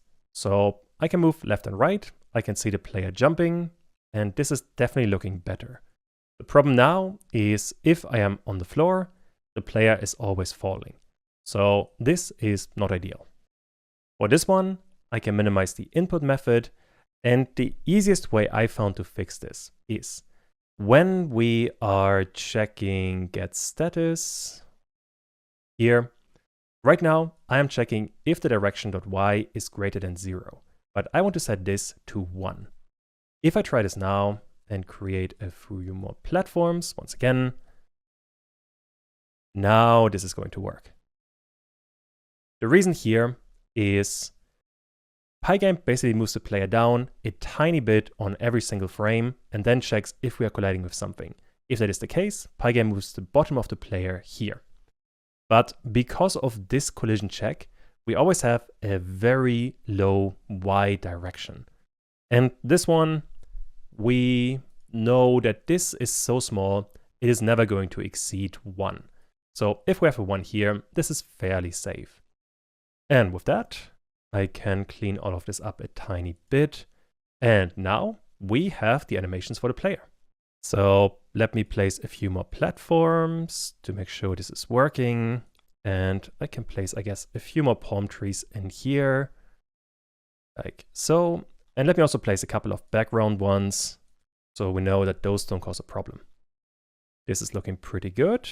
And the player can move around just fine. And the animations also look really good. So I am very happy with this. The game is definitely taking shape. So yeah, we are absolutely making progress. For the next part, I want to create the camera. There are basically 2 major things that we need here. Number 1, the camera should always follow the player. Meaning the player is essentially always in the middle of the window and everything else gets drawn around the player. Besides that, I also want to sort all of the objects in the level by depth. This one is going to ensure that we, for example, always have the background palm trees in the actual background. Right now, sprites are going to be sorted by the way they are being created. So if one sprite is being created after another sprite, the sprite that is created later is going to be on top, which isn't terribly reliable to, well, create any kind of graphic system. So let's work on those 2 things. This shouldn't be too difficult. Inside of the code, I want to work inside of level. And the way the camera is going to work is we are drawing everything inside of all sprites. This I want to change a bit, or well, I want to instead create a camera group. This is still going to be a sprite group, but a special one that is going to draw everything in relation to the player. This I want to create in the same file. So let me create another class here that I called camera group. This one has to inherit from pygame.sprite.group. This one, as always, is going to need init, but there's no need for any kind of custom parameter. However, we do need to call super dunder init. Once we have that though, we have basically created a perfect replica of a normal Pygame sprite group. Which means if I run the entire thing now, let me draw a couple of terrain tiles and let's test a few more just to make sure everything is still working. This is looking pretty good. So we are now drawing everything via a custom group. But so far, this custom group is a perfect copy of its sprite group. This we want to change though. And first of all, I need a few more attributes. The first one is the display surface. This one I'm getting with pygame.display.get_surface. And besides that, I want to have an offset. This one by default is going to be a vector. What we are now going to need, let me call it a custom draw method. This one needs self, and we also need to know where the player is. In here, though, first of all, we need to draw something in general. And what Pygame does internally, it does for sprite in self. Self works because we always attach all of the sprites to this group. And now, all we need is Pygame. And now we can use this for blitting. So I want to get self.displaySurface.blit. And in here, I want to have sprite.image and sprite.rect. This I can now use inside of the run method. Instead of running allsprites.draw, let me comment this one out. I want to get self.allsprites.customDraw. And in here, I don't need a display surface because this group always has the display surface. Instead, what I need is the player. This I get with self.player. For now, this doesn't do anything, but later on, we are going to draw everything in relation to this player. But let me first of all try this. If I draw and run the level, so far, we haven't made any kind of change. And let me get rid of the comment here. We don't need that one. What I can do in here. When I'm drawing or blitting all of the sprites, I am always putting them in the same position where the rectangle is. But I don't necessarily have to do that. Instead, I could, for example, get an offset rectangle, and this offset rectangle is going to be sprite.rect. Let's copy it. And this offset rectangle, I now want to offset.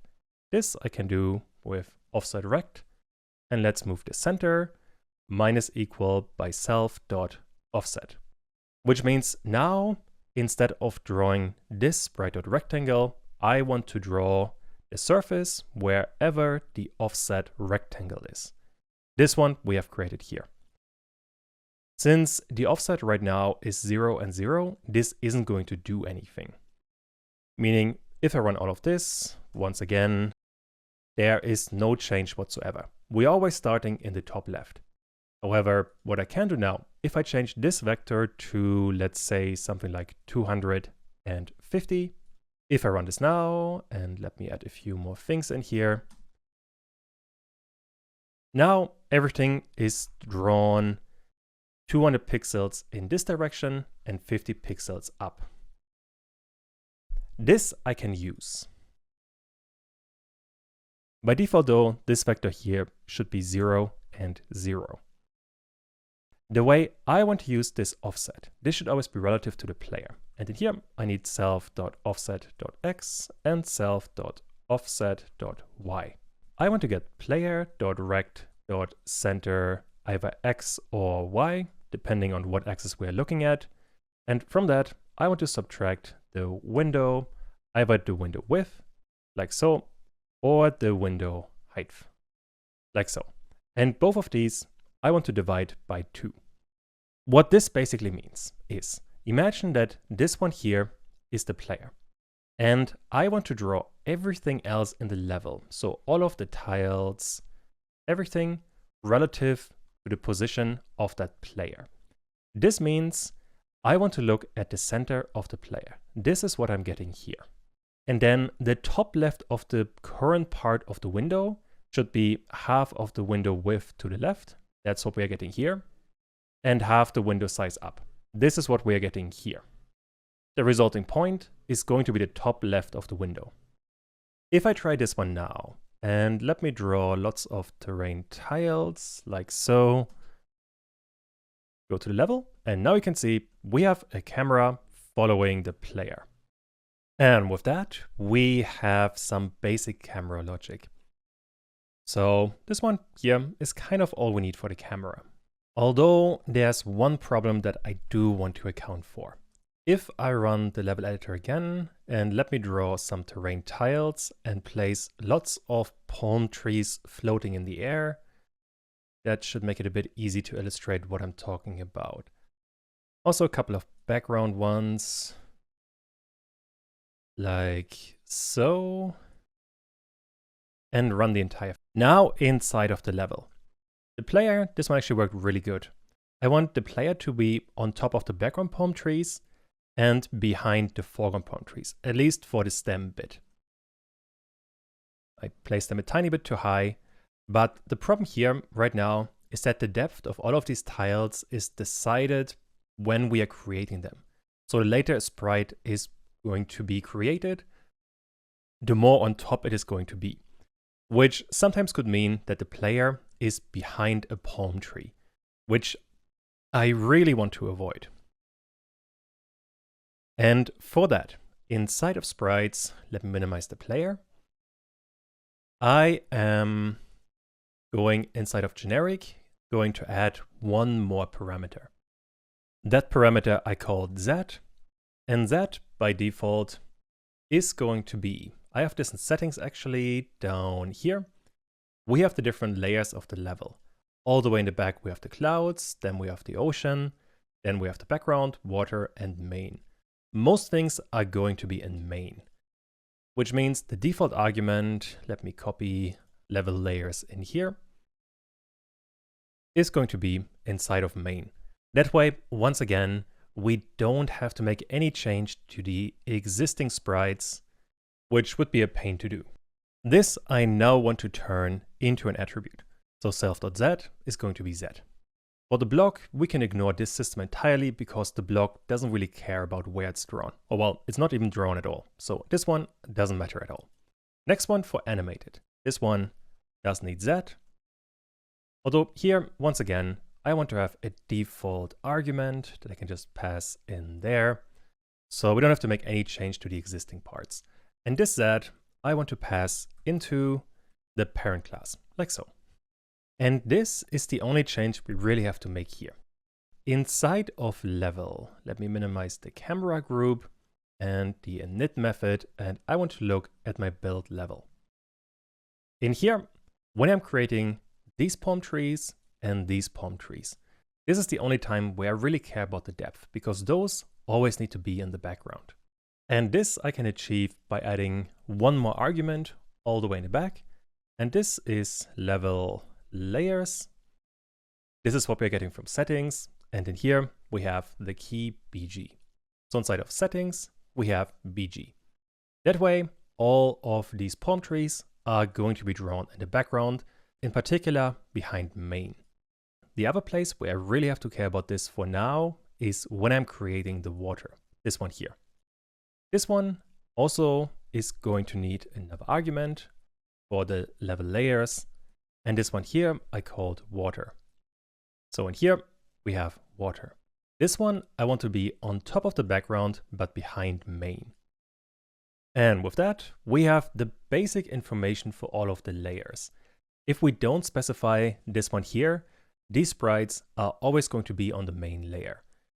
And for all of those, I'm pretty happy with them. We only really care about these and the water tiles. Those need to be in the background. All we have to do now is to actually implement the logic for this drawing. Which means, when we are doing our custom draw, We know that every single sprite has a Z parameter. And this Z parameter can be really useful to draw the level inside of a layered manner. All I really want to do is for a layer in level layers.values. This is going to give me the numbers between 1, 2, 3, 4, and 5. And this I can now check if I indent this information. I only want to draw a certain layer if sprite.z is equal to the layer. And only if that is the case, I want to draw all of this. And with that, we have different layers. Let me run the entire thing now, and let me place lots of palm trees. I hope some of them are going to be visible. Well, this is a slightly more difficult thing to test. Let's try this one. And, well, at the very least, this one is working. And this one is more deliberate. Later on, when we have the clouds, you're going to see the system a bit more. But this one by itself is a pretty good start. So, all right, with that, we have another major part. Now that we have the player, we can work on the enemies. The first enemy I want to work on is the shell. For this one. It doesn't damage the player on contact. That way the player can stand on top of it. I think that should already work. However, the shell does shoot a pearl, and this one damages the player. So what we basically have to figure out is if this one here is the shell, we want to shoot a pearl whenever the player is in a certain distance. Let's say in this radius here. Let's have a look at that. Once again, I'm in the code editor, and I want to work inside of the level. More specifically, inside of build level, where we are creating the shell. That happens here. For these, we have to do a couple of things. Number one is they need I called this one a pearl image. This is what they are going to shoot. Next up, number two, they need to know where the player is. This one should be quite obvious. I want them to shoot if the player is in a certain distance. And once the player is, I want them to start shooting this pearl image. Once we have those two, we can work inside of the shell and add the stuff that we need. But let's get started with the pearl image. This one, as before, is going to be imported inside of imports.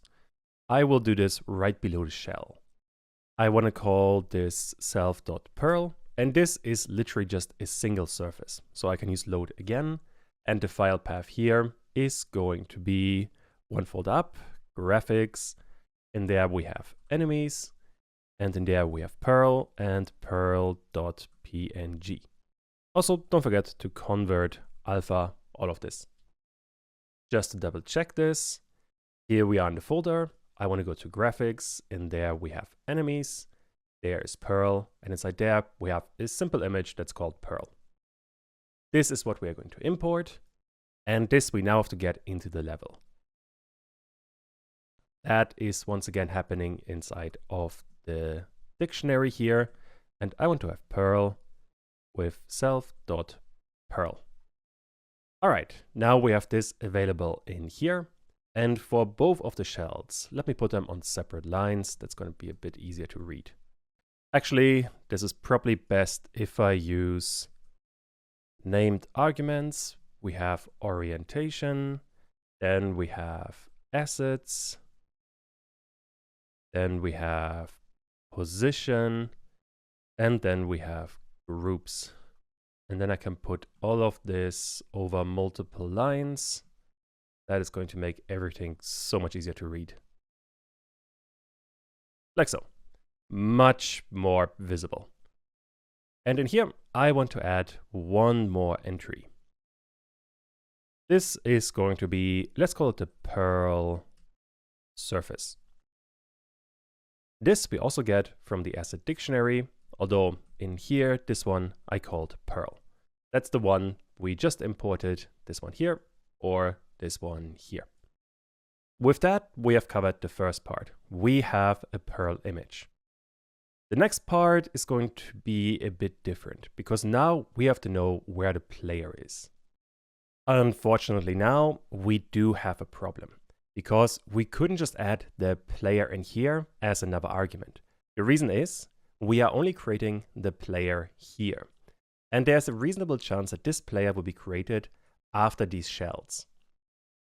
Which means if we try to pass the player in here, the player might not exist yet, which is, well, not ideal. The easiest way I found around that is I created another sprite group. Let me call it self and shell sprites. This group we do have to create, so inside of init, I want to create self.shell sprites. Once again, this is going to be pygame.sprite.group, and that way I can target all of my shells quite easily. This I can then use all the way at the end of this entire statement here. All the way at the end of this. I want to loop through all of my shells, which means for sprite in self.shell sprites, I want to add sprite.player is going to be self.player. And let me minimize the match data for loop, because this one here I want to have on the same notation level as this original for loop. But this is literally all we need here. And with that, I believe we are done with the second part. Let me get rid of it. And now inside of sprites, I have to account for all of these parameters. Although I already see I made a typo, this is group, and this I called groups. So let me fix this one. The rest is looking pretty good though. Although we do need one more parameter, and that is the Perl surface. This I also want to store. Let me add another section here that I called, I guess, Perl works. First of all, I need the Perl surface as an attribute, so Perl surface is Perl surface. Besides that though, I do want to have a few more attributes here. The first one is has shot. By default, this one is going to be false. Next up, I want to have an attack cooldown. And this one is going to be a timer. Fortunately, we already created a timer way earlier. If I open my files, in here we have timer, and I can reuse one of these timers. So inside of sprites, I want to, from timer, import timer. Now I have to create a duration. I went with 2 seconds or 2000 milliseconds. There's one more thing that I forgot to add, and that is self.damage group. What this one means, inside of the level again, if the player touches spikes, for example, the player is supposed to later on get damaged because these spikes are inside of damage sprites. Any kind of sprite inside of this is going to damage the player if the player is in contact with it. And I want the Perl surface to be inside of this damage sprites as well. As a consequence, since we are creating this Perl surface inside of the shell, I want shell to have access to the damage sprites, but not be in it itself. Which means I want to have another argument in here, and let's call this the damage sprites. Is going to be self.damage sprites. This is kind of similar compared to the player. This sprite has access to the group, but is not in the group itself. But now, inside of my sprites again, I can add, I think I called this damage sprites. Yep. And those, let me name this properly, damage sprites, is going to be damage sprites. Right, with that, we have all of the parameters we are going to need for the Perl. Which means now we can start to animate it. And in here, I want to have animate with self and delta time as always. And I want to have an update method that also gets self and delta time. And this one is going to call self.animate with delta time. This we have seen a couple of times already. And in here, once again, we have to get the actual animation. So let me store all of this in a separate variable that I get with self.animationFrames and self.status. This one so far is quite simple. We only really have 2 statuses. We have idle or attack. So not much can go wrong here. Then I want to get self.frameindex plus equal the animation speed, multiplied by delta time. This one should also be fairly straightforward. But now we do have to make a change. And that is if self.frameIndex is greater or equal than the length of the animation. I think earlier I called this the current animation. That probably makes a bit more sense. Like so. I want to have a proper if statement. And this is different compared to, for example, animated, where I put everything on a single line. The reason is inside of this line here. When we are checking if the animation is ending, I want to do a few more things. Although for now, I want to set self.frameIndex back to 0. And at the end of all of this, I want to set self.image back to this is the current animation with integer and self.frameIndex. This animation here is basically the same thing that we have done up here, except a bit less concise, but the function is basically identical. But let's try this one actually. I haven't run the code in a while, so let's check if everything is still working. I want to create 2 shells. Let's run this entire thing. It doesn't crash, and that's looking pretty good. And the player can also stand on the shells, so we are definitely making some progress. Although right now you can see that the shells don't do anything, but at the very least nothing is crashing. That's usually a good sign. Right now they are animated, but they're not doing anything because they are idling. And the idle animation is a single image, so it looks like a static image. For that, we have to add a bit more logic, and I guess I can put all of this inside of a getStatus method. For this one, we need self and nothing else. All I really want to check in here is if player is close enough, that could be a random number, then I want to set self.status to attack. And if that is not the case, so I want to have an else statement, then self.status should be idle. Remember here, we do have access to self.player because of this line here all the way at the bottom, which is all you really need to figure out the distance between the player and the shell. And if you want a specific number, let's say if the player has less than 500 pixels between himself and the shell, I want the shell to attack. And this could be a good exercise for you. Try to use some math to figure out the distance between the player and the shell, and if the player is closer than 500, the shell should have the status of attack. Pause the video now and try to figure this one out. Obviously, this is going to be an if statement. And first of all, I need the position of my player. And this I get with self.player.rect.center. This I want to turn into a vector. With vector, because this allows me to use one specific method that is called distance to, which is giving me the distance to another vector. And the other vector I want to look at is self.rect.center, or the center of the shell. And if the resulting number is smaller than 500, then the status should be attack.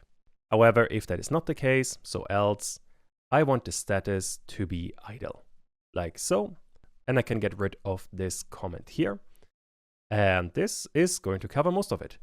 So now, before we animate, we also call self.getStatus. And let's try this one. And let me add a longer level with a bit more stuff. And I can place shells all throughout here. Let's try this. And there you can see the shells in the bottom are attacking. So this one and this one is attacking, but this one is just chilling. However, if I go closer, at some point it starts attacking. And there you can see it perfectly. This distance seems to be working just fine. Cool. Also, let me close the timer. We don't need this one anymore. Now that we have that, we can start to think about how to actually shoot a pearl. And for that, we need to work quite a bit more inside of this animate method. But essentially, all I really want to do in here is, if a certain condition is true, and there are quite a few in here, let me go through them actually. The first one is, if int self.frameIndex is equal to 2. This by itself is going to be kind of confusing. I'm checking if we are on the third frame inside of the animation. Remember here, we're starting at 0. The reason why I'm choosing this frame, let me open the folder actually. Here we have it, and we have graphics, enemies, shell left, and attack. The frame we are looking at right now is this one here. And I have chosen this one because this is the best frame to actually start creating the pearl. You can see here the shell is charging, and here it's basically recovering. So on this one, I actually want to shoot it. Just imagine if we were on this frame here and we would have one pearl here. It would look kind of silly because we have the pearl in there and we're also shooting one. That I want to avoid, so I only want to create the pearl if we are on this frame. That is this if statement here. Besides that, obviously, I also want to check if self.status is equal to attack. This should be a comparison operator. There we go. And there's one more condition that we need, and that is and not self.hasShot. This one should be obvious. Once we have shot, I want to run a timer that the shell can only shoot every 2 seconds. That we are going to control up here with the timer. And inside of here, I need to do a couple of things. I first of all need to get a pearl direction. So is the pearl going left or right? And this one is quite easy. I want to have a vector with -1 and 0. This one is going left if self.orientation is equal to left. This is the orientation we created earlier, all the way at the top. And this one is telling us what way the shell is facing. If that is not the case, so else, I want to have a vector that goes 1 and 0. This one is going right. Once we have that, I want to create a pearl. For this one, we are going to need another class. I'm going to do that in a second, but for now, I just want to print pearl was shot. This we're going to replace in just a bit. And after I have done that, I also want to set self.hasShot to true. That way, we're not going to trigger this multiple times. What we now have to figure out is how to reset this self.hasShot. And for that, we have the timer up here. And basically what I want to do. After we set the self.frameIndex back to 0, I want to check if self.hasShot is true, which is going to be the case after we have shot or after we have run this if statement here. If that is the case, I want to activate my attack cooldown, which I do with activate. And besides that, I also want to set self.hasShot back to false. With these two lines, I can look at this get status again, because I only want the status to be attack if the player is close enough, and self.attack cooldown is not active, which means I want to have a not in here. That way, after we have activated this timer here, the shell cannot attack, which means this entire statement here would not be run. The last thing we have to do is to update the timer. So self.attack cooldown, I called it .update. And with that, we should be good to go. And I just realized this one should be an and instead of an if. This is looking much better, so now let's try this. And let me just create one shell. Then we can test this a bit better. So right now, it doesn't do anything because the player is too far. But if we get close enough, we get pearl was shot, and there again after about 2 seconds. And this keeps on going. So this is looking pretty good. And for this one, it might be kind of hard to follow the logic. I would definitely go over this a couple of times. You want to understand how this part, and this part here interact with each other. But in my case, I'm going to continue and I'm going to create another class that is going to be the pearl. This one, as always, is going to inherit from generic, and in here, I want to have an init method. For this one, we need self, we need a position, we need a direction, we need a surface, and we need a group. And first thing that we are going to do in here is a super init method. This one is going to come from generic, so we need position, surface, and group. That's the stuff we are getting all the way at the top here. Position, surface, and group, that we can just ignore. We now need a few more things. First of all, since this pearl is going to be moving, we need some movement attributes. We want self.position, and this is going to be a vector, and the position here is self.rect.topleft. Besides that, I want to have self.direction, and this is the direction we are getting from the parameters. This direction here, we're just going to pass in here. Finally, this one needs self.speed, and I've set this one to 150. Finally, I want to have a self-destruct mechanism, because this pearl, if we didn't destroy it, would keep on going forever, and at some point we would have too many of them. For that, I'm going to create self.timer, and this is going to be the timer we have already seen. And I want to have a duration here of 6 seconds. And after these 6 seconds are over, I want to destroy this entire object. Which means right when I create this pearl, I want to activate the timer. Like so, activate. With that covered, I can create an update method. And here we need self and delta time. And now we have to figure out the movement and the timer for this class. And I think this could be a good exercise for you. Move this pearl here in the direction by a certain speed. This is either going to be left or right for the direction. And then after the timer is over, destroy the entire class. And if you want to go further, you can also create the pearl right in here as well and see if this one is going to work. So pause the video now and try to figure all of this out. I want to have self.pos.x plus equal self.direction.x multiplied by self.speed multiplied by delta time. This is going to give me a new position, and this position I want to use to update the rectangle, which I'm doing with round self.pos.x. And that is all we need for the movement.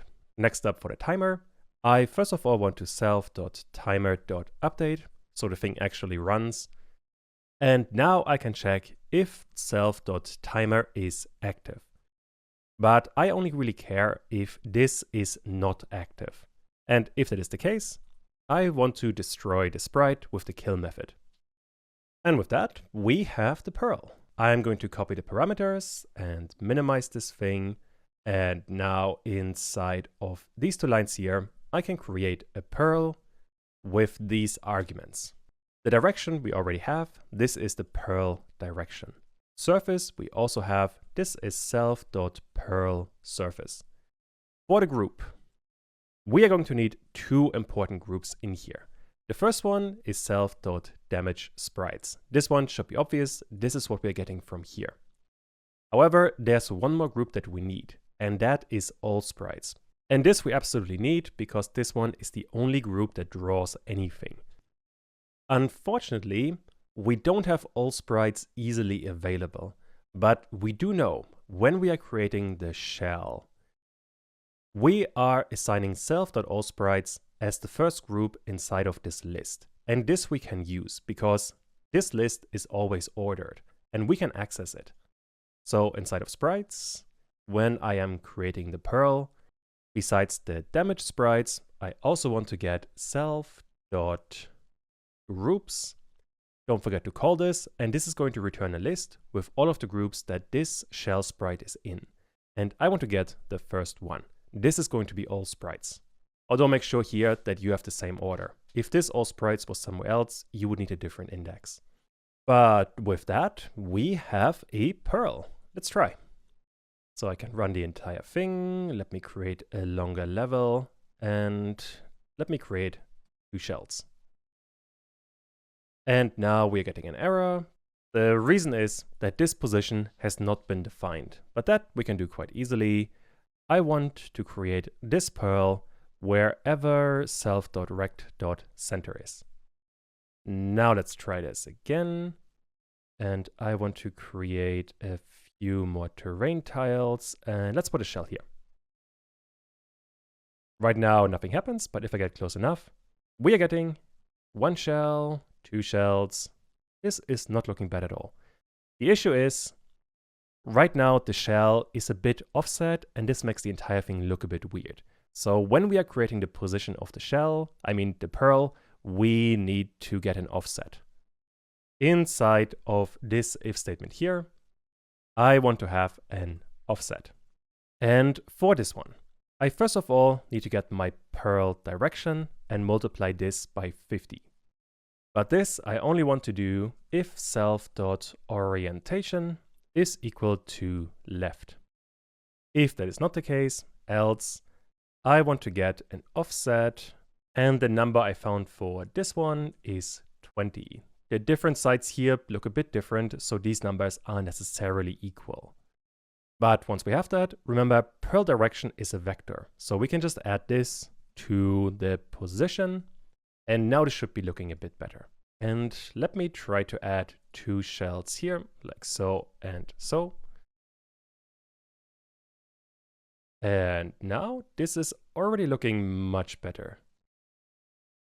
The only problem now is that all of these pearls are a bit too low, which I also don't really like. So if you look at them, they don't really align with the mouth of the shell or the opening or whatever it's called. Which means I want to have a bit more to this offset. For both if statements, I want to add plus vector, and this is going to be 0 for x and 10 for y. This should actually be negative 10 because we are going upwards. And now let's try this again. I want to create 2 more shells. And now this is looking much better. So I'm quite happy with this. With that, we are concluding the shell. Now obviously the player is not going to be hurt by the pearl, but that I want to have in a separate chapter. There we're going to add the interaction between the player and all of the enemies. But next up, let's work on Tooth. That's the other major enemy. So let's start working on Tooth. And Tooth is ultimately not that difficult. He basically runs around and reverses direction every time he collides with an obstacle or a cliff. Importantly here, he doesn't actually have gravity. He just moves left and right. That is much easier to calculate. That's kind of all we need. So let's jump right in and let's have a look. Once again, we are in the code editor, and in here, we first of all need the Tooth graphics. Those, fortunately, we already have. We imported them way earlier. So this I don't have to worry about, which means inside of level, we are creating Tooth in this line here, and most of this is perfectly fine. That being said, there's one thing that I do want to add, and let me add Tooth on the next line. Since Tooth needs to reverse if there's some kind of collision, Tooth has to know where all of the collision objects are. As a consequence, I'm going to add one more argument in here, and that is self.collision_sprites. With that, kind of like the player, Tooth is inside of all of these groups, but also has access to the collision sprites, although he himself is not in it. But once we have that, I can work inside of the sprites, and I want to flesh out Tooth. Right now, he's quite simple, and he needs collision sprites. I want to start by creating a movement section, and let me add a section here. Let's call it the general setup. Like for the pearl, we need self.direction first of all. And this by default is going to be a vector that points at 1 and 0. Although actually, while we are here, we could randomize this a tiny bit. And for that, I want to have from random import choice. And this choice I want to use with choice, and then here I can pass in a 1 or a -1. That way the start direction is either going to be left or right. Next up, we need the position. This we get once again as a vector, and then here self.rect.top left. This should look like this. Finally, I need a speed, so self.speed is going to be 120. And I did forget, we do need to turn the collision sprites into an actual attribute. So collision sprites here, and then we are good to go. However, there's one more thing that I do want to do, and that is to destroy Tooth at the beginning, like so, if he is not on a floor. The reason here is Tooth is going to move left and right, and he's going to switch direction every time he faces a cliff. And there's no gravity for him whatsoever. The problem with that is, if we placed him in the air, it would look really weird. So I want to add the logic that if Tooth is just placed somewhere in the air without a floor tile, I just want to destroy him right away. And that could be a really good exercise for you. Try to figure out at the beginning, when we are creating the sprite, if Tooth is standing on a floor or not. And if not, destroy the sprite immediately. To figure out if Tooth is standing on the floor, I want to use list comprehension. In here, I want sprite for sprite in collision sprites. That way, I am checking all of the collision sprites. But I only want to get a sprite if sprite.rect.collide point.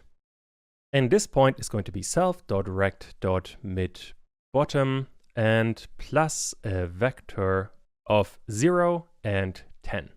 That way I'm checking if there's a point below the player, and I'm going to check all of my sprites in collision sprites if they are colliding with that. This is then going to return a list, and if this list is empty, I know there's nothing below the player, which means I want to destroy the sprite. This we can actually test right away. Let me run main.py again. And let's create a few terrain tiles, and let's place Tooth here, here, here, and then let's say here and here. And let's see what happens. And there you can see all the ones in the air just disappeared. So this is looking pretty good. That's a very nice safeguard. And once we have that, we can work on the other bits. In here, first of all, I want to have an animate method, as always, with self and delta time. And this one is actually going to be quite simple. So current animation is going to be self.frames. And for this one, I want to have an f string, and we always want to have run. And the other thing we need is self.orientation. Remember, this is also what we got earlier up here. Although once I have this bit, the rest is going to be very simple. I want to increase self.frameIndex by the animation speed multiplied by delta time. And besides that, I want to set self.frameIndex to 0 if self.frameIndex is greater or equal than the length of the current animation. And else I want to keep self.frameIndex. And finally, I want to set self.image to the current animation with self.frameIndex, with self.frameIndex being an integer.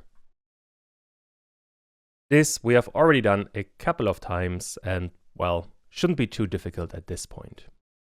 Once we have that, I can call the update method with self and delta time and actually call self.animate with delta time, and let's try. If I run this again and select Tooth, we are getting an error that we have no frames, because this frames here I called animation frames. Next attempt, let's try this like so. And there we go. Now we have an animation. Looks pretty good, we just have to move him now. For that, I'm going to create another method, self.move. This one also needs delta time. In here, move and self with delta time. In the most basic sense, all I want here is self.pos.x plus equal self.direction.x multiplied by self.speed multiplied by delta time. We have seen this plenty of times already. And once I have that, self.rect.x is going to be round self.pos.x. With this, I can run this one more time. And let me place a few things here. I can place Tooth in many different places. run the entire thing, and there you can see they are moving, except we have no bottom collision. So not ideal yet, but at least something is happening. Now we have to figure out how to limit this movement only to a platform. And for that, what I have done. This one here is tooth, and I'm going to create a gap rectangle here and here. And I'm also going to create a wall rectangle here and here. The red ones here are checking for a cliff, and the green ones are going to check for a wall. And if there's any collision with any of them, I'm going to change the direction. So for example, if tooth is moving to the right, and there's a collision either with the green rectangle, or there's no collision with this rectangle, I want to reverse the direction to the left. For that, first of all, I have to create a couple of things. I want to have a right gap, I want to have a right block, then I want to have a left gap, and I want to have a left block. All of these, unfortunately, are going to have different positions. For the right gap, or the right cliff, or whatever you want to call it, I want to have self.rect.bottom right, and then here I want to add a vector that is 1 and 1. This means if this one here is tooth, I am getting this bottom position, and I am moving 1 and 1 pixel to the right and down. Next up, for the right block, I want to have self.rect.midRight, that is horrible spelling, midright, and then here a vector that is 1 and 0. For the left block, this one is going to be self.rect.bottom left plus a vector of -1 and 1. For this one, we're going 1 to the left and 1 down.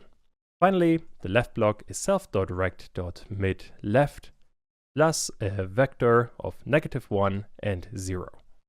With that, we have all of the different blocks we want to check. Now we just have to use them. And in here, first of all, I want to check my direction. So if self.direction.x is greater than 0. This means we are moving right. We now have to check two conditions. Number 1 is going to be no floor collision, and number 2 is going to be a wall collision. The idea here is if this bottom right point doesn't have contact with a floor, we know that tooth is facing a cliff and tooth should return. This is going to be this part here. The second part is going to be the wall collision, and this we are checking with this point. And all I'm really checking here is if there's any kind of collision with the wall, and if that is the case, I want tooth to return as well. All of this, by the way, is going to look kind of similar compared to what we have done up here, which means this could be an interesting exercise. Try to check those two conditions to see if tooth is either facing a cliff or a wall. If that is the case, I want to change direction.x and multiply it with -1, and self.orientation is going to be left. That is all you need for the movement, so you have to figure out this if statement here. Try to see if you can do it. I'm going to put all of this over multiple lines. That is going to make it much easier to read. And let me call it floor sprites. For this one, once again, I want to have list comprehension, and in here I want sprite for sprite in self.collision sprites. This is going to copy all of the sprites, but I want to add an if condition that I only want a sprite if sprite.rect.collide point with my right gap. This way I know if there's going to be a collision between the bottom point of my player, this one here, and the floor. And if this list here is empty, I know there is a cliff. This I guess I can now copy and call it wall sprites. For this one, I want to check the point right block, like so, but the rest can stay basically identical. Once I have those two conditions, I guess, let me put the comments here a bit more proper. Once I have those two, I can check if We have wall sprites or not floor sprites. Then I want to do all of this. The idea here is if there's anything inside of the wall sprites or if floor sprites is empty. If either of those two is true, then I know the player is facing a wall or a cliff and should reverse direction. This we can test right away. Let me add a few platforms because I can't control the starting direction of Tooth. So let me just create a bunch of them and at least one of them should work out. There we go. And now on the right side, you can see they are reversing. This is looking pretty good. And also, if I add a wall in here, let me do it for this one and run the entire thing, you can see this is also working. Cool. So this is definitely working. Now we just have to cover the other side. And that part is going to be your exercise. So pause the video now and see if you can figure this one out. First of all, I want to check if self.direction.x is smaller than 0. That means we are moving left. And after I have that, I guess I can copy all of this. Although now I want to check the left gap and the left block. And if that is the case, these two are still working out, as is this one, but now the orientation should be right.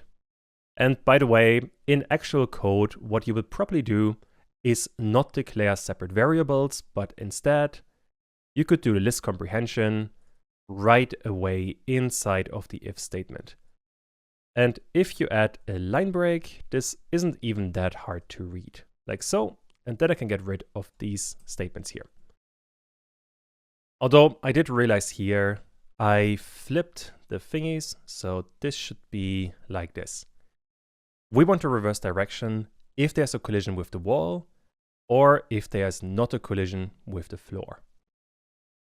So now let's try this. Everything is still working.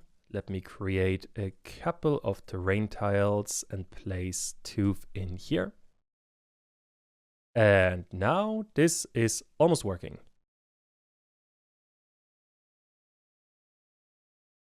So this is quite good.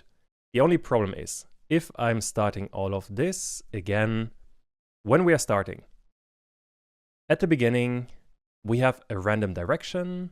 This is what we are getting. I can minimize move and animate. When we're getting this random direction here, we are not updating the orientation. That way, it could happen that Tooth is moving to the left while having the right orientation. To fix that, all we have to do is self.orientation is going to be left if self.direction.x is smaller than 0, and else it is going to be right. Now we can try this again, and let me add lots of platforms here. It's not this one. And now we can actually play around with this quite a bit because we have a fair bit of elements available. Oh, and by the way, since a shell is also considered an obstacle, this one should also work as a limiter. And this is looking pretty good. So can't complain about this one. Very happy with it. Obviously, once again, the player can't be hurt by Tooth, but that is going to be the next section actually. But for this one, we have once again made a ton of progress. Now that we have all of the enemies, we can work on the player damage. And this one basically means the player gets damaged when there is contact with the spikes, the pearls, or Tooth. And the reaction of the player is going to be a jump and a white flash. I didn't implement a proper health mechanic because I think this is already hour 10 of this tutorial. And, well, I do want to keep things at least somewhat focused. But you could very easily implement this yourself. Finally, we're going to need a mask for every object. So the player, the spikes, the pearls, and Tooth. That way, we have much more precise collisions. It's going to be really important for a platformer. That is all we need, so let's jump right in and let's have a look. We are back in the code editor, and the first thing that we have to do is to give all important objects a proper mask. That way we have more specific collisions. Let's start with the spikes because that's the easiest one. In here, we are basically copying the generic sprite. On top of that, I want to give this one a mask. That we get with pygame.mask.from_surface, and then here I want to pass in self.image. That way, these spikes have a mask, which is much better for collisions. This I do want to copy because we're going to use it a couple of times. For tooth. After we are doing all of this, I also want to assign a mask. However, for all of these animated enemies, after we are doing animation, we also have to assign a new mask because in here the surface has changed. Not by very much, but it's still good practice. But that is all we need. For the shell, we don't need to do anything, but for the pearl, we do need to add a mask. This we can do right here. And since this one doesn't animate, we can just leave it here. Finally, for the player, all the way at the top, I want to have a mask. And now after every animation, I want to have another mask, or I want to update the mask. And with that, all of the important objects have a mask, and this I can now use inside of level for collisions. I am going to add another method below getCoins, because this one I want to call getDamage. There's no need for custom parameters in here, and I want to get my collision sprites. This I get with pygame.sprite.spriteCollide. And here, first of all, I need a sprite. That is my self.player. Then I need a group. For this one, I have self.damageSprites. Then I want to kill. So do I want to kill the sprite my player is colliding with? In my case, this is false. Finally, we have to tell this method that we want to use a mask for the collisions. That we get with pygame.sprite.collide_mask. And once we have that, I can simply check if there's any kind of sprite in there. So if collision sprites, then self.player, and here I want to run a damage method. This is going to happen inside of the player. So in here, let me do it all the way at the top. Define damage, for now self and nothing else. And I want to print ouch. Let's try this one. And I want to have a couple of different elements here. I want to have spikes, I want to have tooth, and I want to have the shell. And I guess also a palm tree, so the player isn't always at danger.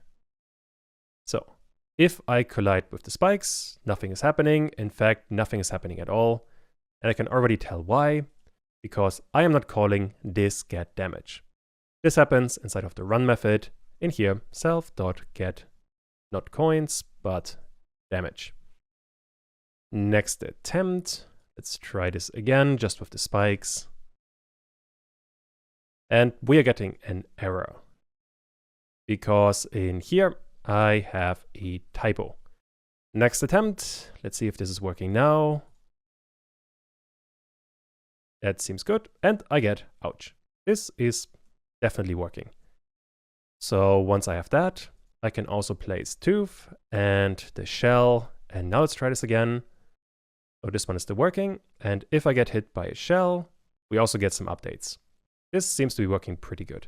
We can't see too much yet, but at the very least, it's something. Okay, so with that, I can flesh out the player damage and what is going to happen. First of all, in here, I want to have a timer. This I call self.invulnerability timer. And this is going to be a timer with a duration of 200, which means after the player was damaged, I want the player to be invulnerable for 200 milliseconds. And I only want to be able to damage the player if this timer is not active.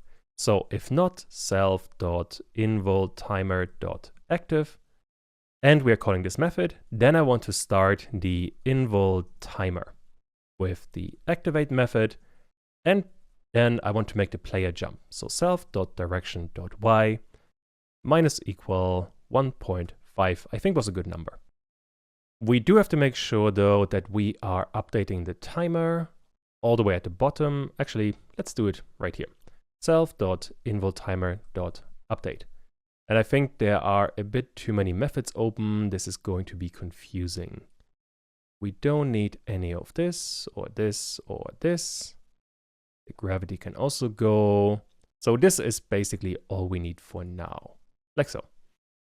What we're doing is we are updating the timer constantly, and we are only allowing damage if this timer is not active. And by default, it is not. So let's try this. And I'm just going to use some spikes. And let's see if this is one working. And there we go. The player is jumping. And this is at least something. Once again, you could flesh this one out quite a bit more, but well, for this part, it's pretty good, I think. Finally, what I also want to do, this is going to happen inside of Animate. If the player is being damaged, which means if self.involtimer is active, if that is the case, I want to make the entire player flash white. And for that, I need a new surface. And this surface is going to be self.mask. And this I want to turn to a surface. And this surface I want to set as the image. So self.image is going to be this surface. With that, let me actually show what we get with some spikes. And now we are getting something. The problem here is this looks weird because we have the black background. But other than that, we are basically using the mask to create a new surface, and this turns the entire surface into a black and white silhouette kind of thing. To make it look actually good, we have to get rid of the black part. And this we get with surface and set_color key. And the color key I want to get rid of is going to be black. This color key gets rid of one particular color inside of a surface, which in my case is black. That way, we only have the white color left. And now let me add a shell. And let me shoot it. And there we go. We have some interaction. So with that, we have the interactions between the player and the enemies. I guess I should try this one more time with Tooth to make sure this one is working as well. And there we go. We also have collisions. Obviously, we couldn't hurt Tooth, but well, that could be your own project. But with that, we have the interactions between the player and the enemies. Another major step. We are nearly finished. The last major part is to create the sky. This one is going to be, like in the editor, we have to create clouds continuously. Besides that, we also have to create the horizon. And at this point, if you still follow along, this shouldn't be too difficult given that we have done this before. I want to work inside of level once again.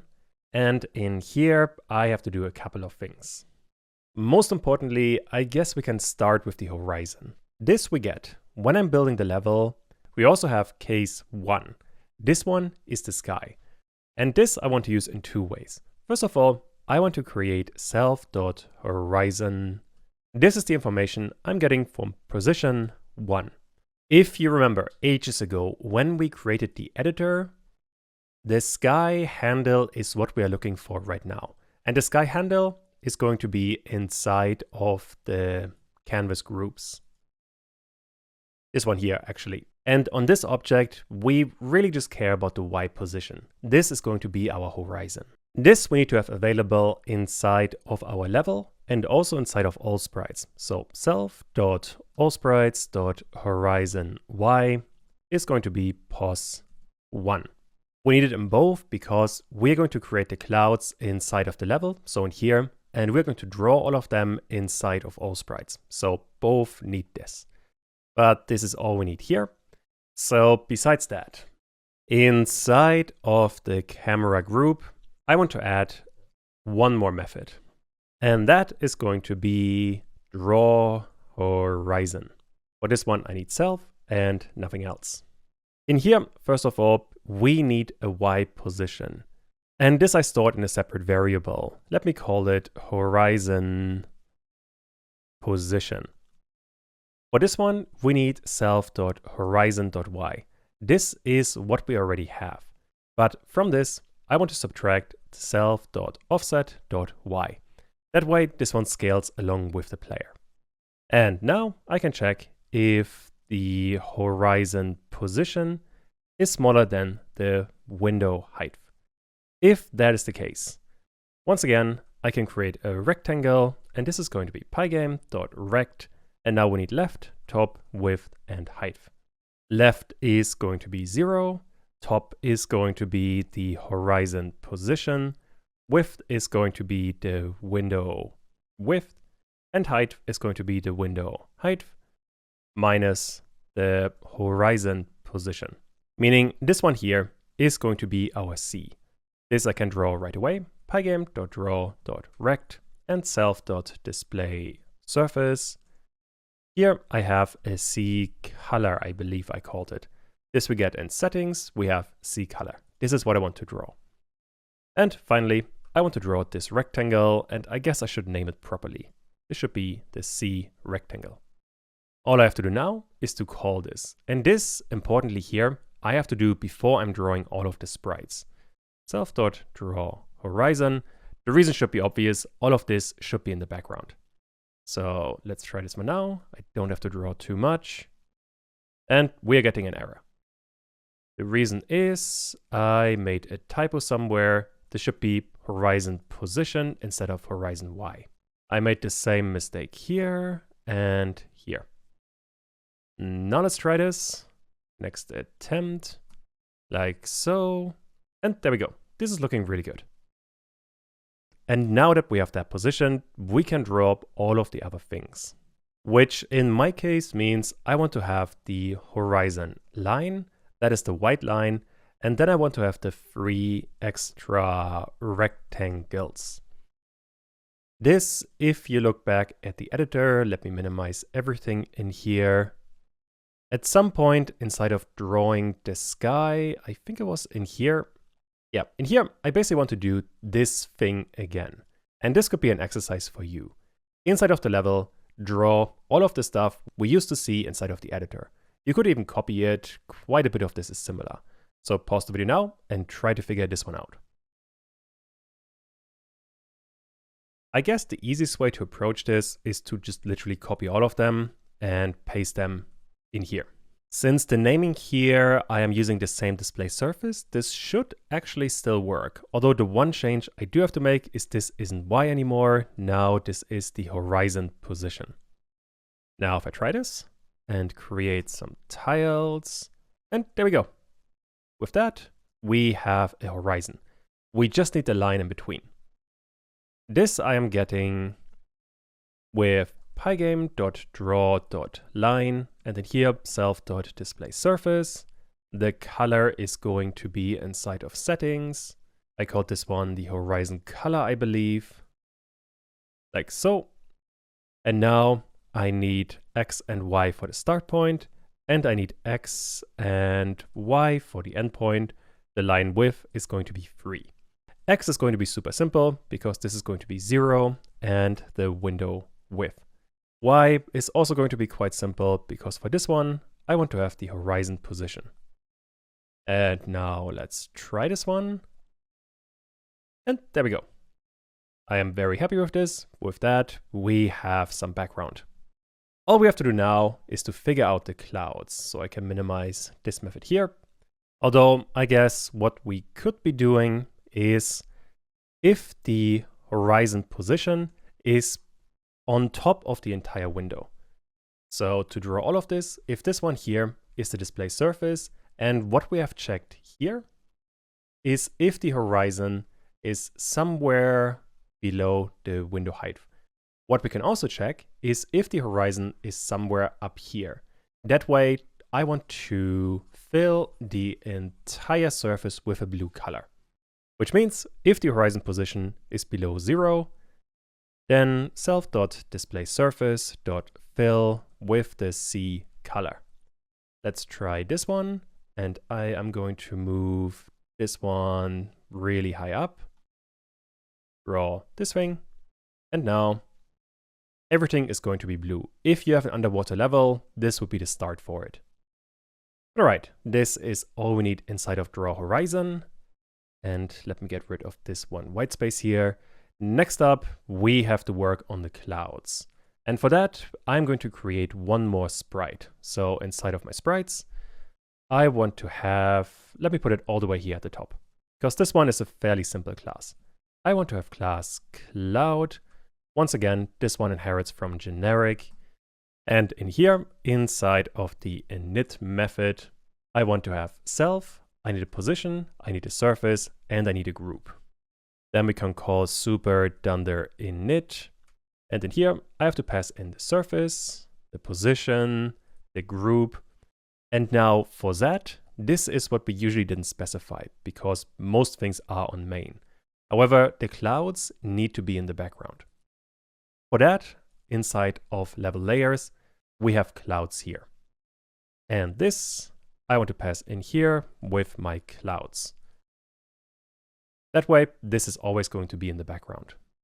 The rest though is going to be for the movement. In here, I want self.position. This is going to be a vector with self.rect.top-left. And besides that, I want to have a speed. And in here, I want to have a random integer between 20 and 30. Randint we don't have right now, so I'm going to import it. Finally, all we need in here is the update method with self and delta time. And literally all we have to do in here is self.pos.x minus equal self.speed multiplied by delta time. A direction here we don't need because the clouds always go to the left. So once we have that, self.rect.x is going to be round self.pos.x. And with that, we have a cloud. So next up, we need graphics for this cloud. This we get inside of main.py, and when I'm importing all of this stuff, I need one more import. I'm going to put all of this all the way at the end, and here we have clouds, and self.clouds is going to be import folder. And in there, we have graphics and we have clouds. This I now want to put inside of my level. Once again, the same way I have clouds and then here self.clouds. I believe this is the last graphic we are going to need in there. So besides that, inside of the level, we can now start to create some clouds.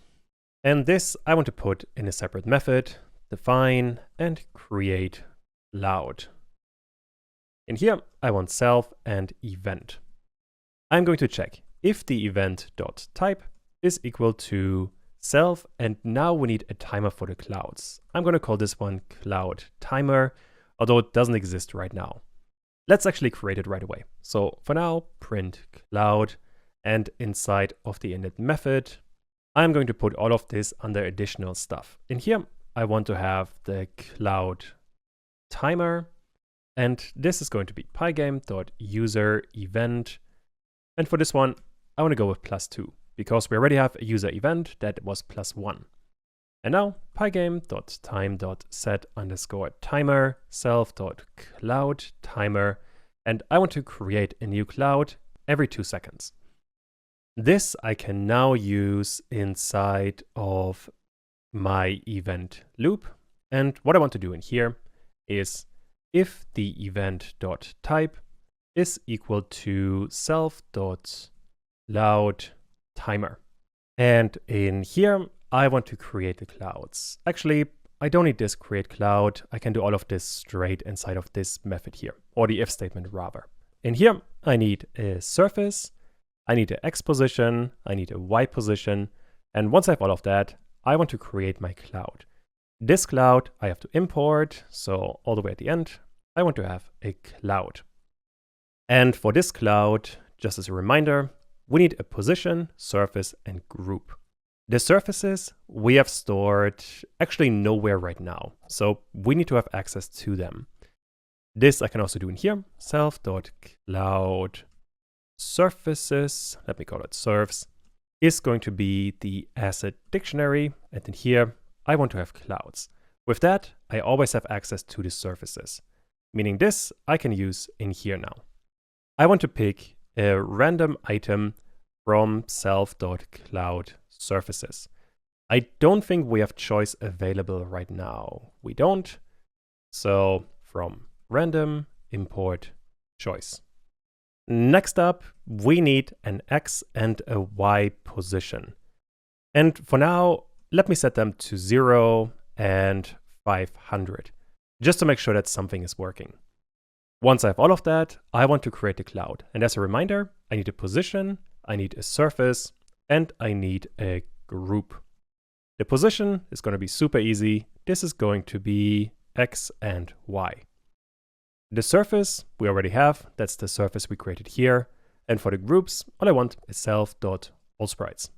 Oh, although I did make a mistake, this shouldn't be 500, this should be self.horizon Y. By default, I want to create the clouds on top of the horizon, so at the very least we can see something. And for X, since I want all of them to move to the left, let's start with 500 for this one. This still isn't going to be the ideal position, but at the very least we should be able to see something. If I now run main.py, let me run the entire thing, and we should be able to see a cloud there, and a second one in a second. There we go.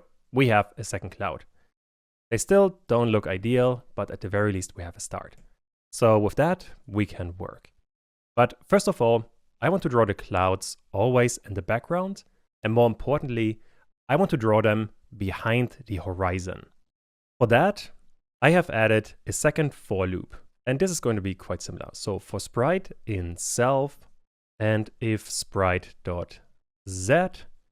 is equal to level layers, and in here I only want to draw the clouds, which means I can copy all of this and only draw the clouds and nothing else.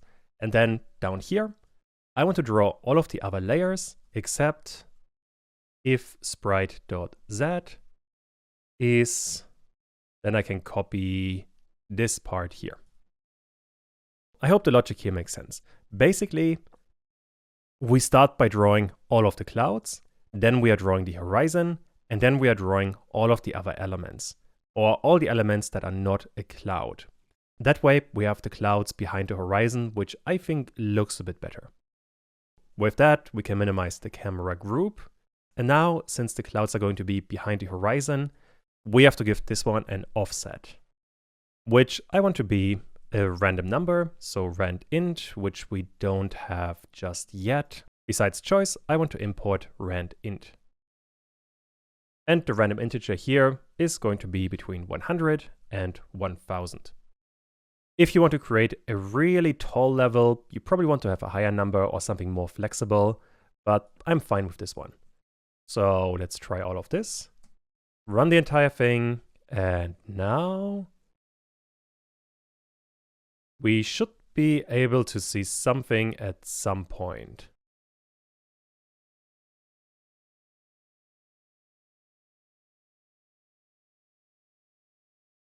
But we don't. I think one problem here could be that we just got really unlucky with the numbers. Let me change this to 100 to 200. So we're always going to see something. Let me try this again. And now, there we go. There we can see a cloud. And a second cloud, and a third cloud, and so on. So in the last part, I just draw the clouds too high. Cool. This is definitely looking pretty good. What we now have to figure out is, let me change this to a 500. Next up, we have to figure out this number here, the X part. And for this, we have to figure out what the level limits are. And since I only want to do this once, this is going to happen inside of the init method. Before I'm doing all of the additional stuff, I want to get the level limits. And think of it like this. If I have a level that has a couple of tiles here, a couple of tiles here, stuff here, and so on, I want to, by default, create some clouds inside of roughly this area here. And later on, when I create new clouds, the clouds should come from this side here. On top of that, if a cloud goes too far to the left, or rather exceeds the left side of the level, I want to destroy that cloud. And for all of that, I have to know the size of my level. For that, I have put all of this inside of a separate dictionary that I called level limits. In here, I want to have a left side and I want to have a right side. The left side is actually the easier part because this I always want to set at -500. The reason here is I know left or the left side of the level is always going to be at position 0. So I want to have this with some offset so the player can never see a cloud disappear. The right side, however, is going to be a tiny bit more complicated. The way I approached it is I looked at all of my terrain tiles and got the one with the highest number. So the right side should be the rightmost terrain tile with an offset, let's say +500. And this I think could be a good exercise for you. Try to figure out the width of the level. And there are different ways to approach this, but I think using the terrain tiles is the best one because you're always going to use them. So pause the video now and try to figure this one out. In here, I first of all want to get my grid, and inside of there, I have my terrain tiles. Since I only care about the position, I only want to have the keys. This I want to sort, which means I can put all of this in the sorted method. Oh, and I forgot, I do want to turn all of this into a list. And this list I want to sort. For that sorting, I am going to need a key. For this one, as always, we need a function. And let me pass in a position as the parameter here. We always get a position with x and y as a tuple. I only care about x. This is going to return a list with all of the terrain tiles sorted by the horizontal position. I only care about the last one, the one with the highest number. On this one, I only care about the x part. And this is going to give me the rightmost tile. And to this, I want to add 500. I guess there's one limitation here, and that is if the player doesn't place any terrain tiles, we're going to get an error.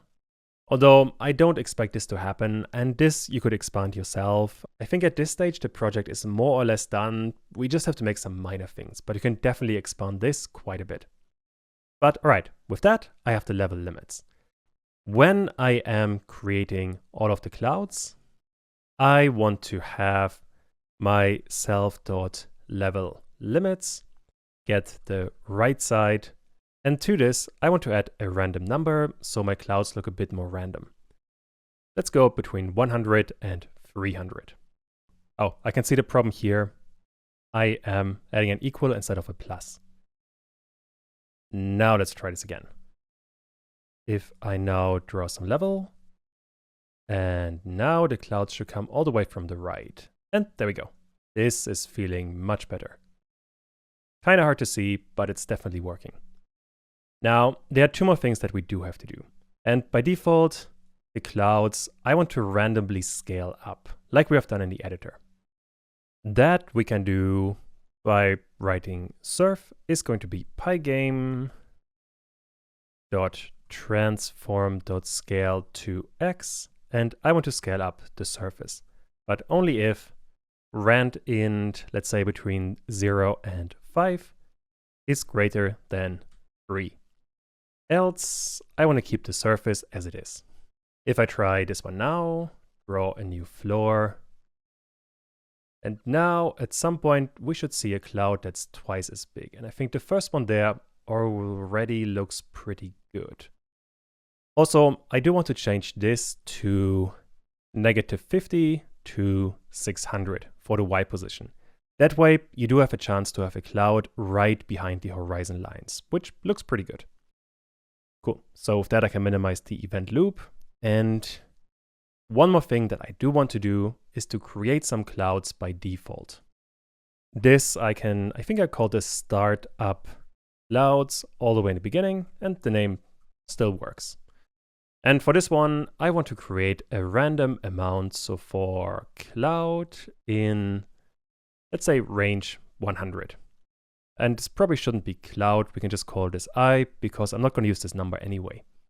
And here, I'm going to do a fairly similar thing compared to what I have done here. And you could be more elegant by putting all of this inside of a separate function. But in my case, I'm not too concerned. Although, that being said, we do have to make some changes here, because all of these clouds are supposed to come in from the right.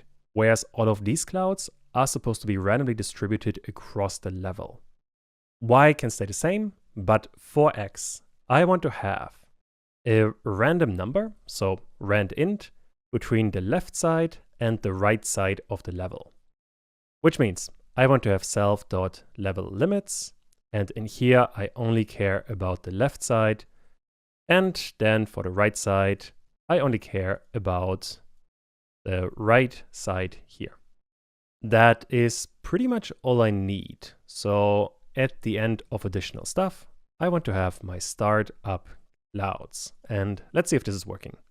If I now create some terrain again, and now we have potentially too many clouds. So this number here, where did I put startup clouds? There. This number here, you probably want to scale along with the width of the level. So if I set this to a 40, probably looks a lot better. Yeah, this is definitely better. So in here, the longer a level is, the more clouds you want. But in my case, I think this is a pretty good start. With that being done, there's one more thing that we do have to do. And that is in these clouds. If a cloud goes further than the left side limit, I want to get rid of the cloud. And for that, every time I'm creating a cloud, so let me once again minimize everything. I am creating a cloud either in the event loop or inside of startup clouds. Both times, I want to pass one more argument in here, and that is going to be self.levelLimits. And in here, I only care about the left side. This inside of sprites I can now work with because in here I have the, let's call it left limit. This I want to store into an attribute. Self.left limit is going to be left limit. And this I can now use inside of update to destroy the cloud if it goes further than this. Which means if self.rect.x is smaller or equal than self.left limit. And if that is the case, I want to destroy this object. And with that, we should be limiting the amount of clouds that we have. It's going to be kind of hard to see, but I'm going to assume that if there's no major crash, this is probably fine.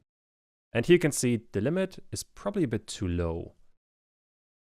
So if I jump it, you can see clouds disappearing.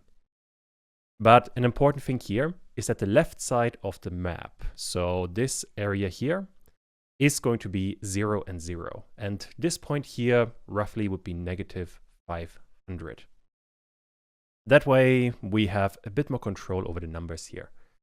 But, well, I guess what I can set for the left level limit, let's set this one to negative 1000.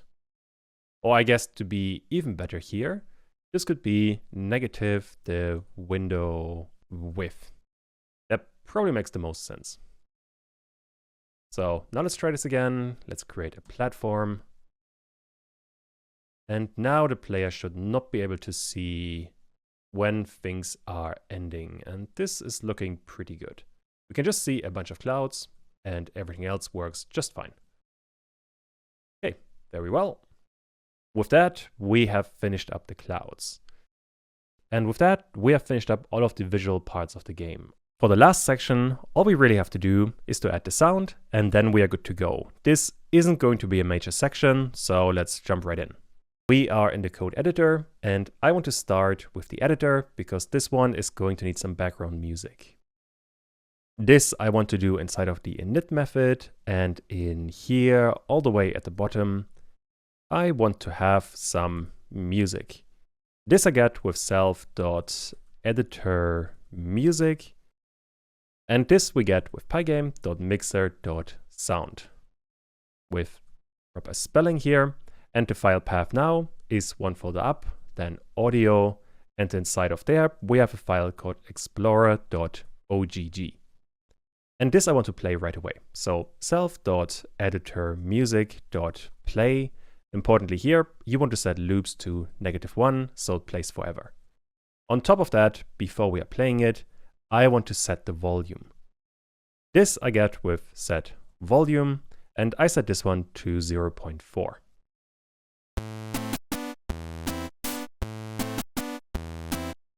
Now you can hear some music. So this one is working already.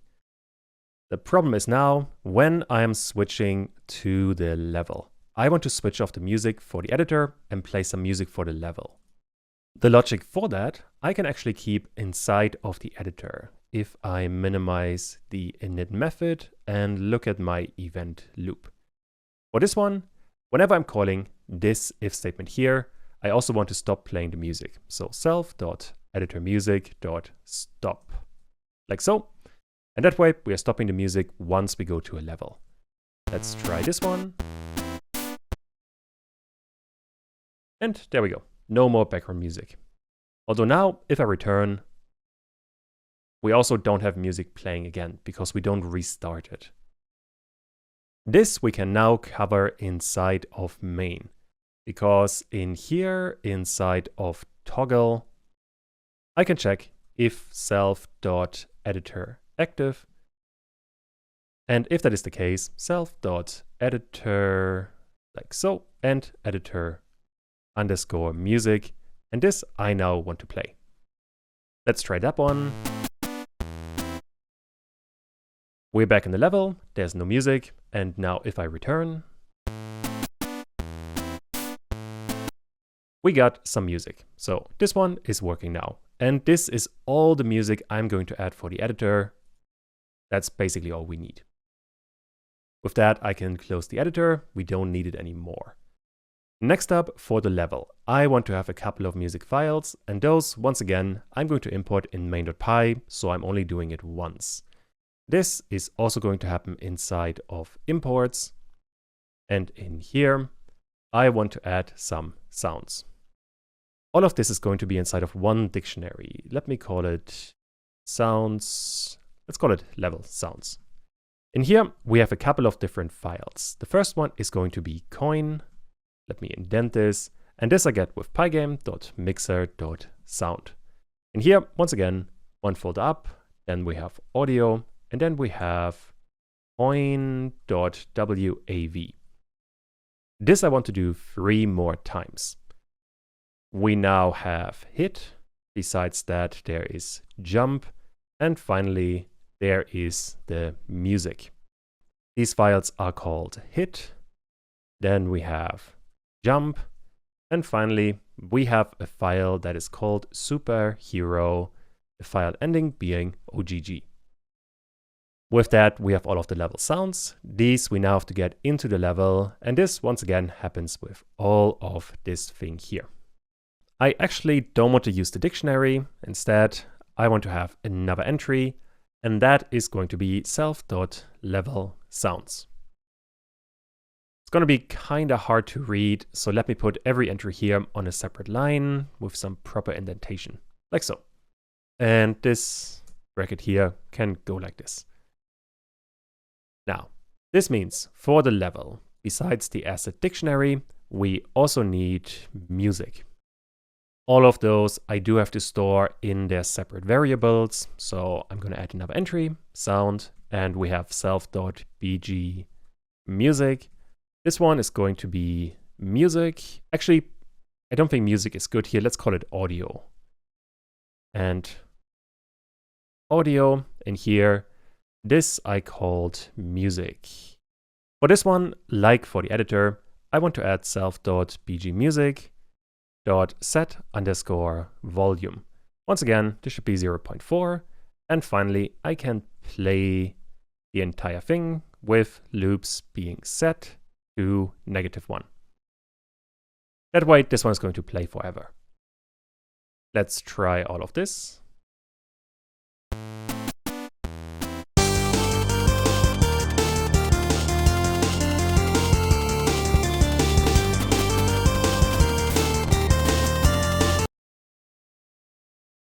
And at the very least, we do have music, but now we have to make sure that this sound here also stops once we leave the level. That we can also do quite easily inside of the event loop. When we are switching back to the level inside of here, I want self.bgmusic to stop. And since we are creating a new instance of the level, this one is always going to start playing once we start the level. And it's going to stop once we end the level. So this is all we need for the background music.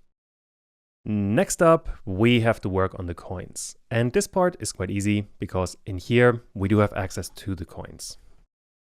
Which means after I have the sounds, I also want self.coin sound.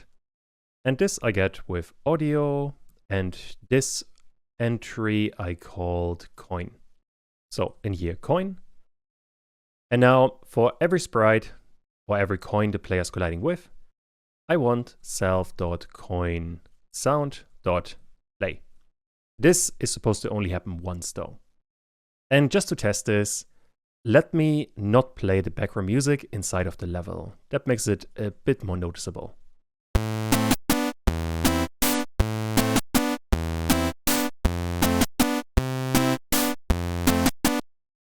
Okay, there we go. We have some coins, and now if the player touches them,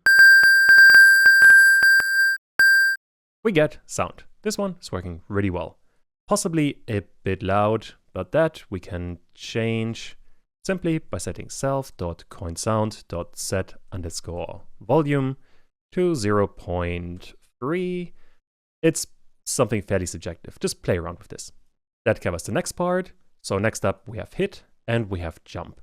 Hit is going to be the easier one because we have a get damage method here, and we can basically do the same thing we have done for the coin sound. Which means in here, self.hit sound is going to be audio, and this one I called hit. And while we're here, hit sound set volume with 0.3. And now every time the player is hit, I want to play self.hitSound.play, and we should be good to go. Let's try this one. And I've only placed a single spike, and we get some sound. That's working pretty good. Now I can minimize those two methods, and this is all I need here.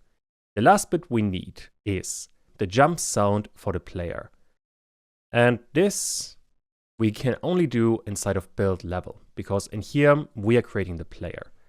Which means I want to pass in audio, and this one I called jump. So in here I want to pass in the jump sound.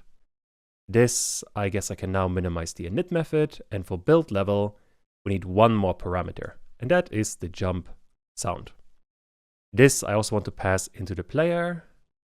All the way at the end we have the jump sound. And now inside of sprites, when I am creating the player, all the way here, I have a jump sound. This I can store all the way at the end with sound and self.jump. Sound is going to be the jump sound. This I now just have to call, and this I get inside of input, because in here the player is pressing jump. If that is the case, I want self.jumpSound.play. With that covered, let's try.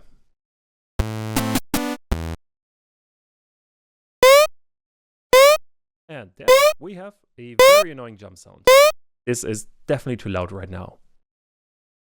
Which means inside of the sprites, once again, I want to set self.jumpSound and set the volume to 0.2 possibly.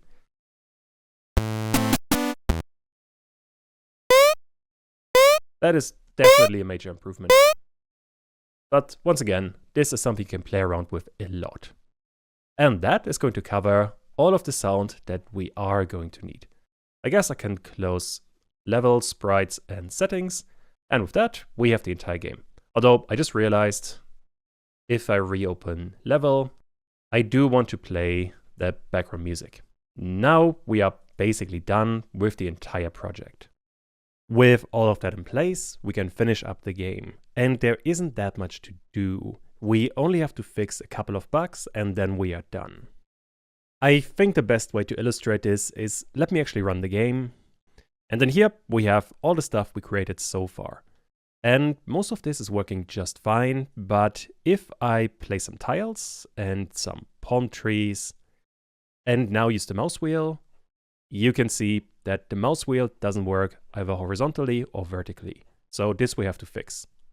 On top of that, if I show my mouse, clicking on the menu works just fine.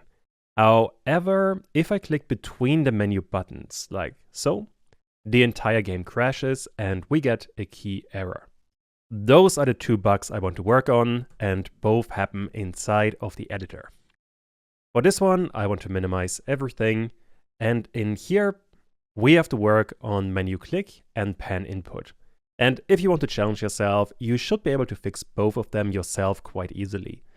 The problems really aren't that big. Let's start with the menu, because this one is game breaking. The issue essentially is, let me draw this actually.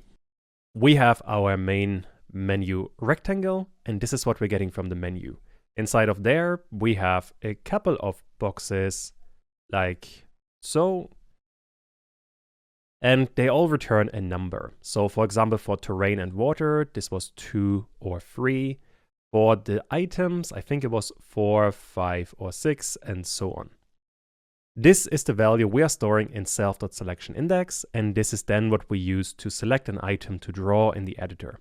Works reasonably fine. The issue is, when the player clicks between the buttons, this area here, the return value is going to be none. And none you cannot use for indexing, which is why we're getting an error here, which obviously isn't very good. This is a very easy thing to fix though. In my case, I'm going to store the value we are getting from menu click, this one here, inside of a new variable that I called new index. And this value I'm going to assign to the selection index, but only if new index actually exists. So if we have a value different from none. If that is not the case, I want to keep my self.selectionIndex, and with that, I should be good to go. Let's try. The game still runs. I can still select everything inside of the menu. And now if I click between the buttons, nothing happens. Either left clicking or right clicking, it all works just fine. Cool. We have fixed the first bug, so now we can minimize the method and not worry about it again. Next up, we have pan input. In here, the mouse wheel is covered in these lines of code. The issue we have right here is we are updating the origin, but we don't tell all of the sprites to update as well. You can see the issue down here. We covered this a couple of hours ago. When pan is active, I want to change the origin and also update all of the sprites. This part here is what is missing inside of the mouse wheel. And all I really have to do, after we are covering all of this, I want to add a for loop, so for sprite in self.canvas objects. The same thing we have done down here. As a matter of fact, I want to copy all of this and paste it in here. That should be all we need. Let's try. I can place some elements, doesn't really matter what it is, but let's try a few different ones just to be sure. There we go. And now if I use the mouse wheel, this works in both axes. So with that, we have fixed another bug. And with that, I think the entire game is basically ready to go. So I hope you enjoyed this video, and I'll see you around.